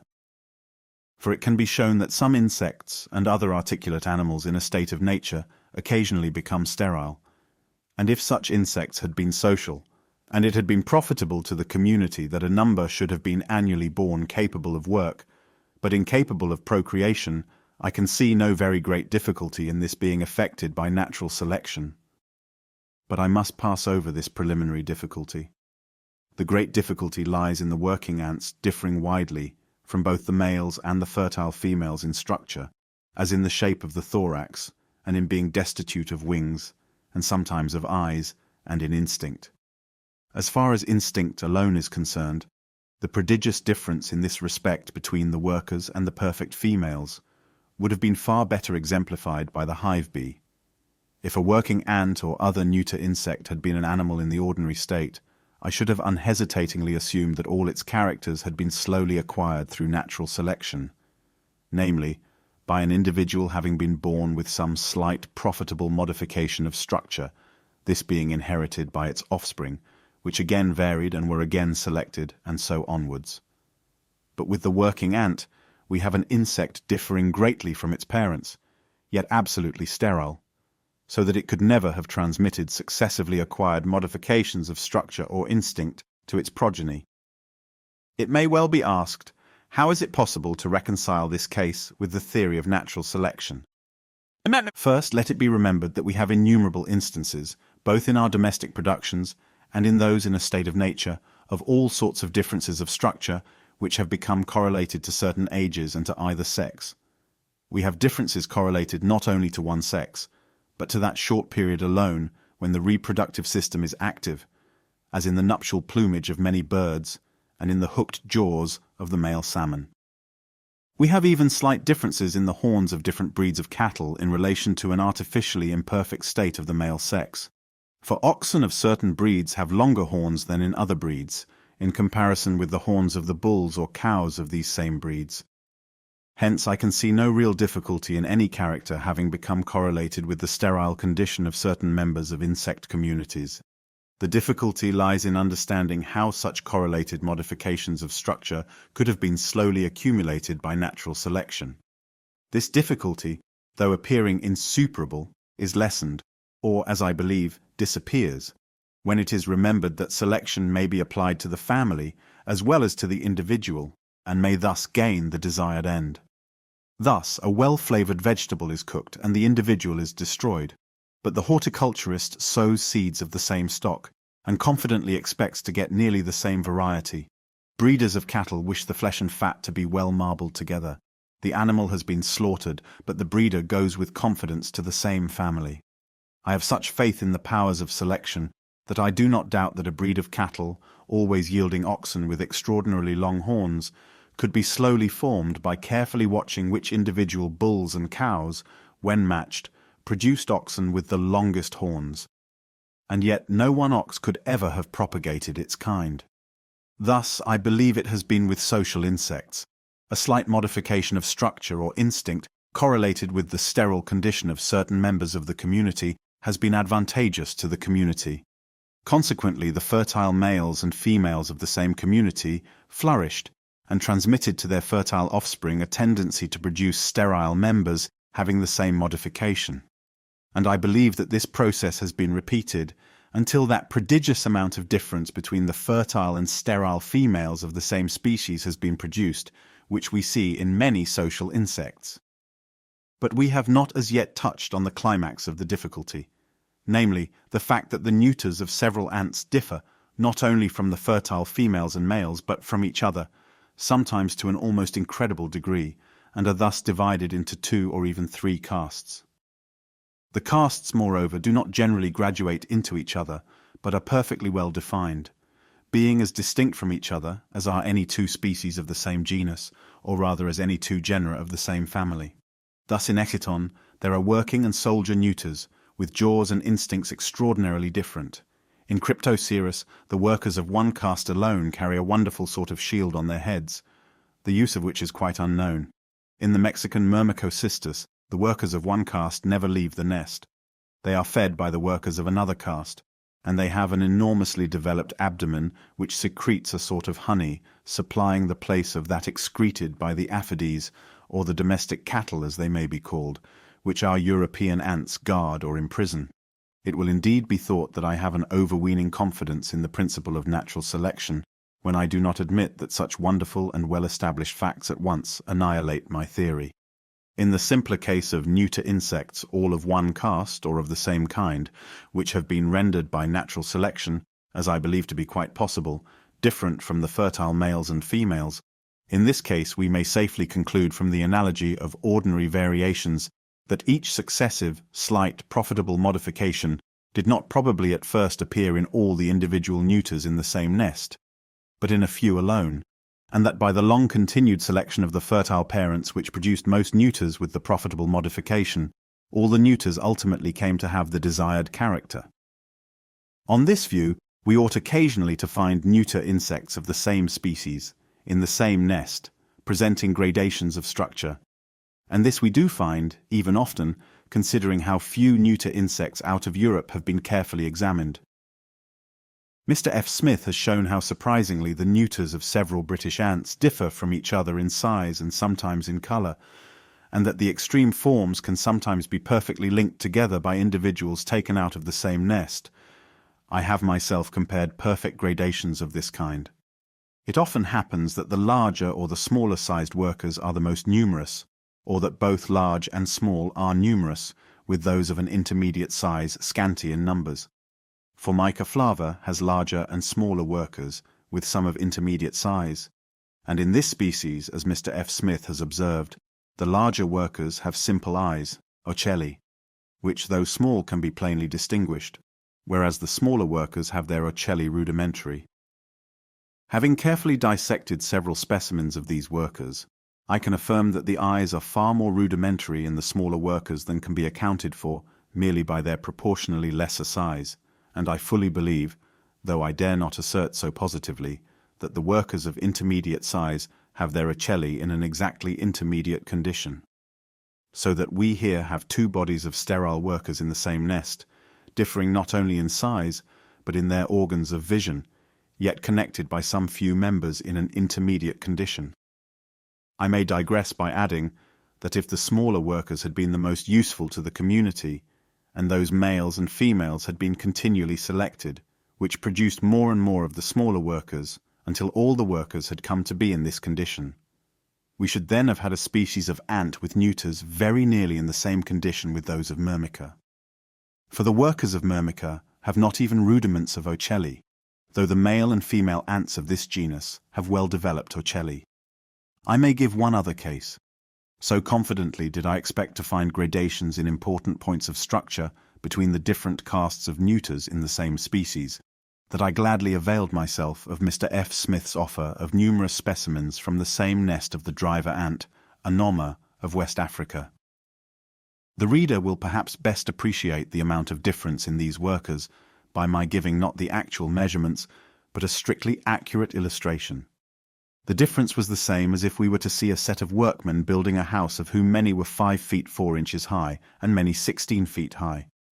But we must suppose that the larger workmen had heads 4 instead of 3 times as big as those of the smaller men, and jaws nearly 5 times as big. The jaws, moreover, of the working ants of the several sizes differed wonderfully in shape, and in the form and number of the teeth. But the important fact for us is that, though the workers can be grouped into castes of different sizes, yet they graduate insensibly into each other, as does the widely different structure of their jaws. I speak confidently on this latter point, as Mr. Lubbock made drawings for me with the camera lucida of the jaws which I had dissected from the workers of the several sizes. With these facts before me, I believe that natural selection, by acting on the fertile parents, could form a species which should regularly produce neuters, either all of large size with one form of jaw, or all of small size with jaws having a widely different structure. Or lastly, and this is our climax of difficulty, one set of workers of one size and structure, and simultaneously another set of workers of a different size and structure. A graduated series having been first formed, as in the case of the driver ant, and then the extreme forms from being the most useful to the community, having been produced in greater and greater numbers through the natural selection of the parents which generated them, until none with an intermediate structure were produced. Thus, as I believe, the wonderful fact of 2 distinctly defined castes of sterile workers existing in the same nest, both widely different from each other and from their parents, has originated. We can see how useful their production may have been to a social community of insects, on the same principle that the division of labor is useful to civilized man. As ants work by inherited instincts and by inherited tools or weapons, and not by acquired knowledge and manufactured instruments, a perfect division of labor could be effected with them only by the workers being sterile. For had they been fertile, they would have intercrossed, and their instincts and structure would have become blended. And nature has, as I believe, effected this admirable division of labor in the communities of ants by the means of natural selection. But I am bound to confess that with all my faith in this principle, I should never have anticipated that natural selection could have been efficient in so high a degree, had not the case of these neuter insects convinced me of the fact. I have therefore discussed this case at some little but wholly insufficient length, in order to show the power of natural selection, and likewise because this is by far the most serious special difficulty which my theory has encountered. The case also is very interesting as it proves that with animals, as with plants, any amount of modification in structure can be effected by the accumulation of numerous, slight, and as we must call them, accidental variations, which are in any manner profitable, without exercise or habit having come into play. For no amount of exercise or habit or volition in the utterly sterile members of a community could possibly have affected the structure or instincts of the fertile members, which alone leave descendants. I am surprised that no one has advanced this demonstrative case of neuter insects against the well-known doctrine of Lamarck. Summary. I have endeavored briefly in this chapter to show that the mental qualities of our domestic animals vary, and that the variations are inherited. Still more briefly, I have attempted to show that instincts vary slightly in a state of nature. No one will dispute that instincts are of the highest importance to each animal. Therefore, I can see no difficulty, under changing conditions of life, in natural selection accumulating slight modifications of instinct to any extent, in any useful direction. In some cases, habit or use and disuse have probably come into play. I do not pretend that the facts given in this chapter strengthen in any great degree my theory, but none of the cases of difficulty, to the best of my judgment, annihilate it. On the other hand, the fact that instincts are not always absolutely perfect and are liable to mistakes, that no instinct has been produced for the exclusive good of other animals, but that each animal takes advantage of the instincts of others, that the canon in natural history of natura non facit saltum is applicable to instincts as well as to corporeal structure, and is plainly explicable on the foregoing views, but is otherwise inexplicable, all tend to corroborate the theory of natural selection. This theory is also strengthened by some few other facts in regard to instincts, as by that common case of closely allied but certainly distinct species when inhabiting distant parts of the world and living under considerably different conditions of life, yet often retaining nearly the same instincts. For instance, we can understand on the principle of inheritance how it is that the thrush of South America lines its nest with mud in the same peculiar manner as does our British thrush. How it is that the male wrens, troglodytes of North America, build cock nests to roost in like the males of our distinct kitty wrens, a habit wholly unlike that of any other known bird.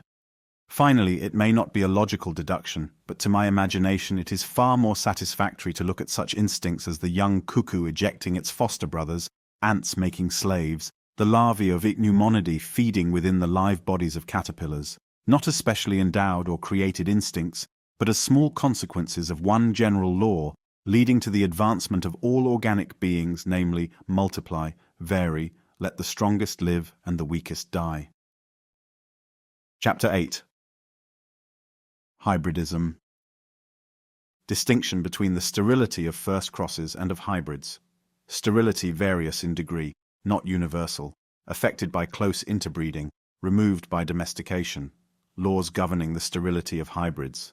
Sterility not a special endowment, but incidental on other differences. Causes of the sterility of first crosses and of hybrids.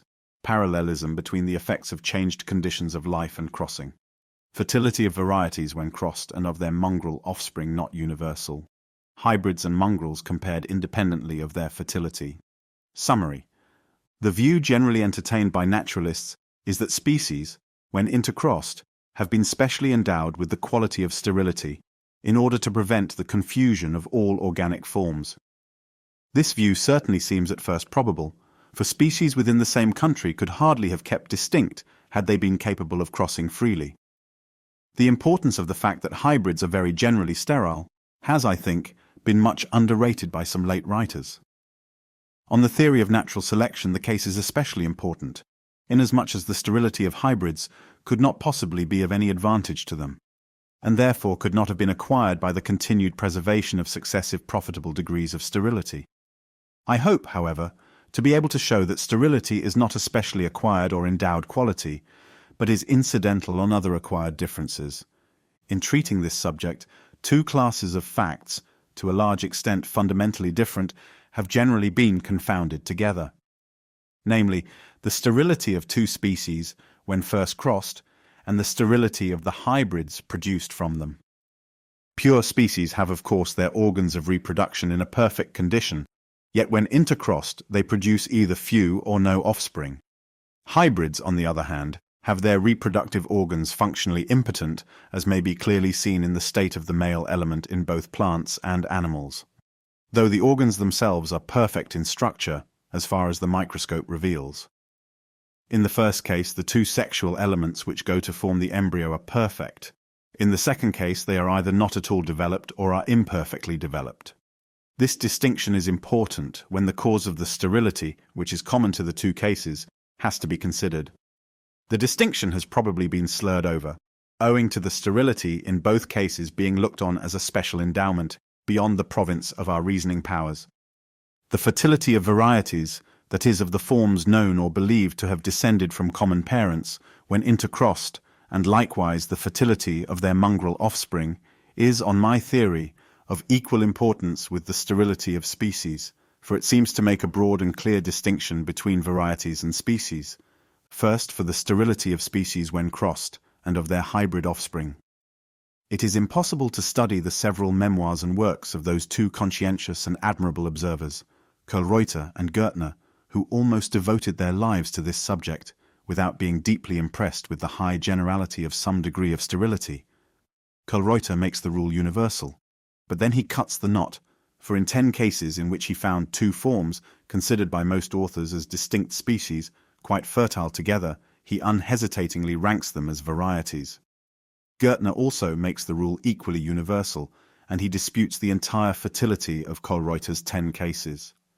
But in these and in many other cases, Gärtner is obliged carefully to count the seeds, in order to show that there is any degree of sterility. He always compares the maximum number of seeds produced by two species when crossed, and by their hybrid offspring, with the average number produced by both pure parent species in a state of nature. But a serious cause of error seems to me to be here introduced. A plant to be hybridized must be castrated, and, what is often more important, must be secluded in order to prevent pollen being brought to it by insects from other plants.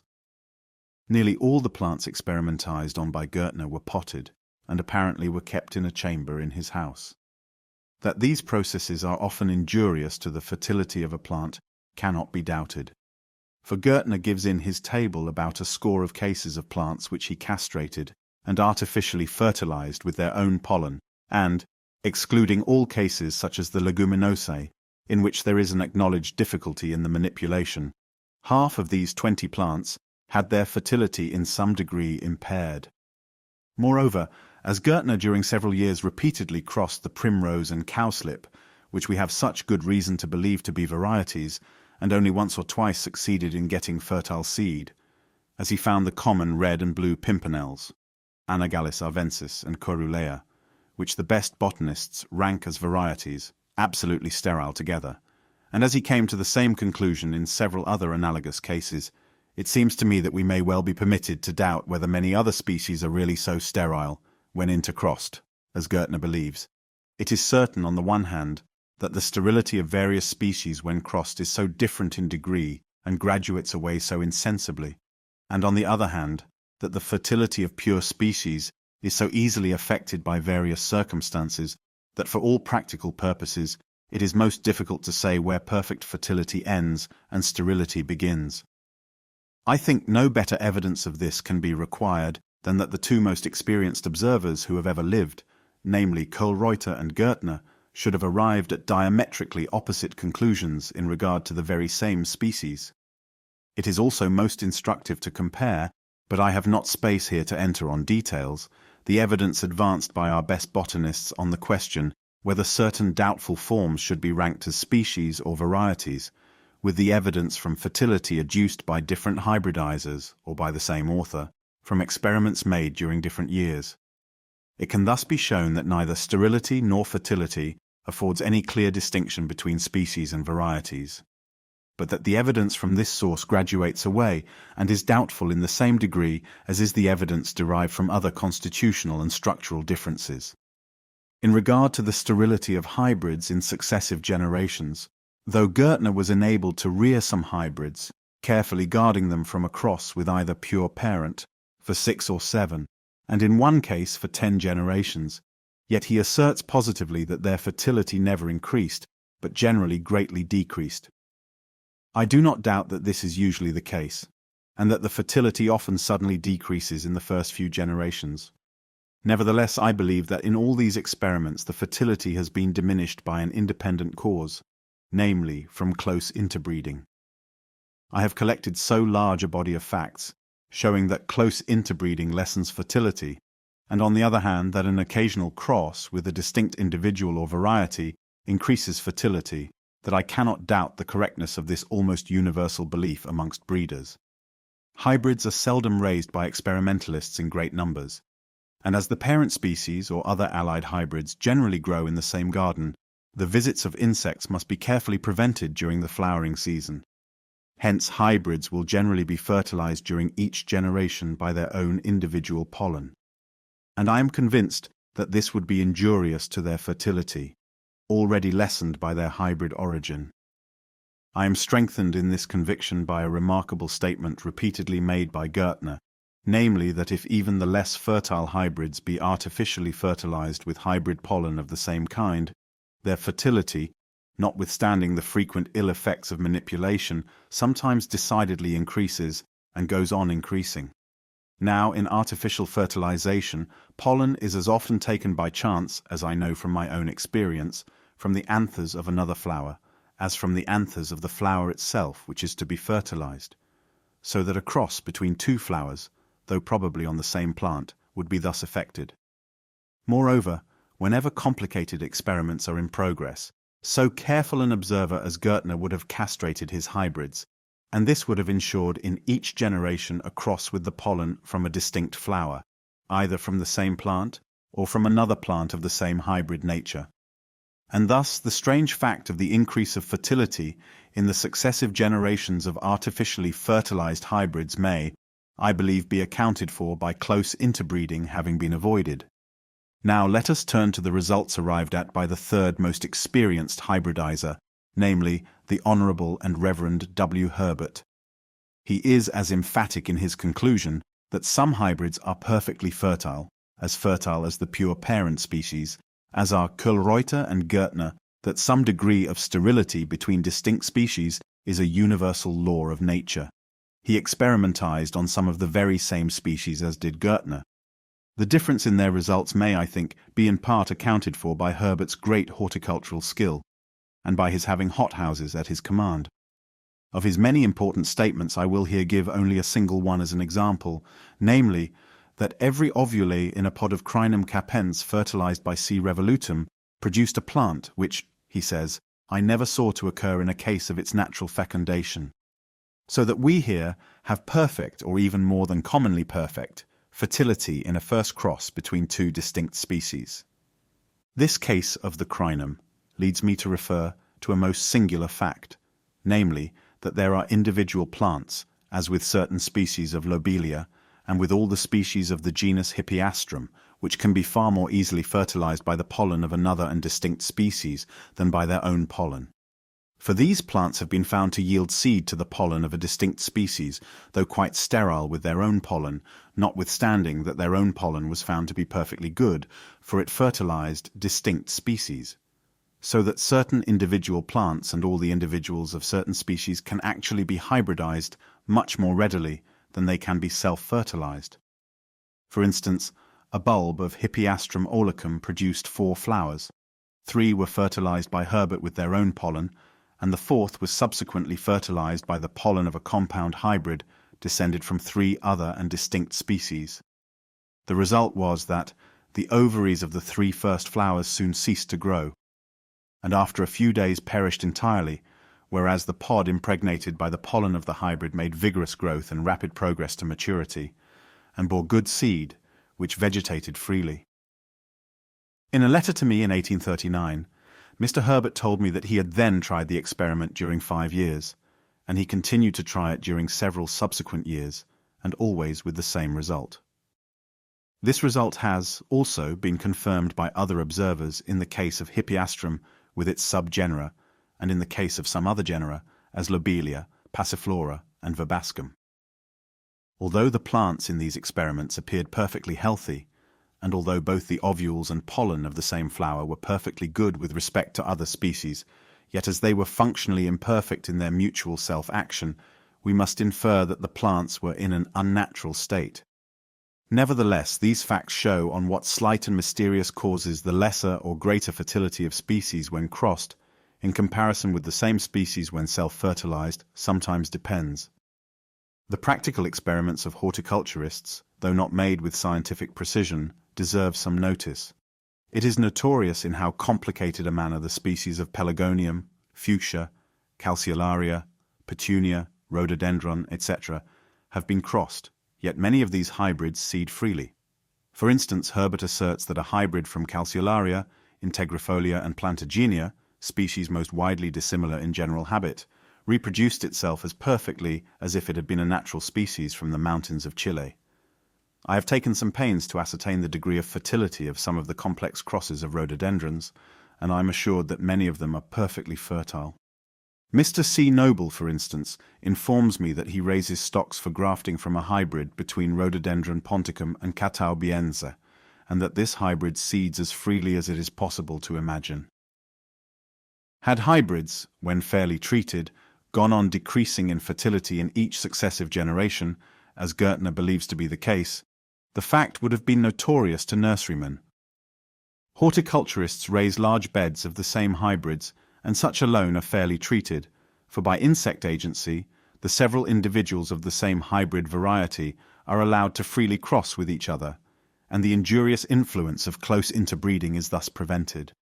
Anyone may readily convince himself of the efficiency of insect agency by examining the flowers of the more sterile kinds of hybrid rhododendrons, which produce no pollen, for he will find on their stigmas plenty of pollen brought from other flowers. In regard to animals, much fewer experiments have been carefully tried than with plants. If our systematic arrangements can be trusted, that is, if the genera of animals are as distinct from each other as are the genera of plants, then we may infer that animals more widely separated in the scale of nature can be more easily crossed than in the case of plants. But the hybrids themselves are, I think, more sterile. I doubt whether any case of a perfectly fertile hybrid animal can be considered as thoroughly well authenticated. It should, however, be borne in mind that, owing to few animals breeding freely under confinement, few experiments have been fairly tried. For instance, the canary bird has been crossed with 9 other finches, but as not one of these 9 species breeds freely in confinement, we have no right to expect that the first crosses between them and the canary, or that their hybrids, should be perfectly fertile. Again, with respect to the fertility in successive generations of the more fertile hybrid animals, I hardly know of an instance in which 2 families of the same hybrid have been raised at the same time from different parents, so as to avoid the ill effects of close interbreeding. On the contrary, brothers and sisters have usually been crossed in each successive generation, in opposition to the constantly repeated admonition of every breeder. And in this case, it is not at all surprising that the inherent sterility in the hybrids should have gone on increasing. If we were to act thus, and pair brothers and sisters, in the case of any pure animal, which from any cause had the least tendency to sterility, the breed would assuredly be lost in a very few generations. Although I do not know of any thoroughly well authenticated cases of perfectly fertile hybrid animals, I have some reason to believe that the hybrids from Cervulus vaginalis and Reevesi, and from Phasianus colchicus with P. torquatus, and with P. versicolor, are perfectly fertile. The hybrids from the common and Chinese geese, A. cygnoides, species which are so different that they are generally ranked in distinct genera, have often bred in this country with either pure parent, and in one single instance they have bred inter se. This was effected by Mr. Ayton, who raised 2 hybrids from the same parents but from different hatches, and from these 2 birds he raised no less than 8 hybrids, grandchildren of the pure geese, from one nest. In India, however, these crossbred geese must be far more fertile, for I am assured by 2 eminently capable judges, namely Mr. Blyth and Captain Hutton, that whole flocks of these crossed geese are kept in various parts of the country, and as they are kept for profit, where neither pure parent species exists, they must certainly be highly fertile. A doctrine which originated with Pallas has been largely accepted by modern naturalists, namely, that most of our domestic animals have descended from 2 or more aboriginal species, since commingled by intercrossing. On this view, the aboriginal species must either at first have produced quite fertile hybrids, or the hybrids must have become in subsequent generations quite fertile under domestication.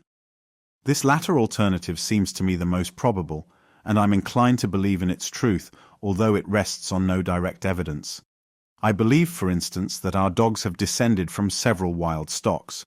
Yet, with perhaps the exception of certain indigenous domestic dogs of South America, all are quite fertile together, and analogy makes me greatly doubt whether the several aboriginal species would at first have freely bred together and have produced quite fertile hybrids.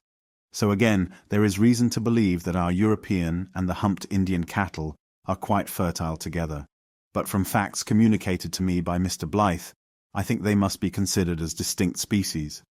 On this view of the origin of many of our domestic animals, we must either give up the belief of the almost universal sterility of distinct species of animals when crossed, or we must look at sterility, not as an indelible characteristic, but as one capable of being removed by domestication. Finally, looking to all the ascertained facts on the intercrossing of plants and animals, it may be concluded that some degree of sterility, both in first crosses and in hybrids, is an extremely general result, but that it cannot, under our present state of knowledge, be considered as absolutely universal. Laws governing the sterility of first crosses and of hybrids. We will now consider a little more in detail the circumstances and rules governing the sterility of first crosses and of hybrids. Our chief object will be to see whether or not the rules indicate that species have specially been endowed with this quality, in order to prevent their crossing and blending together in utter confusion. The following rules and conclusions are chiefly drawn up from Gertner's admirable work on the hybridization of plants. I have taken much pains to ascertain how far the rules apply to animals, and considering how scanty our knowledge is in regard to hybrid animals, I have been surprised to find how generally the same rules apply to both kingdoms. It has been already remarked that the degree of fertility, both of first crosses and of hybrids, graduates from 0 to perfect fertility. It is surprising in how many curious ways this gradation can be shown to exist, but only the barest outline of the facts can here be given. When pollen from a plant of one family is placed on the stigma of a plant of a distinct family, it exerts no more influence than so much inorganic dust. From this absolute zero of fertility, the pollen of different species of the same genus applied to the stigma of someone's species yields a perfect gradation in the number of seeds produced, up to nearly complete or even quite complete fertility. And as we have seen in certain abnormal cases, even to an excess of fertility, beyond that which the plant's own pollen will produce. So in hybrids themselves, there are some which never have produced and probably never would produce, even with the pollen of either pure parent, a single fertile seed. But in some of these cases, a first trace of fertility may be detected by the pollen of one of the pure parent species causing the flower of the hybrid to wither earlier than it otherwise would have done. And the early withering of the flower is well known to be a sign of incipient fertilization. From this extreme degree of sterility, we have self-fertilized hybrids producing a greater and greater number of seeds up to perfect fertility. Hybrids from two species which are very difficult to cross and which rarely produce any offspring are generally very sterile. But the parallelism between the difficulty of making a first cross and the sterility of the hybrids thus produced, two classes of facts which are generally confounded together, is by no means strict. There are many cases in which two pure species can be united with unusual facility and produce numerous hybrid offspring, yet these hybrids are remarkably sterile. On the other hand, there are species which can be crossed very rarely or with extreme difficulty, but the hybrids, when at last produced, are very fertile. Even within the limits of the same genus, for instance in Dianthus, these two opposite cases occur. The fertility, both of first crosses and of hybrids, is more easily affected by unfavorable conditions than is the fertility of pure species. But the degree of fertility is likewise innately variable, for it is not always the same when the same two species are crossed under the same circumstances, but depends in part upon the constitution of the individuals which happen to have been chosen for the experiment. So it is with hybrids, for their degree of fertility is often found to differ greatly in the several individuals raised from seed out of the same capsule and exposed to exactly the same conditions. By the term systematic affinity is meant the resemblance between species in structure and in constitution, more especially in the structure of parts which are of high physiological importance and which differ little in the allied species. Now the fertility of first crosses between species and of the hybrids produced from them is largely governed by their systematic affinity. This is clearly shown by hybrids never having been raised between species ranked by systematists in distinct families, and on the other hand, by very closely allied species generally uniting with facility. But the correspondence between systematic affinity and the facility of crossing is by no means strict. A multitude of cases could be given of very closely allied species which will not unite, or only with extreme difficulty, and on the other hand of very distinct species which unite with the utmost facility. In the same family there may be a genus, as Dianthus, in which very many species can most readily be crossed, and another genus, as Silene, in which the most persevering efforts have failed to produce between extremely close species a single hybrid. Even within the limits of the same genus, we meet with this same difference. For instance, the many species of Nicotiana have been more largely crossed than the species of almost any other genus. But Gertner found that N. acuminata, which is not a particularly distinct species, obstinately failed to fertilize, or to be fertilized by, no less than 8 other species of Nicotiana. Very many analogous facts could be given. No one has been able to point out what kind or what amount of difference in any recognizable character is sufficient to prevent two species crossing. It can be shown that plants most widely different in habit and general appearance, and having strongly marked differences in every part of the flower, even in the pollen, in the fruit, and in the cotyledons, can be crossed. Annual and perennial plants, deciduous and evergreen trees, plants inhabiting different stations and fitted for extremely different climates, can often be crossed with ease. By a reciprocal cross between two species, I mean the case, for instance, of a stallion horse being first crossed with a female ass, and then a male ass with a mare. These two species may then be said to have been reciprocally crossed. There is often the widest possible difference in the facility of making reciprocal crosses. Such cases are highly important, for they prove that the capacity in any two species to cross is often completely independent of their systematic affinity or of any recognizable difference in their whole organization. On the other hand, these cases clearly show that the capacity for crossing is connected with constitutional differences imperceptible by us and confined to the reproductive system. This difference in the result of reciprocal crosses between the same two species was long ago observed by Kölreuter. To give an instance, Mirabilis jalapa can easily be fertilized by the pollen of Monsieur longiflora, and the hybrids thus produced are sufficiently fertile. But Kölreuter tried more than 200 times during 8 following years to fertilize reciprocally Monsieur longiflora with the pollen of Monsieur jalapa and utterly failed. Several other equally striking cases could be given. Thuret has observed the same fact with certain seaweeds or fuci. Gertner, moreover, found that this difference of facility in making reciprocal crosses is extremely common in a lesser degree. He has observed it even between forms so closely related, as Mathiola annua and glabra, that many botanists rank them only as varieties.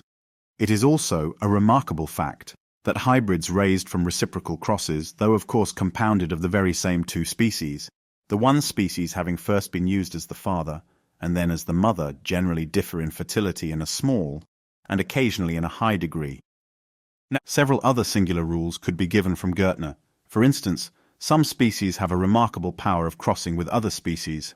Other species of the same genus have a remarkable power of impressing their likeness on their hybrid offspring. But these two powers do not at all necessarily go together. There are certain hybrids which, instead of having, as is usual, an intermediate character between their two parents, always closely resemble one of them, and such hybrids, though externally so like one of their pure parent species, are with rare exceptions extremely sterile. So again, amongst hybrids which are usually intermediate in structure between their parents, exceptional and abnormal individuals sometimes are born, which closely resemble one of their pure parents. And these hybrids are almost always utterly sterile, even when the other hybrids raised from seed from the same capsule have a considerable degree of fertility. These facts show how completely fertility in the hybrid is independent of its external resemblance to either pure parent. Considering the several rules now given which govern the fertility of first crosses and of hybrids, we see that when forms, which must be considered as good and distinct species, are united, their fertility graduates from 0 to perfect fertility, or even to fertility under certain conditions in excess. That their fertility, besides being eminently susceptible to favorable and unfavorable conditions, is innately variable, that it is by no means always the same in degree in the first cross and in the hybrids produced from this cross, that the fertility of hybrids is not related to the degree in which they resemble in external appearance either parent, and lastly, that the facility of making a first cross between any two species is not always governed by their systematic affinity or degree of resemblance to each other. This latter statement is clearly proved by reciprocal crosses between the same two species, for according as the one species or the other is used as the father or the mother, there is generally some difference, and occasionally the widest possible difference, in the facility of effecting an union. The hybrids, moreover, produced from reciprocal crosses often differ in fertility. Now, do these complex and singular rules indicate that species have been endowed with sterility simply to prevent their becoming confounded in nature? I think not. For why should the sterility be so extremely different in degree when various species are crossed, all of which we must suppose it would be equally important to keep from blending together? Why should the degree of sterility be innately variable in the individuals of the same species? Why should some species cross with facility and yet produce very sterile hybrids, and other species cross with extreme difficulty and yet produce fairly fertile hybrids? Why should there often be so great a difference in the result of a reciprocal cross between the same two species? Why, it may even be asked, has the production of hybrids been permitted? To grant to species the special power of producing hybrids, and then to stop their further propagation by different degrees of sterility, not strictly related to the facility of the first union between their parents, seems to be a strange arrangement. The foregoing rules and facts, on the other hand, appear to me clearly to indicate that the sterility both of first crosses and of hybrids is simply incidental or dependent on unknown differences, chiefly in the reproductive systems of the species which are crossed. The differences being of so peculiar and limited a nature that, in reciprocal crosses between two species, the male sexual element of the one will often freely act on the female sexual element of the other, but not in a reverse direction. It will be advisable to explain a little more fully by an example what I mean by sterility being incidental on other differences, and not a specially endowed quality. As the capacity of one plant to be grafted or budded on another is so entirely unimportant for its welfare in a state of nature, I presume that no one will suppose that this capacity is a specially endowed quality, but will admit that it is incidental on differences in the laws of growth of the two plants. We can sometimes see the reason why one tree will not take on another, from differences in their rate of growth, in the hardness of their wood, in the period of the flow or nature of their sap, etc. But in a multitude of cases we can assign no reason whatever. Great diversity in the size of two plants, one being woody and the other herbaceous, one being evergreen and the other deciduous, and adaptation to widely different climates, does not always prevent the two grafting together. As in hybridization, so with grafting, the capacity is limited by systematic affinity, for no one has been able to graft trees together belonging to quite distinct families. And on the other hand, closely allied species, and varieties of the same species, can usually, but not invariably, be grafted with ease. But this capacity, as in hybridization, is by no means absolutely governed by systematic affinity. Although many distinct genera within the same family have been grafted together, in other cases, species of the same genus will not take on each other. The pear can be grafted far more readily on the quince, which is ranked as a distinct genus, than on the apple, which is a member of the same genus. Even different varieties of the pear take with different degrees of facility on the quince. So do different varieties of the apricots and peach on certain varieties of the plum. As Gertner found that there was sometimes an innate difference in different individuals of the same two species in crossing, so Sagare believes this to be the case with different individuals of the same two species in being grafted together. As in reciprocal crosses, the facility of effecting an union is often very far from equal, so it sometimes is in grafting. The common gooseberry, for instance, cannot be grafted on the currant, whereas the currant will take, though with difficulty, on the gooseberry. We have seen that the sterility of hybrids, which have their reproductive organs in an imperfect condition, is a very different case from the difficulty of uniting two pure species, which have their reproductive organs perfect. Yet these two distinct cases run to a certain extent parallel. Something analogous occurs in grafting, for Thuin found that 3 species of Robinia, which seeded freely on their own roots, and which could be grafted with no great difficulty on another species, when thus grafted were rendered barren. On the other hand, certain species of Sorbus, when grafted on other species, yielded twice as much fruit as when on their own roots. We are reminded by this latter fact of the extraordinary case of Hippeastrum, Lobelia, etc., which seeded much more freely when fertilized with the pollen of distinct species than when self-fertilized with their own pollen. We thus see that although there is a clear and fundamental difference between the mere adhesion of grafted stocks and the union of the male and female elements in the act of reproduction, yet that there is a rude degree of parallelism in the results of grafting and of crossing distinct species. And as we must look at the curious and complex laws governing the facility with which trees can be grafted on each other as incidental on unknown differences in their vegetative systems, so I believe that the still more complex laws governing the facility of first crosses are incidental on unknown differences, chiefly in their reproductive systems. These differences in both cases follow, to a certain extent, as might have been expected, systematic affinity, by which every kind of resemblance and dissimilarity between organic beings is attempted to be expressed. The facts by no means seem to me to indicate that the greater or lesser difficulty of either grafting or crossing together various species has been a special endowment. Although in the case of crossing, the difficulty is as important for the endurance and stability of specific forms as in the case of grafting, it is unimportant for their welfare, causes of the sterility of first crosses and of hybrids. we may now look a little closer at the probable causes of the sterility of first crosses and of hybrids. These two cases are fundamentally different, for, as just remarked, in the union of two pure species, the male and female sexual elements are perfect, whereas in hybrids they are imperfect. Even in first crosses, the greater or lesser difficulty in effecting a union apparently depends on several distinct causes. There must sometimes be a physical impossibility in the male element reaching the ovule, as would be the case with a plant having a pistil too long for the pollen tubes to reach the ovarium. It has also been observed that when pollen of one species is placed on the stigma of a distantly allied species, though the pollen tubes protrude, they do not penetrate the stigmatic surface. Again, the male element may reach the female element, but be incapable of causing an embryo to be developed, as seems to have been the case with some of Touré's experiments on Fuchi. No explanation can be given of these facts, any more than why certain trees cannot be grafted on others. Lastly, an embryo may be developed and then perish at an early period. This latter alternative has not been sufficiently attended to, but I believe from observations communicated to me by Mr. Hewitt, who has had great experience in hybridizing gallinaceous birds, that the early death of the embryo is a very frequent cause of sterility in first crosses. I was at first very unwilling to believe in this view, as hybrids, when once born, are generally healthy and long-lived, as we see in the case of the common mule. Hybrids, however, are differently circumstanced before and after birth. When born and living in a country where their two parents can live, they are generally placed under suitable conditions of life.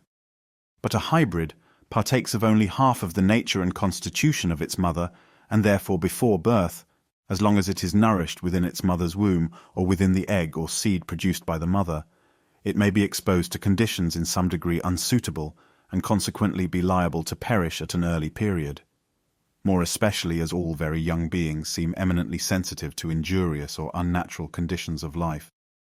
In regard to the sterility of hybrids, in which the sexual elements are imperfectly developed, the case is very different.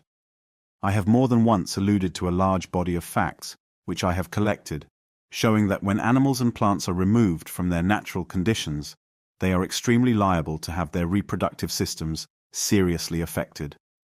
This, in fact, is the great bar to the domestication of animals. Between the sterility thus superinduced and that of hybrids, there are many points of similarity. In both cases, the sterility is independent of general health, and is often accompanied by excess of size or great luxuriance. In both cases, the sterility occurs in various degrees. In both, the male element is the most liable to be affected, but sometimes the female more than the male. In both, the tendency goes to a certain extent with systematic affinity, for whole groups of animals and plants are rendered impotent by the same unnatural conditions, and whole groups of species tend to produce sterile hybrids. On the other hand, one species in a group will sometimes resist great changes of conditions with unimpaired fertility, and certain species in a group will produce unusually fertile hybrids.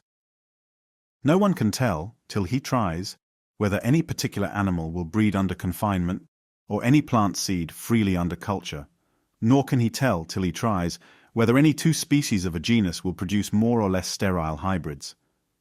Lastly, when organic beings are placed during several generations under conditions not natural to them, they are extremely liable to vary, which is due, as I believe, to their reproductive systems having been specially affected, though in a lesser degree than when sterility ensues.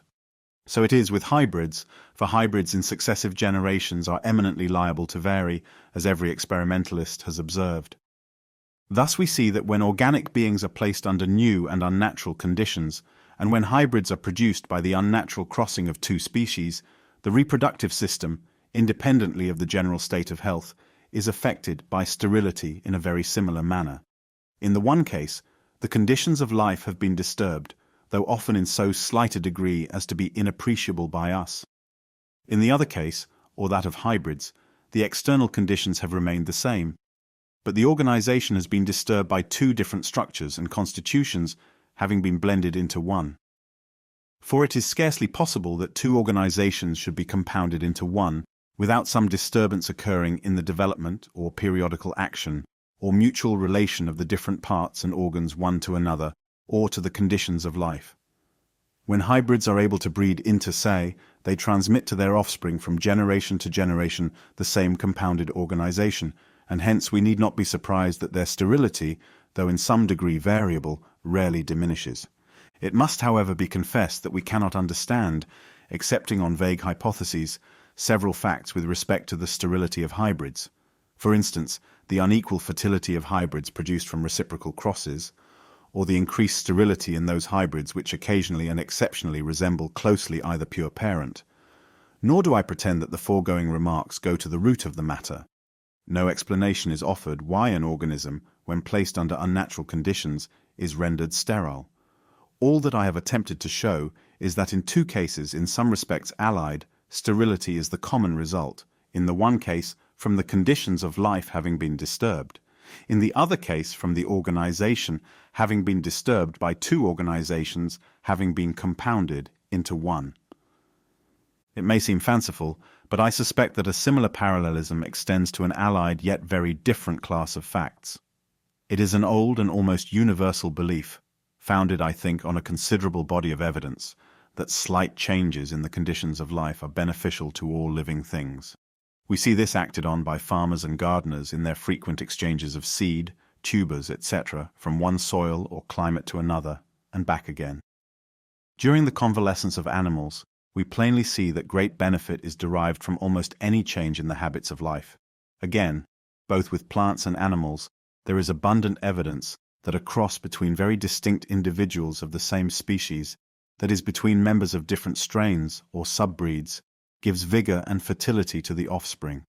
I believe, indeed, from the facts alluded to in our 4th chapter, that a certain amount of crossing is indispensable even with hermaphrodites, and that close interbreeding continued during several generations between the nearest relations, especially if these be kept under the same conditions of life, always induces weakness and sterility in the progeny. Hence it seems that on the one hand, slight changes in the conditions of life benefit all organic beings, and on the other hand, that slight crosses, that is, crosses between the males and females of the same species which have varied and become slightly different, give vigor and fertility to the offspring. But we have seen that greater changes, or changes of a particular nature, often render organic beings in some degree sterile, and that greater crosses, that is, crosses between males and females, which have become widely or specifically different, produce hybrids which are generally sterile in some degree. I cannot persuade myself that this parallelism is an accident or an illusion. Both series of facts seem to be connected together by some common but unknown bond, which is essentially related to the principle of life. Fertility of varieties when crossed, and of their mongrel offspring. It may be urged, as a most forcible argument, that there must be some essential distinction between species and varieties, and that there must be some error in all the foregoing remarks, inasmuch as varieties, however much they may differ from each other in external appearance, cross with perfect facility and yield perfectly fertile offspring. I fully admit that this is almost invariably the case. But if we look to varieties produced under nature, we are immediately involved in hopeless difficulties, for if two hitherto reputed varieties be found in any degree sterile together, they are at once ranked by most naturalists as species. For instance, the blue and red pimpernel, the primrose and cowslip, which are considered by many of our best botanists as varieties, are said by Gärtner not to be quite fertile when crossed, and he consequently ranks them as undoubted species. If we thus argue in a circle, the fertility of all varieties produced under nature will assuredly have to be granted. If we turn to varieties, produced or supposed to have been produced under domestication, we are still involved in doubt. For when it is stated, for instance, that the German Spitz dog unites more easily than other dogs with foxes, or that certain South American indigenous domestic dogs do not readily cross with European dogs, the explanation which will occur to everyone, and probably the true one, is that these dogs have descended from several aboriginally distinct species. Nevertheless, the perfect fertility of so many domestic varieties, differing widely from each other in appearance, for instance of the pigeon or of the cabbage, is a remarkable fact, more especially when we reflect how many species there are, which, though resembling each other most closely, are utterly sterile when intercrossed. Several considerations, however, render the fertility of domestic varieties less remarkable than at first appears. It can, in the first place, be clearly shown that mere external dissimilarity between two species does not determine their greater or lesser degree of sterility when crossed. And we may apply the same rule to domestic varieties. In the second place, some eminent naturalists believe that a long course of domestication tends to eliminate sterility in the successive generations of hybrids, which were at first only slightly sterile. And if this be so, we surely ought not to expect to find sterility both appearing and disappearing under nearly the same conditions of life. Lastly, and this seems to me by far the most important consideration, new races of animals and plants are produced under domestication by man's methodical and unconscious power of selection, for his own use and pleasure. He neither wishes to select nor could select slight differences in the reproductive system or other constitutional differences correlated with the reproductive system. He supplies his several varieties with the same food, treats them in nearly the same manner, and does not wish to alter their general habits of life. Nature acts uniformly and slowly during vast periods of time on the whole organization, in any way which may be for each creature's own good, and thus she may, either directly, or more probably indirectly, through correlation, modify the reproductive system in the several descendants from any one species. Seeing this difference in the process of selection as carried on by man and nature, we need not be surprised at some difference in the result. I have as yet spoken as if the varieties of the same species were invariably fertile when intercrossed. But it seems to me impossible to resist the evidence of the existence of a certain amount of sterility in the few following cases, which I will briefly abstract. The evidence is at least as good as that from which we believe in the sterility of a multitude of species. The evidence is also derived from hostile witnesses, who in all other cases consider fertility and sterility as safe criterions of specific distinction. Gärtner kept during several years a dwarf kind of maize with yellow seeds, and a tall variety with red seeds, growing near each other in his garden. And although these plants have separated sexes, they never naturally crossed. He then fertilized 13 flowers of the one with the pollen of the other, but only a single head produced any seed, and this one head produced only 5 grains. Manipulation in this case could not have been injurious, as the plants have separated sexes. No one, I believe, has suspected that these varieties of maize are distinct species, and it is important to notice that the hybrid plants thus raised were themselves perfectly fertile, so that even Gärtner did not venture to consider the two varieties as specifically distinct. Giraud de Bouzerengues crossed 3 varieties of gourd, which, like the maize, has separated sexes, and he asserts that their mutual fertilization is by so much the less easy as their differences are greater.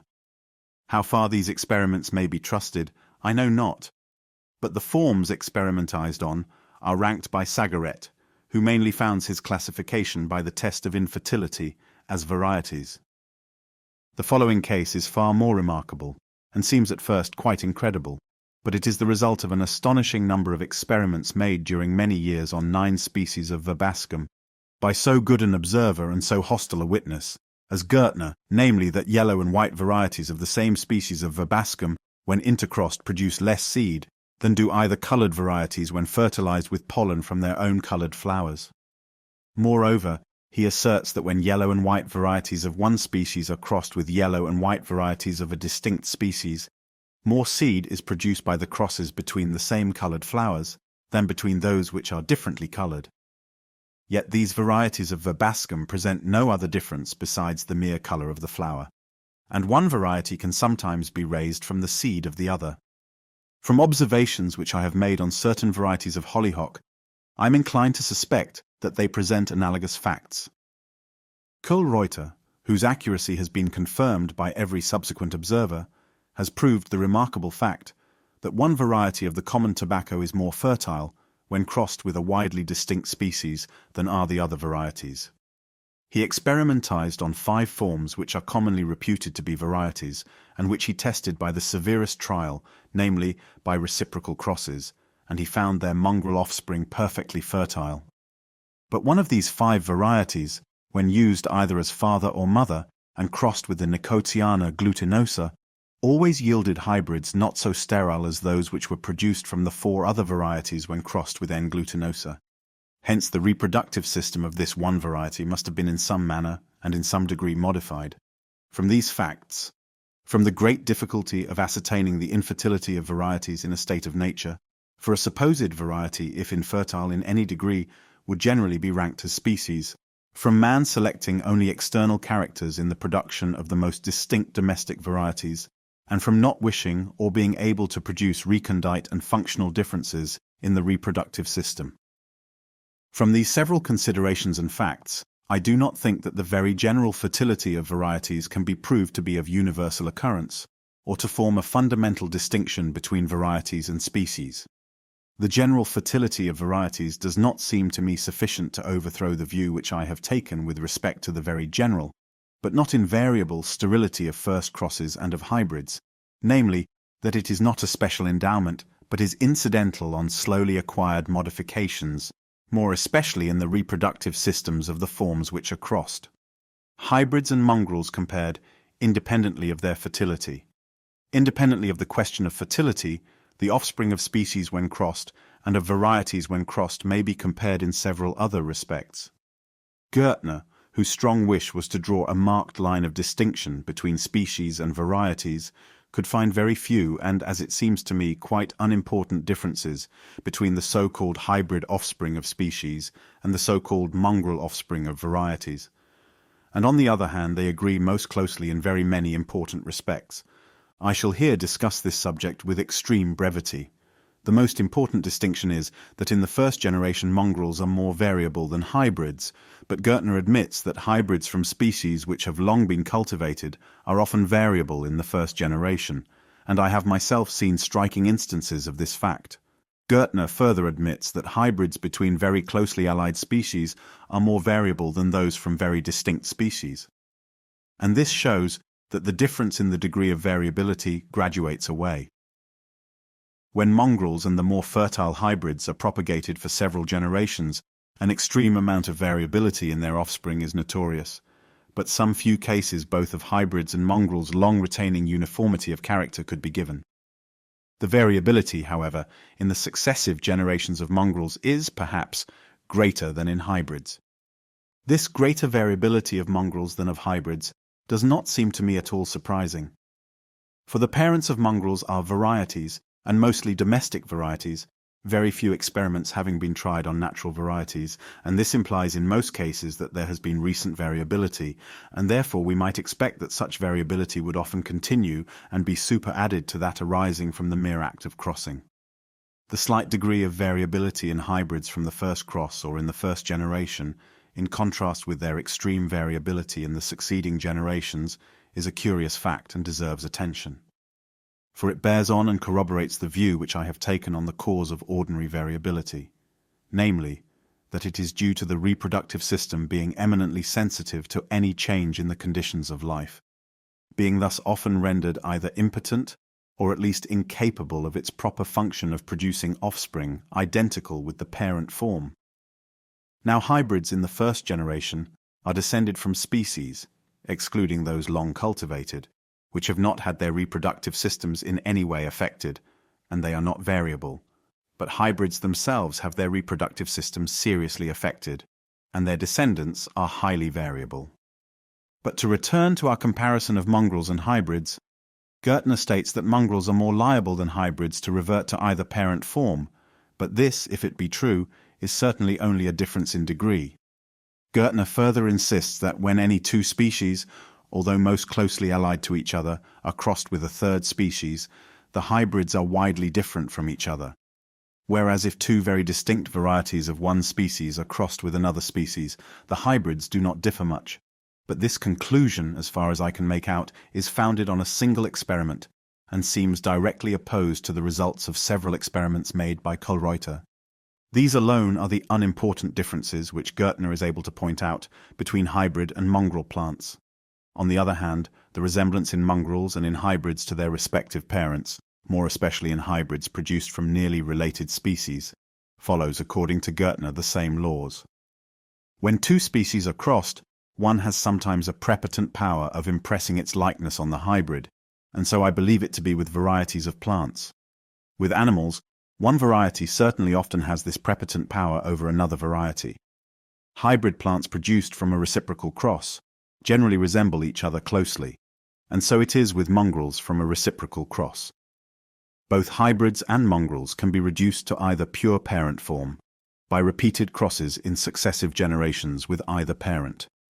These several remarks are apparently applicable to animals, but the subject is here excessively complicated, partly owing to the existence of secondary sexual characters, but more especially owing to prepotency in transmitting likeness running more strongly in one sex than in the other, both when one species is crossed with another and when one variety is crossed with another variety.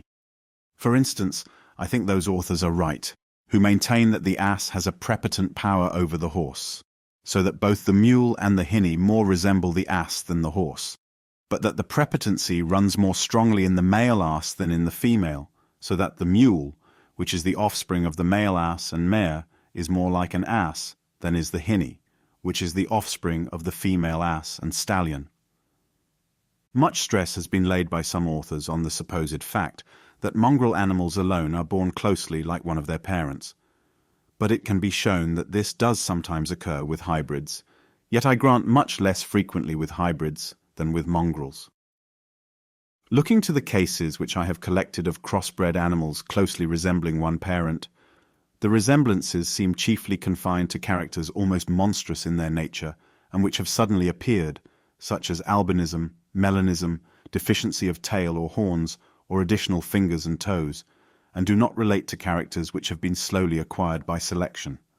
Consequently, sudden reversions to the perfect character of either parent would be more likely to occur with mongrels, which are descended from varieties often suddenly produced and semi-monstrous in character, than with hybrids, which are descended from species slowly and naturally produced. On the whole, I entirely agree with Dr. Prosper Lucas, who, after arranging an enormous body of facts with respect to animals, comes to the conclusion that the laws of resemblance of the child to its parents are the same, whether the two parents differ much or little from each other, namely in the union of individuals of the same variety, or of different varieties, or of distinct species. Laying aside the question of fertility and sterility, in all other respects there seems to be a general and close similarity in the offspring of crossed species and of crossed varieties. If we look at species as having been specially created, and at varieties as having been produced by secondary laws, this similarity would be an astonishing fact. But it harmonizes perfectly with the view that there is no essential distinction between species and varieties. Summary of chapter. First, crosses between forms sufficiently distinct to be ranked as species, and their hybrids, are very generally but not universally sterile. The sterility is of all degrees, and is often so slight that the two most careful experimentalists who have ever lived have come to diametrically opposite conclusions in ranking forms by this test. The sterility is innately variable in individuals of the same species, and is eminently susceptible of favorable and unfavorable conditions. The degree of sterility does not strictly follow systematic affinity, but is governed by several curious and complex laws. It is generally different, and sometimes widely different, in reciprocal crosses between the same two species. It is not always equal in degree in a first cross, and in the hybrid produced from this cross. In the same manner as in grafting trees, the capacity of one species or variety to take on another is incidental on generally unknown differences in their vegetative systems. So in crossing, the greater or less facility of one species to unite with another is incidental on unknown differences in their reproductive systems. There is no more reason to think that species have been specially endowed with various degrees of sterility to prevent them crossing and blending in nature, than to think that trees have been specially endowed with various and somewhat analogous degrees of difficulty in being grafted together in order to prevent them becoming inarched in our forests. The sterility of first crosses between pure species, which have their reproductive systems perfect, seems to depend on several circumstances. In some cases largely on the early death of the embryo. The sterility of hybrids, which have their reproductive systems imperfect, and which have had this system and their whole organization disturbed by being compounded of two distinct species, seems closely allied to that sterility which so frequently affects pure species, when their natural conditions of life have been disturbed. This view is supported by a parallelism of another kind, namely, that the crossing of forms only slightly different is favorable to the vigor and fertility of their offspring, and that slight changes in the conditions of life are apparently favorable to the vigor and fertility of all organic beings. It is not surprising that the degree of difficulty in uniting two species, and the degree of sterility of their hybrid offspring, should generally correspond, though due to distinct causes. For both depend on the amount of difference of some kind between the species which are crossed. Nor is it surprising that the facility of effecting a first cross, the fertility of the hybrids produced, and the capacity of being grafted together, though this latter capacity evidently depends on widely different circumstances, should all run, to a certain extent, parallel with the systematic affinity of the forms which are subjected to experiment.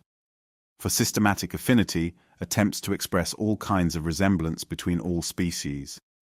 First, crosses between forms known to be varieties, or sufficiently alike to be considered as varieties, and their mongrel offspring are very generally, but not quite universally, fertile.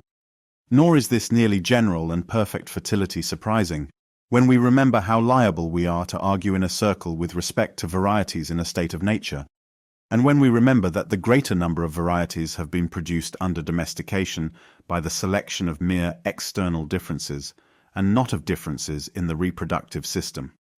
In all other respects, excluding fertility, there is a close general resemblance between hybrids and mongrels. Finally, then, the facts briefly given in this chapter do not seem to me opposed to, but even rather to support the view that there is no fundamental distinction between species and varieties.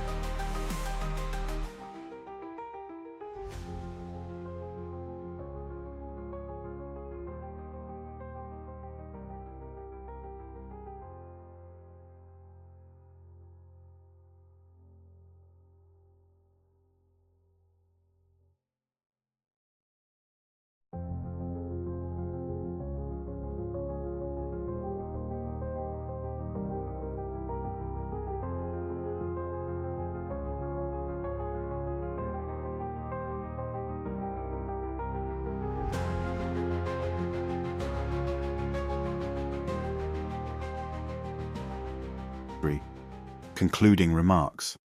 As this whole volume is one long argument, it may be convenient to the reader to have the leading facts and inferences briefly recapitulated. That many and grave objections may be advanced against the theory of descent with modification through natural selection, I do not deny. I have endeavored to give to them their full force.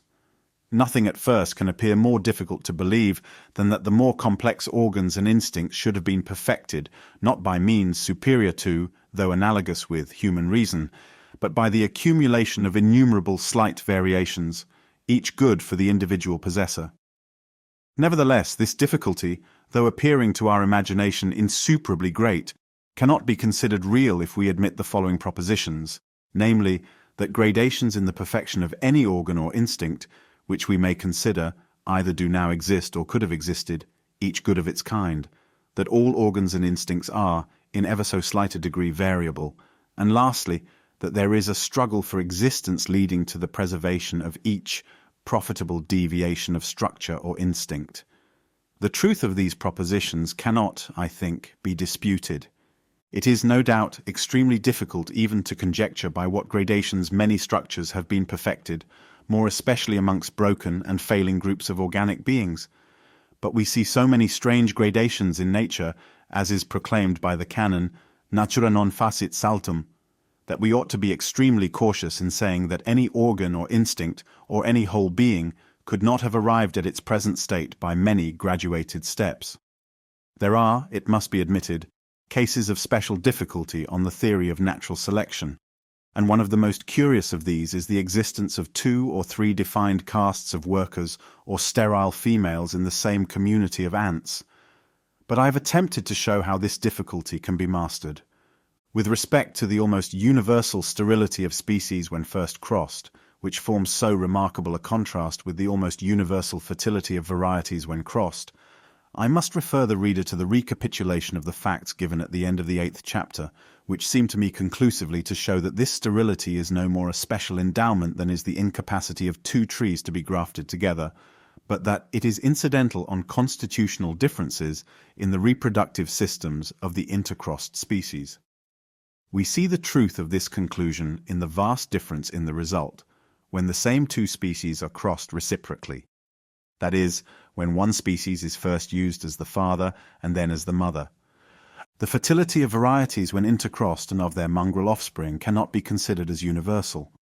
Nor is their very general fertility surprising when we remember that it is not likely that either their constitutions or their reproductive systems should have been profoundly modified. Moreover, most of the varieties which have been experimentized on have been produced under domestication, and as domestication apparently tends to eliminate sterility, we ought not to expect it also to produce sterility. The sterility of hybrids is a very different case from that of first crosses, for their reproductive organs are more or less functionally impotent, whereas in first crosses the organs on both sides are in a perfect condition.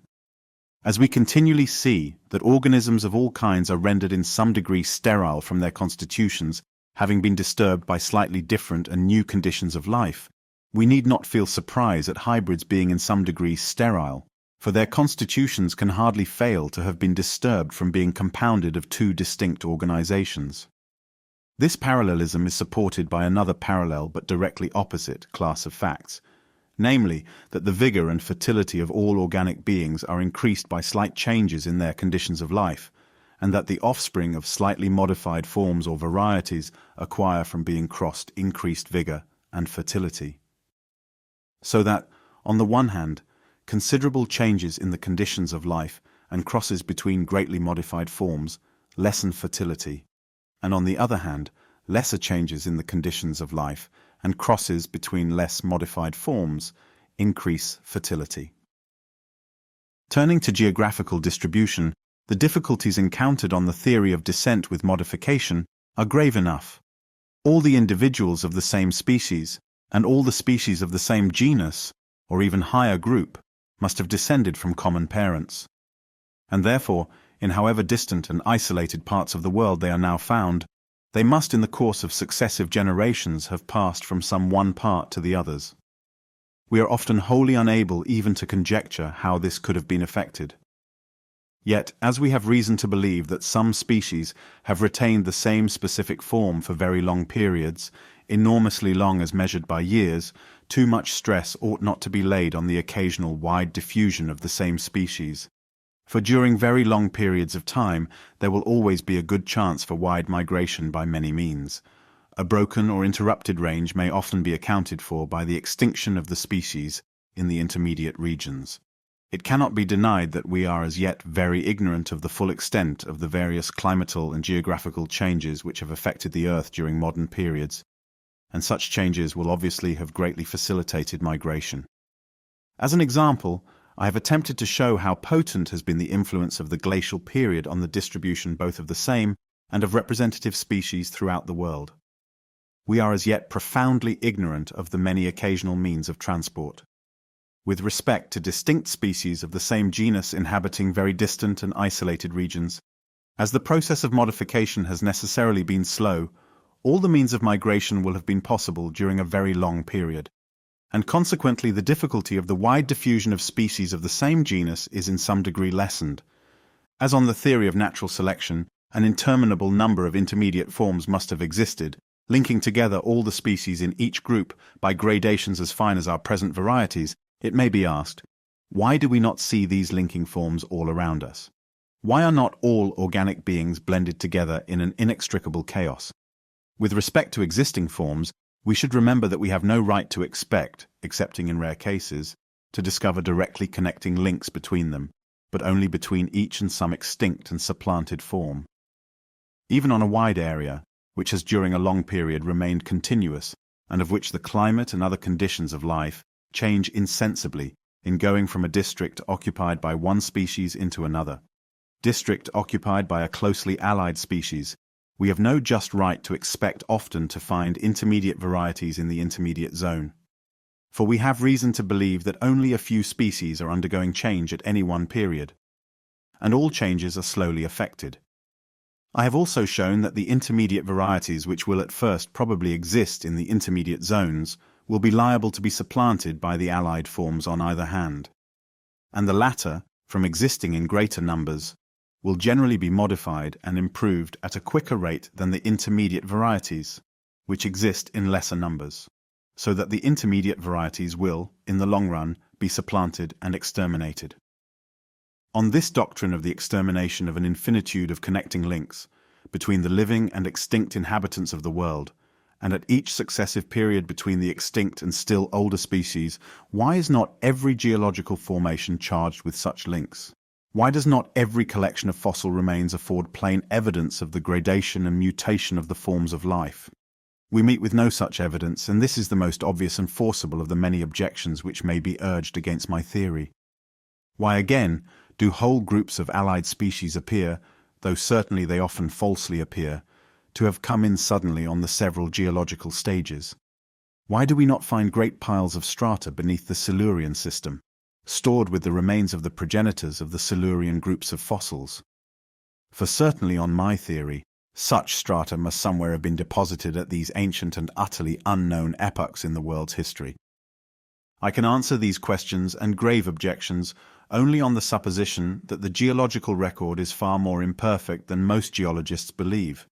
It cannot be objected that there has not been time sufficient for any amount of organic change, for the lapse of time has been so great as to be utterly inappreciable by the human intellect. The number of specimens in all our museums is absolutely as nothing compared with the countless generations of countless species which certainly have existed. We should not be able to recognize a species as the parent of any one or more species if we were to examine them ever so closely, unless we likewise possessed many of the intermediate links between their past or parent and present states. And these many links we could hardly ever expect to discover, owing to the imperfection of the geological record. Numerous existing doubtful forms could be named which are probably varieties, but who will pretend that in future ages so many fossil links will be discovered that naturalists will be able to decide on the common view whether or not these doubtful forms are varieties? As long as most of the links between any two species are unknown, if any one link or intermediate variety be discovered, it will simply be classed as another and distinct species. Only a small portion of the world has been geologically explored. Only organic beings of certain classes can be preserved in a fossil condition, at least in any great number. Widely ranging species vary most, and varieties are often at first local, both causes rendering the discovery of intermediate links less likely. Local varieties will not spread into other and distant regions until they are considerably modified and improved, and when they do spread, if discovered in a geological formation, they will appear as if suddenly created there, and will be simply classed as new species. Most formations have been intermittent in their accumulation, and their duration, I am inclined to believe, has been shorter than the average duration of specific forms. Successive formations are separated from each other by enormous blank intervals of time. For fossiliferous formations, thick enough to resist future degradation, can be accumulated only where much sediment is deposited on the subsiding bed of the sea. During the alternate periods of elevation and of stationary level, the record will be blank. During these latter periods, there will probably be more variability in the forms of life. During periods of subsidence, more extinction. With respect to the absence of fossiliferous formations beneath the lowest Silurian strata, I can only recur to the hypothesis given in the 9th chapter. That the geological record is imperfect all will admit, but that it is imperfect to the degree which I require, few will be inclined to admit. If we look to long enough intervals of time, geology plainly declares that all species have changed, and they have changed in the manner which my theory requires, for they have changed slowly and in a graduated manner. We clearly see this in the fossil remains from consecutive formations invariably being much more closely related to each other than are the fossils from formations distant from each other in time. Such is the sum of the several chief objections and difficulties which may justly be urged against my theory, and I have now briefly recapitulated the answers and explanations which can be given to them. I have felt these difficulties far too heavily during many years to doubt their weight, but it deserves especial notice that the more important objections relate to questions on which we are confessedly ignorant, nor do we know how ignorant we are. We do not know all the possible transitional gradations between the simplest and the most perfect organs. It cannot be pretended that we know all the varied means of distribution during the long lapse of years, or that we know how imperfect the geological record is. Grave as these several difficulties are, in my judgment, they do not overthrow the theory of descent with modification. Now let us turn to the other side of the argument. Under domestication we see much variability. This seems to be mainly due to the reproductive system being eminently susceptible to changes in the conditions of life, so that this system, when not rendered impotent, fails to reproduce offspring exactly like the parent form. Variability is governed by many complex laws, by correlation of growth, by use and disuse, and by the direct action of the physical conditions of life. There is much difficulty in ascertaining how much modification our domestic productions have undergone, but we may safely infer that the amount has been large and that modifications can be inherited for long periods. As long as the conditions of life remain the same, we have reason to believe that a modification, which has already been inherited for many generations, may continue to be inherited for an almost infinite number of generations. On the other hand, we have evidence that variability, when it has once come into play, does not wholly cease. For new varieties are still occasionally produced by our most anciently domesticated productions. Man does not actually produce variability. He only unintentionally exposes organic beings to new conditions of life, and then nature acts on the organization and causes variability. But man can and does select the variations given to him by nature, and thus accumulate them in any desired manner. He thus adapts animals and plants for his own benefit or pleasure. He may do this methodically, or he may do it unconsciously by preserving the individuals most useful to him at the time, without any thought of altering the breed. It is certain that he can largely influence the character of a breed by selecting, in each successive generation, individual differences so slight as to be quite inappreciable by an uneducated eye. This process of selection has been the great agency in the production of the most distinct and useful domestic breeds. That many of the breeds produced by man have to a large extent the character of natural species is shown by the inextricable doubts whether very many of them are varieties or aboriginal species. There is no obvious reason why the principles which have acted so efficiently under domestication should not have acted under nature. In the preservation of favored individuals and races, during the constantly recurrent struggle for existence, we see the most powerful and ever-acting means of selection. The struggle for existence inevitably follows from the high geometrical ratio of increase, which is common to all organic beings. This high rate of increase is proved by calculation, by the effects of a succession of peculiar seasons, and by the results of naturalization, as explained in the 3rd chapter. More individuals are born than can possibly survive. A grain in the balance will determine which individual shall live and which shall die, which variety or species shall increase in number and which shall decrease or finally become extinct. As the individuals of the same species come in all respects into the closest competition with each other, the struggle will generally be most severe between them. It will be almost equally severe between the varieties of the same species, and next in severity between the species of the same genus. But the struggle will often be very severe between beings most remote in the scale of nature. The slightest advantage in one being, at any age or during any season, over those with which it comes into competition, or better adaptation in however slight a degree to the surrounding physical conditions, will turn the balance.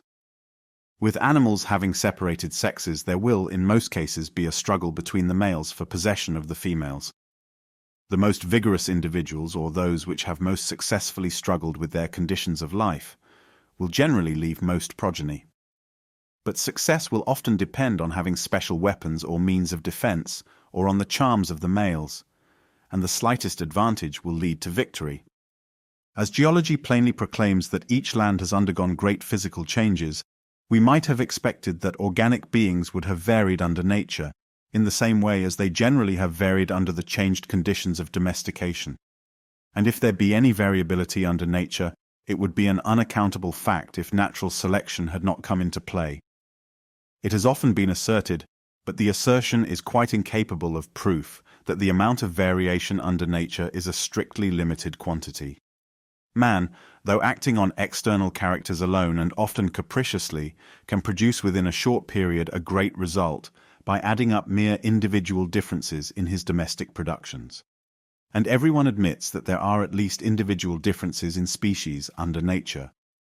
But besides such differences, all naturalists have admitted the existence of varieties, which they think sufficiently distinct to be worthy of record in systematic works. No one can draw any clear distinction between individual differences and slight varieties, or between more plainly marked varieties and subspecies and species. Let it be observed how naturalists differ in the rank which they assign to the many representative forms in Europe and North America. If then we have under nature variability and a powerful agent always ready to act and select, why should we doubt that variations in any way useful to beings, under their excessively complex relations of life, would be preserved, accumulated, and inherited? Why, if man can by patience select variations most useful to himself, should nature fail in selecting variations useful, under changing conditions of life, to her living products? What limit can be put to this power, acting during long ages and rigidly scrutinizing the whole constitution, structure, and habits of each creature, favoring the good and rejecting the bad? I can see no limit to this power in slowly and beautifully adapting each form to the most complex relations of life. The theory of natural selection, even if we look no further than this, seems to me to be in itself probable. I have already recapitulated, as fairly as I could, the opposed difficulties and objections. Now let us turn to the special facts and arguments in favor of the theory, on the view that species are only strongly marked and permanent varieties, and that each species first existed as a variety. We can see why it is that no line of demarcation can be drawn between species, commonly supposed to have been produced by special acts of creation, and varieties which are acknowledged to have been produced by secondary laws. On this same view, we can understand how it is that in each region where many species of a genus have been produced, and where they now flourish, these same species should present many varieties. For where the manufactory of species has been active, we might expect, as a general rule, to find it still in action. And this is the case if varieties be incipient species. Moreover, the species of the larger genera, which afford the greater number of varieties or incipient species, retain to a certain degree the character of varieties, for they differ from each other by a less amount of difference than do the species of smaller genera. The closely allied species also of the larger genera apparently have restricted ranges, and they are clustered in little groups round other species, in which respects they resemble varieties. These are strange relations on the view of each species having been independently created, but are intelligible if all species first existed as varieties. As each species tends by its geometrical ratio of reproduction to increase inordinately in number, and as the modified descendants of each species will be enabled to increase by so much, the more as they become more diversified in habits and structure, so as to be enabled to seize on many and widely different places in the economy of nature, there will be a constant tendency in natural selection to preserve the most divergent offspring of any one species. Hence, during a long-continued course of modification, the slight differences, characteristic of varieties of the same species, tend to be augmented into the greater differences characteristic of species of the same genus. New and improved varieties will inevitably supplant and exterminate the older, less improved and intermediate varieties, and thus species are rendered to a large extent defined and distinct objects. Dominant species belonging to the larger groups tend to give birth to new and dominant forms, so that each large group tends to become still larger and at the same time more divergent in character. But as all groups cannot thus succeed in increasing in size, for the world would not hold them, the more dominant groups beat the less dominant. This tendency in the large groups to go on increasing in size and diverging in character, together with the almost inevitable contingency of much extinction, explains the arrangement of all the forms of life, in groups subordinate to groups, all within a few great classes, which we now see everywhere around us, and which has prevailed throughout all time. This grand fact of the grouping of all organic beings seems to me utterly inexplicable on the theory of creation. As natural selection acts solely by accumulating slight, successive, favorable variations, it can produce no great or sudden modification. It can act only by very short and slow steps. Hence the canon of natura non facit saltum, which every fresh addition to our knowledge tends to make more strictly correct, is on this theory simply intelligible. We can plainly see why nature is prodigal in variety, though niggard in innovation. But why this should be a law of nature if each species has been independently created, no man can explain. Many other facts are, as it seems to me, explicable on this theory. How strange it is that a bird under the form of woodpecker should have been created to prey on insects on the ground, that upland geese, which never or rarely swim, should have been created with webbed feet, that a thrush should have been created to dive and feed on subaquatic insects, and that a petrel should have been created with habits and structure fitting it for the life of an auk or grebe.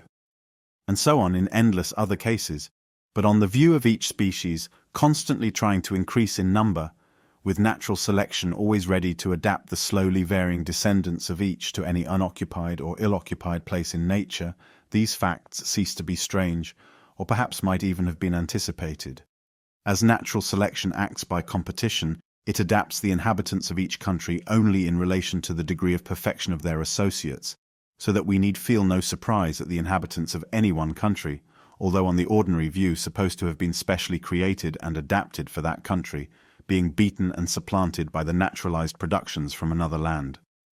Nor ought we to marvel if all the contrivances in nature be not, as far as we can judge, absolutely perfect, and if some of them be abhorrent to our ideas of fitness.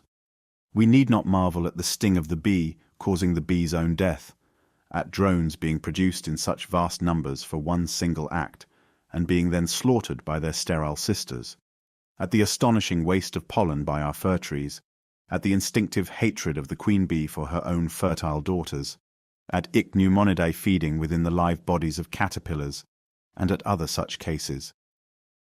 The wonder indeed is, on the theory of natural selection, that more cases of the want of absolute perfection have not been observed. The complex and little-known laws governing variation are the same, as far as we can see, with the laws which have governed the production of so-called specific forms. In both cases, physical conditions seem to have produced but little direct effect, yet when varieties enter any zone, they occasionally assume some of the characters of the species proper to that zone. In both varieties and species, use and disuse seem to have produced some effect, for it is difficult to resist this conclusion when we look, for instance, at the logger-headed duck, which has wings incapable of flight, in nearly the same condition as in the domestic duck, or when we look at the burrowing tucutucu, which is occasionally blind, and then at certain moles, which are habitually blind and have their eyes covered with skin, or when we look at the blind animals inhabiting the dark caves of America and Europe. In both varieties and species, correlation of growth seems to have played a most important part, so that when one part has been modified, other parts are necessarily modified. In both varieties and species, reversions to long-lost characters occur. How inexplicable on the theory of creation is the occasional appearance of stripes on the shoulder and legs of the several species of the horse genus and in their hybrids. How simply is this fact explained if we believe that these species have descended from a striped progenitor, in the same manner as the several domestic breeds of pigeon have descended from the blue and barred rock pigeon.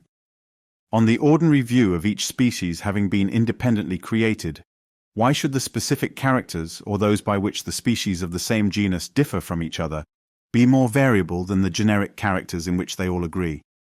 Why, for instance, should the color of a flower be more likely to vary in any one species of a genus If the other species, supposed to have been created independently, have differently colored flowers than if all the species of the genus have the same colored flowers. If species are only well-marked varieties, of which the characters have become in a high degree permanent, we can understand this fact. For they have already varied since they branched off from a common progenitor in certain characters, by which they have come to be specifically distinct from each other, and therefore these same characters would be more likely still to be variable than the generic characters which have been inherited without change for an enormous period. It is inexplicable on the theory of creation why a part developed in a very unusual manner in any one species of a genus, and therefore, as we may naturally infer, of great importance to the species, should be eminently liable to variation. But, on my view, this part has undergone, since the several species branched off from a common progenitor, an unusual amount of variability and modification, and therefore we might expect this part generally to be still variable.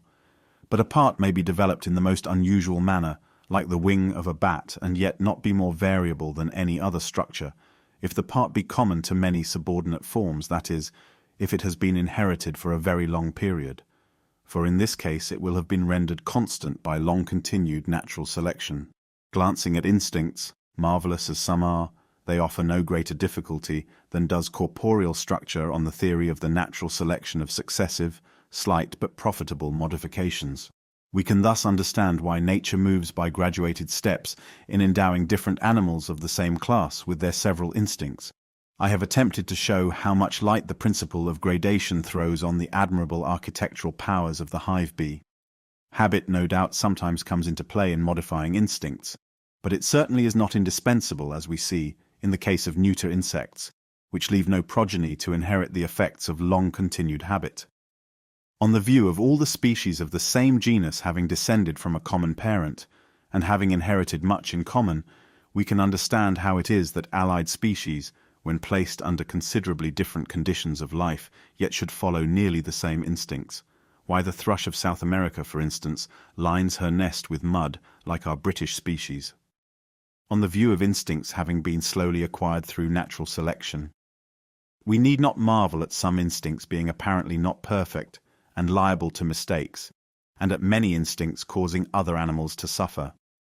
If species be only well-marked and permanent varieties, we can at once see why their crossed offspring should follow the same complex laws in their degrees and kinds of resemblance to their parents, in being absorbed into each other by successive crosses, and in other such points, as do the crossed offspring of acknowledged varieties. On the other hand, these would be strange facts if species have been independently created, and varieties have been produced by secondary laws. If we admit that the geological record is imperfect in an extreme degree, then such facts as the record gives support the theory of descent with modification. New species have come on the stage slowly and at successive intervals, and the amount of change, after equal intervals of time, is widely different in different groups. The extinction of species and of whole groups of species, which has played so conspicuous a part in the history of the organic world, almost inevitably follows on the principle of natural selection. For old forms will be supplanted by new and improved forms. Neither single species nor groups of species reappear when the chain of ordinary generation has once been broken. The gradual diffusion of dominant forms, with the slow modification of their descendants, causes the forms of life, after long intervals of time, to appear as if they had changed simultaneously throughout the world. The fact of the fossil remains of each formation being in some degree intermediate in character between the fossils in the formations above and below is simply explained by their intermediate position in the chain of descent. The grand fact that all extinct organic beings belong to the same system with recent beings falling either into the same or into intermediate groups follows from the living and the extinct being the offspring of common parents. As the groups which have descended from an ancient progenitor have generally diverged in character, the progenitor with its early descendants will often be intermediate in character in comparison with its later descendants. And thus we can see why the more ancient a fossil is, the oftener it stands in some degree intermediate between existing and allied groups. Recent forms are generally looked at as being, in some vague sense, higher than ancient and extinct forms, and they are in so far higher as the later and more improved forms have conquered the older and less improved organic beings in the struggle for life. Lastly, the law of the long endurance of allied forms on the same continent, of marsupials in Australia, of Edentata in America, and other such cases, is intelligible, for within a confined country, the recent and the extinct will naturally be allied by descent. Looking to geographical distribution, if we admit that there has been during the long course of ages much migration from one part of the world to another, owing to former climatal and geographical changes, and to the many occasional and unknown means of dispersal, then we can understand, on the theory of descent with modification, most of the great leading facts in distribution. We can see why there should be so striking a parallelism in the distribution of organic beings throughout space, and in their geological succession throughout time. For in both cases the beings have been connected by the bond of ordinary generation, and the means of modification have been the same. We see the full meaning of the wonderful fact, which must have struck every traveller, namely, that on the same continent, under the most diverse conditions, under heat and cold, on mountain and lowland, on deserts and marshes, most of the inhabitants within each great class are plainly related, for they will generally be descendants of the same progenitors and early colonists. On this same principle of former migration, combined in most cases with modification, we can understand by the aid of the glacial period the identity of some few plants and the close alliance of many others on the most distant mountains under the most different climates, and likewise the close alliance of some of the inhabitants of the sea in the northern and southern temperate zones, though separated by the whole intertropical ocean. Although two areas may present the same physical conditions of life, we need feel no surprise at their inhabitants being widely different if they have been for a long period completely separated from each other. For as the relation of organism to organism is the most important of all relations, and as the two areas will have received colonists from some third source or from each other, at various periods and in different proportions, the course of modification in the two areas will inevitably be different. On this view of migration, with subsequent modification, we can see why oceanic islands should be inhabited by few species, but of these, that many should be peculiar. We can clearly see why those animals which cannot cross wide spaces of ocean, as frogs and terrestrial mammals, should not inhabit oceanic islands, and why, on the other hand, new and peculiar species of bats, which can traverse the ocean, should so often be found on islands far distant from any continent. Such facts as the presence of peculiar species of bats and the absence of all other mammals on oceanic islands are utterly inexplicable on the theory of independent acts of creation.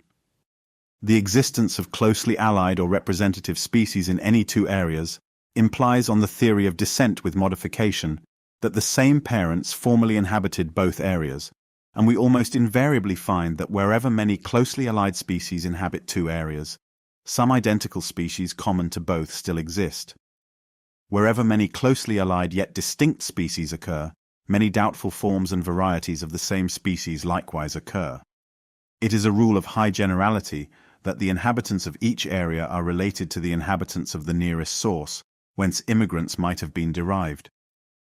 We see this in nearly all the plants and animals of the Galapagos archipelago, of Juan Fernandez, and of the other American islands being related in the most striking manner to the plants and animals of the neighboring American mainland, and those of the Cap de Verde archipelago, and other African islands to the African mainland. It must be admitted that these facts receive no explanation on the theory of creation. The fact, as we have seen, that all past and present organic beings constitute one grand natural system, with groups subordinate to group, and with extinct groups often falling in between recent groups, is intelligible on the theory of natural selection, with its contingencies of extinction and divergence of character.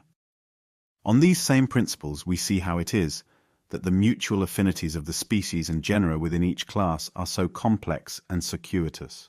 We see why certain characters are far more serviceable than others for classification, why adaptive characters, though of paramount importance to the being, are of hardly any importance in classification, why characters derived from rudimentary parts, though of no service to the being, are often of high classificatory value, and why embryological characters are the most valuable of all.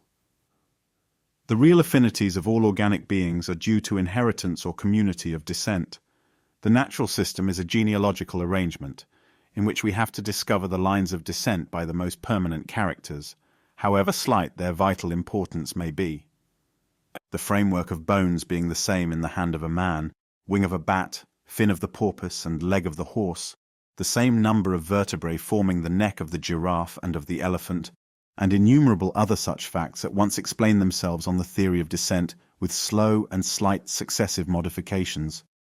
The similarity of pattern in the wing and leg of a bat, though used for such different purpose in the jaws and legs of a crab, in the petals, stamens, and pistils of a flower, is likewise intelligible on the view of the gradual modification of parts or organs which were alike in the early progenitor of each class.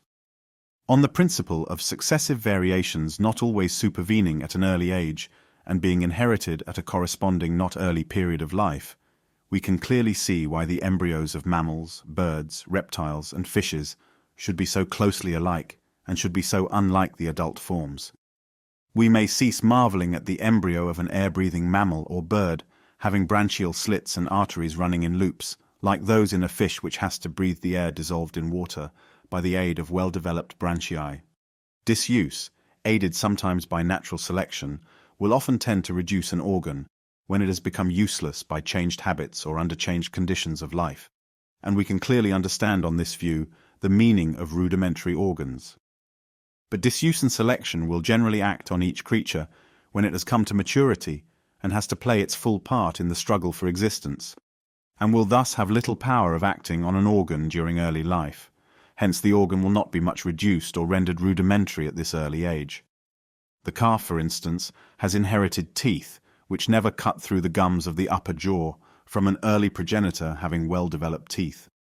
And we may believe that the teeth in the mature animal were reduced during successive generations by disuse or by the tongue and palate having been fitted by natural selection to browse without their aid.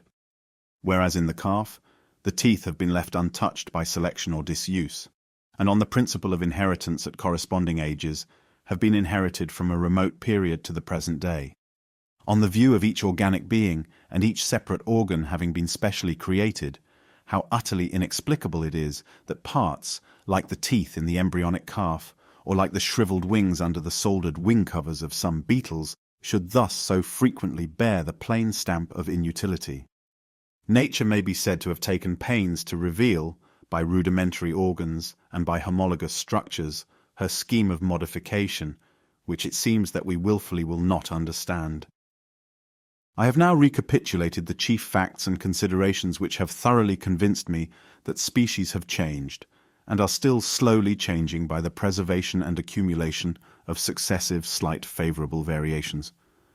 Why, it may be asked, have all the most eminent living naturalists and geologists rejected this view of the mutability of species? It cannot be asserted that organic beings in a state of nature are subject to no variation. It cannot be proved that the amount of variation in the course of long ages is a limited quantity. No clear distinction has been, or can be, drawn between species and well-marked varieties.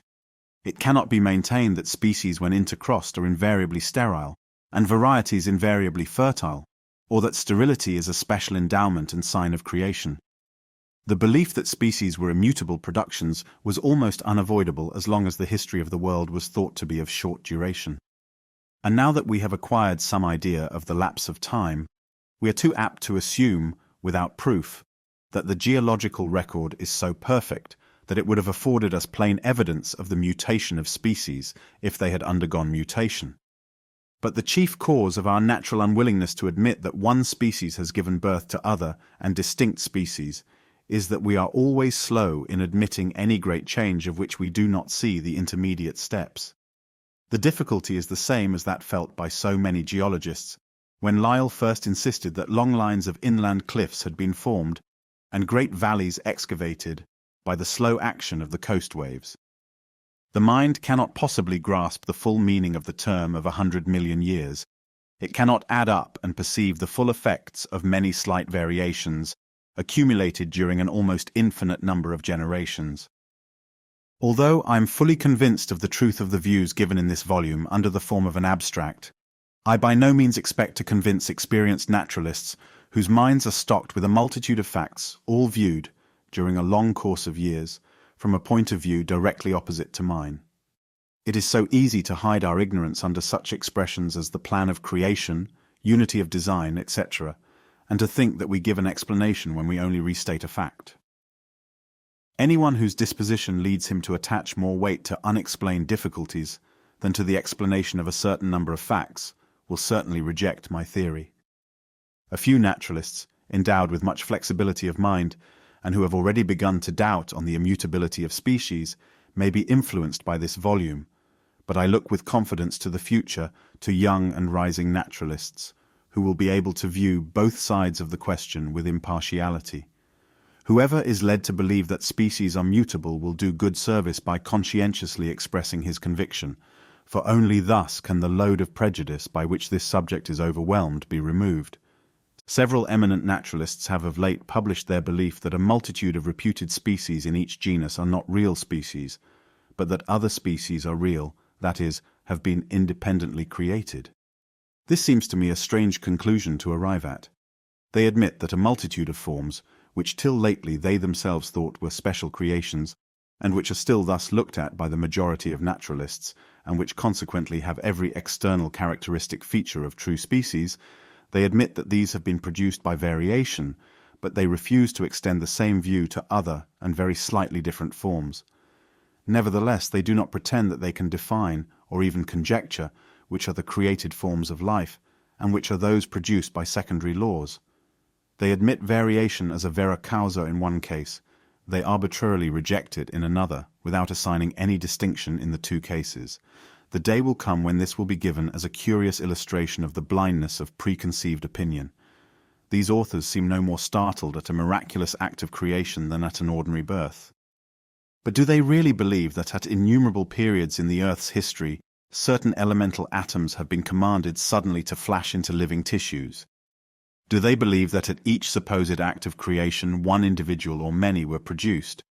Were all the infinitely numerous kinds of animals and plants created as eggs or seed or as full grown?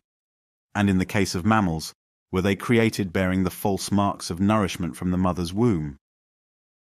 Although naturalists very properly demand a full explanation of every difficulty from those who believe in the mutability of species, on their own side they ignore the whole subject of the first appearance of species in what they consider reverent silence. It may be asked how far I extend the doctrine of the modification of species. The question is difficult to answer because the more distinct the forms are which we may consider, by so much the arguments fall away in force. But some arguments of the greatest weight extend very far. All the members of whole classes can be connected together by chains of affinities, and all can be classified on the same principle in groups subordinate to groups. Fossil remains sometimes tend to fill up very wide intervals between existing orders. Organs in a rudimentary condition plainly show that an early progenitor had the organ in a fully developed state, and this in some instances necessarily implies an enormous amount of modification in the descendants. Throughout whole classes, various structures are formed on the same pattern, and at an embryonic age the species closely resemble each other. Therefore, I cannot doubt that the theory of descent with modification embraces all the members of the same class. I believe that animals have descended from at most only 4 or 5 progenitors, and plants from an equal or lesser number. Analogy would lead me one step further, namely, to the belief that all animals and plants have descended from some one prototype. But analogy may be a deceitful guide. Nevertheless, all living things have much in common in their chemical composition, their germinal vesicles, their cellular structure, and their laws of growth and reproduction. We see this even in so trifling a circumstance as that the same poison often similarly affects plants and animals, or that the poison secreted by the gallfly produces monstrous growths on the wild rose or oak tree. Therefore, I should infer from analogy that probably all the organic beings which have ever lived on this earth have descended from some one primordial form, into which life was first breathed. When the views entertained in this volume on the origin of species, or when analogous views are generally admitted, we can dimly foresee that there will be a considerable revolution in natural history. Systematists will be able to pursue their labors as at present, but they will not be incessantly haunted by the shadowy doubt whether this or that form be in essence a species. This I feel sure, and I speak after experience, will be no slight relief. The endless disputes whether or not some 50 species of British brambles are true species will cease. Systematists will have only to decide, not that this will be easy, whether any form be sufficiently constant and distinct from other forms to be capable of definition, and if definable, whether the differences be sufficiently important to deserve a specific name. This latter point will become a far more essential consideration than it is at present. For differences, however slight, between any two forms, if not blended by intermediate gradations, are looked at by most naturalists as sufficient to raise both forms to the rank of species. Hereafter, we shall be compelled to acknowledge that the only distinction between species and well-marked varieties is that the latter are known or believed to be connected at the present day by intermediate gradations, whereas species were formerly thus connected. Hence, without quite rejecting the consideration of the present existence of intermediate gradations between any two forms, we shall be led to weigh more carefully and to value higher the actual amount of difference between them. It is quite possible that forms now generally acknowledged to be merely varieties may hereafter be thought worthy of specific names, as with the primrose and cowslip, and in this case scientific and common language will come into accordance. In short, we shall have to treat species in the same manner as those naturalists treat genera, who admit that genera are merely artificial combinations made for convenience. This may not be a cheering prospect, but we shall at least be freed from the vain search for the undiscovered and undiscoverable essence of the term species. The other and more general departments of natural history will rise greatly in interest. The terms used by naturalists of affinity, relationship, community of type, paternity, morphology, adaptive characters, rudimentary and aborted organs, etc., will cease to be metaphorical and will have a plain signification. When we no longer look at an organic being as a savage looks at a ship, as at something wholly beyond his comprehension. When we regard every production of nature as one which has had a history. When we contemplate every complex structure and instinct as the summing up of many contrivances, each useful to the possessor nearly in the same way as when we look at any great mechanical invention as the summing up of the labor, the experience, the reason, and even the blunders of numerous workmen. When we thus view each organic being, how far more interesting, I speak from experience, will the study of natural history become. A grand and almost untrodden field of inquiry will be opened on the causes and laws of variation, on correlation of growth, on the effects of use and disuse, on the direct action of external conditions, and so forth. The study of domestic productions will rise immensely in value. A new variety raised by man will be a far more important and interesting subject for study than one more species added to the infinitude of already recorded species.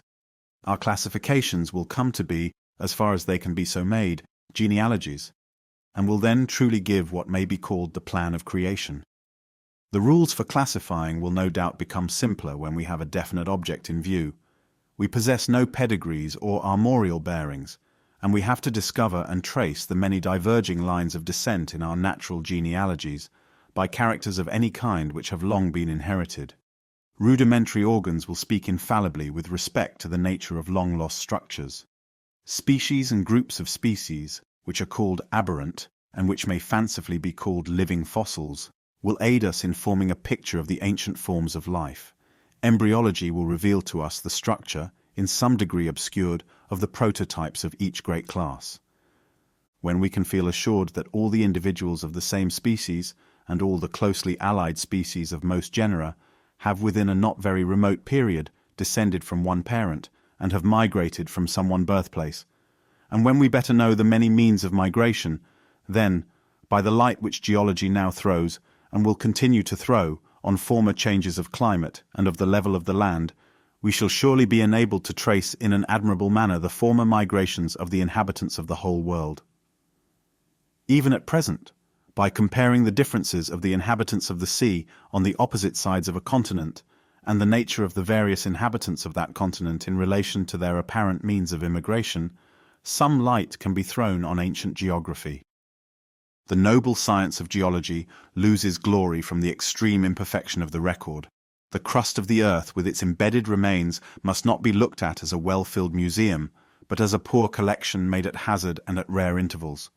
The accumulation of each great fossiliferous formation will be recognized as having depended on an unusual concurrence of circumstances, and the blank intervals between the successive stages as having been of vast duration. But we shall be able to gauge with some security the duration of these intervals by a comparison of the preceding and succeeding organic forms. We must be cautious in attempting to correlate as strictly contemporaneous two formations, which include few identical species, by the general succession of their forms of life. As species are produced and exterminated by slowly acting and still existing causes, and not by miraculous acts of creation and by catastrophes. And as the most important of all causes of organic change is one which is almost independent of altered and perhaps suddenly altered physical conditions, namely, the mutual relation of organism to organism, the improvement of one being entailing the improvement or the extermination of others. It follows that the amount of organic change in the fossils of consecutive formations probably serves as a fair measure of the lapse of actual time. A number of species, however, keeping in a body might remain for a long period unchanged, whilst within this same period, several of these species, by migrating into new countries and coming into competition with foreign associates, might become modified, so that we must not overrate the accuracy of organic change as a measure of time. During early periods of the Earth's history, when the forms of life were probably fewer and simpler, the rate of change was probably slower. And at the first dawn of life, when very few forms of the simplest structure existed, the rate of change may have been slow in an extreme degree.